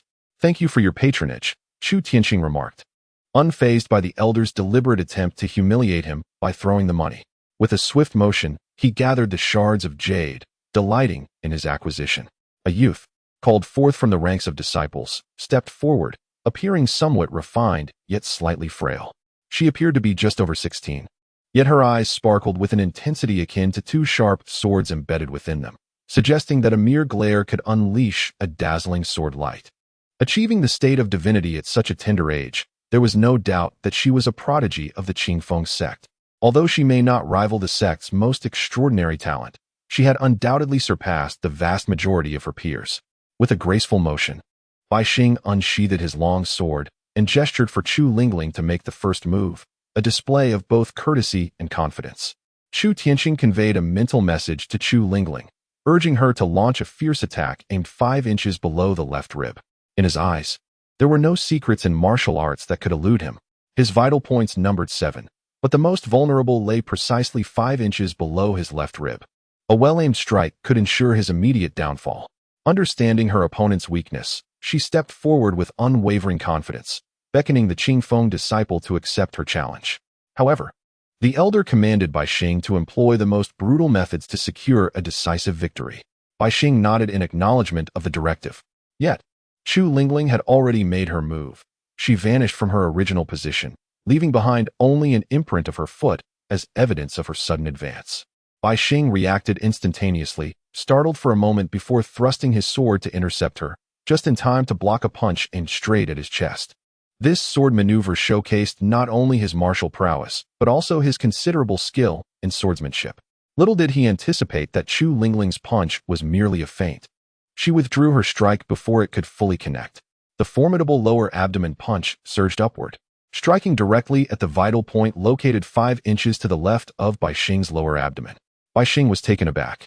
He could not comprehend how this young attendant possessed such remarkable strength, or how he knew so precisely where his vital point lay. However, as the lethal move approached, it completely disrupted his composure, and in a flurry of panic, he attempted to wield his sword to counter Chu Lingling's punch. Yet, Chu Lingling, having received a reminder from Chu Tianqing, understood that the essence of the ice scale fist technique resided in the scales rather than the fist itself. Thus, even though her punch was still a distance away from Bai Xing's abdomen, the icy scales on her fist erupted forth, creating a phantom punch that struck his abdomen directly at the vital point. The sound of the air being compressed and shattered was unmistakable. Bai Xing's protective long sword shattered upon impact, and a distinct fist imprint appeared on his abdomen as he was forcefully propelled backward, landing several meters away in the snow. Blood pouring from his mouth and nose, rendering him unconscious on the ground, his fate uncertain. Instantaneous annihilation. The elder, filled with rage, turned to Chu Lingling. Astonished by the extraordinary power displayed by this young attendant, and infuriated that he had dealt such a ruthless blow, incapacitating his most prized disciple. The challenge had been paid for. Life and death were matters of fate. If there was any discontent, they could continue, but that would cost another 10 pieces of jade. Chu Tianxing, meanwhile, watched with a smirk, remarking that he had ample funds, and he was unconcerned about the number of challenges, as he was merely exploiting him. In a fit of rage, the elder contemplated revealing the true identity of Chu Tianxing, but he quickly realized that disclosing he was Mr. Chu would only complicate matters, making it even more challenging to force him down the mountain and deal with him. With resolute determination, he hurled an 8th-grade jade token at Chu Tianxing, snarling. You claimed that one could challenge for a price, yet you did not specify that a wheel battle was prohibited. Subdue him. Whoever accomplishes this will be accepted as a core disciple. The latter part of his statement was directed at his disciples from Qingfeng sect, igniting their spirits with the prospect of seizing a once-in-a-lifetime opportunity. However, Chu Tianxing remained unperturbed, discreetly conveying to Chu Lingling to seize this opportunity. What opportunity, you ask? The chance to engage in combat with geniuses. She yearned to prove that those so-called prodigies were nothing but mere trifles in her presence. With enthusiasm, Chu Lingling felt an eagerness bubbling within her, ready to spring into action. Chu Tianxing boldly called out, Is there anyone else willing to give it a try? The more you pay, the more you win. Whoever manages to defeat me shall earn the right to drive us down the mountain. And I will additionally offer a reward of medicinal herbs or pills worth 10 times the amount paid. Don't let this chance slip by. Chu Tianxing's unabashed proclamation did not invoke embarrassment in him or in Chu Lingling.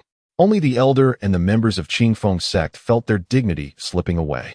With Chu Tianxing's bold challenge, they found themselves reduced to mere performers in a farcical display, while others stood to gain valuable herbs and pills. Yet, what did they stand to gain? It seems that aside from driving these two individuals down the mountain, there is nothing else to gain.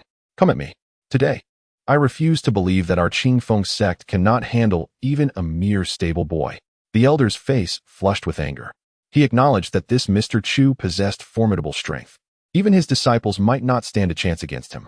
Yet, the one who stepped forward was not Mr. Chu himself, but rather this attendant by his side. Surely, they could not be incapable of defeating even an opponent's servant. Chapter 44. One could be even more shameless. With a single kick, I shall render you powerless. Lu Qing had never encountered anyone who instilled such a sense of danger within her. Her beauty and background bore no weight here. This individual was entirely unenchanted by her allure and remained unfazed by her lineage. He could be as fierce as a tiger, yet as cunning as a fox, rendering any notion of control or intimidation utterly futile. It seemed that among the two, there existed only one inevitable outcome. One must perish. Since Mr. Chu is so keen on this encounter, I shall personally engage with him. Lu Qing was resolute in her determination to obliterate him. Such a person could not be allowed to exist. With a smile as delicate as a flower, she addressed him, as if merely inviting Mr. Chu Tianxing to partake in a light-hearted game to pass the time.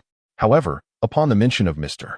Chu, onlookers swiftly retracted their smiles, some even taking a step back, unwilling to become entangled in this affair. Those who understood the situation realized that this was no ordinary contest. It was a fierce battle between the Medicine Emperor Valley and this esteemed Mr. Chu. It was evident that this seemingly outmatched Mr. Chu stood no chance against the colossal force of the Medicine Emperor Valley. Observing the spectacle is permissible, yet should one inadvertently offend the Emperor of Medicine, survival in the North Wilderness becomes utterly futile. Indeed, it is not merely a matter of struggling to get by. It is tantamount to forfeiting one's very existence. Miss Lu, why would you deign to involve yourself with such base individuals? However, no sooner had Lu Qing uttered these words than a poised swordsman clad in white emerged from the throng of talented individuals surrounding her. Regardless of his true prowess, his appearance exuded an air of arrogance, as if he regarded the world with disdain. Yet, his lineage and strength undeniably warranted such pride. He was Chun Xuejian of the Jade Sword Manor, ranked 16th on the heavenly list. Many present, unaware of his esteemed rank, witnessed how this individual had become a subordinate to the illustrious Lu Tian. Chu Tianqing needed not to inquire further. The murmurs of astonishment from the onlookers revealed the man's identity. In the North Wilderness exists a dual list of talents, chronicling the remarkable individuals under the age of 30. To attain a position on the heavenly list, particularly at the 16th rank, signifies genuine capability. Li Yuntian, though a notable talent in his own right, merely occupies the earthly list. Young Master Chen, this matter is a private affair between myself and Mr. Chu. It would be inappropriate for you to intervene. Allow me, Lu Qing gently implored Chen Xuejian, wishing to dissuade him from becoming entangled in the fray. Miss Lu need not elaborate. I have long been aware of the indignities this scoundrel has inflicted upon you, and my heart has been seething with indignation. I have merely awaited an opportunity, and now that he has made his appearance, it is the perfect chance to eradicate this scourge from the North Wilderness. Chen Xuejian declared with righteous fervor, embodying the very essence of a noble hero. Upon hearing his words and witnessing his heroic demeanor, which seemed intent on ridding the world of its evils, Chu Tianqing silently gave him a thumbs up and remarked, "Impressive, truly impressive. At times, I believe myself to be quite audacious, yet you surpass even my boldness. In comparison, I have utterly lost the contest of shamelessness." He admired how this man, despite harboring desires for the enchanting Lu Qingchun, spoke as if he were a paragon of justice, entirely devoid of any selfish motives. Suddenly, he felt an urge to seek counsel from this Chen Xuejian, whose arrogance was as apparent as it was misplaced. Lu Qing observed him with an expression that suggested she was torn between encouragement and restraint, finding it difficult to interrupt his gallant display of righteousness. Humph! Chen Xuejian, basking in Lu Qing's admiration, puffed up with pride, casting a disdainful glance at Chu Tianqing, oblivious to the smug satisfaction evident on his own visage. Convinced that he had finally succeeded in impressing Lu Qing, Chu Lingling, feeling nauseated by the hypocritical antics of the two, was overwhelmed with a potent urge to eradicate them. Her clenched fists conveyed an escalating fury, yearning to swiftly eliminate this detritus and restore tranquility to the world. Coincidentally, Chu Tianqing shared her sentiment. In a moment, unleash a fierce assault on this man's vulnerable regions. Astonishingly, he possesses some strength, yet his weaknesses are rather conspicuous. He expressed his admiration for Chen Xuejian, noting that as the 16th on the heavenly ranking, he had adeptly concealed many of his critical vulnerabilities, save for one glaring weakness between his legs. Upon hearing this, Chu Lingling's eyes sparkled with delight, realizing her opportunity. Meanwhile, Lu Qing and Chen Xuejian had finished their pretentious exchanges, ultimately deciding that Chen Xuejian would strike first, intending to eliminate both Chu Tianqing and Chu Lingling. At this moment, Chu Lingling felt no need for Chu Tianqing to say anything. She was already brimming with determination and a fierce desire to confront him. Her demeanor clearly indicated that anyone wishing to challenge Chu Tianqing would first have to contend with her. "How dare a mere servant think they can contend with me, Chen Xuejian?" he declared loudly, making no move, yet wielding his words like a sword to belittle Chu Lingling from head to toe. Looking down upon her as if a servant had no right to engage him, Chu Tianqing could only smirk at this, silently mourning for Chen Xuejian. For if Chu Lingling possessed any measure of anger, this statement had undoubtedly filled her with rage, readying her for a powerful retaliation. He could sense that Chu Lingling was on the verge of tearing him to shreds. "You must defeat me before you can challenge my master." Chu Lingling reminded herself of her assumed identity as Chu Ling, acting as a humble coachman and protector of Chu Tianqing. "Humph!" Chen Xuejian scoffed disdainfully, understanding the situation and deciding to end it swiftly. In an instant, the atmosphere shifted dramatically, with Chen Xuejian radiating an aura akin to a sharp sword standing resolute in the snow. Just a glance in his direction was enough to evoke an uncomfortable sensation, as if one were pierced by his brilliance.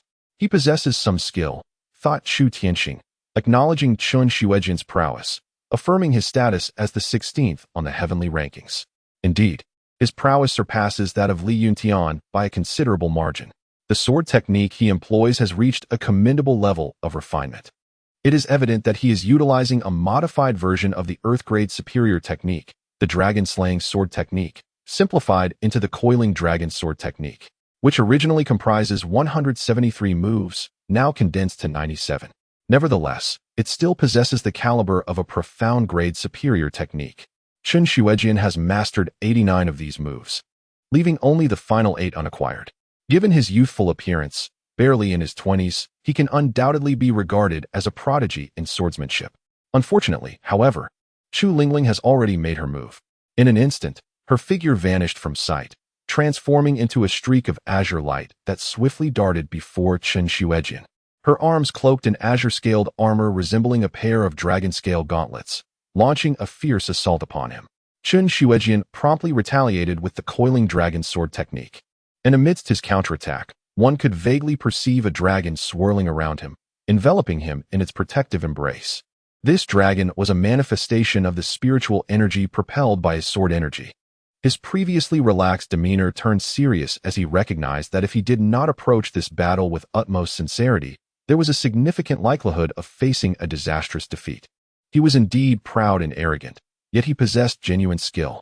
Moreover, he absolutely did not wish to suffer humiliation in front of Lu Tian. Mr. Chu, you underestimate the talents of the world. Do you truly believe that a mere carriage driver like yourself can surpass them? Lu Qing remarked with a knowing smile, subtly mocking him, believing that Mr. Chu's personal involvement might offer a glimmer of hope.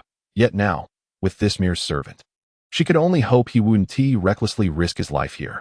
This individual may possess a certain degree of intellectual dullness, yet he qualifies as a half-hearted apprentice, sufficient for dealing with some oblivious matters. Lu Qing gritted her teeth, struggling to maintain the facade of a fabricated smile. Did he truly intend to deny her even the slightest semblance of respect? It appeared that Chu Lingling had miscalculated, persistently failing to uncover an opportunity for breakthrough. Chen Xuejian, however, was acutely aware of his own predicament.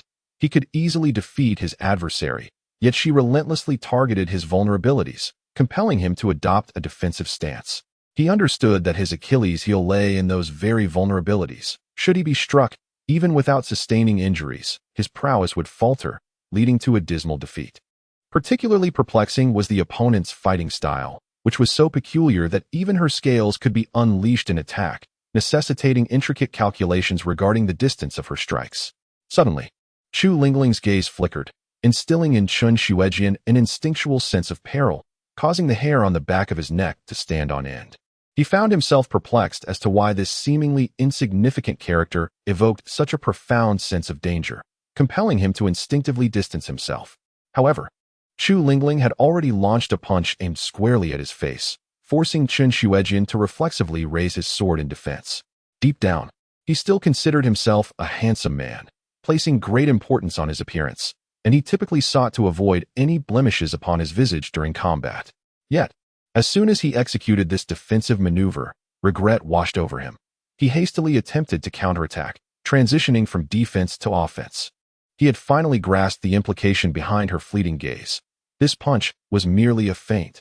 If that strike was a ruse, then the true lethal blow was. Crack! The sound of bones fracturing, utterly nauseating, reverberated through the air, causing many men present to instinctively clench their legs. What Chu Lingling sought was precisely for his attention to be diverted to that area, compelling him to defend with his sword. Suddenly, with a swift kick, she struck precisely between his legs. In that moment, even Lu Qing felt her facial muscles twitch in disbelief, not anticipating that this servant would resort to such a despicable and underhanded tactic. Chen Xuejian, too, in that fleeting instant of pain, regretted his very existence, lamenting his decision to intervene, bewildered by the ruthlessness of his opponent. What are you doing? How can you employ such a vile move in a formal contest? You should take your own life in atonement. The Jade Sword Manor will not let this transgression go unpunished. After the initial shock, the numerous young masters surrounding Lu Qing, who had been allied with Chen Xuejian, quickly regained their composure. Although they secretly relished the elimination of a formidable rival, they immediately launched a verbal assault on Chu Lingling, condemning her actions.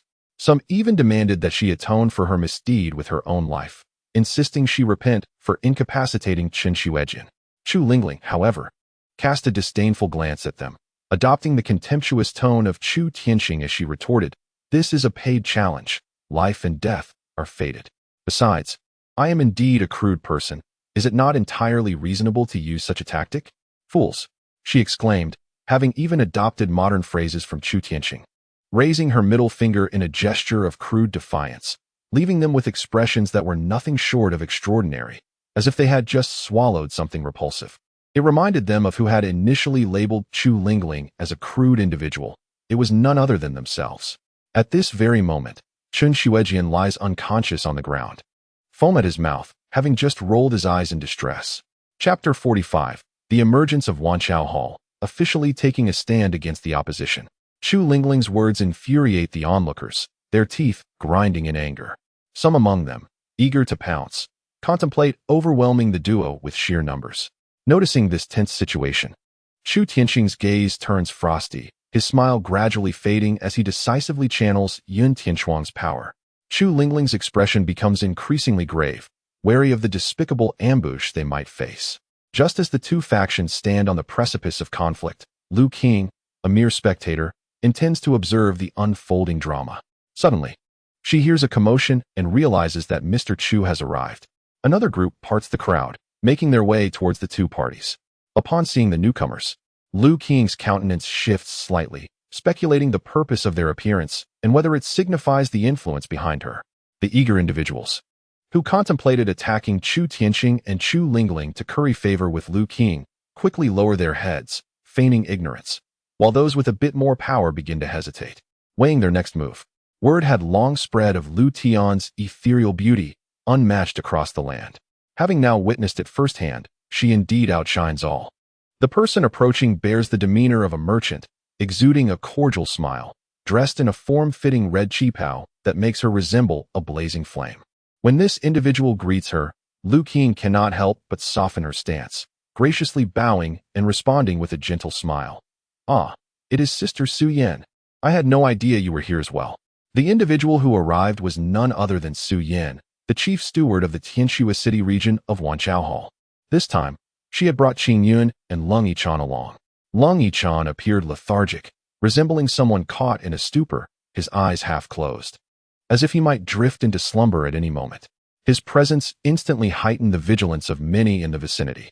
"The cave heaven pointer," they murmured, referring to Lung Yichan. Despite being merely at the transformation realm, his peculiar cultivation methods often deterred those at the spirit travel realm from engaging with him. Moreover, he was now a venerated member of Wanqiao Hall, representing its esteemed authority.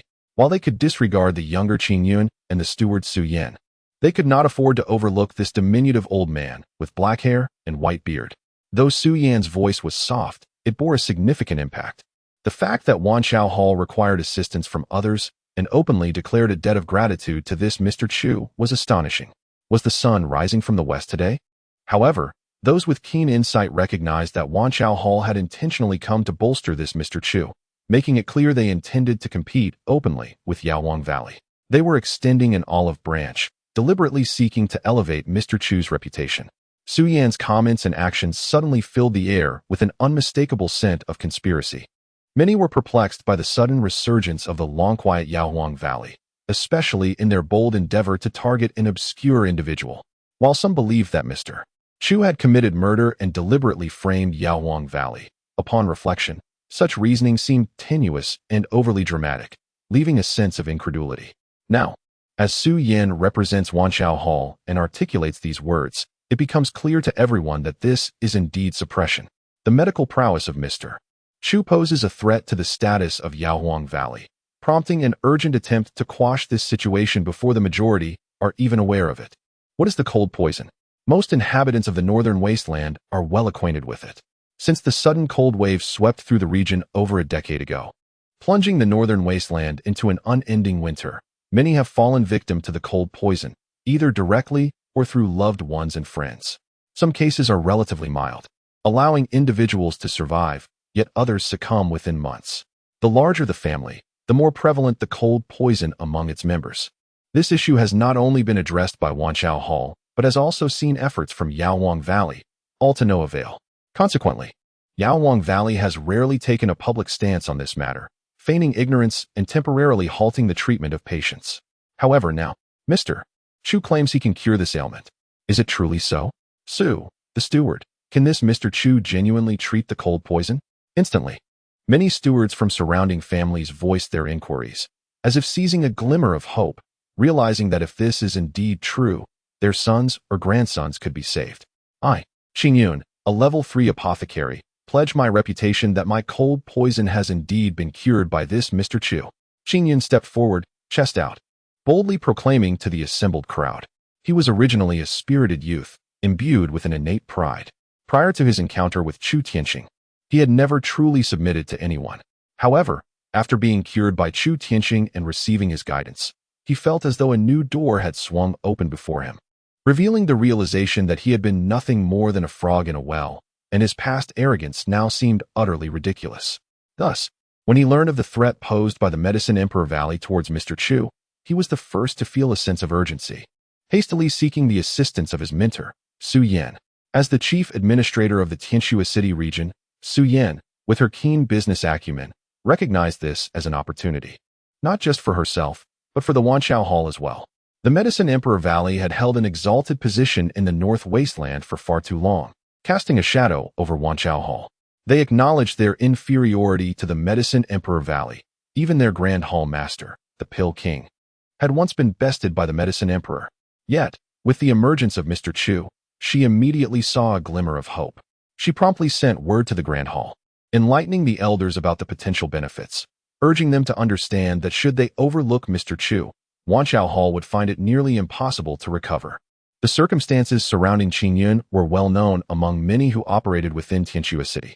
They understood why this prodigious young man, who had already achieved the rank of a third-tier pharmacist before the age of 18, had fallen to the position of a manager in a pharmacy in Tianxue City. The reason lay in the fact that he was afflicted with cold poison, and several pharmacists had confirmed that he would not survive beyond the age of 20. Now he stands forth and boldly proclaims that he has recovered, that the chilling poison within him has been purged.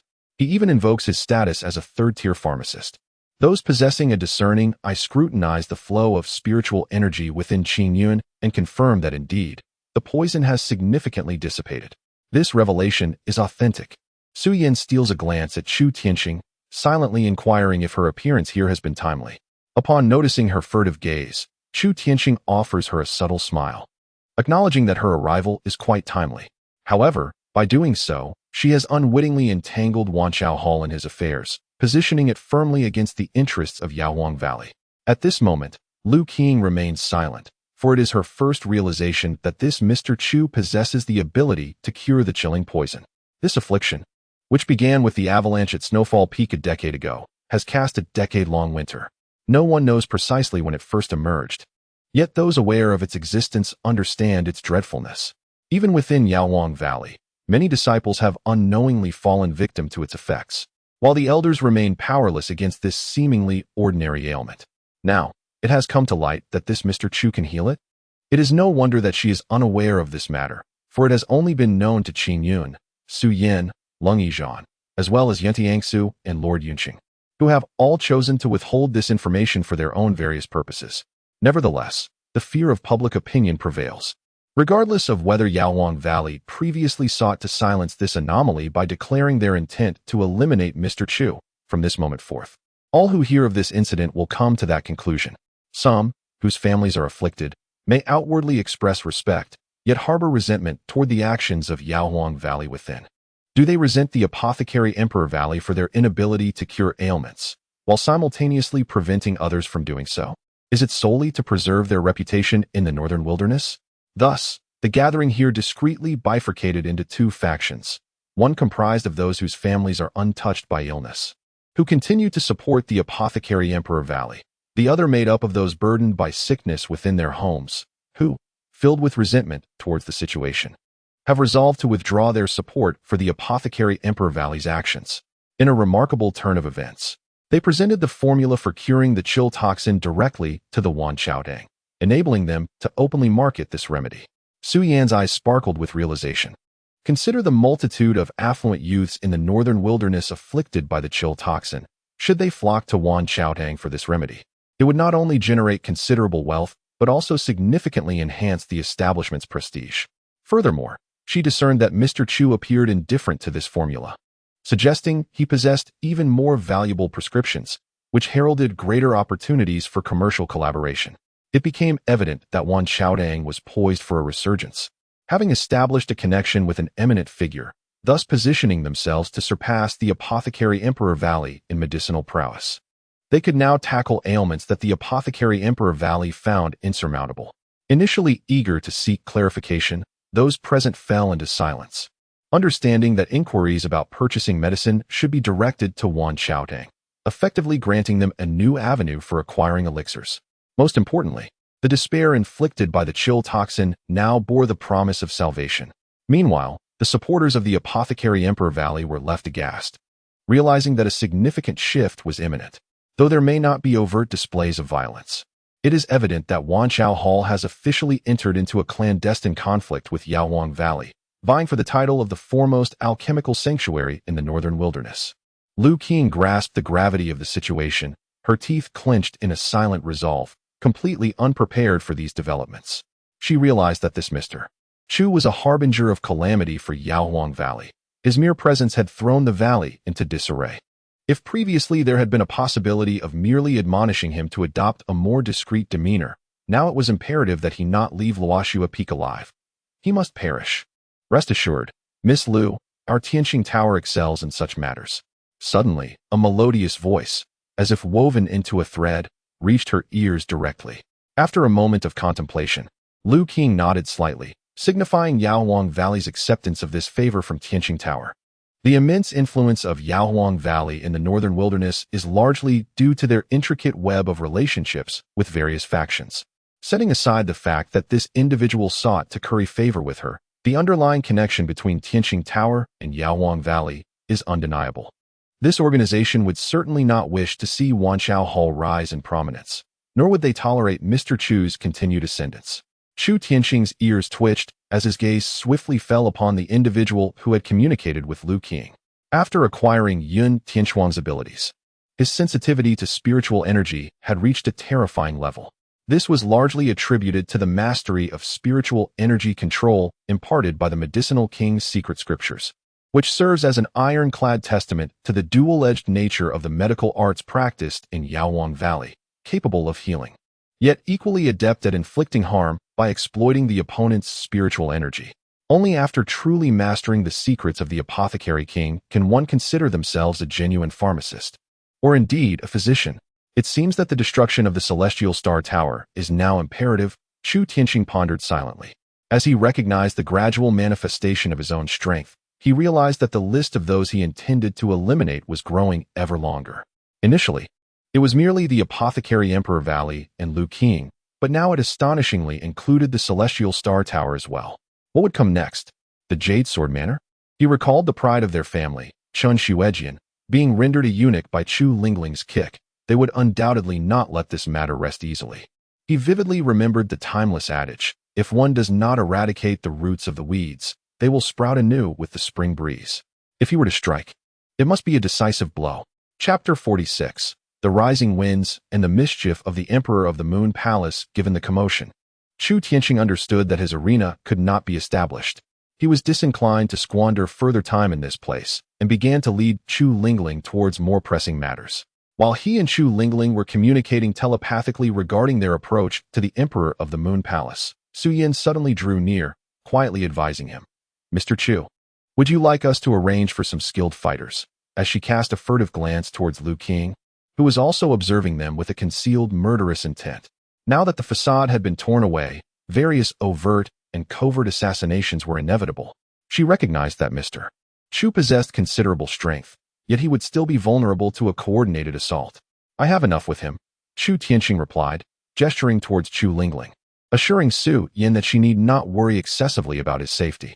There were matters he preferred not to disclose to Su Yin openly, since he began practicing the peculiar technique of stealing heaven and changing day. As long as Chu Lingling remains unyielding, he can unleash the void, allowing himself to traverse the crevices of space, impervious to any harm originating from beyond the fabric of reality. Not only is he unafraid of those at the spirit separation or divine wandering realms, even those at the fusion realm do not intimidate him. Moreover, he possesses a genuine trump card, the yin-yang fish spirit pattern inscribed on his left wrist. This artifact is even more enigmatic and formidable than the stealing heaven and changing day. Su Yin is oblivious to the multitude of secrets hidden within Chu Tianqing. Were she to discover them, she would undoubtedly be left astounded. The technique of stealing heaven and changing day, the the leader of the Medicine King Valley, the mysterious spirit patterns, and the ability to traverse two worlds. Any one of these revelations could incite a tumult in the public opinion of Tianling. It can be said that what Chu Tianqing has publicly displayed is merely the tip of the iceberg of his true capabilities. Should he unleash his full potential, even the Medicine Emperor Valley would deeply regret confronting such an adversary. However, Su Yin trusts Chu Tianqing, yet harbors some reservations about the attendant by his side. Nevertheless, she is reluctant to offend this esteemed healer, already recognized by the Wanchao Hall, and thus chooses to abide by his arrangements while doing her utmost. Old Lung. Su Yin respectfully called out to the drowsy Lung Yizhan, knowing it was time for him to take action. Lung Yizhan immediately awakened, albeit still with sleep in his eyes. He glanced at Chu Tianqing and, upon recognizing a kindred spirit, broke into a smile, saying, "Perfect timing. I have some questions I wish to discuss with this young friend."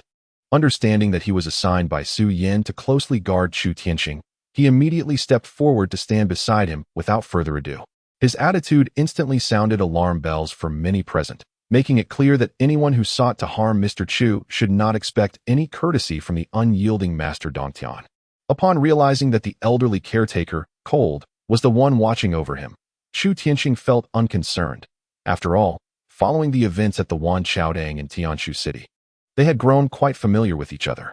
At that moment, the atmosphere before the imperial tomb of Guanghan was charged with tension. Various factions, each with their own agendas, contemplated which side to support should a conflict arise between Wan Chaodang and Yaowang Valley. The news that Wan Chaodang was poised to provide remedies for the cold poison made many lean more favorably towards supporting Wan Chaodang. Yet, they also understood that the availability of these remedies hinged on their actual sale. Although this impending conflict might not erupt into open warfare, choosing the wrong side could spell doom for their families, particularly during this decade-long winter when the cold poison was rampant.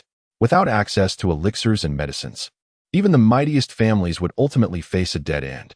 Thus, the pivotal factor became whether Mr. Chu could survive and depart from the falling snow peak.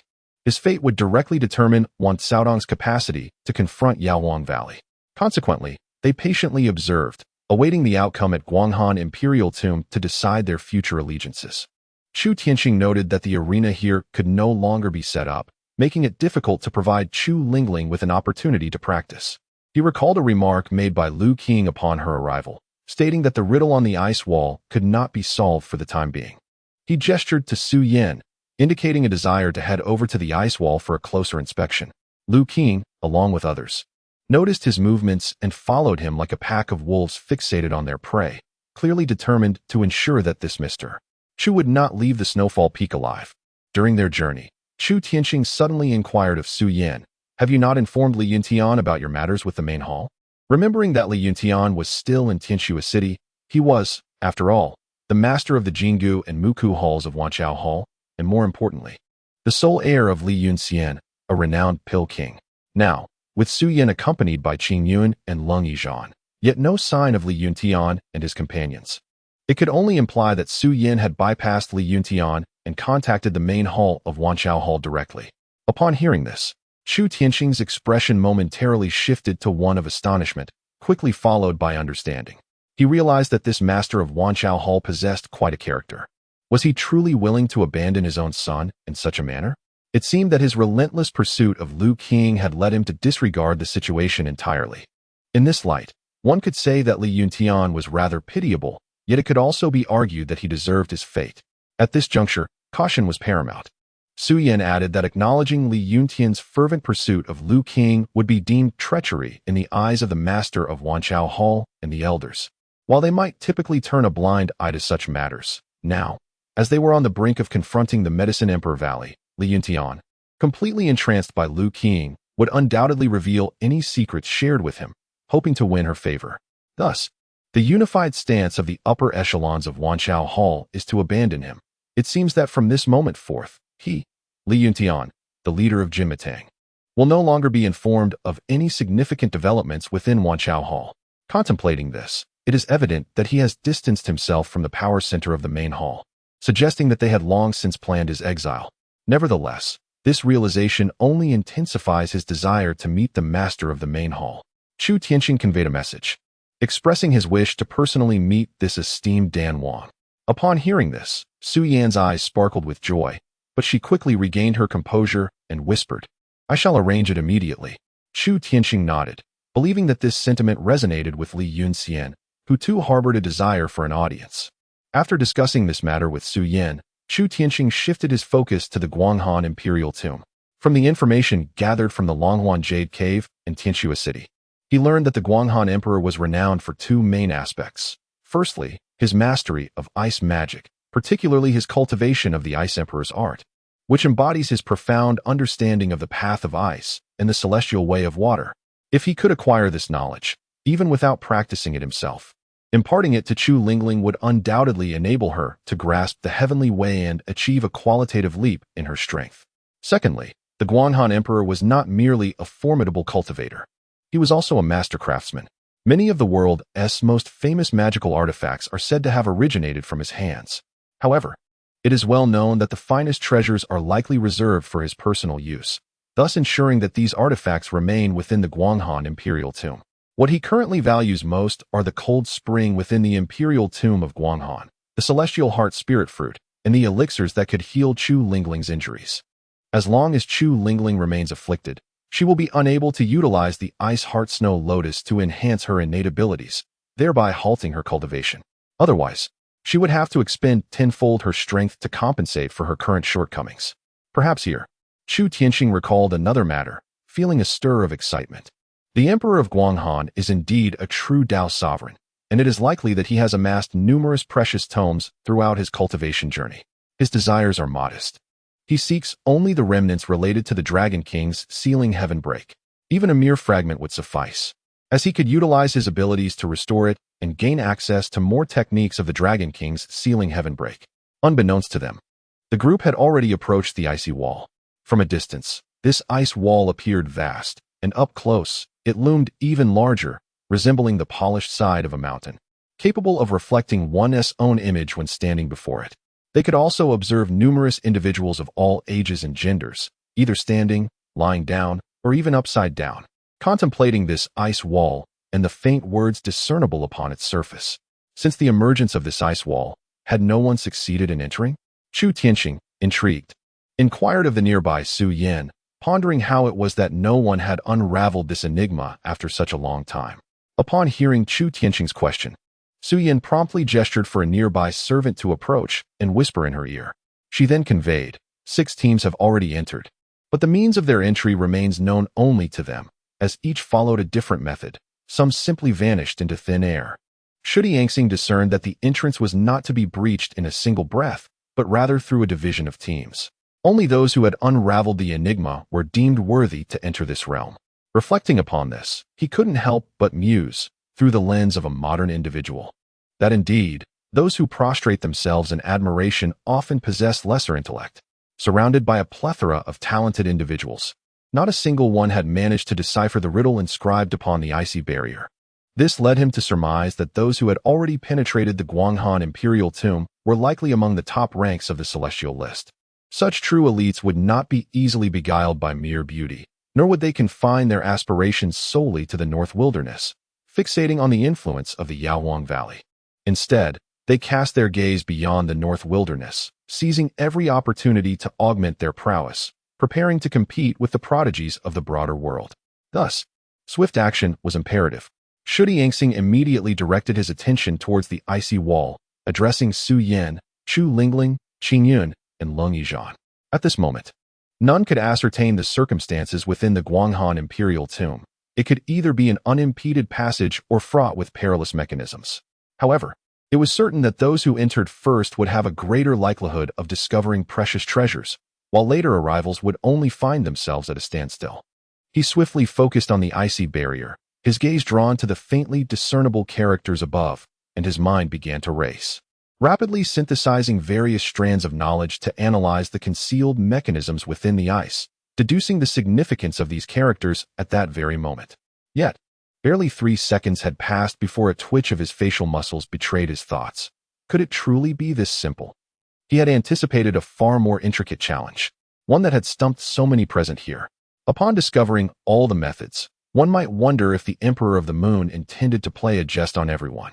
He deliberately led people to believe that the way to enter this icy barrier was exceedingly complex, when in reality, it was as straightforward as a mischievous prank by a naughty child. Mr. Chu, are you aware of the entrance method? Su Yin keenly noticed the subtle change in Chu Tianqing's expression, astonished that he had figured it out so swiftly. She had arranged for a dozen individuals to be here, yet they were still at a loss.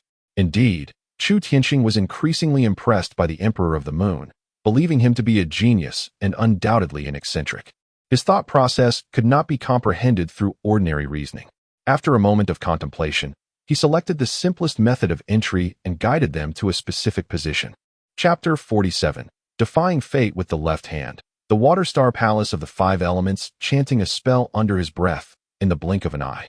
The scene before them transformed, revealing a grand ice palace hall. Su Yin gasped in astonishment, questioning if it could be this simple. Ling Xue's face mirrored her surprise, as he too had not anticipated such an effortless entrance. Chu Tianqing, however, surveyed the surroundings and beheld a vast ice palace, its ceiling soaring at least 20 meters above them. Towering ice crystal columns, reminiscent of giant thighs, supported the entire palace, presenting an expanse of desolate stillness that felt like an eternally tranquil slumber, evoking a profound sense of insignificance within them. Mr. Chu is indeed extraordinary. Su Yin marveled at Chu Tianqing, realizing he was far from an ordinary individual. How could he so effortlessly unravel the enigma of the ice wall that had stumped so many outside? Chu Tianqing smiled gently and remarked, "Once you comprehend the principle, it truly becomes rather simple." Yet he still felt a lingering discomfort, as though he had struck an empty space with all his might. He had intended to tackle a doctoral-level mathematical problem, only to find himself confronted with a third-grade arithmetic question, an instance of grand thunder with scant rainfall. Su Yin, however, perceived this as a display of humility. Otherwise, how could so many outside continue to struggle? "Let us explore this place," Chu Tianqing beckoned them, contemplating the urgency of their treasure hunt, given that a dozen teams had already entered before them, gaining a significant lead. But where exactly is this place? Su Yin inquired with curiosity. Before them loomed a vast, desolate palace of crystalline ice, leading her to wonder if this was indeed the interior of the imperial tomb of the moon. It appeared almost too simplistic. "I am uncertain," he replied. While he was indeed a polymath, he was not omniscient. The records of the Longhuan Jade Cave held no clues, leaving him in the dark. Su Yin immediately felt a twinge of embarrassment, realizing that her question might have been rather abrupt, instinctively believing that Chu Tianqing should possess all knowledge. Yet, upon entering, he felt a curious sense of déjà vu, as if he had visited this place before. He began to ponder whether there were similar records within the Longhuan Jade Cave that had sparked this illusion of revisiting a familiar site. What a peculiar phenomenon. Shi Yangxing could not comprehend the essence of this sensation. Lowering his gaze, he discovered that the ground was equally transparent, revealing deeper layers of crystalline ice beneath. The entire palace appeared as though it had been sculpted from a colossal piece of crystal, seamlessly integrated without any visible seams. It seemed devoid of treasures. Suddenly, Ling Xue remarked that the view here was utterly unobstructed. Aside from the immense ice formations, there were no bookshelves or treasure chests to be found. The place was an expansive, empty palace. Could someone have come here before and taken everything? Su Yin inquired with curiosity. Chu Lingling also scrutinized the surroundings, pondering whether some hidden treasures lay concealed beneath the ice-covered expanse, as she observed that there were no signs of disturbance, suggesting that this place had never been emptied by prior visitors, but rather, it had always been devoid of any possessions. "Another peculiar occurrence," Shi Yangxing murmured, crouching down in curiosity to touch the icy floor, contemplating whether this place was meant to stand in its emptiness, perhaps as an entrance or exit to the imperial tomb of Guanghan, or maybe it was merely an unfinished creation. Habitually using his left hand, he pressed his palm against the ground. In an instant, a bone-chilling cold surged through his hand, as if his bones were being pierced by a blade, causing a sharp pain to radiate through him. Suddenly, he felt a warmth in his left wrist. The yin-yang fish tattoo, which he had not activated for a long time, began to glow, signifying that it had come to life. In the next moment, a detailed architectural blueprint unfolded in three-dimensional form within his mind. Even in the absence of explicit text, the structure immediately led Chu Tianqing to ascertain that this was indeed the comprehensive blueprint of the Guanghan Emperor's tomb. Is this ability truly so excessive that it borders on cheating? Chu Tianqing was both astonished and elated, realizing that with a mere touch, he had illuminated the entire map, thus acquiring the complete layout of the Guanghan Emperor's tomb. With this newfound perspective, he discerned that the four of them were situated in a place known as the Mercury Palace. Upon grasping the functional architecture of the Mercury Palace, his expression shifted dramatically as he rose to his feet, urging his companions to hasten their departure from this location. Why? Su Yin inquired, puzzled by his sudden urgency, as if he had uncovered some latent danger within their surroundings. They had yet to discover anything of significance. Ling Xue and Chu Lingling also cast curious glances in his direction. Chu Tianqing understood that time was of the essence and urged them to follow swiftly, explaining as they moved. This is the Mercury Palace, a segment of the five elements Great Formation's five palaces. It, along with the Mars Palace, Saturn Palace, Jupiter Palace, and Venus Palace, constitutes a five elements formation that serves as the energy source for the entire Guanghan Emperor's tomb. Surrounding it is a Bagua Qian Kuan formation, and within lies an Yin Yang Wujia formation, all comprised of such palatial structures. One could say that the entire Guanghan Emperor's tomb is akin to a hidden forbidden city nestled within the Snowfall Peak. Each palace forms a celestial chart, harmoniously safeguarding this realm. The Mercury Palace, as one of the five palaces of the Great Formation, wields the profound power of water, embodying the essence of erosion. The phenomenon of water-penetrating stone illustrates the formidable erosive power of water, a force that, unlike the fierce intensity of fire, the brutality of earth, or the sharpness of metal, embodies a gentle strength, a manifestation of the yin aspect inherent in the very essence of the universe. Thus, residing within the realm of Mercury does not evoke the pervading sense of peril and lurking threats found in the domains of Mars, Saturn, or Venus. Instead, it appears as desolate and silent as it seems. Yet, in truth, it is an immense labyrinthine illusion, without the requisite skills to navigate its intricacies. One will soon discover that no matter the direction taken, escape from this Mercury domain is futile, leading to inevitable entrapment. The omnipresent erosive forces within will gradually exert their influence, leaving those ensnared to feel increasingly powerless, eventually succumbing to a deep, tranquil slumber, and ultimately becoming an eternal ice sculpture, forever fixed in this place. Unlike the Mars domain, which wields its threats overtly, this realm employs a soft blade, deceptively innocuous, yet the most injurious when unleashed, leaving one bewildered as to where to begin defenses. Upon grasping the situation, Su Yin, Ling Xue, and Chu Lingling's expressions transformed dramatically, realizing that this was indeed a death trap, explaining the absence of any life. Where should we go? Su Yin anxiously inquired of Chu Tianqing, aware that the longer they lingered, the greater the likelihood of their spiritual energy being depleted, rendering them mere ice sculptures in this place. In fact, upon closer inspection of the ice formations, one would discern that each pillar possessed unique characteristics, representing the five elements of metal, wood, water, fire, and earth. Thus, the path to exit this place unfolds along these pillars. One must tread precisely on the correct positions within the five elements. Otherwise, one risks being unwittingly reset to the initial location, resulting in a disorienting sensation of aimlessly wandering without escape. Understanding the situation, Su Yin, Ling Xue, and Chu Lingling hurriedly followed closely behind Chu Tianqing, ensuring that each step adhered impeccably to his method of movement. Chu Tianqing recognized that this Emperor of the Cold Moon was indeed a prodigious talent, a terrifying genius.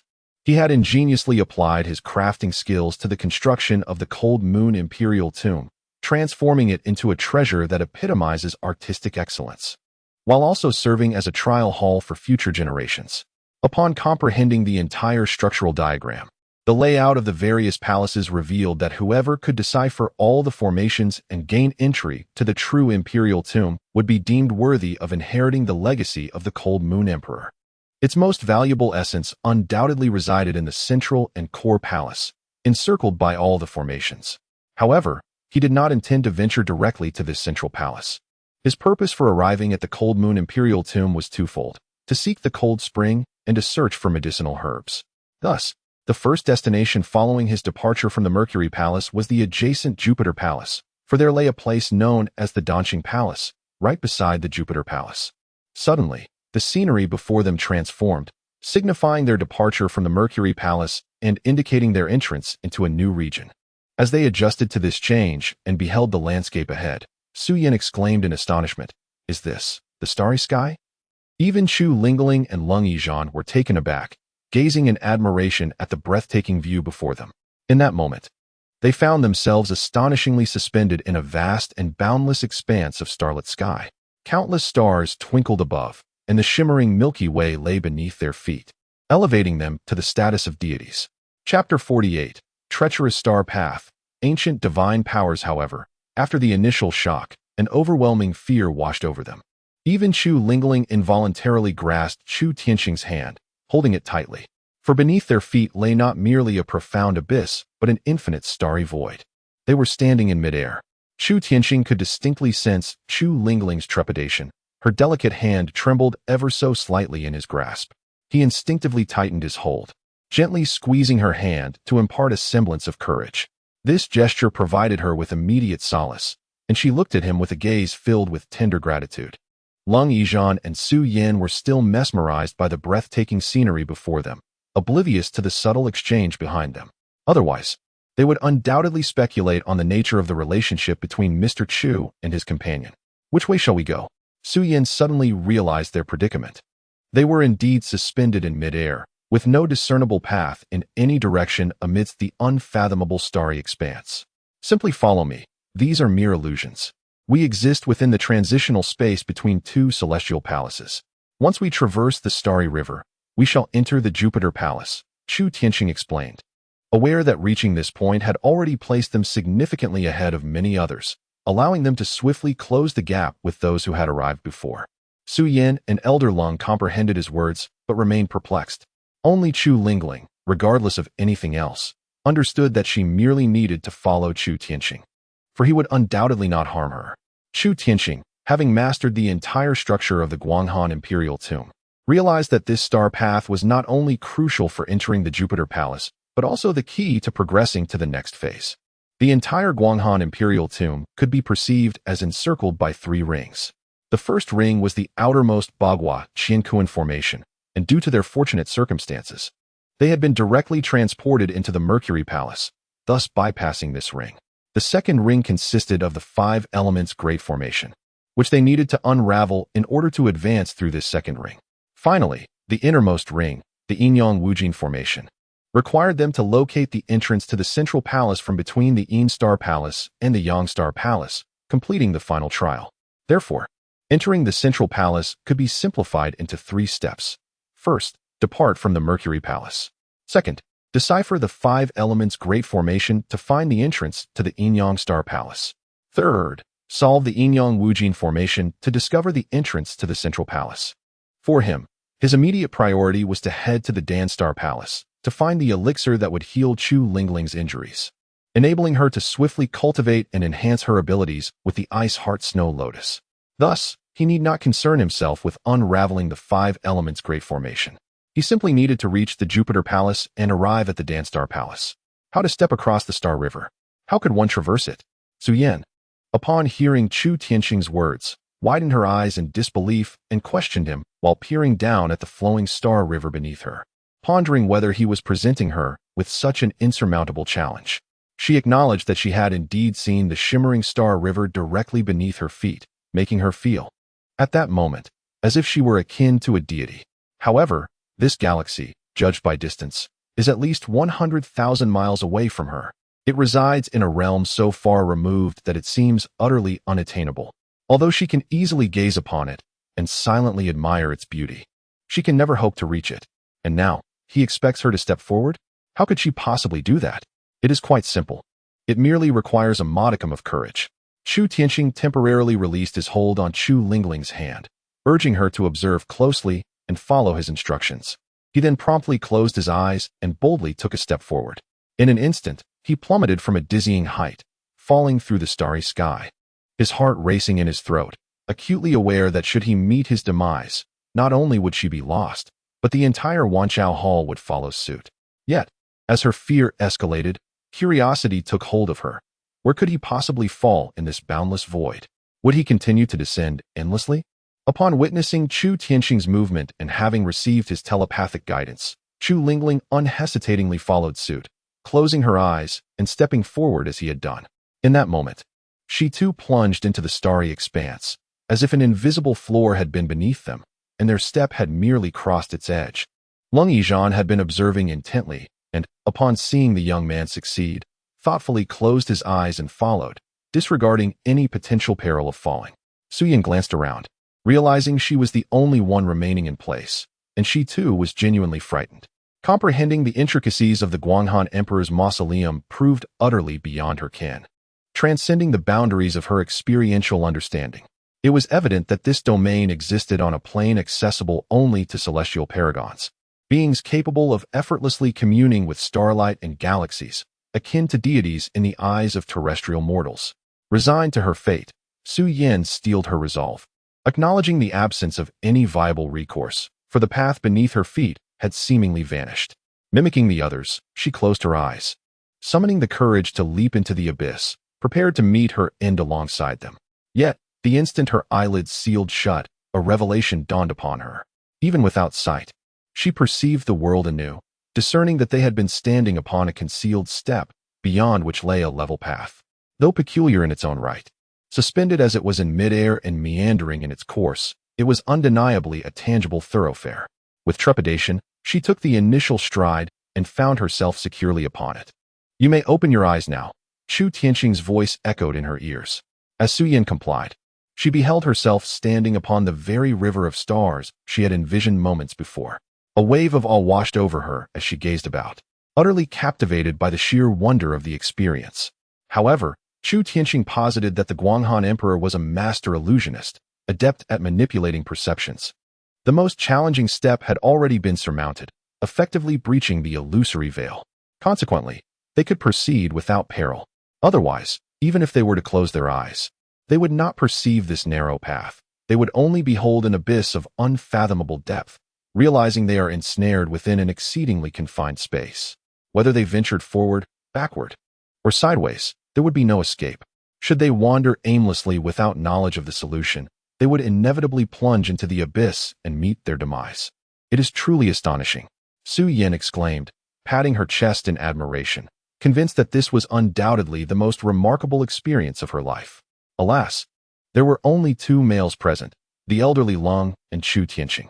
The elder, having lived long enough, was indifferent to such wonders and paid them no heed. Chu Tianxing, instinctively aware, had also become desensitized after inheriting the Longhuan Jade Cave, merely casting a fleeting glance before turning his attention elsewhere. The only thing that could incite his fervor to the point of nosebleeds was perhaps the thought of Chu Lingling. He had awoken abruptly from dreams of their first encounter in a bath barrel. Having traversed the enigma of the starry path, what lay before them was a smooth road. As they walked, they lost track of time, only to realize that they had entered a dense forest, where the towering trees stood as robust as pillars supporting the heavens. Walking beside them felt akin to an ant scurrying alongside a banyan tree. "Are we entering the Jupiter Palace?" Su Yin inquired curiously of Chu Tianxing, recognizing how swiftly they had traveled. She understood that all of this was solely due to Chu Tianxing's prowess. Without his guidance, she would undoubtedly still be trapped in the Mercury Palace, unable to escape.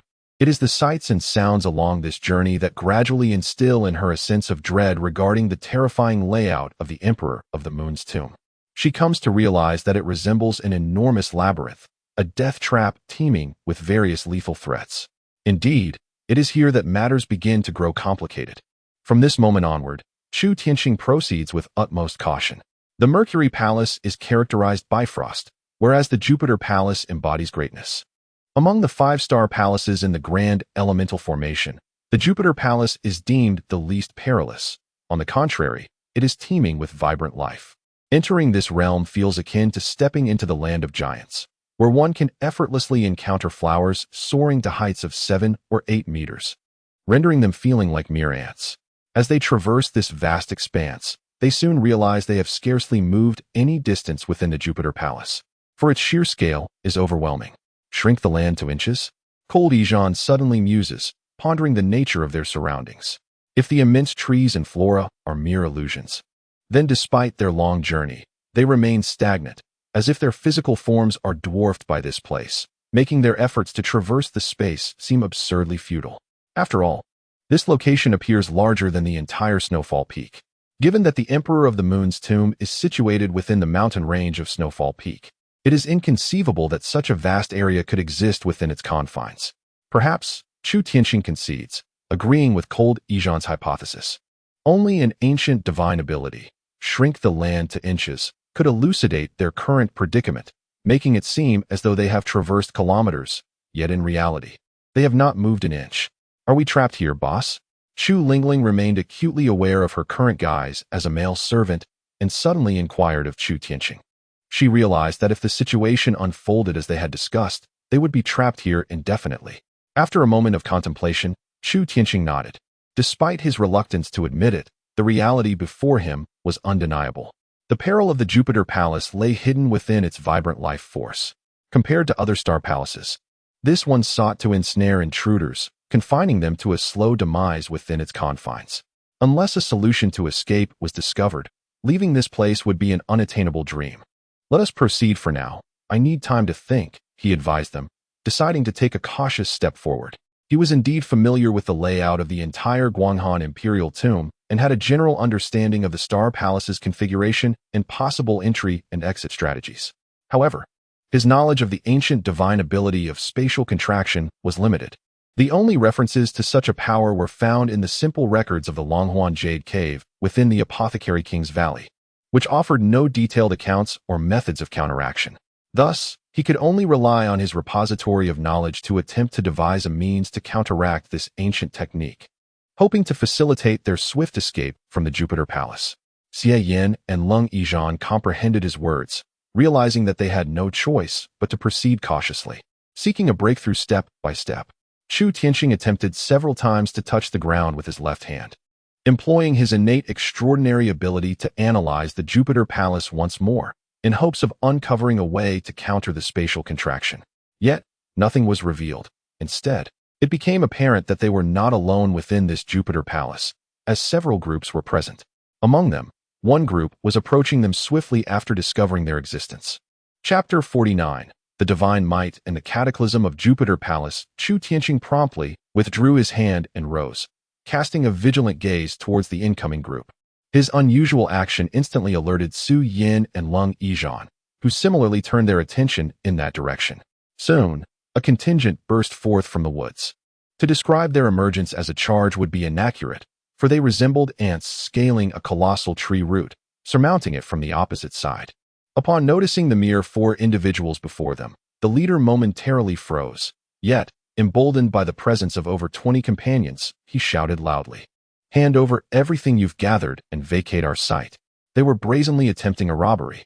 Su Yin and Ling Xue found the audacity laughable. Without a second thought, they activated their cultivation techniques, preparing for battle, realizing they had indeed been underestimated. It was astonishing that barely entering the Guanghan Emperor's tomb, they were already confronted with an attempt at highway robbery. However, Chu Tianqing quickly assessed the situation and recognized that this group indeed possessed a degree of confidence in their demand.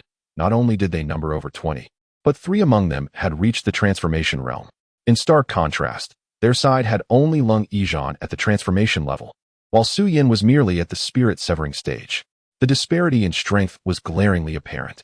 As the group approached, they were taken aback to find none other than Mr. Chu and the personnel from Wanchao Hall. The leader of the group immediately felt a pang of regret for having spoken too soon. However, upon surveying the surroundings, he recalled that they were at the Imperial Tomb of Guanghan, a place where their actions would remain concealed from the outside world. With a steely resolve, he decided to press forward, tauntingly proclaiming, "It appears we have Mr. Chu and Manager Su from Wanchao Hall, along with Master Ling Xue from Dantian. What a delightful coincidence." His words elicited a colder gaze from Su Yin and Ling Xue, who were quick to detect the sarcasm in his tone. Chu Tianqing, however, responded with a smile. "Indeed, what a coincidence. Perhaps we could extend a favor to one another and simply part ways amicably. I'll go my way, and you yours. What do you say?" He spoke with the hope of dissuading them from taking any unnecessary actions. Yet, it was evident that the other party had different intentions. They recognized their numerical advantage and perceived the current situation as an opportunity. In that moment, one of their members voiced their collective sentiment, exclaiming, The Yaowang Valley is precisely in need of this individual. Should we not incapacitate him and present him to the people of Yaowang Valley for a reward? No sooner had he spoken than another chimed in. Let's take care of Wanqiao Hall while we're at it. After all, no one here will know. The brazen mockery ignited fury within Su Yin and Ling Xue, causing their bodies to tremble with barely restrained rage. Meanwhile, Chu Tianqing's expression turned icy, realizing that this group was intent on inviting disaster. Is there truly no intention to part amicably? Chu Tianqing directly questioned the leader of the opposing faction, perceiving their blatant disrespect. However, the conversation here does not solely revolve around him. There are also Su Yin and Ling Xue, who represent the formidable power of the Wanqiao Hall. Suddenly, a rugged man, resembling a bandit, parted his thick, liver-colored lips to mockingly gesture towards Chu Tianqing, exclaiming, "Mr. Chu, you may be arrogant outside, but do you truly believe that anyone here fears you? What is a mere pharmacist boasting about?" Bah! This marked a complete severance of their facade. The leader made no attempt to reprimand the boorish man, instead maintaining a cold demeanor, regarding Chu Tianqing and his companions as mere lambs awaiting slaughter. Understanding the gravity of the situation, Chu Tianqing realized there was little left to discuss. Instead, he smiled at them, declaring, "I offer you one final chance. Leave all that you have gathered and make yourselves scarce. I might consider sparing your lives." What? Huh? Ha! The group erupted into laughter, believing him to be utterly deranged.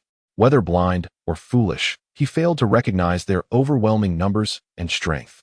As a mere pharmacist, with only Ling Xue at his side to offer minimal support, he possessed no standing to utter such nonsense. "If I were you, I would refrain from resistance, lest you suffer." The leader gazed at Chu Tianqing with disdain, convinced that he was merely engaging in a futile struggle. This was the imperial tomb of Guanghan, not the desolate North Wilderness. Outside, they may harbor apprehensions about the might of the Wanqiao Hall and Mr. Chu, yet within these confines, they show no such trepidation. Very well then. With a sigh, Chu Tianqing comprehended the course of action he must undertake. 3, 2, 1, he counted. Now come and strike me. A bandit of the transformation realm made a grotesque face at Chu Tianqing, mocking him maliciously, urging him to reveal his abilities. Chu Tianqing clenched his fist momentarily before spreading his palm, nonchalantly pressing it downwards. Suddenly, a branch of the colossal tree on their side stirred, seemingly under his control, swiftly descending towards them with the force of his gesture. Many among them reacted, but it was too late to evade. They were dwarfed by the immense tree, which loomed over them like a giant's formidable fist crashing down. In an instant, silence reigned, as none of them escaped, reduced to a mere pulp upon impact. "Let us depart." Chu Tianqing, disinterested, cast a fleeting glance at the scene, as if he had merely disposed of a heap of refuse.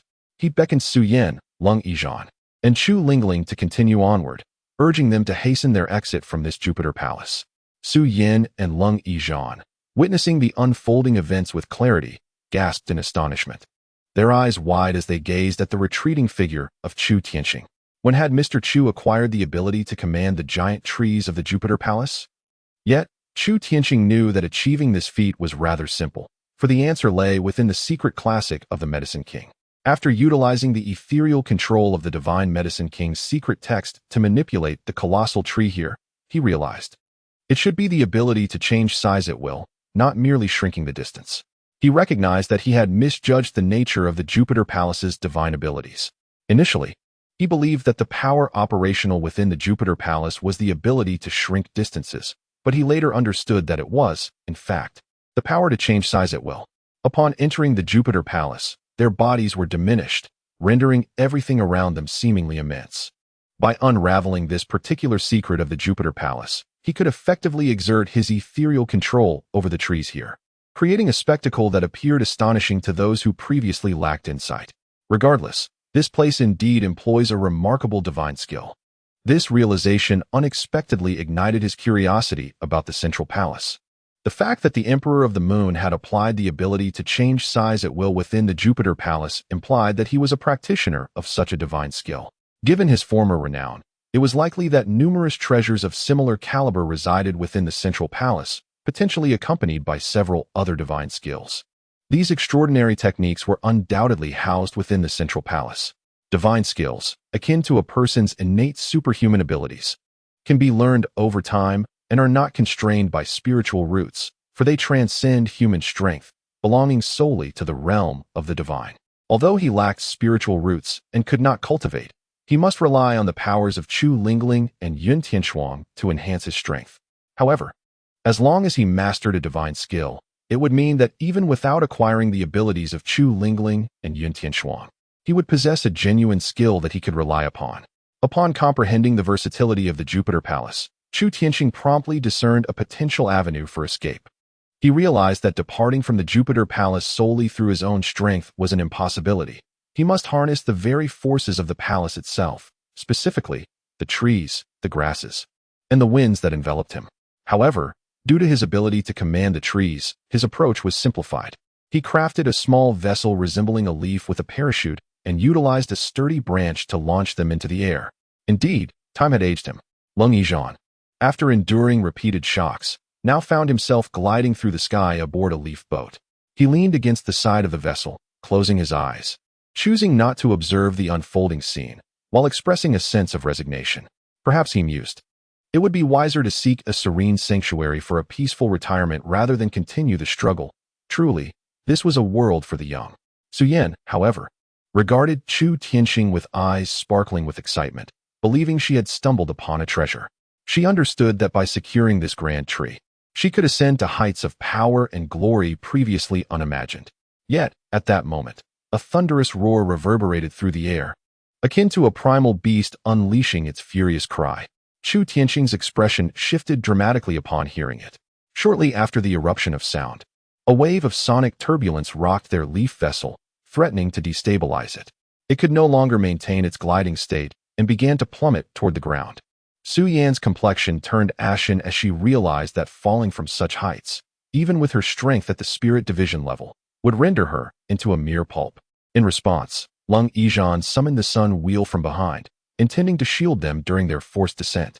He understood that he would absolutely not allow any harm to come to any of the three individuals present. Chu Lingling resolutely positioned herself beside Chu Tianxing, firmly resolving that even if she had to serve as a shield, she would ensure that he remained unharmed. At that moment, however, Chu Tianxing was entirely captivated by the source of a thunderous roar, his cold gaze fixated in that direction, his heart seething with indignation. Which fool has activated the Guardian Beast here? Chapter 50. The Nightmare Guardian Beast and the Deal with the Talents the Guardian Beast. Within each star palace of the Guanghan Imperial Tomb, there exists one.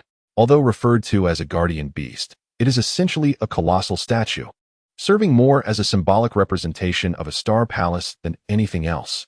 As long as no one provokes them, they are akin to talismans, entirely harmless to both humans and animals.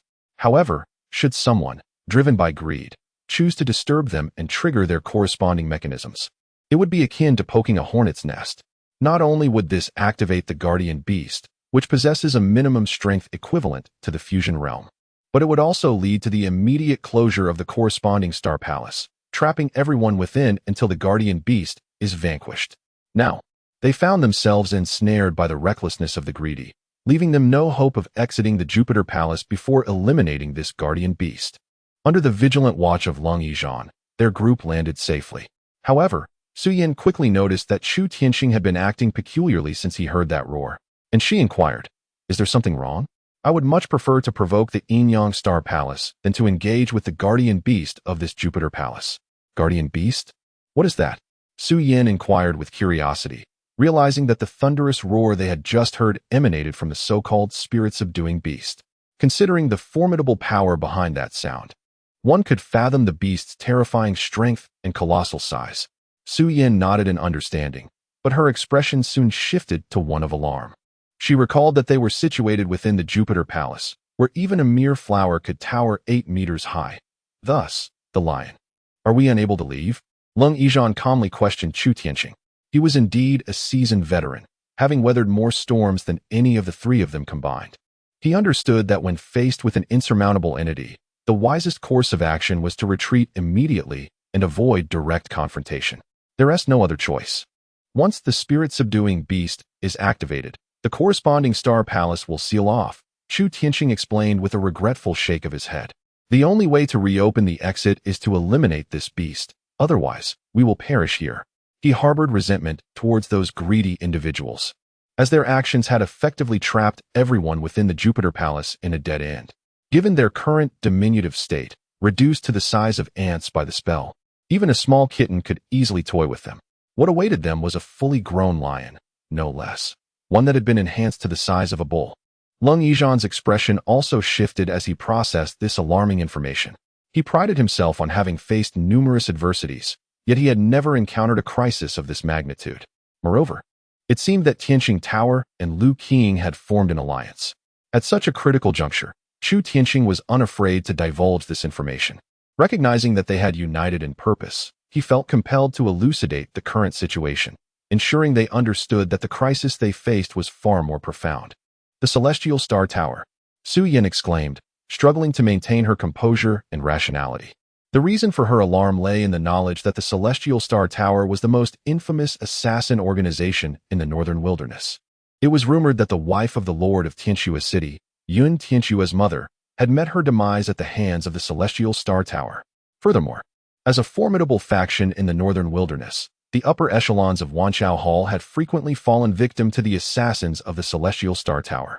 The most harrowing incident was when an esteemed elder was slain by his most trusted and promising disciple, only to discover in that fateful moment that this disciple had been an assassin from the Celestial Star Tower, placed by them a decade prior. This event triggered the largest internal purge in Wanqiao Hall's history, severely debilitating their strength. Thus, he resolved that should they dare to make a move against him here, he would eliminate them all after departing from the Guanghan Imperial Tomb. Chu Tianqing understood that it was time to convey his decision to Ling Xue and Su Yin, allowing them to consider action or inaction. Regardless, his resolution was firm. Eradicate the Celestial Star Tower. Su Yin was even more astonished. While she recognized Mr. Chu's formidable power, she doubted his capability to obliterate such a fearsome organization that had roamed the northern wilderness with a notorious reputation for centuries. Not to mention, even Wanqiao Hall was unaware of the locations of the Celestial Star Tower strongholds, let alone their headquarters and training bases for assassins. Chu Tianqing produced a small white porcelain vial and offered it to Su Yin for her to smell. This could be considered as revealing one of his trump cards to Su Yin, demonstrating his sincerity in collaborating with the Wanqiao Hall. Su Yin hesitated for a moment before complying with his instructions, inhaling a scent that was rather intricate, difficult to define as either fragrant or sweet. Upon closing her eyes as instructed, her face was instantly filled with an expression of astonishment, leaving Ling Xue bewildered as to what could have elicited such a reaction from her. He referred to it as thousand-mile tracking. I am uncertain of its precise name, but for the sake of convenience, I shall bestow upon it this new title. Chu Tianqing carefully stored the porcelain bottle, fully aware that he could not disclose the true name of this medicinal fragrance, known as Wanmali Chasing Soul Fragrance, as doing so would easily reveal its connection to the Medicine King Valley. Nevertheless, his newly coined name was sufficiently direct and comprehensible. Thousand-mile tracking, when used in conjunction with another type of medicinal powder, enables one to effortlessly sense the presence of an individual within a 1,000-mile radius.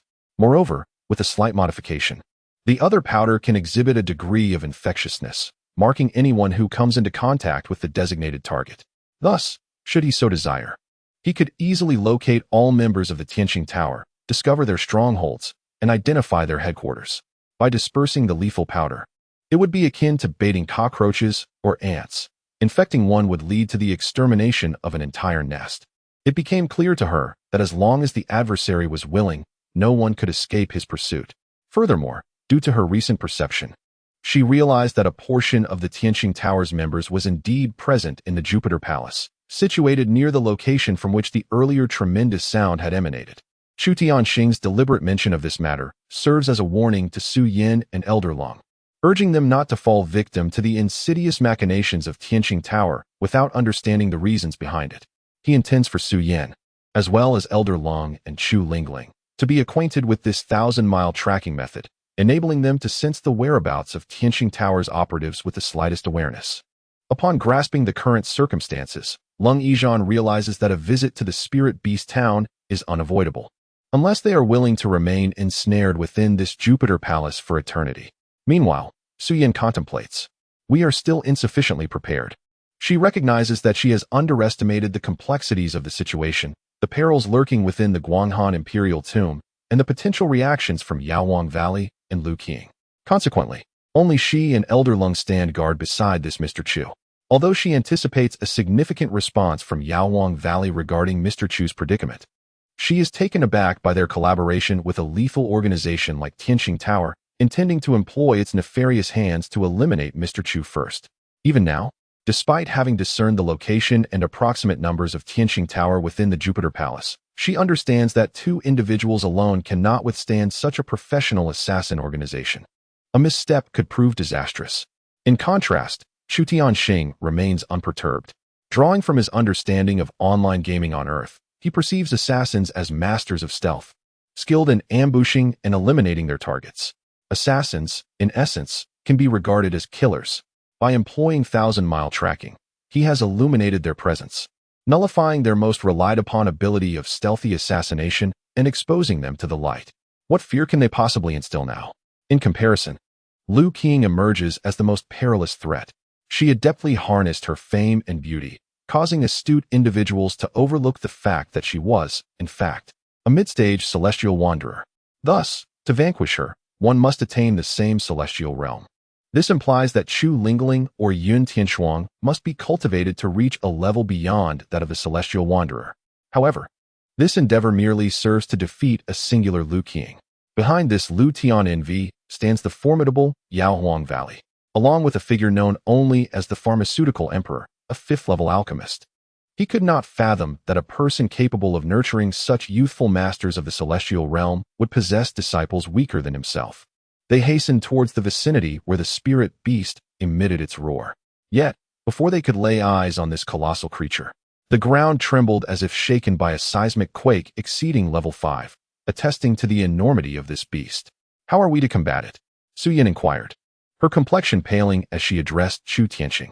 She felt as though they stood before a snow-capped peak, incessantly crashing down upon the earth, causing tremendous tremors. She believed that the Snow Mountain King she had previously encountered was already formidable. Now, under the influence of the Jupiter Palace, this spirit beast would surely grow into an even more despairingly immense entity. As they approached the vicinity, he sensed a situation that revealed he could orchestrate matters well enough to summon a powerful team to assist them in dealing with the spirit beast. Assistance? Su Yin queried, puzzled by the implication. However, Chu Tianxing had no time to elaborate, as this would delve into certain gaming knowledge from Earth. He was merely astonished that the top 10 experts of the Northern Desolation rankings were so remarkably potent. Although none of them matched Lu Qing's prowess, their collective strength was sufficient to withstand the might of this colossal spirit beast. Each of these individuals surpassed the one encountered outside the Emperor of the Moon's tomb, making it difficult for him to conceive of anyone other than those within the top 10 of the celestial rankings. Chapter 51. If you insist on me taking action. Just then, a figure suddenly descended before them, turning her back and extending her hand to block their path, urgently imploring, "Do not proceed any further. Swiftly depart from this place." The one obstructing their way was a strikingly tall girl with a ponytail, clad in a fiery red outfit, radiating formidable strength. Upon recognizing her, Chu Tianxing felt as if he had fortuitously found a pillow while drowsy. He was eager to connect with those ahead. With resolute clarity, he addressed her. "With your group's capabilities, you are no match for this town's spirit beast. It is prudent to retreat for now and avoid futile resistance." Retreat? How can we possibly retreat? The monstrous creature that had suddenly appeared before them loomed large, reducing them to mere insects in its presence. While they could barely endure the current situation, a sudden withdrawal would be catastrophic. Was he here to protect them? Chu Tianxing recognized the contempt directed at him, yet he understood the sentiment. After all, this was the realm of celestial spirits, and in her eyes, he was merely a rootless wastrel. The girl, dismissive of him, suddenly recognized Su Yin and Lung Yizhan beside him, her eyes lighting up with excitement as she exclaimed, "Are you not Manager Su and Master Lung?" The realization struck her, leaving her to ponder the significance of this young man's presence. She had initially overlooked him, but now, reflecting on the fact that a rootless wastrel had managed to arrive in this place, her curiosity deepened. Upon reflection, it was evident that he held a distinguished position within the Wanchao Hall. Otherwise, how could he have been escorted into the premises by these two prominent figures? However, this realization only deepened her disdainful gaze upon him, perceiving him as a conceited charlatan. Noticing the contemptuous glances the girl cast towards Chu Tianqing, Chu Lingling immediately clenched her fists, yearning to confront her. While she could tolerate others looking down upon her, she would never allow anyone to regard Chu Tianqing with such derision. After all, he was her master. Chu Tianqing sensed Chu Lingling's brewing agitation and recognized that she placed far too much significance on him. He candidly addressed their current predicament. Indeed, they could withstand the situation, but to eradicate it, especially in this vibrant Jupiter palace, surely they jested. The girl's disdain for Chu Tianqing intensified as she deemed his words mere folly. She conceded that, along with others, they may not be able to contend with this sudden behemoth. Yet, what right did he have to claim he could achieve what these elite individuals from the Northern Wilderness rankings could not? Her thoughts were preoccupied with the battlefield ahead, and she wished to cease this pointless discourse. She solemnly advised Su Yan, Manager Su, in these times of many deceivers, it would be prudent for Wanchao Hall to exercise caution. They require my assistance over there. You should depart promptly. With that, she intended to leave without further ado. Su Yan, however, was utterly perplexed, her face darkening as she grasped the implications of her words. Ling Xue could only manage an awkward smile. Aware that the girl meant well, yet oblivious to the fact that her words had offended several individuals present. Heh! Chu Tianqing let out a cold laugh, exasperated by her self-righteousness, as she seemed entirely disinterested in hearing him out, unilaterally making decisions on their behalf. Had she been talking to herself this whole time? Never mind. I shall speak to them myself. Chu Tianqing understood that in Tianling, strength is paramount. Since she deemed his strength insufficient to engage in conversation, he saw no reason to continue. With a dismissive wave of his hand, he seemed to summon a gust of wind. Anyone who heard his words at that moment could sense his rising ire. He had always sought a peaceful resolution, yet she had treated him like air. You. Xue Hongyi still could not comprehend what had transpired, bewildered by how she had ended up in such a predicament. After all, she was ranked 9th on the heavenly list. When did the strength of the 9th rank become so feeble? He is Mr. Chu. He intends to rescue you, Su Yan said sternly to Miss Xue. Aware of Xue's pride as a member of the Xue family, considering their standing in the North Wilderness was nearly equal to that of Wanchao Hall, she understood that Xue was merely a direct descendant, not the head of the family. If she truly offended Mr. Chu, and Wanchao Hall sought accountability from the Xue family, even the head of the Xue family might not protect her.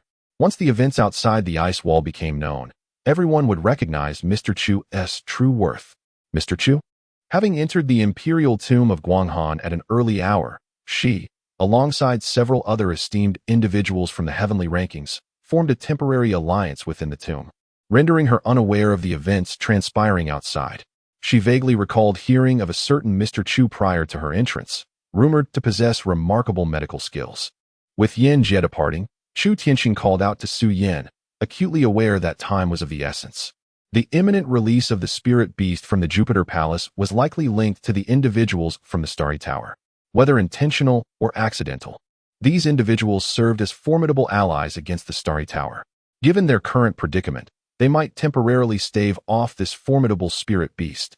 But prolonged engagement would inevitably lead to their demise, for the creature was tireless and possessed boundless spiritual energy within the confines of Jupiter Palace. Not to mention, its true power had reached the realm of fusion. Unless a master of the fusion realm was present, vanquishing it alone was a futile hope. Su Yan nodded in agreement, understanding that they were genuinely embarking on a mission to rescue the talented individuals from the Northern Wilderness rankings. Should they fall here, it would signify a tremendous loss for the Northern Wilderness, further emboldening those in the pharmaceutical Emperor Valley. Xue Hongyi discerned the gravity of the situation, recognizing the formidable strength of Mr. Chu and that the colossal beast had yet to unleash its full potential. She urgently exclaimed, "Hurry, release me. I shall lead you." She was determined not to let them perish in vain. Chu Tianqing glanced at her, loosening the vines that bound her. She promptly descended to the ground, brandishing her 9-ringed golden blade, rushing ahead to guide the way, internally urging them to hasten, as she realized that if Mr. Chu's words held any truth, once this colossal being unleashed its might, they would find themselves unable to escape in time. Behind them, Chu Tianqing followed closely, accompanied by Chu Lingling, Su Yan, and Ling Xue. In their haste, Chu Tianqing had no choice but to relinquish his strength to Chu Lingling, allowing her to carry him. Given that Yun Tianxuan was now utterly exhausted and in a deep slumber, Chu Lingling was his sole source of support. Unless he was willing to reveal the greatest secret between himself and Chu Lingling, he had no option but to revert to being an ordinary person devoid of any martial prowess, akin to a true master being carried by his servant. Yet, Chu Lingling did not mind bearing him. On the contrary, she felt a profound sense of joy. In her eyes, the privilege of carrying her master was a source of honor. Su Yin and Ling Yizhan said nothing, acknowledging that Chu Tianxing also bore the title of a medicinal herb merchant, while Chu Ling was his devoted attendant. Although Chu Ling possessed a petite stature, resembling a young lady, her strength was not to be underestimated. Carrying Mr. Chu was merely part of her duties. In truth, had it not been for the consideration that he might be reluctant, she and Ling Yizhan would have already insisted on carrying him, allowing him to conserve his strength. Xue Hongyi, catching sight of this scene, shivered slightly. She mused that Mr. Chu certainly exuded an impressive air. Even she, a direct descendant of the Xue family, had never required someone to carry her while on the road. However, at that moment, Chu Tianxing felt a sense of hidden delight, discovering that playing the role of a kept man was rather agreeable. The fact that Yun Tianxue had once dismissed him mattered little now. All that mattered was that his beloved Lingling cherished him. Merely contemplating this filled him with a throbbing headache, prompting a desire to evade the dilemma. This was, indeed, his greatest regret. Why did he refer to himself and Chu Lingling as beings from two disparate worlds? Under the guidance of Xue Hongyi, they swiftly approached the colossal beast, witnessing it with their own eyes. Su Yin and Ling Yizhan both inhaled sharply, engulfed by a profound sense of despair. How immense! How could they possibly confront it? Before them stood a white, jade, golden-eyed lion, a creature of majestic power, precisely as described in ancient texts. Its snow-white mane billowed in the wind, and its entire form was a pristine white, devoid of any blemish. Its eyes, captivating and awe-inspiring, bore a golden hue akin to the divine gaze of an ancient deity, so potent that merely meeting its gaze could shatter all courage, compelling one to kneel in submission. Moreover, according to the tomes, this white, jade, golden-eyed lion could unleash flames of gold from its maw, and its hide was impervious even to ordinary spiritual artifacts. It could stride upon clouds, soaring through the heavens, a veritable divine beast that seemed to transcend this world. Yet the specimen before them towered a staggering 1,000 feet high, with each strand of its white fur thicker than the trunk of an ordinary tree. To liken their current stature to that of mere fleas upon the lion's back would be an exaggeration. They even questioned whether the lion could perceive their existence at all. Chapter 52. A tremendous transaction. Celestial elixirs, there they are. Xue Hongyi suddenly exclaimed, gesturing towards the sky, directing their attention to a few small black dots that appeared to be engaging the white, jade, golden-eyed lion. Due to the lion's colossal size, their diminutive figures seemed almost insignificant in comparison. Shi Yangxing squinted his eyes, realizing that the white, jade, golden-eyed lion possessed sentience. A magical artifact, perhaps, for there stood a woman, draped in a flowing white gown, exuding an ethereal grace, as she gracefully stood atop a flying sword. It was evident that her ability to command the sword was not due to any mastery of swordsmanship, for it was unlikely she could possess knowledge beyond what was recorded in the archives of Yaowang Valley. The spectacle before him resembled that of a celestial swordsman, and it was clear that the white crystalline long sword beneath her was capable of flight on its own. Truly, she was a figure of renown from the celestial rankings. Su Yin marveled at the scene, contemplating how splendid it would be to have such individuals join their Wanchao Hall. With their presence, how could Wanchao Hall possibly fail to rise? Yet, she understood the futility of such a notion. Each of these esteemed individuals hailed from illustrious families. While they might seek the aid of Wanchao Hall for elixirs, they would never entertain the idea of joining it, as they bore the pride of their own lineages. Should we summon them down? Shi Yangxing inquired of Xue Hongyi. Now, Xue Hongyi exclaimed, panic-stricken, questioning his sanity. At this moment, if they disrupted the defensive formation, they would surely be instantaneously obliterated by the colossal lion. Shi Yangxing cast a cold gaze in her direction, silently challenging her to question his judgment further. Xue Hongyi shivered involuntarily. Her usual bravado, stemming from her status as the fearsome Xue Hongyi of the Xue clan, faltering under the weight of his stare. She had no desire to relive the experience of being inexplicably bound by vines. In that moment, she recognized the intent he harbored towards her, and was acutely aware of her inability to resist. Glancing upwards, she pondered how she might convey a message if summoned. What could she possibly say? Mr. Chu has arrived and wishes to make their acquaintance, engaging them in conversation on the ground. She could assure that if she were to voice this, they would not deem her insane. Indeed, she might question her own sanity. Chu Tianqing was also aware of the peril in summoning them in such a manner. Hence, as he instructed Xue Hongyi to proceed, he had already begun to act. Find them. With a sudden surge of energy, Chu Tianqing unleashed the innate power of the Jupiter Palace, eschewing the use of spiritual energy. Having dedicated himself to deciphering the structure and the expansive capabilities of the Jupiter Palace, he had gradually made significant progress, now possessing the genuine authority to control it. In an instant, the surrounding colossal trees stirred, transforming into a veritable assembly of trance that encircled the white, jade, golden-eyed lion, swiftly ensnaring the beast in a robust embrace. Go ahead. Chu Tianqing gestured lightly to Xue Hongyi, permitting her to proceed. However, Xue Hongyi stood agape, her expression one of disbelief, as if she had witnessed a specter. What manner of feat was this? How did he accomplish it? As for Chu Lingling, one could hardly fathom how she could acknowledge him as her master without such remarkable prowess. Xue Hongyi hastily propped her chin, momentarily at a loss for words due to her astonishment. With alacrity, she soared upwards, leveraging the strength of her legs to reach a height comparable to the others. It was no wonder she had been the one to deliver the message.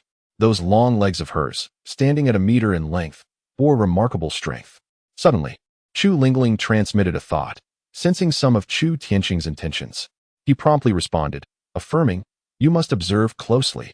With utmost seriousness, he agreed, resolving to conduct a thorough examination once more. Chu Lingling shot him a charming glance, as if to suggest that he had missed some part of her that he had yet to behold. What a scoundrel he was! Although Chu Tianqing and Chu Lingling exchanged playful banter in private, they were acutely aware that the Bai Yu Jinjing lion was not one to jest. He possessed the formidable ability to bind it, rendering it temporarily immobile. However, the forces at his disposal were utterly incapable of vanquishing this majestic beast. Thus, he required a dagger, one sharp enough to deliver a fatal blow to the Bai Yu Jinjing lion. Otherwise, they would be trapped within the confines of the Jupiter Palace, unable to escape. Who was Mr. Chu? After Xue Hongyi ascended, only two individuals followed her back down. One was a fair-faced youth, exuding elegance and grace, radiating an air of righteousness that marked him as an inherently forthright individual, a natural leader, one might say. The other, however, bore a fierce gaze, his hair erupting in a mane reminiscent of a lion's, tinged with an ominous red hue. His very presence was akin to a blade poised for action. One could sense that engaging with him necessitated utmost caution, lest one unwittingly provoke the volatile spark that could lead to an explosive confrontation. The one posing the inquiry was indeed the refined young gentleman, whose words, surprisingly courteous, belied the tension in the air. Is there truly someone capable of controlling this formidable lion? Scoffed the fiery youth beside him, utterly dismissive of Xue Hongyi's earlier proclamations. She had audaciously claimed that the recent disturbances of the colossal tree were orchestrated by an individual known as Mr. Chu. Such a name was entirely foreign to him. Who knows from whence these malevolent spirits have emerged? The pale-faced gentleman did not voice his skepticism, yet his demeanor betrayed a sense of doubt. It was I, Chu Tian, who stepped forward, donning a merchant's professional smile as I addressed them. I wish to engage in a transaction with you. I shall provide the medicine, and in return, I seek half of the spoils from this lion. Upon hearing this, not only did the fiery youth scowl, but even the pale-faced gentleman cast a disapproving glance in my direction. The gentleman retorted, "Sir, do not jest in such a manner." In his perspective, neither Chu nor the nearby steward Su nor Master Lung posed any real threat to the great lion. To assert that one could eliminate the beast would ultimately rest upon their shoulders. Thus, it was perplexing that I suddenly appeared and demanded half of the bounty, especially under the pretense of providing some kind of medicine. What could I possibly offer that would warrant a share of the credit for vanquishing such a formidable foe? Xue Hongyi, standing beside me, felt the weight of embarrassment. She had personally witnessed the enigma that was Mr. Chu and his formidable prowess, yet she struggled to articulate it, knowing full well that others would remain incredulous. The events that had transpired were indeed too extraordinary to comprehend. Had anyone else been in her position, they would have found it equally unbelievable. Consume this, and let us exchange places, I urged, as the binding power of the colossal tree was nearing its end. I handed Xue Hongyi a pill, addressing her simply, for I was yet unaware of her name. A tremor coursed through her body, prompting her to wonder if I intended to poison her instead. However, upon encountering the perilous gaze of Mr. Chu, as well as the questioning eyes of the two individuals beside him, she suddenly resolved herself, contemplating that if death were to come, then so be it. After all, if this formidable lion were not vanquished, they would surely perish here regardless. With a decisive closure of her eyes, she swallowed the elixir. She possessed an instinctive feeling that Mr. Chu would not bring her harm at this moment, if he truly desired her demise. He could have easily crushed her with the vines moments ago, without the need to wait until now. Yet, as the pill descended into her abdomen, she felt her heart surge with a powerful thump, nearly causing her to falter. What is this? In the next instant, an immense force surged from her abdomen through her meridians, enveloping her entire being, allowing her to experience an unprecedented sense of strength, instilling within her the confidence that she could indeed stand against the towering white lion above. Had she reached the integration realm? Both the fair-faced young man and the fiery youth were astonished to witness Xue Hongyi, who had only been at the spirit-severing realm, suddenly elevated to the integration realm in mere moments. Even though the characteristics of the integration realm, the harmonious radiance of sun and moon and the twinkling of stars, had not manifested, the aura she exuded was undoubtedly that of a true integration realm practitioner. It was as if that single elixir had propelled her through 3 significant realms in an instant. Go forth, for although its effects would last merely 3 hours, that would be ample time here.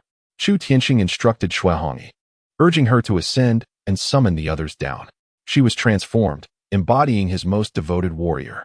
How could she not be loyal and obedient? This was the authentic power of the integration realm. Although she was a legitimate descendant of the Xue family and ranked 9th on the heavenly list, she was acutely aware of her plight.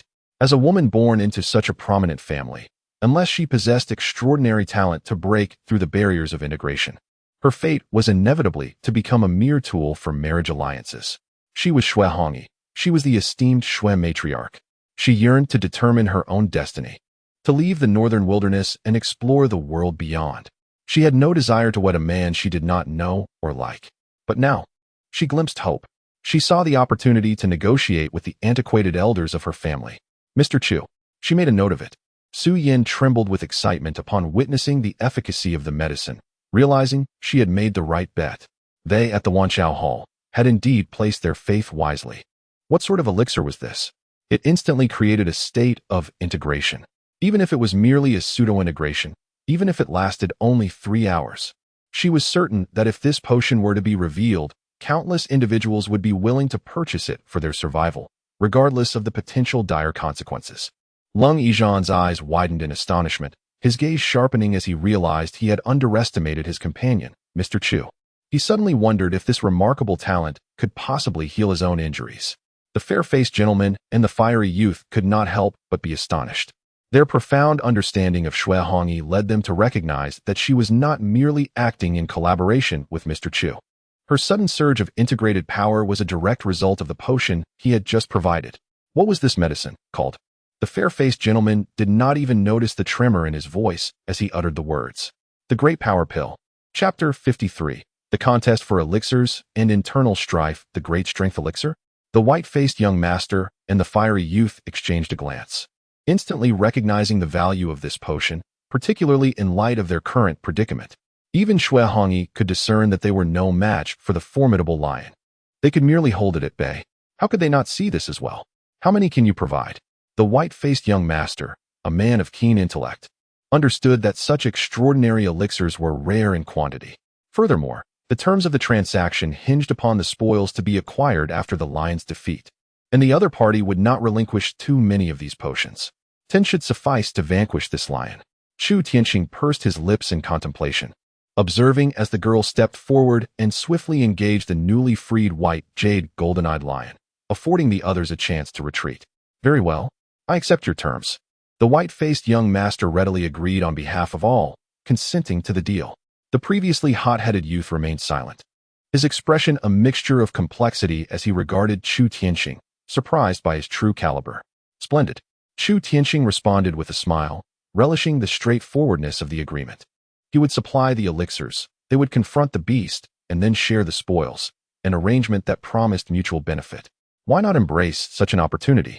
Qing Yan, standing by, hesitated to voice her concerns, acutely aware of the risks associated with this transaction and the immense worth of the elixirs. Her curiosity piqued regarding the quantity he possessed and whether it would be sufficient for them to sell on behalf of Wan Chaodang. Just then, the others began to descend. Upon a cursory glance, it became evident that there were indeed 11 of them. With the addition of Xue Hongyi, who had just joined, along with the 2 present here, their group comprised a total of 14 individuals. This meant they were precisely the top 14 contenders on the heavenly ranking. Bai Yutong and Xue Hongyi had undergone a remarkable transformation. What had they consumed to attain such prowess?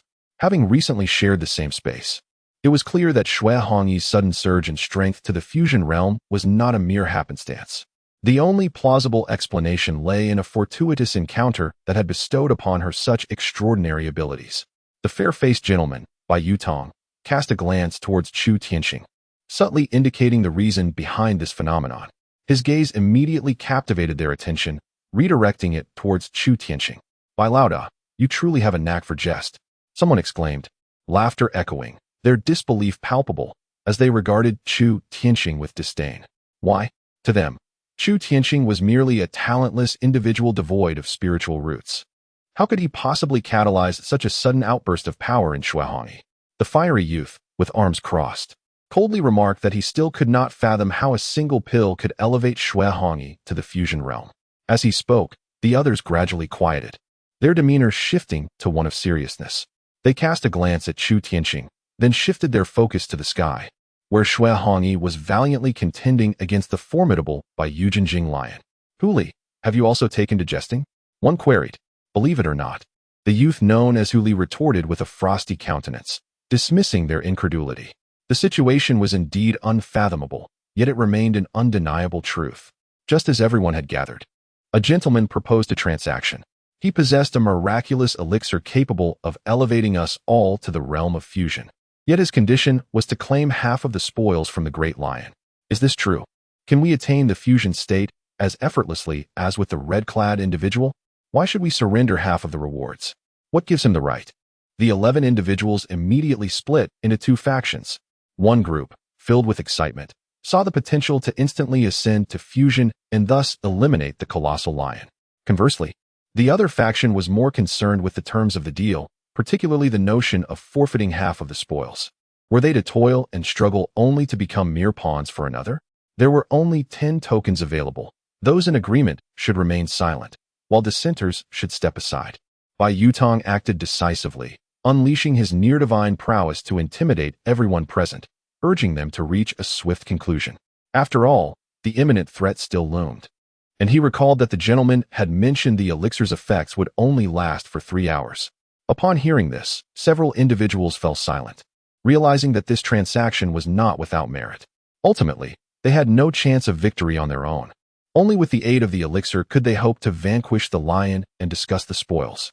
However, only a portion grasped this reality, while others either failed to comprehend or feigned ignorance, continuing to shout loudly.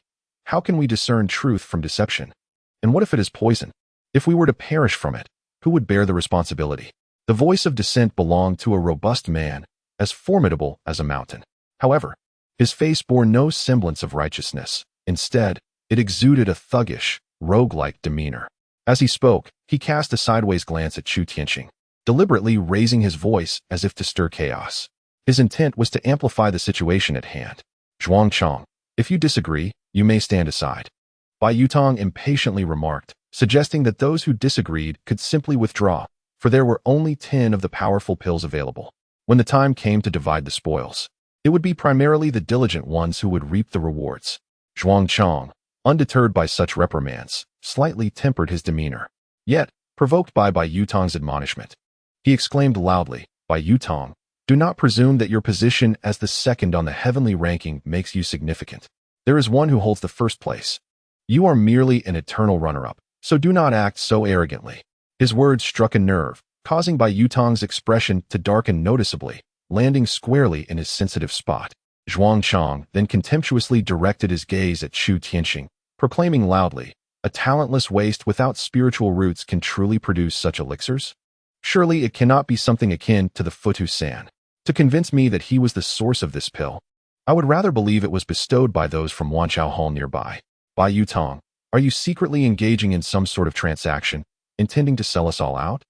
His obstinate stance clearly conveyed his disbelief, even mentioning the Futu San, a term that elicited reactions from those present. Upon hearing the words Futu San, not only did the other attendees shift uncomfortably, but even Su Yin and Lung Yizhan's expressions shifted, for they were well aware that the Futu San was no ordinary remedy. It was a substance favored by those of dubious repute. This concoction was also referred to as the ultimate bliss powder. After utilizing it, one shall experience immense joy, yet simultaneously exhaust all of their life's potential, acquiring a formidable power previously unseen. Following extreme brilliance comes an equally extreme demise. Those who have consumed the floating pagoda powder will ultimately perish in a cataclysmic explosion of their full potential, disintegrating into a cloud of crimson mist, leaving not even a trace behind. Upon hearing his words, some among them cast worried glances towards the sky at Xue Hongyi, as her current state indeed appeared somewhat unhinged, with an evident excess of exhilaration. However, at that moment, Chu Tianxing emitted a disdainful chuckle and remarked to this individual, as if I would ever administer such a potent pill to you. Rest assured, I will determine to whom I bestow the medicine, and you shall be the sole exception. Chu Tianxing directed this statement towards Bai Yutong, ensuring he understood that if he wished to continue their dealings, and should a transaction be finalized, this individual would be unequivocally excluded from the main force. The rationale? Simply put, he found him disagreeable. Bai Yutong's expression darkened.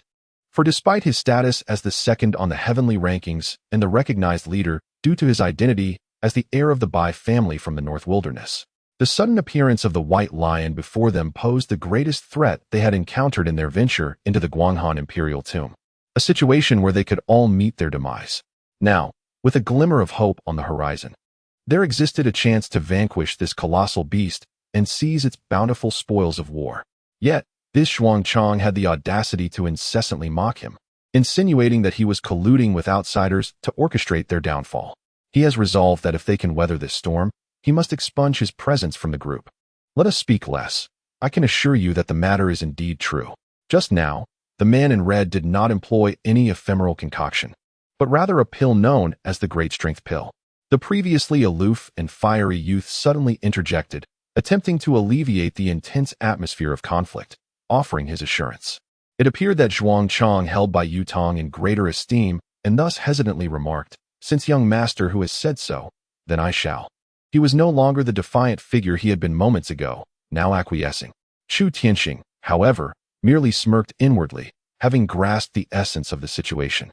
Bai Yutong also regarded this impetuous youth with a hint of surprise, yet given the circumstances and the urgency of time, he swiftly seized the opportunity to declare, "Then it is settled. This gentleman shall provide the elixir, and we shall vanquish the great lion. The spoil shall be divided equally between us." The responses were a cacophony of varying tones, reflecting a palpable lack of enthusiasm. Following Xuanchang's earlier commotion, some individuals still harbored doubts regarding the veracity of the elixir's effects. They even resolved to observe the reactions of others before deciding whether to partake themselves. "Hu Li, once you obtain the potion, please distribute it." Bai Yutong suddenly expressed fatigue as he addressed Hu Li, for they were all the elite of the North Wilderness, renowned figures on the celestial rankings. Were it not for the common interest in the imperial tomb of Guanghan, they would not have converged here, nor would they have united as a team in pursuit of shared gains. As the situation unfolded, it became evident that Hu Li's words, though not without merit, were insufficient to sway the obstinate crowd. Thus, he resolved to allow Hu Li to distribute the medicine, weary of playing the villain himself. Hu Li, indifferent to the task, accepted this arrangement without objection. However, at that moment, an unexpected voice interrupted Hu Li's actions. Chapter 54. A sudden turn of events. The villain perishes from excessive chatter. The speaker was none other than a captivating woman clad in flowing white robes, her demeanor exuding an ethereal grace. She halted Hu Li and approached him directly, extending her delicate hand towards him and requesting, "Give me 4." She insisted on claiming 4 of the pills for herself, preventing Hu Li from distributing the entire supply. Taken aback by her demand, Li regarded her with a glance, but offered a subtle nod of agreement. He promptly retrieved 4 pills and handed them to her. Chu Tianxing, observing the exchange, narrowed his eyes in realization. This woman was entangled with Bai Yutong, and her cunning intellect had already discerned certain truths. Meanwhile, Li commenced the distribution of the powerful pills. Unsurprisingly, he bestowed one upon the raucous Zhuang Chong, who, upon receiving it, ostentatiously showcased the pill to Chu Tianxing before fiercely biting down on it and swallowing, silently anticipating its effects. Li continued to distribute the remaining pills, ultimately parting with the last 6. He bestowed them upon 4 individuals who were evidently familiar to him, encouraging them to ingest the pills simultaneously. In an instant, all 6 individuals ascended to the fusion realm, transforming into formidable masters. Let the battle commence. Li suddenly wore a sinister smile, as if he had been awaiting this moment all along. Once they confirmed that the pills they had ingested were indeed genuine and had propelled them into the fusion realm, they swiftly reached a private agreement. At Li's command, they had no intention of confronting the Baiyu Jinjing lion. Rather, they aimed their weapons at Chu Tianxing, intent on eradicating him right there. One individual in the fusion realm could easily disregard the obstacles posed by Su Yin and Ling Xue, eliminating Chu Tianxing without hesitation. Now, there were 6 of them. Even more ironic was the fact that the elixirs that elevated them all to the fusion realm had been provided by none other than Chu Tianxing himself. Bai Yutong's eyes widened in disbelief, realizing that they had plotted this all along. Since they sought to kill the very individual who had bestowed the elixirs for half of the spoils, he hurriedly attempted to consume the recently acquired pill, striving to enter the fusion realm himself to thwart them. The other 2 who had received the elixirs resolved to do the same, deeming Li's actions utterly excessive and unbecoming of a righteous path. Amidst this turmoil, only the woman in white maintained a cold demeanor. She neither rushed to ingest the elixir nor intervened. Instead, she commanded her sword-shaped artifact to prevent the 3 from taking the pills, denying them the chance to assist. Bai Yutong gazed at her in shock, unable to comprehend her motives. Meanwhile, Chu Tianxing smiled radiantly, watching as these individuals unleashed their power to attack him. Not only Su Yin and Ling Xue, but even Chu Lingling, desperate to protect him at any cost, was halted by his call. Stop! Chu Tianxing merely uttered a sound, as if casting a spell of immobilization. In an instant, the 6 individuals appeared to be ensnared in a trance, rendered motionless, their eyes the only part of them capable of movement. They were astonished, bewildered by the phenomenon, questioning how they, having ascended to the fusion realm, could be paralyzed by a mere utterance from an adversary. Chu Tianxing approached them, particularly stopping before Li, and with a smile that was more sardonic than sincere, addressed him with an air of congeniality. You disguise yourselves quite well, members of the Tianxing Tower. He directly acknowledged their true identities. Tianxing Tower.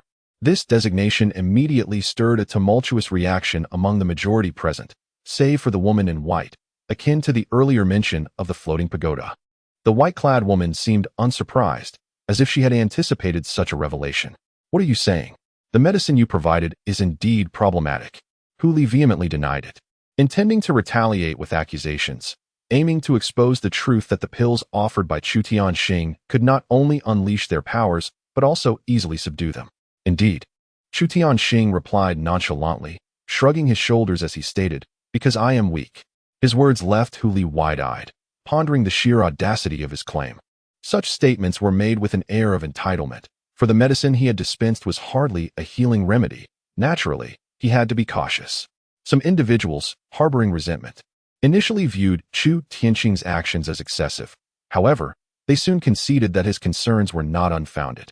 After all, who could guarantee that an opponent, upon unleashing their full potential, would not turn against him in a treacherous manner?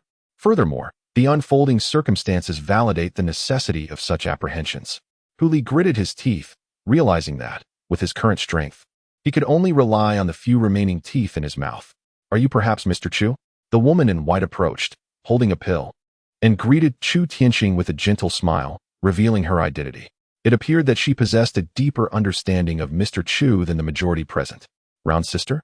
Bai Yutong looked at the woman in white with astonishment, surprised that she was already acquainted with Mr. Chu. Brother Yutong, your obsession with martial arts has blinded you to the most renowned figure in Tianj City, Mr. Chu, she remarked. Everyone knows he stands at 6 feet tall. a seemingly talentless individual without a spiritual root. Yet, his medical expertise is astounding, and his true strength remains unfathomable. Surely, he harbors some extraordinary treasures that conceal his genuine power. The woman in white introduced Mr. Chu to Bai Yutong, serving as a caution to the others present. She urged them not to blame her for not informing them sooner, as greed could lead to their demise at the hands of this formidable Mr. Chu. Is he truly that remarkable? Bai Yutong was unaware. He had only heard of Mr. Chu and witnessed his astonishing skills moments ago, yet he knew little about him.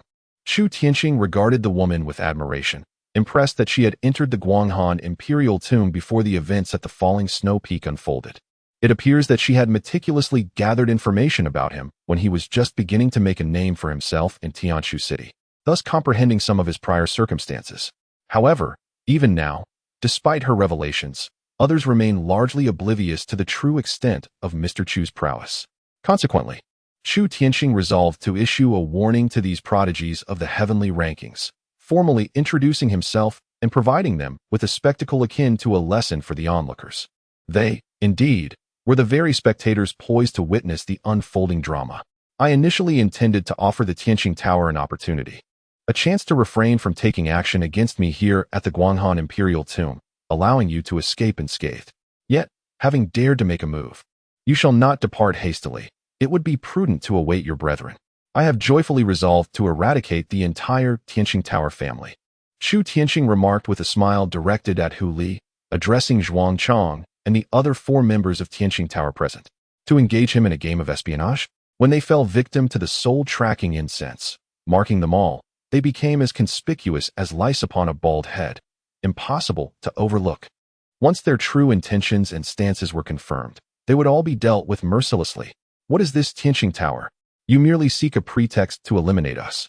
Zhuang Chang suddenly bellowed in a fit of indignation, feeling utterly wronged, convinced that the intent was to deliberately annihilate them all. Indeed. Upon hearing Zhuang Chang's outburst, the other 4 echoed his sentiments with fervent shouts. One individual vociferously exclaimed, "Do not be deceived by him. After he dispatches us, you will be next." Given the life and death implications, the others could not help but harbor doubts about the situation. They were unable to discern whether this Mr. Chu intended to eliminate them through division, or if these individuals were indeed members of the Celestial Star Pavilion, the assassins universally despised. However, it was undeniable that Hu Li and Zhuang Chang had launched a sudden assault on Mr. Chu with their abruptly amplified strength. It would be natural for Mr. Chu to seek retribution by eliminating them. Chu Tianqing lamented their inability to accept their fate with stoicism, emulating the cold and dashing demeanor of genuine assassins, embracing death with composure. Instead, they stubbornly refused to concede until driven to the brink, forcing him to escort them to the precipice before they would willingly plunge to their demise. Without uttering a word, he approached Zhuang Chang, reaching into a specific location on his torso, extracting a small throwing star and discarding it onto the ground. The throwing star was shaped like a 6-petaled snowflake, seemingly crafted from silver. The front appeared featureless, but upon closer inspection from the side, faint, twinkling starlight could be observed. Celestial Star Dart. Someone recognized it instantly, as their family member had been assassinated by the Celestial Star Pavilion. It was the most prominent emblem of the Celestial Star Pavilion's members. "Shall I unveil the mark each of you bears?" Chu Tianqing inquired with a relentless sneer, questioning their continued disbelief. Zhuang Chang and the remaining 4 Celestial Star Pavilion members remained silent, acknowledging the futility of denial, and puzzled as to how he had discerned their affiliation with the Celestial Star Pavilion. When they joined the Celestial Star Pavilion, not even their own kin or parents were aware. Furthermore, you have already offended Miss Lu and the Apothecary Valley. Your fate is sealed. I shall not hasten my descent, but will await your arrival, eager to witness your demise. Hu Li's loud proclamation unveiled the secret behind the assassination order against Mr. Chu from the Celestial Star Pavilion. It revealed that the true motive was intertwined with Lu Tian and the Apothecary Valley. Upon hearing this, even the previously composed white-clad woman exhibited a noticeable shift in demeanor, for everyone in the northern wilderness understands that offending the Apothecary Valley leaves no avenue for survival. This Mr. Chu is actually. Is that all you have to say? How does that phrase go? Villains perish due to their verbosity? Hu Li glared at him fiercely, as if trying to etch his visage into memory, perplexed by his apparent calmness. Suddenly, Chu Tianqing leaned closer, whispering into his ear, "Forgive me, but I truly have no friends or relatives in this world. Do you presume I, like you, am burdened with family ties? Fool." This statement revealed Mr. Chu's most profound secret, causing Hu Li's eyes to widen in shock as he grasped why Mr. Chu had emerged so unexpectedly.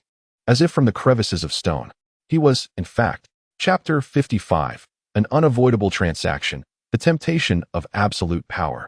Yet, Hu Li would forever be denied the chance to divulge this secret, for as he absorbed these words, he, along with several others from the Celestial Star Pavilion, was impaled by a massive wooden spike, their breaths extinguished in an instant, clearing away a portion, while gradually attending to the rest. Chu Tianqing clapped his hands, brushing off non-existent dust, his demeanor relaxed and carefree. It seemed as though he had just dispatched not a few lives, but merely a handful of bothersome mosquitoes and flies. "Mr. Chu." The woman in white hesitated, feeling compelled to speak, but holding back. Chu Tianqing turned to her, and, before she could articulate her thoughts, remarked, "You must be Xin Yuan, ranked 3rd on the heavenly list, correct? The fiancée of Bai Yutong? The once in a millennium prodigy from the Xian family, who broke through to the spirit division at the age of 14? The one with the extraordinary photographic memory?" He directly identified her, revealing his considerable knowledge about her. Xin Yuan fell silent, realizing that this Mr. Chu was indeed formidable and rather perilous, having acquired so much insight about her. In truth, Chu Tianqing had no prior knowledge of her before arriving at the imperial tomb of Guanghan. He had merely encountered Chun Xuejin outside. Upon entering, he learned that those ranked among the top 10 of the heavenly list had already made their entrance. Thus, during his journey, he sought to gather information about the talents on the list, particularly regarding their abilities, strengths, and weaknesses. Given her ranking and her status as a renowned beauty and genius of the Xian family, a key detail emphasized twice, the information about her was unusually comprehensive. Xin Yuan nodded, conceding that his observations were entirely accurate. Chu Tianqing then waved his hand, instantaneously causing numerous branches to emerge from the ground, ensnaring the corpses from the Tianqing Tower and dragging them underground, leaving no trace of blood behind. This move has profoundly illuminated the prowess of Mr. Chu in the eyes of the top-ranking experts present, revealing his enigmatic nature and instinctively alerting them to the undeniable danger he represents. Now that the superfluous individuals have departed, a serious discussion regarding the transaction can commence. I do not shy away from admitting to you that I have indeed crossed paths with the Apothecary Emperor Valley, and they harbor an intense desire to eliminate me. The reason is not trivial. It is because I possess the ability to resolve the chilling poison afflicting them. Chu Tianqing spoke each word with solemnity. It is often said that a tree that stands out in the forest will inevitably be felled by the wind. He is undoubtedly that towering phoenix tree, having reached an extraordinary height. The Apothecary Emperor Valley, far from merely attempting to bring him down, would rather uproot him entirely. A reality laid bare before all. It is certain that if he manages to leave the Snowfall Peak unscathed, the repercussions of their vengeance will be all the more severe. They are determined to eliminate him completely. Initially, their astonishment at his admission of confrontation with the Apothecary Emperor Valley left the elite figures of the rankings in disbelief, questioning his sanity. However, upon grasping the true gravity of his revelation, they comprehended the immense conspiracy lurking beneath. Why does the Apothecary Emperor Valley wish to prevent Mr. Chu from treating others afflicted by the chilling poison? I understand your skepticism. Chu Tianqing recognized the adage that hearing is but a shadow, while seeing is believing. He gestured towards Bai Yutong, the second-ranked individual, and glanced at the ongoing battle, noticing that Xue Hongyi was engaged in a vigorous fight, while the Bai Yujin lion seemed relatively unscathed, indicating that its murderous intent was not overly severe, allowing Xue Hongyi to hold her ground against it in an uncanny stalemate. Understanding the urgency, it is indeed preferable to leave the Jupiter Palace at the earliest. Bai Yutong remarked, "You have been afflicted by the cold poison, though it appears to be quite mild, correct? Come here, and I shall demonstrate it to you personally." Bai Yutong, albeit skeptical, was encouraged by Yuan Mei's subtle nod, suggesting he should give it a try. He recognized Yuan Mei as the most astute individual he had ever encountered. Her judgments had never faltered since childhood. Thus, he inclined towards trusting Xin Yuan as he approached Chu Tianqing. Others were oblivious to the reason behind his perpetual second place standing on the heavenly rankings, a status he had maintained for eons. However, He and Yuan Mei understood that it was due to an incident a decade prior, where he had been afflicted by cold poison. This ailment compelled him to expend energy daily to suppress its effects. Otherwise, he would have been utterly incapacitated. As Chu Tianqing drew near, he located the source of the cold poison within Bai Yutong's body. He placed his palm gently on the area near the clavicle, precisely on the right side of his chest, and activated the secret techniques of the Medicine King. In an instant, a pure surge of Wu's spiritual energy surged into his body, directly targeting the cold poison. Within a mere breath, the poison was entirely dispelled by the Medicine King's techniques, leaving not even a trace of its presence, as if he had never suffered from it at all. Bai Yutong felt the chilling, stabbing sensation near his right shoulder vanish in an instant. He attempted to circulate his energy to confirm his condition, and to his astonishment, the cold poison that had entwined him like a nightmare had indeed dissipated completely. Is it truly gone? Bai Yutong exclaimed with delight, his face alight with joy as he gazed at Xing Yuan. Realizing that with this nightmare lifted, he could now muster the confidence to strive wholeheartedly. He believed that within a year, he could surpass the current champion, shedding the identity of eternal second place. Brother Yutong. Xing Yuan was pleasantly surprised as she gazed at Bai Yutong, astonished to discover that the chilling poison afflicting him had indeed been instantaneously dispelled. This poison was akin to a persistent parasite, impervious to any martial arts or elixirs, rendering it untreatable. Even the renowned level 5 apothecary, known as the Medicine Emperor, had chosen silence in the face of such a predicament. Could it truly be that this Mr. Chu had effortlessly resolved the issue? It was akin to delivering a resounding slap to the face of the Medicine Emperor and his esteemed sect. No wonder they sought to eliminate him before the matter became widely known, striving to conceal it forever. Thank you, Mr. Xiechu. Bai Yutong remained skeptical of Chu Tianqing's capabilities. Aside from presenting that extraordinary elixir earlier, he had exhibited no prowess, appearing merely as a talentless individual devoid of spiritual roots. Yet now, whether it was his obliteration of the Tianqing Tower or his seemingly miraculous medical skills, the external rumors were undeniably validated. He was, indeed, an unparalleled divine physician. Chu Tianqing smiled faintly, surveying the others. Did they still doubt him? However, the other prodigies of the heavenly rankings certainly believed now. Yet, they were even more convinced that the Medicine Emperor's faction would seek to eradicate this Mr. Chu. Thus, sometimes silence is the most prudent stance. Chu Tianqing understood their trepidation and recognized that they would not readily pledge their allegiance until they had truly benefited from him, unlike the girl from earlier, or the present Bai Yutong and Xing Yuan. As for Xing Yuan, if he was not mistaken, Mr. Chu, I hope you don't mind my inquiry regarding this medication. Bai Yutong, aware that the trivial matters had been addressed, turned to Mr. Chu Tianqing to seek confirmation about the pill he had just received, questioning whether this pill was indeed the renowned Dali pill. There is no mistake regarding this medicine, Chu Tianqing affirmed. I shall provide each of you with a pill, and indeed, during its efficacy, you will be under my control. However, after 3 hours, once the effects wear off, this control will cease to function. It is a blend of risk and reward, serving as a safeguard for self-preservation. Though this assertion was difficult to accept, the majority of them, having witnessed Chu Tianqing's demeanor throughout the discussion, believed that he lacked any interest in deceiving them. What are the consequences after taking the medication? Xian Yuan interjected, her curiosity piqued. She was particularly concerned whether this Dali pill would have effects akin to those of the Fudu powder, as she could not fathom that a miraculous elixir would come without repercussions. To claim that there are absolutely no consequences would be implausible, Chu Tianqing responded. In truth, you will likely experience fatigue and a sense of melancholy, which may last for about an hour. After that, the effects will dissipate entirely. He refrained from disclosing that the original formulation of the Dali pill was the Dragon Spirit pill.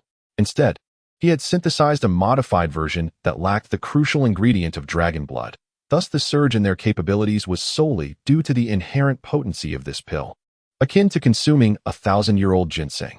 Consequently, the price to pay was comparable to the fatigue and nosebleeds that could arise from excessive ginseng consumption, leading to exhaustion and weariness. If she truly utilized the floating pagoda powder, it is likely that within 3 hours, she would be engulfed in a cloud of crimson mist, rendering any deception impossible.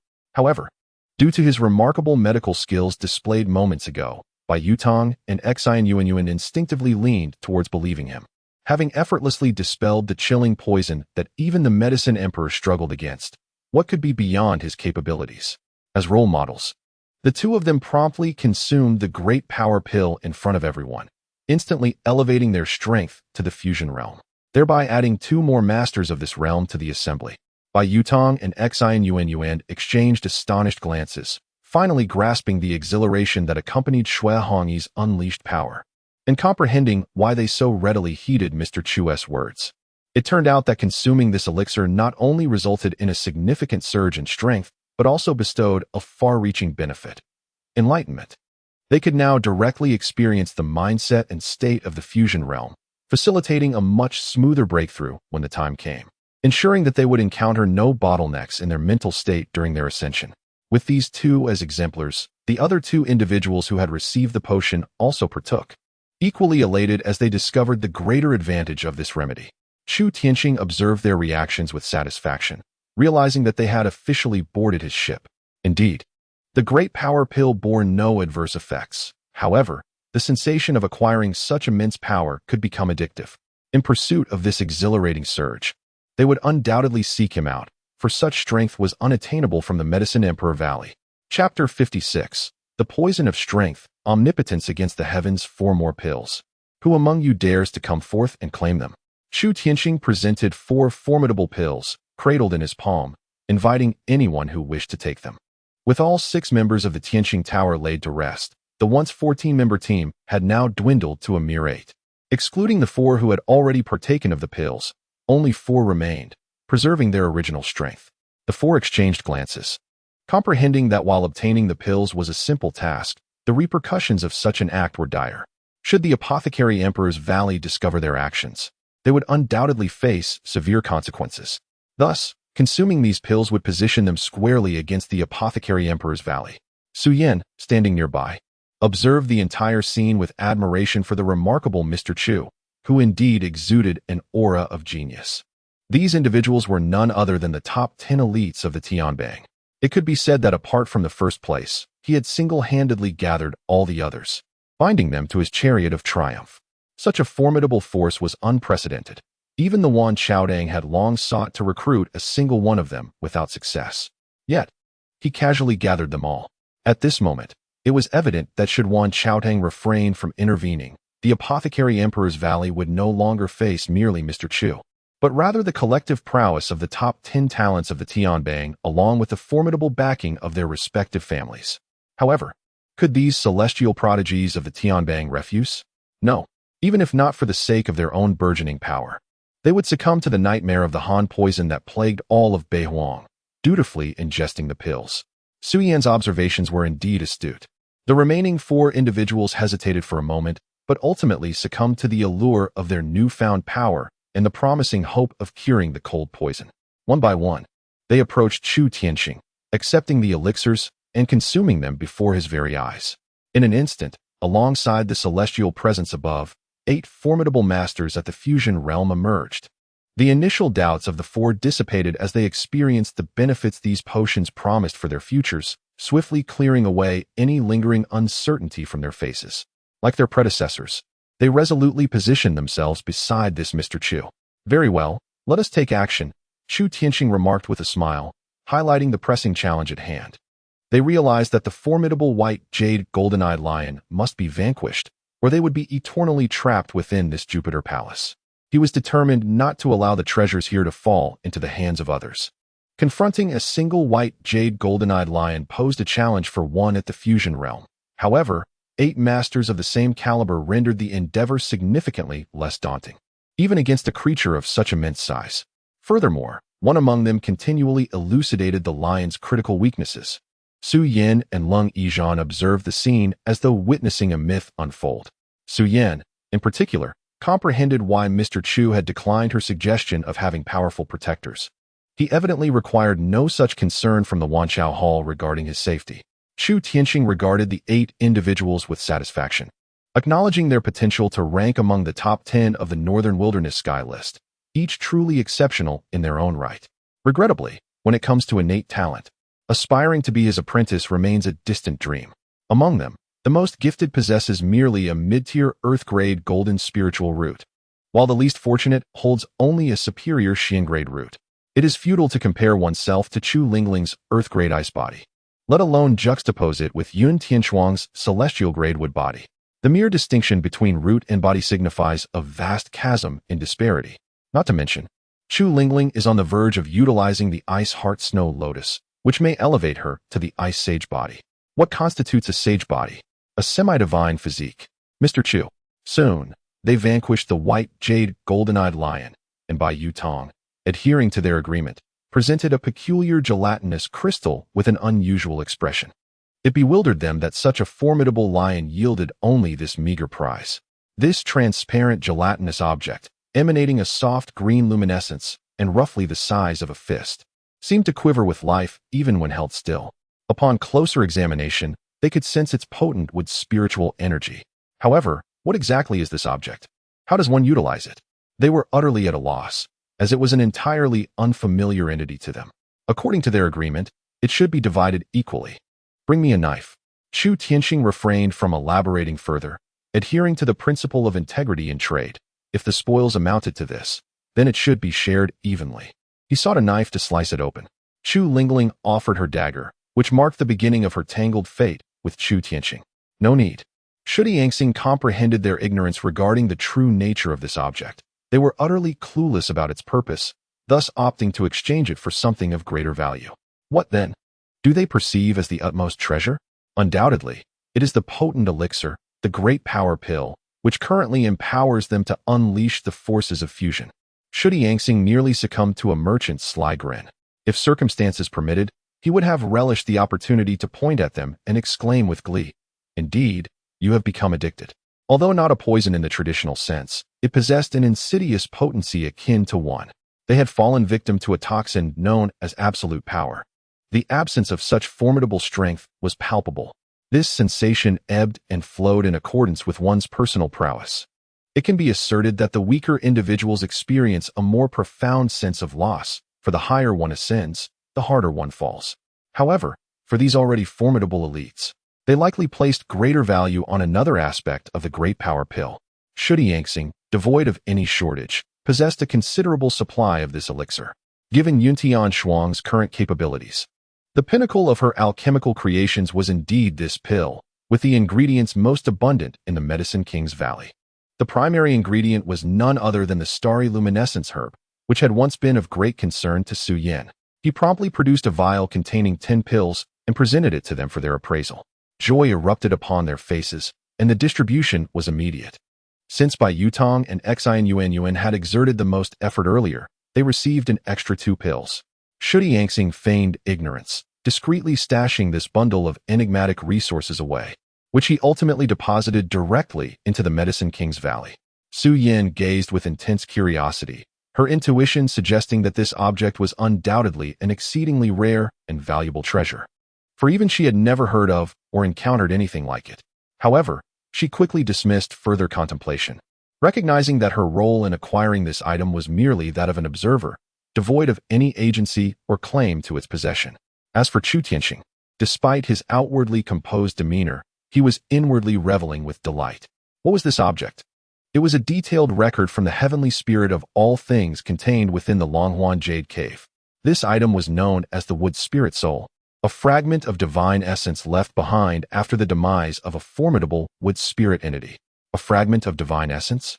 Indeed, the sacred body is a semi-divine form, whereas the spirit body ascends to the divine realm. Thus, from the moment one possesses a spirit body, they transcend the limitations of mere spiritual roots. Those with such innate potential inherently embody certain divine qualities, destined to surpass the boundaries of fusion and ascend to higher realms. Yet what of those with ordinary spiritual roots? Is it possible for them to break through to the realm of fusion? Certainly, it is feasible, otherwise history would not be replete with individuals of singular spiritual root quality who nonetheless achieve the exalted status of the celestial sovereign. It is merely a matter of mortals defying the heavens in their quest for divinity.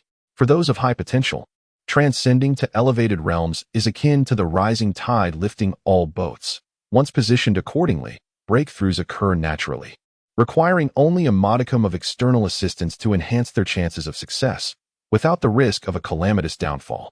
Conversely, for those of lower potential, aspiring to breach the divine realm is tantamount to defying the natural order. The difficulty of such a breakthrough is immense, and even the heavens conspire against them. A prime example of this is the current Lord of the North City in Tianxue City. He nearly failed in his endeavor to merge, partly due to his ill-timed encounter with the resurgence of water spirits, which led to his fire spirit being rejected by the heavens and earth. Moreover, it was precisely because his potential was inherently linked to the spiritual root that his upper limit resided below the realm of fusion.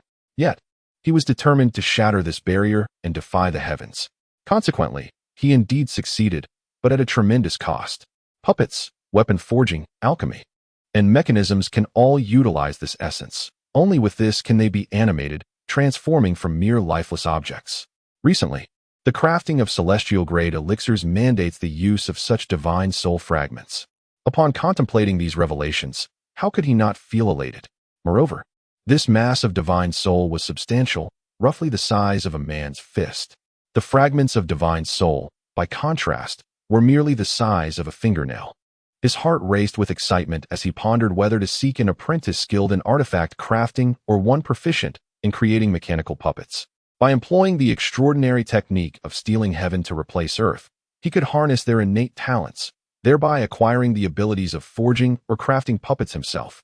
Effectively utilizing the vast repository of knowledge he possessed, he would not allow this knowledge to languish in the corners of his mind, gathering dust in solitude. He increasingly recognized the formidable power of the stealing heaven to replace earth technique. It was truly astonishing. As long as he possessed it, he could selectively accept various types of apprentices, ultimately leading himself to become genuinely omnipotent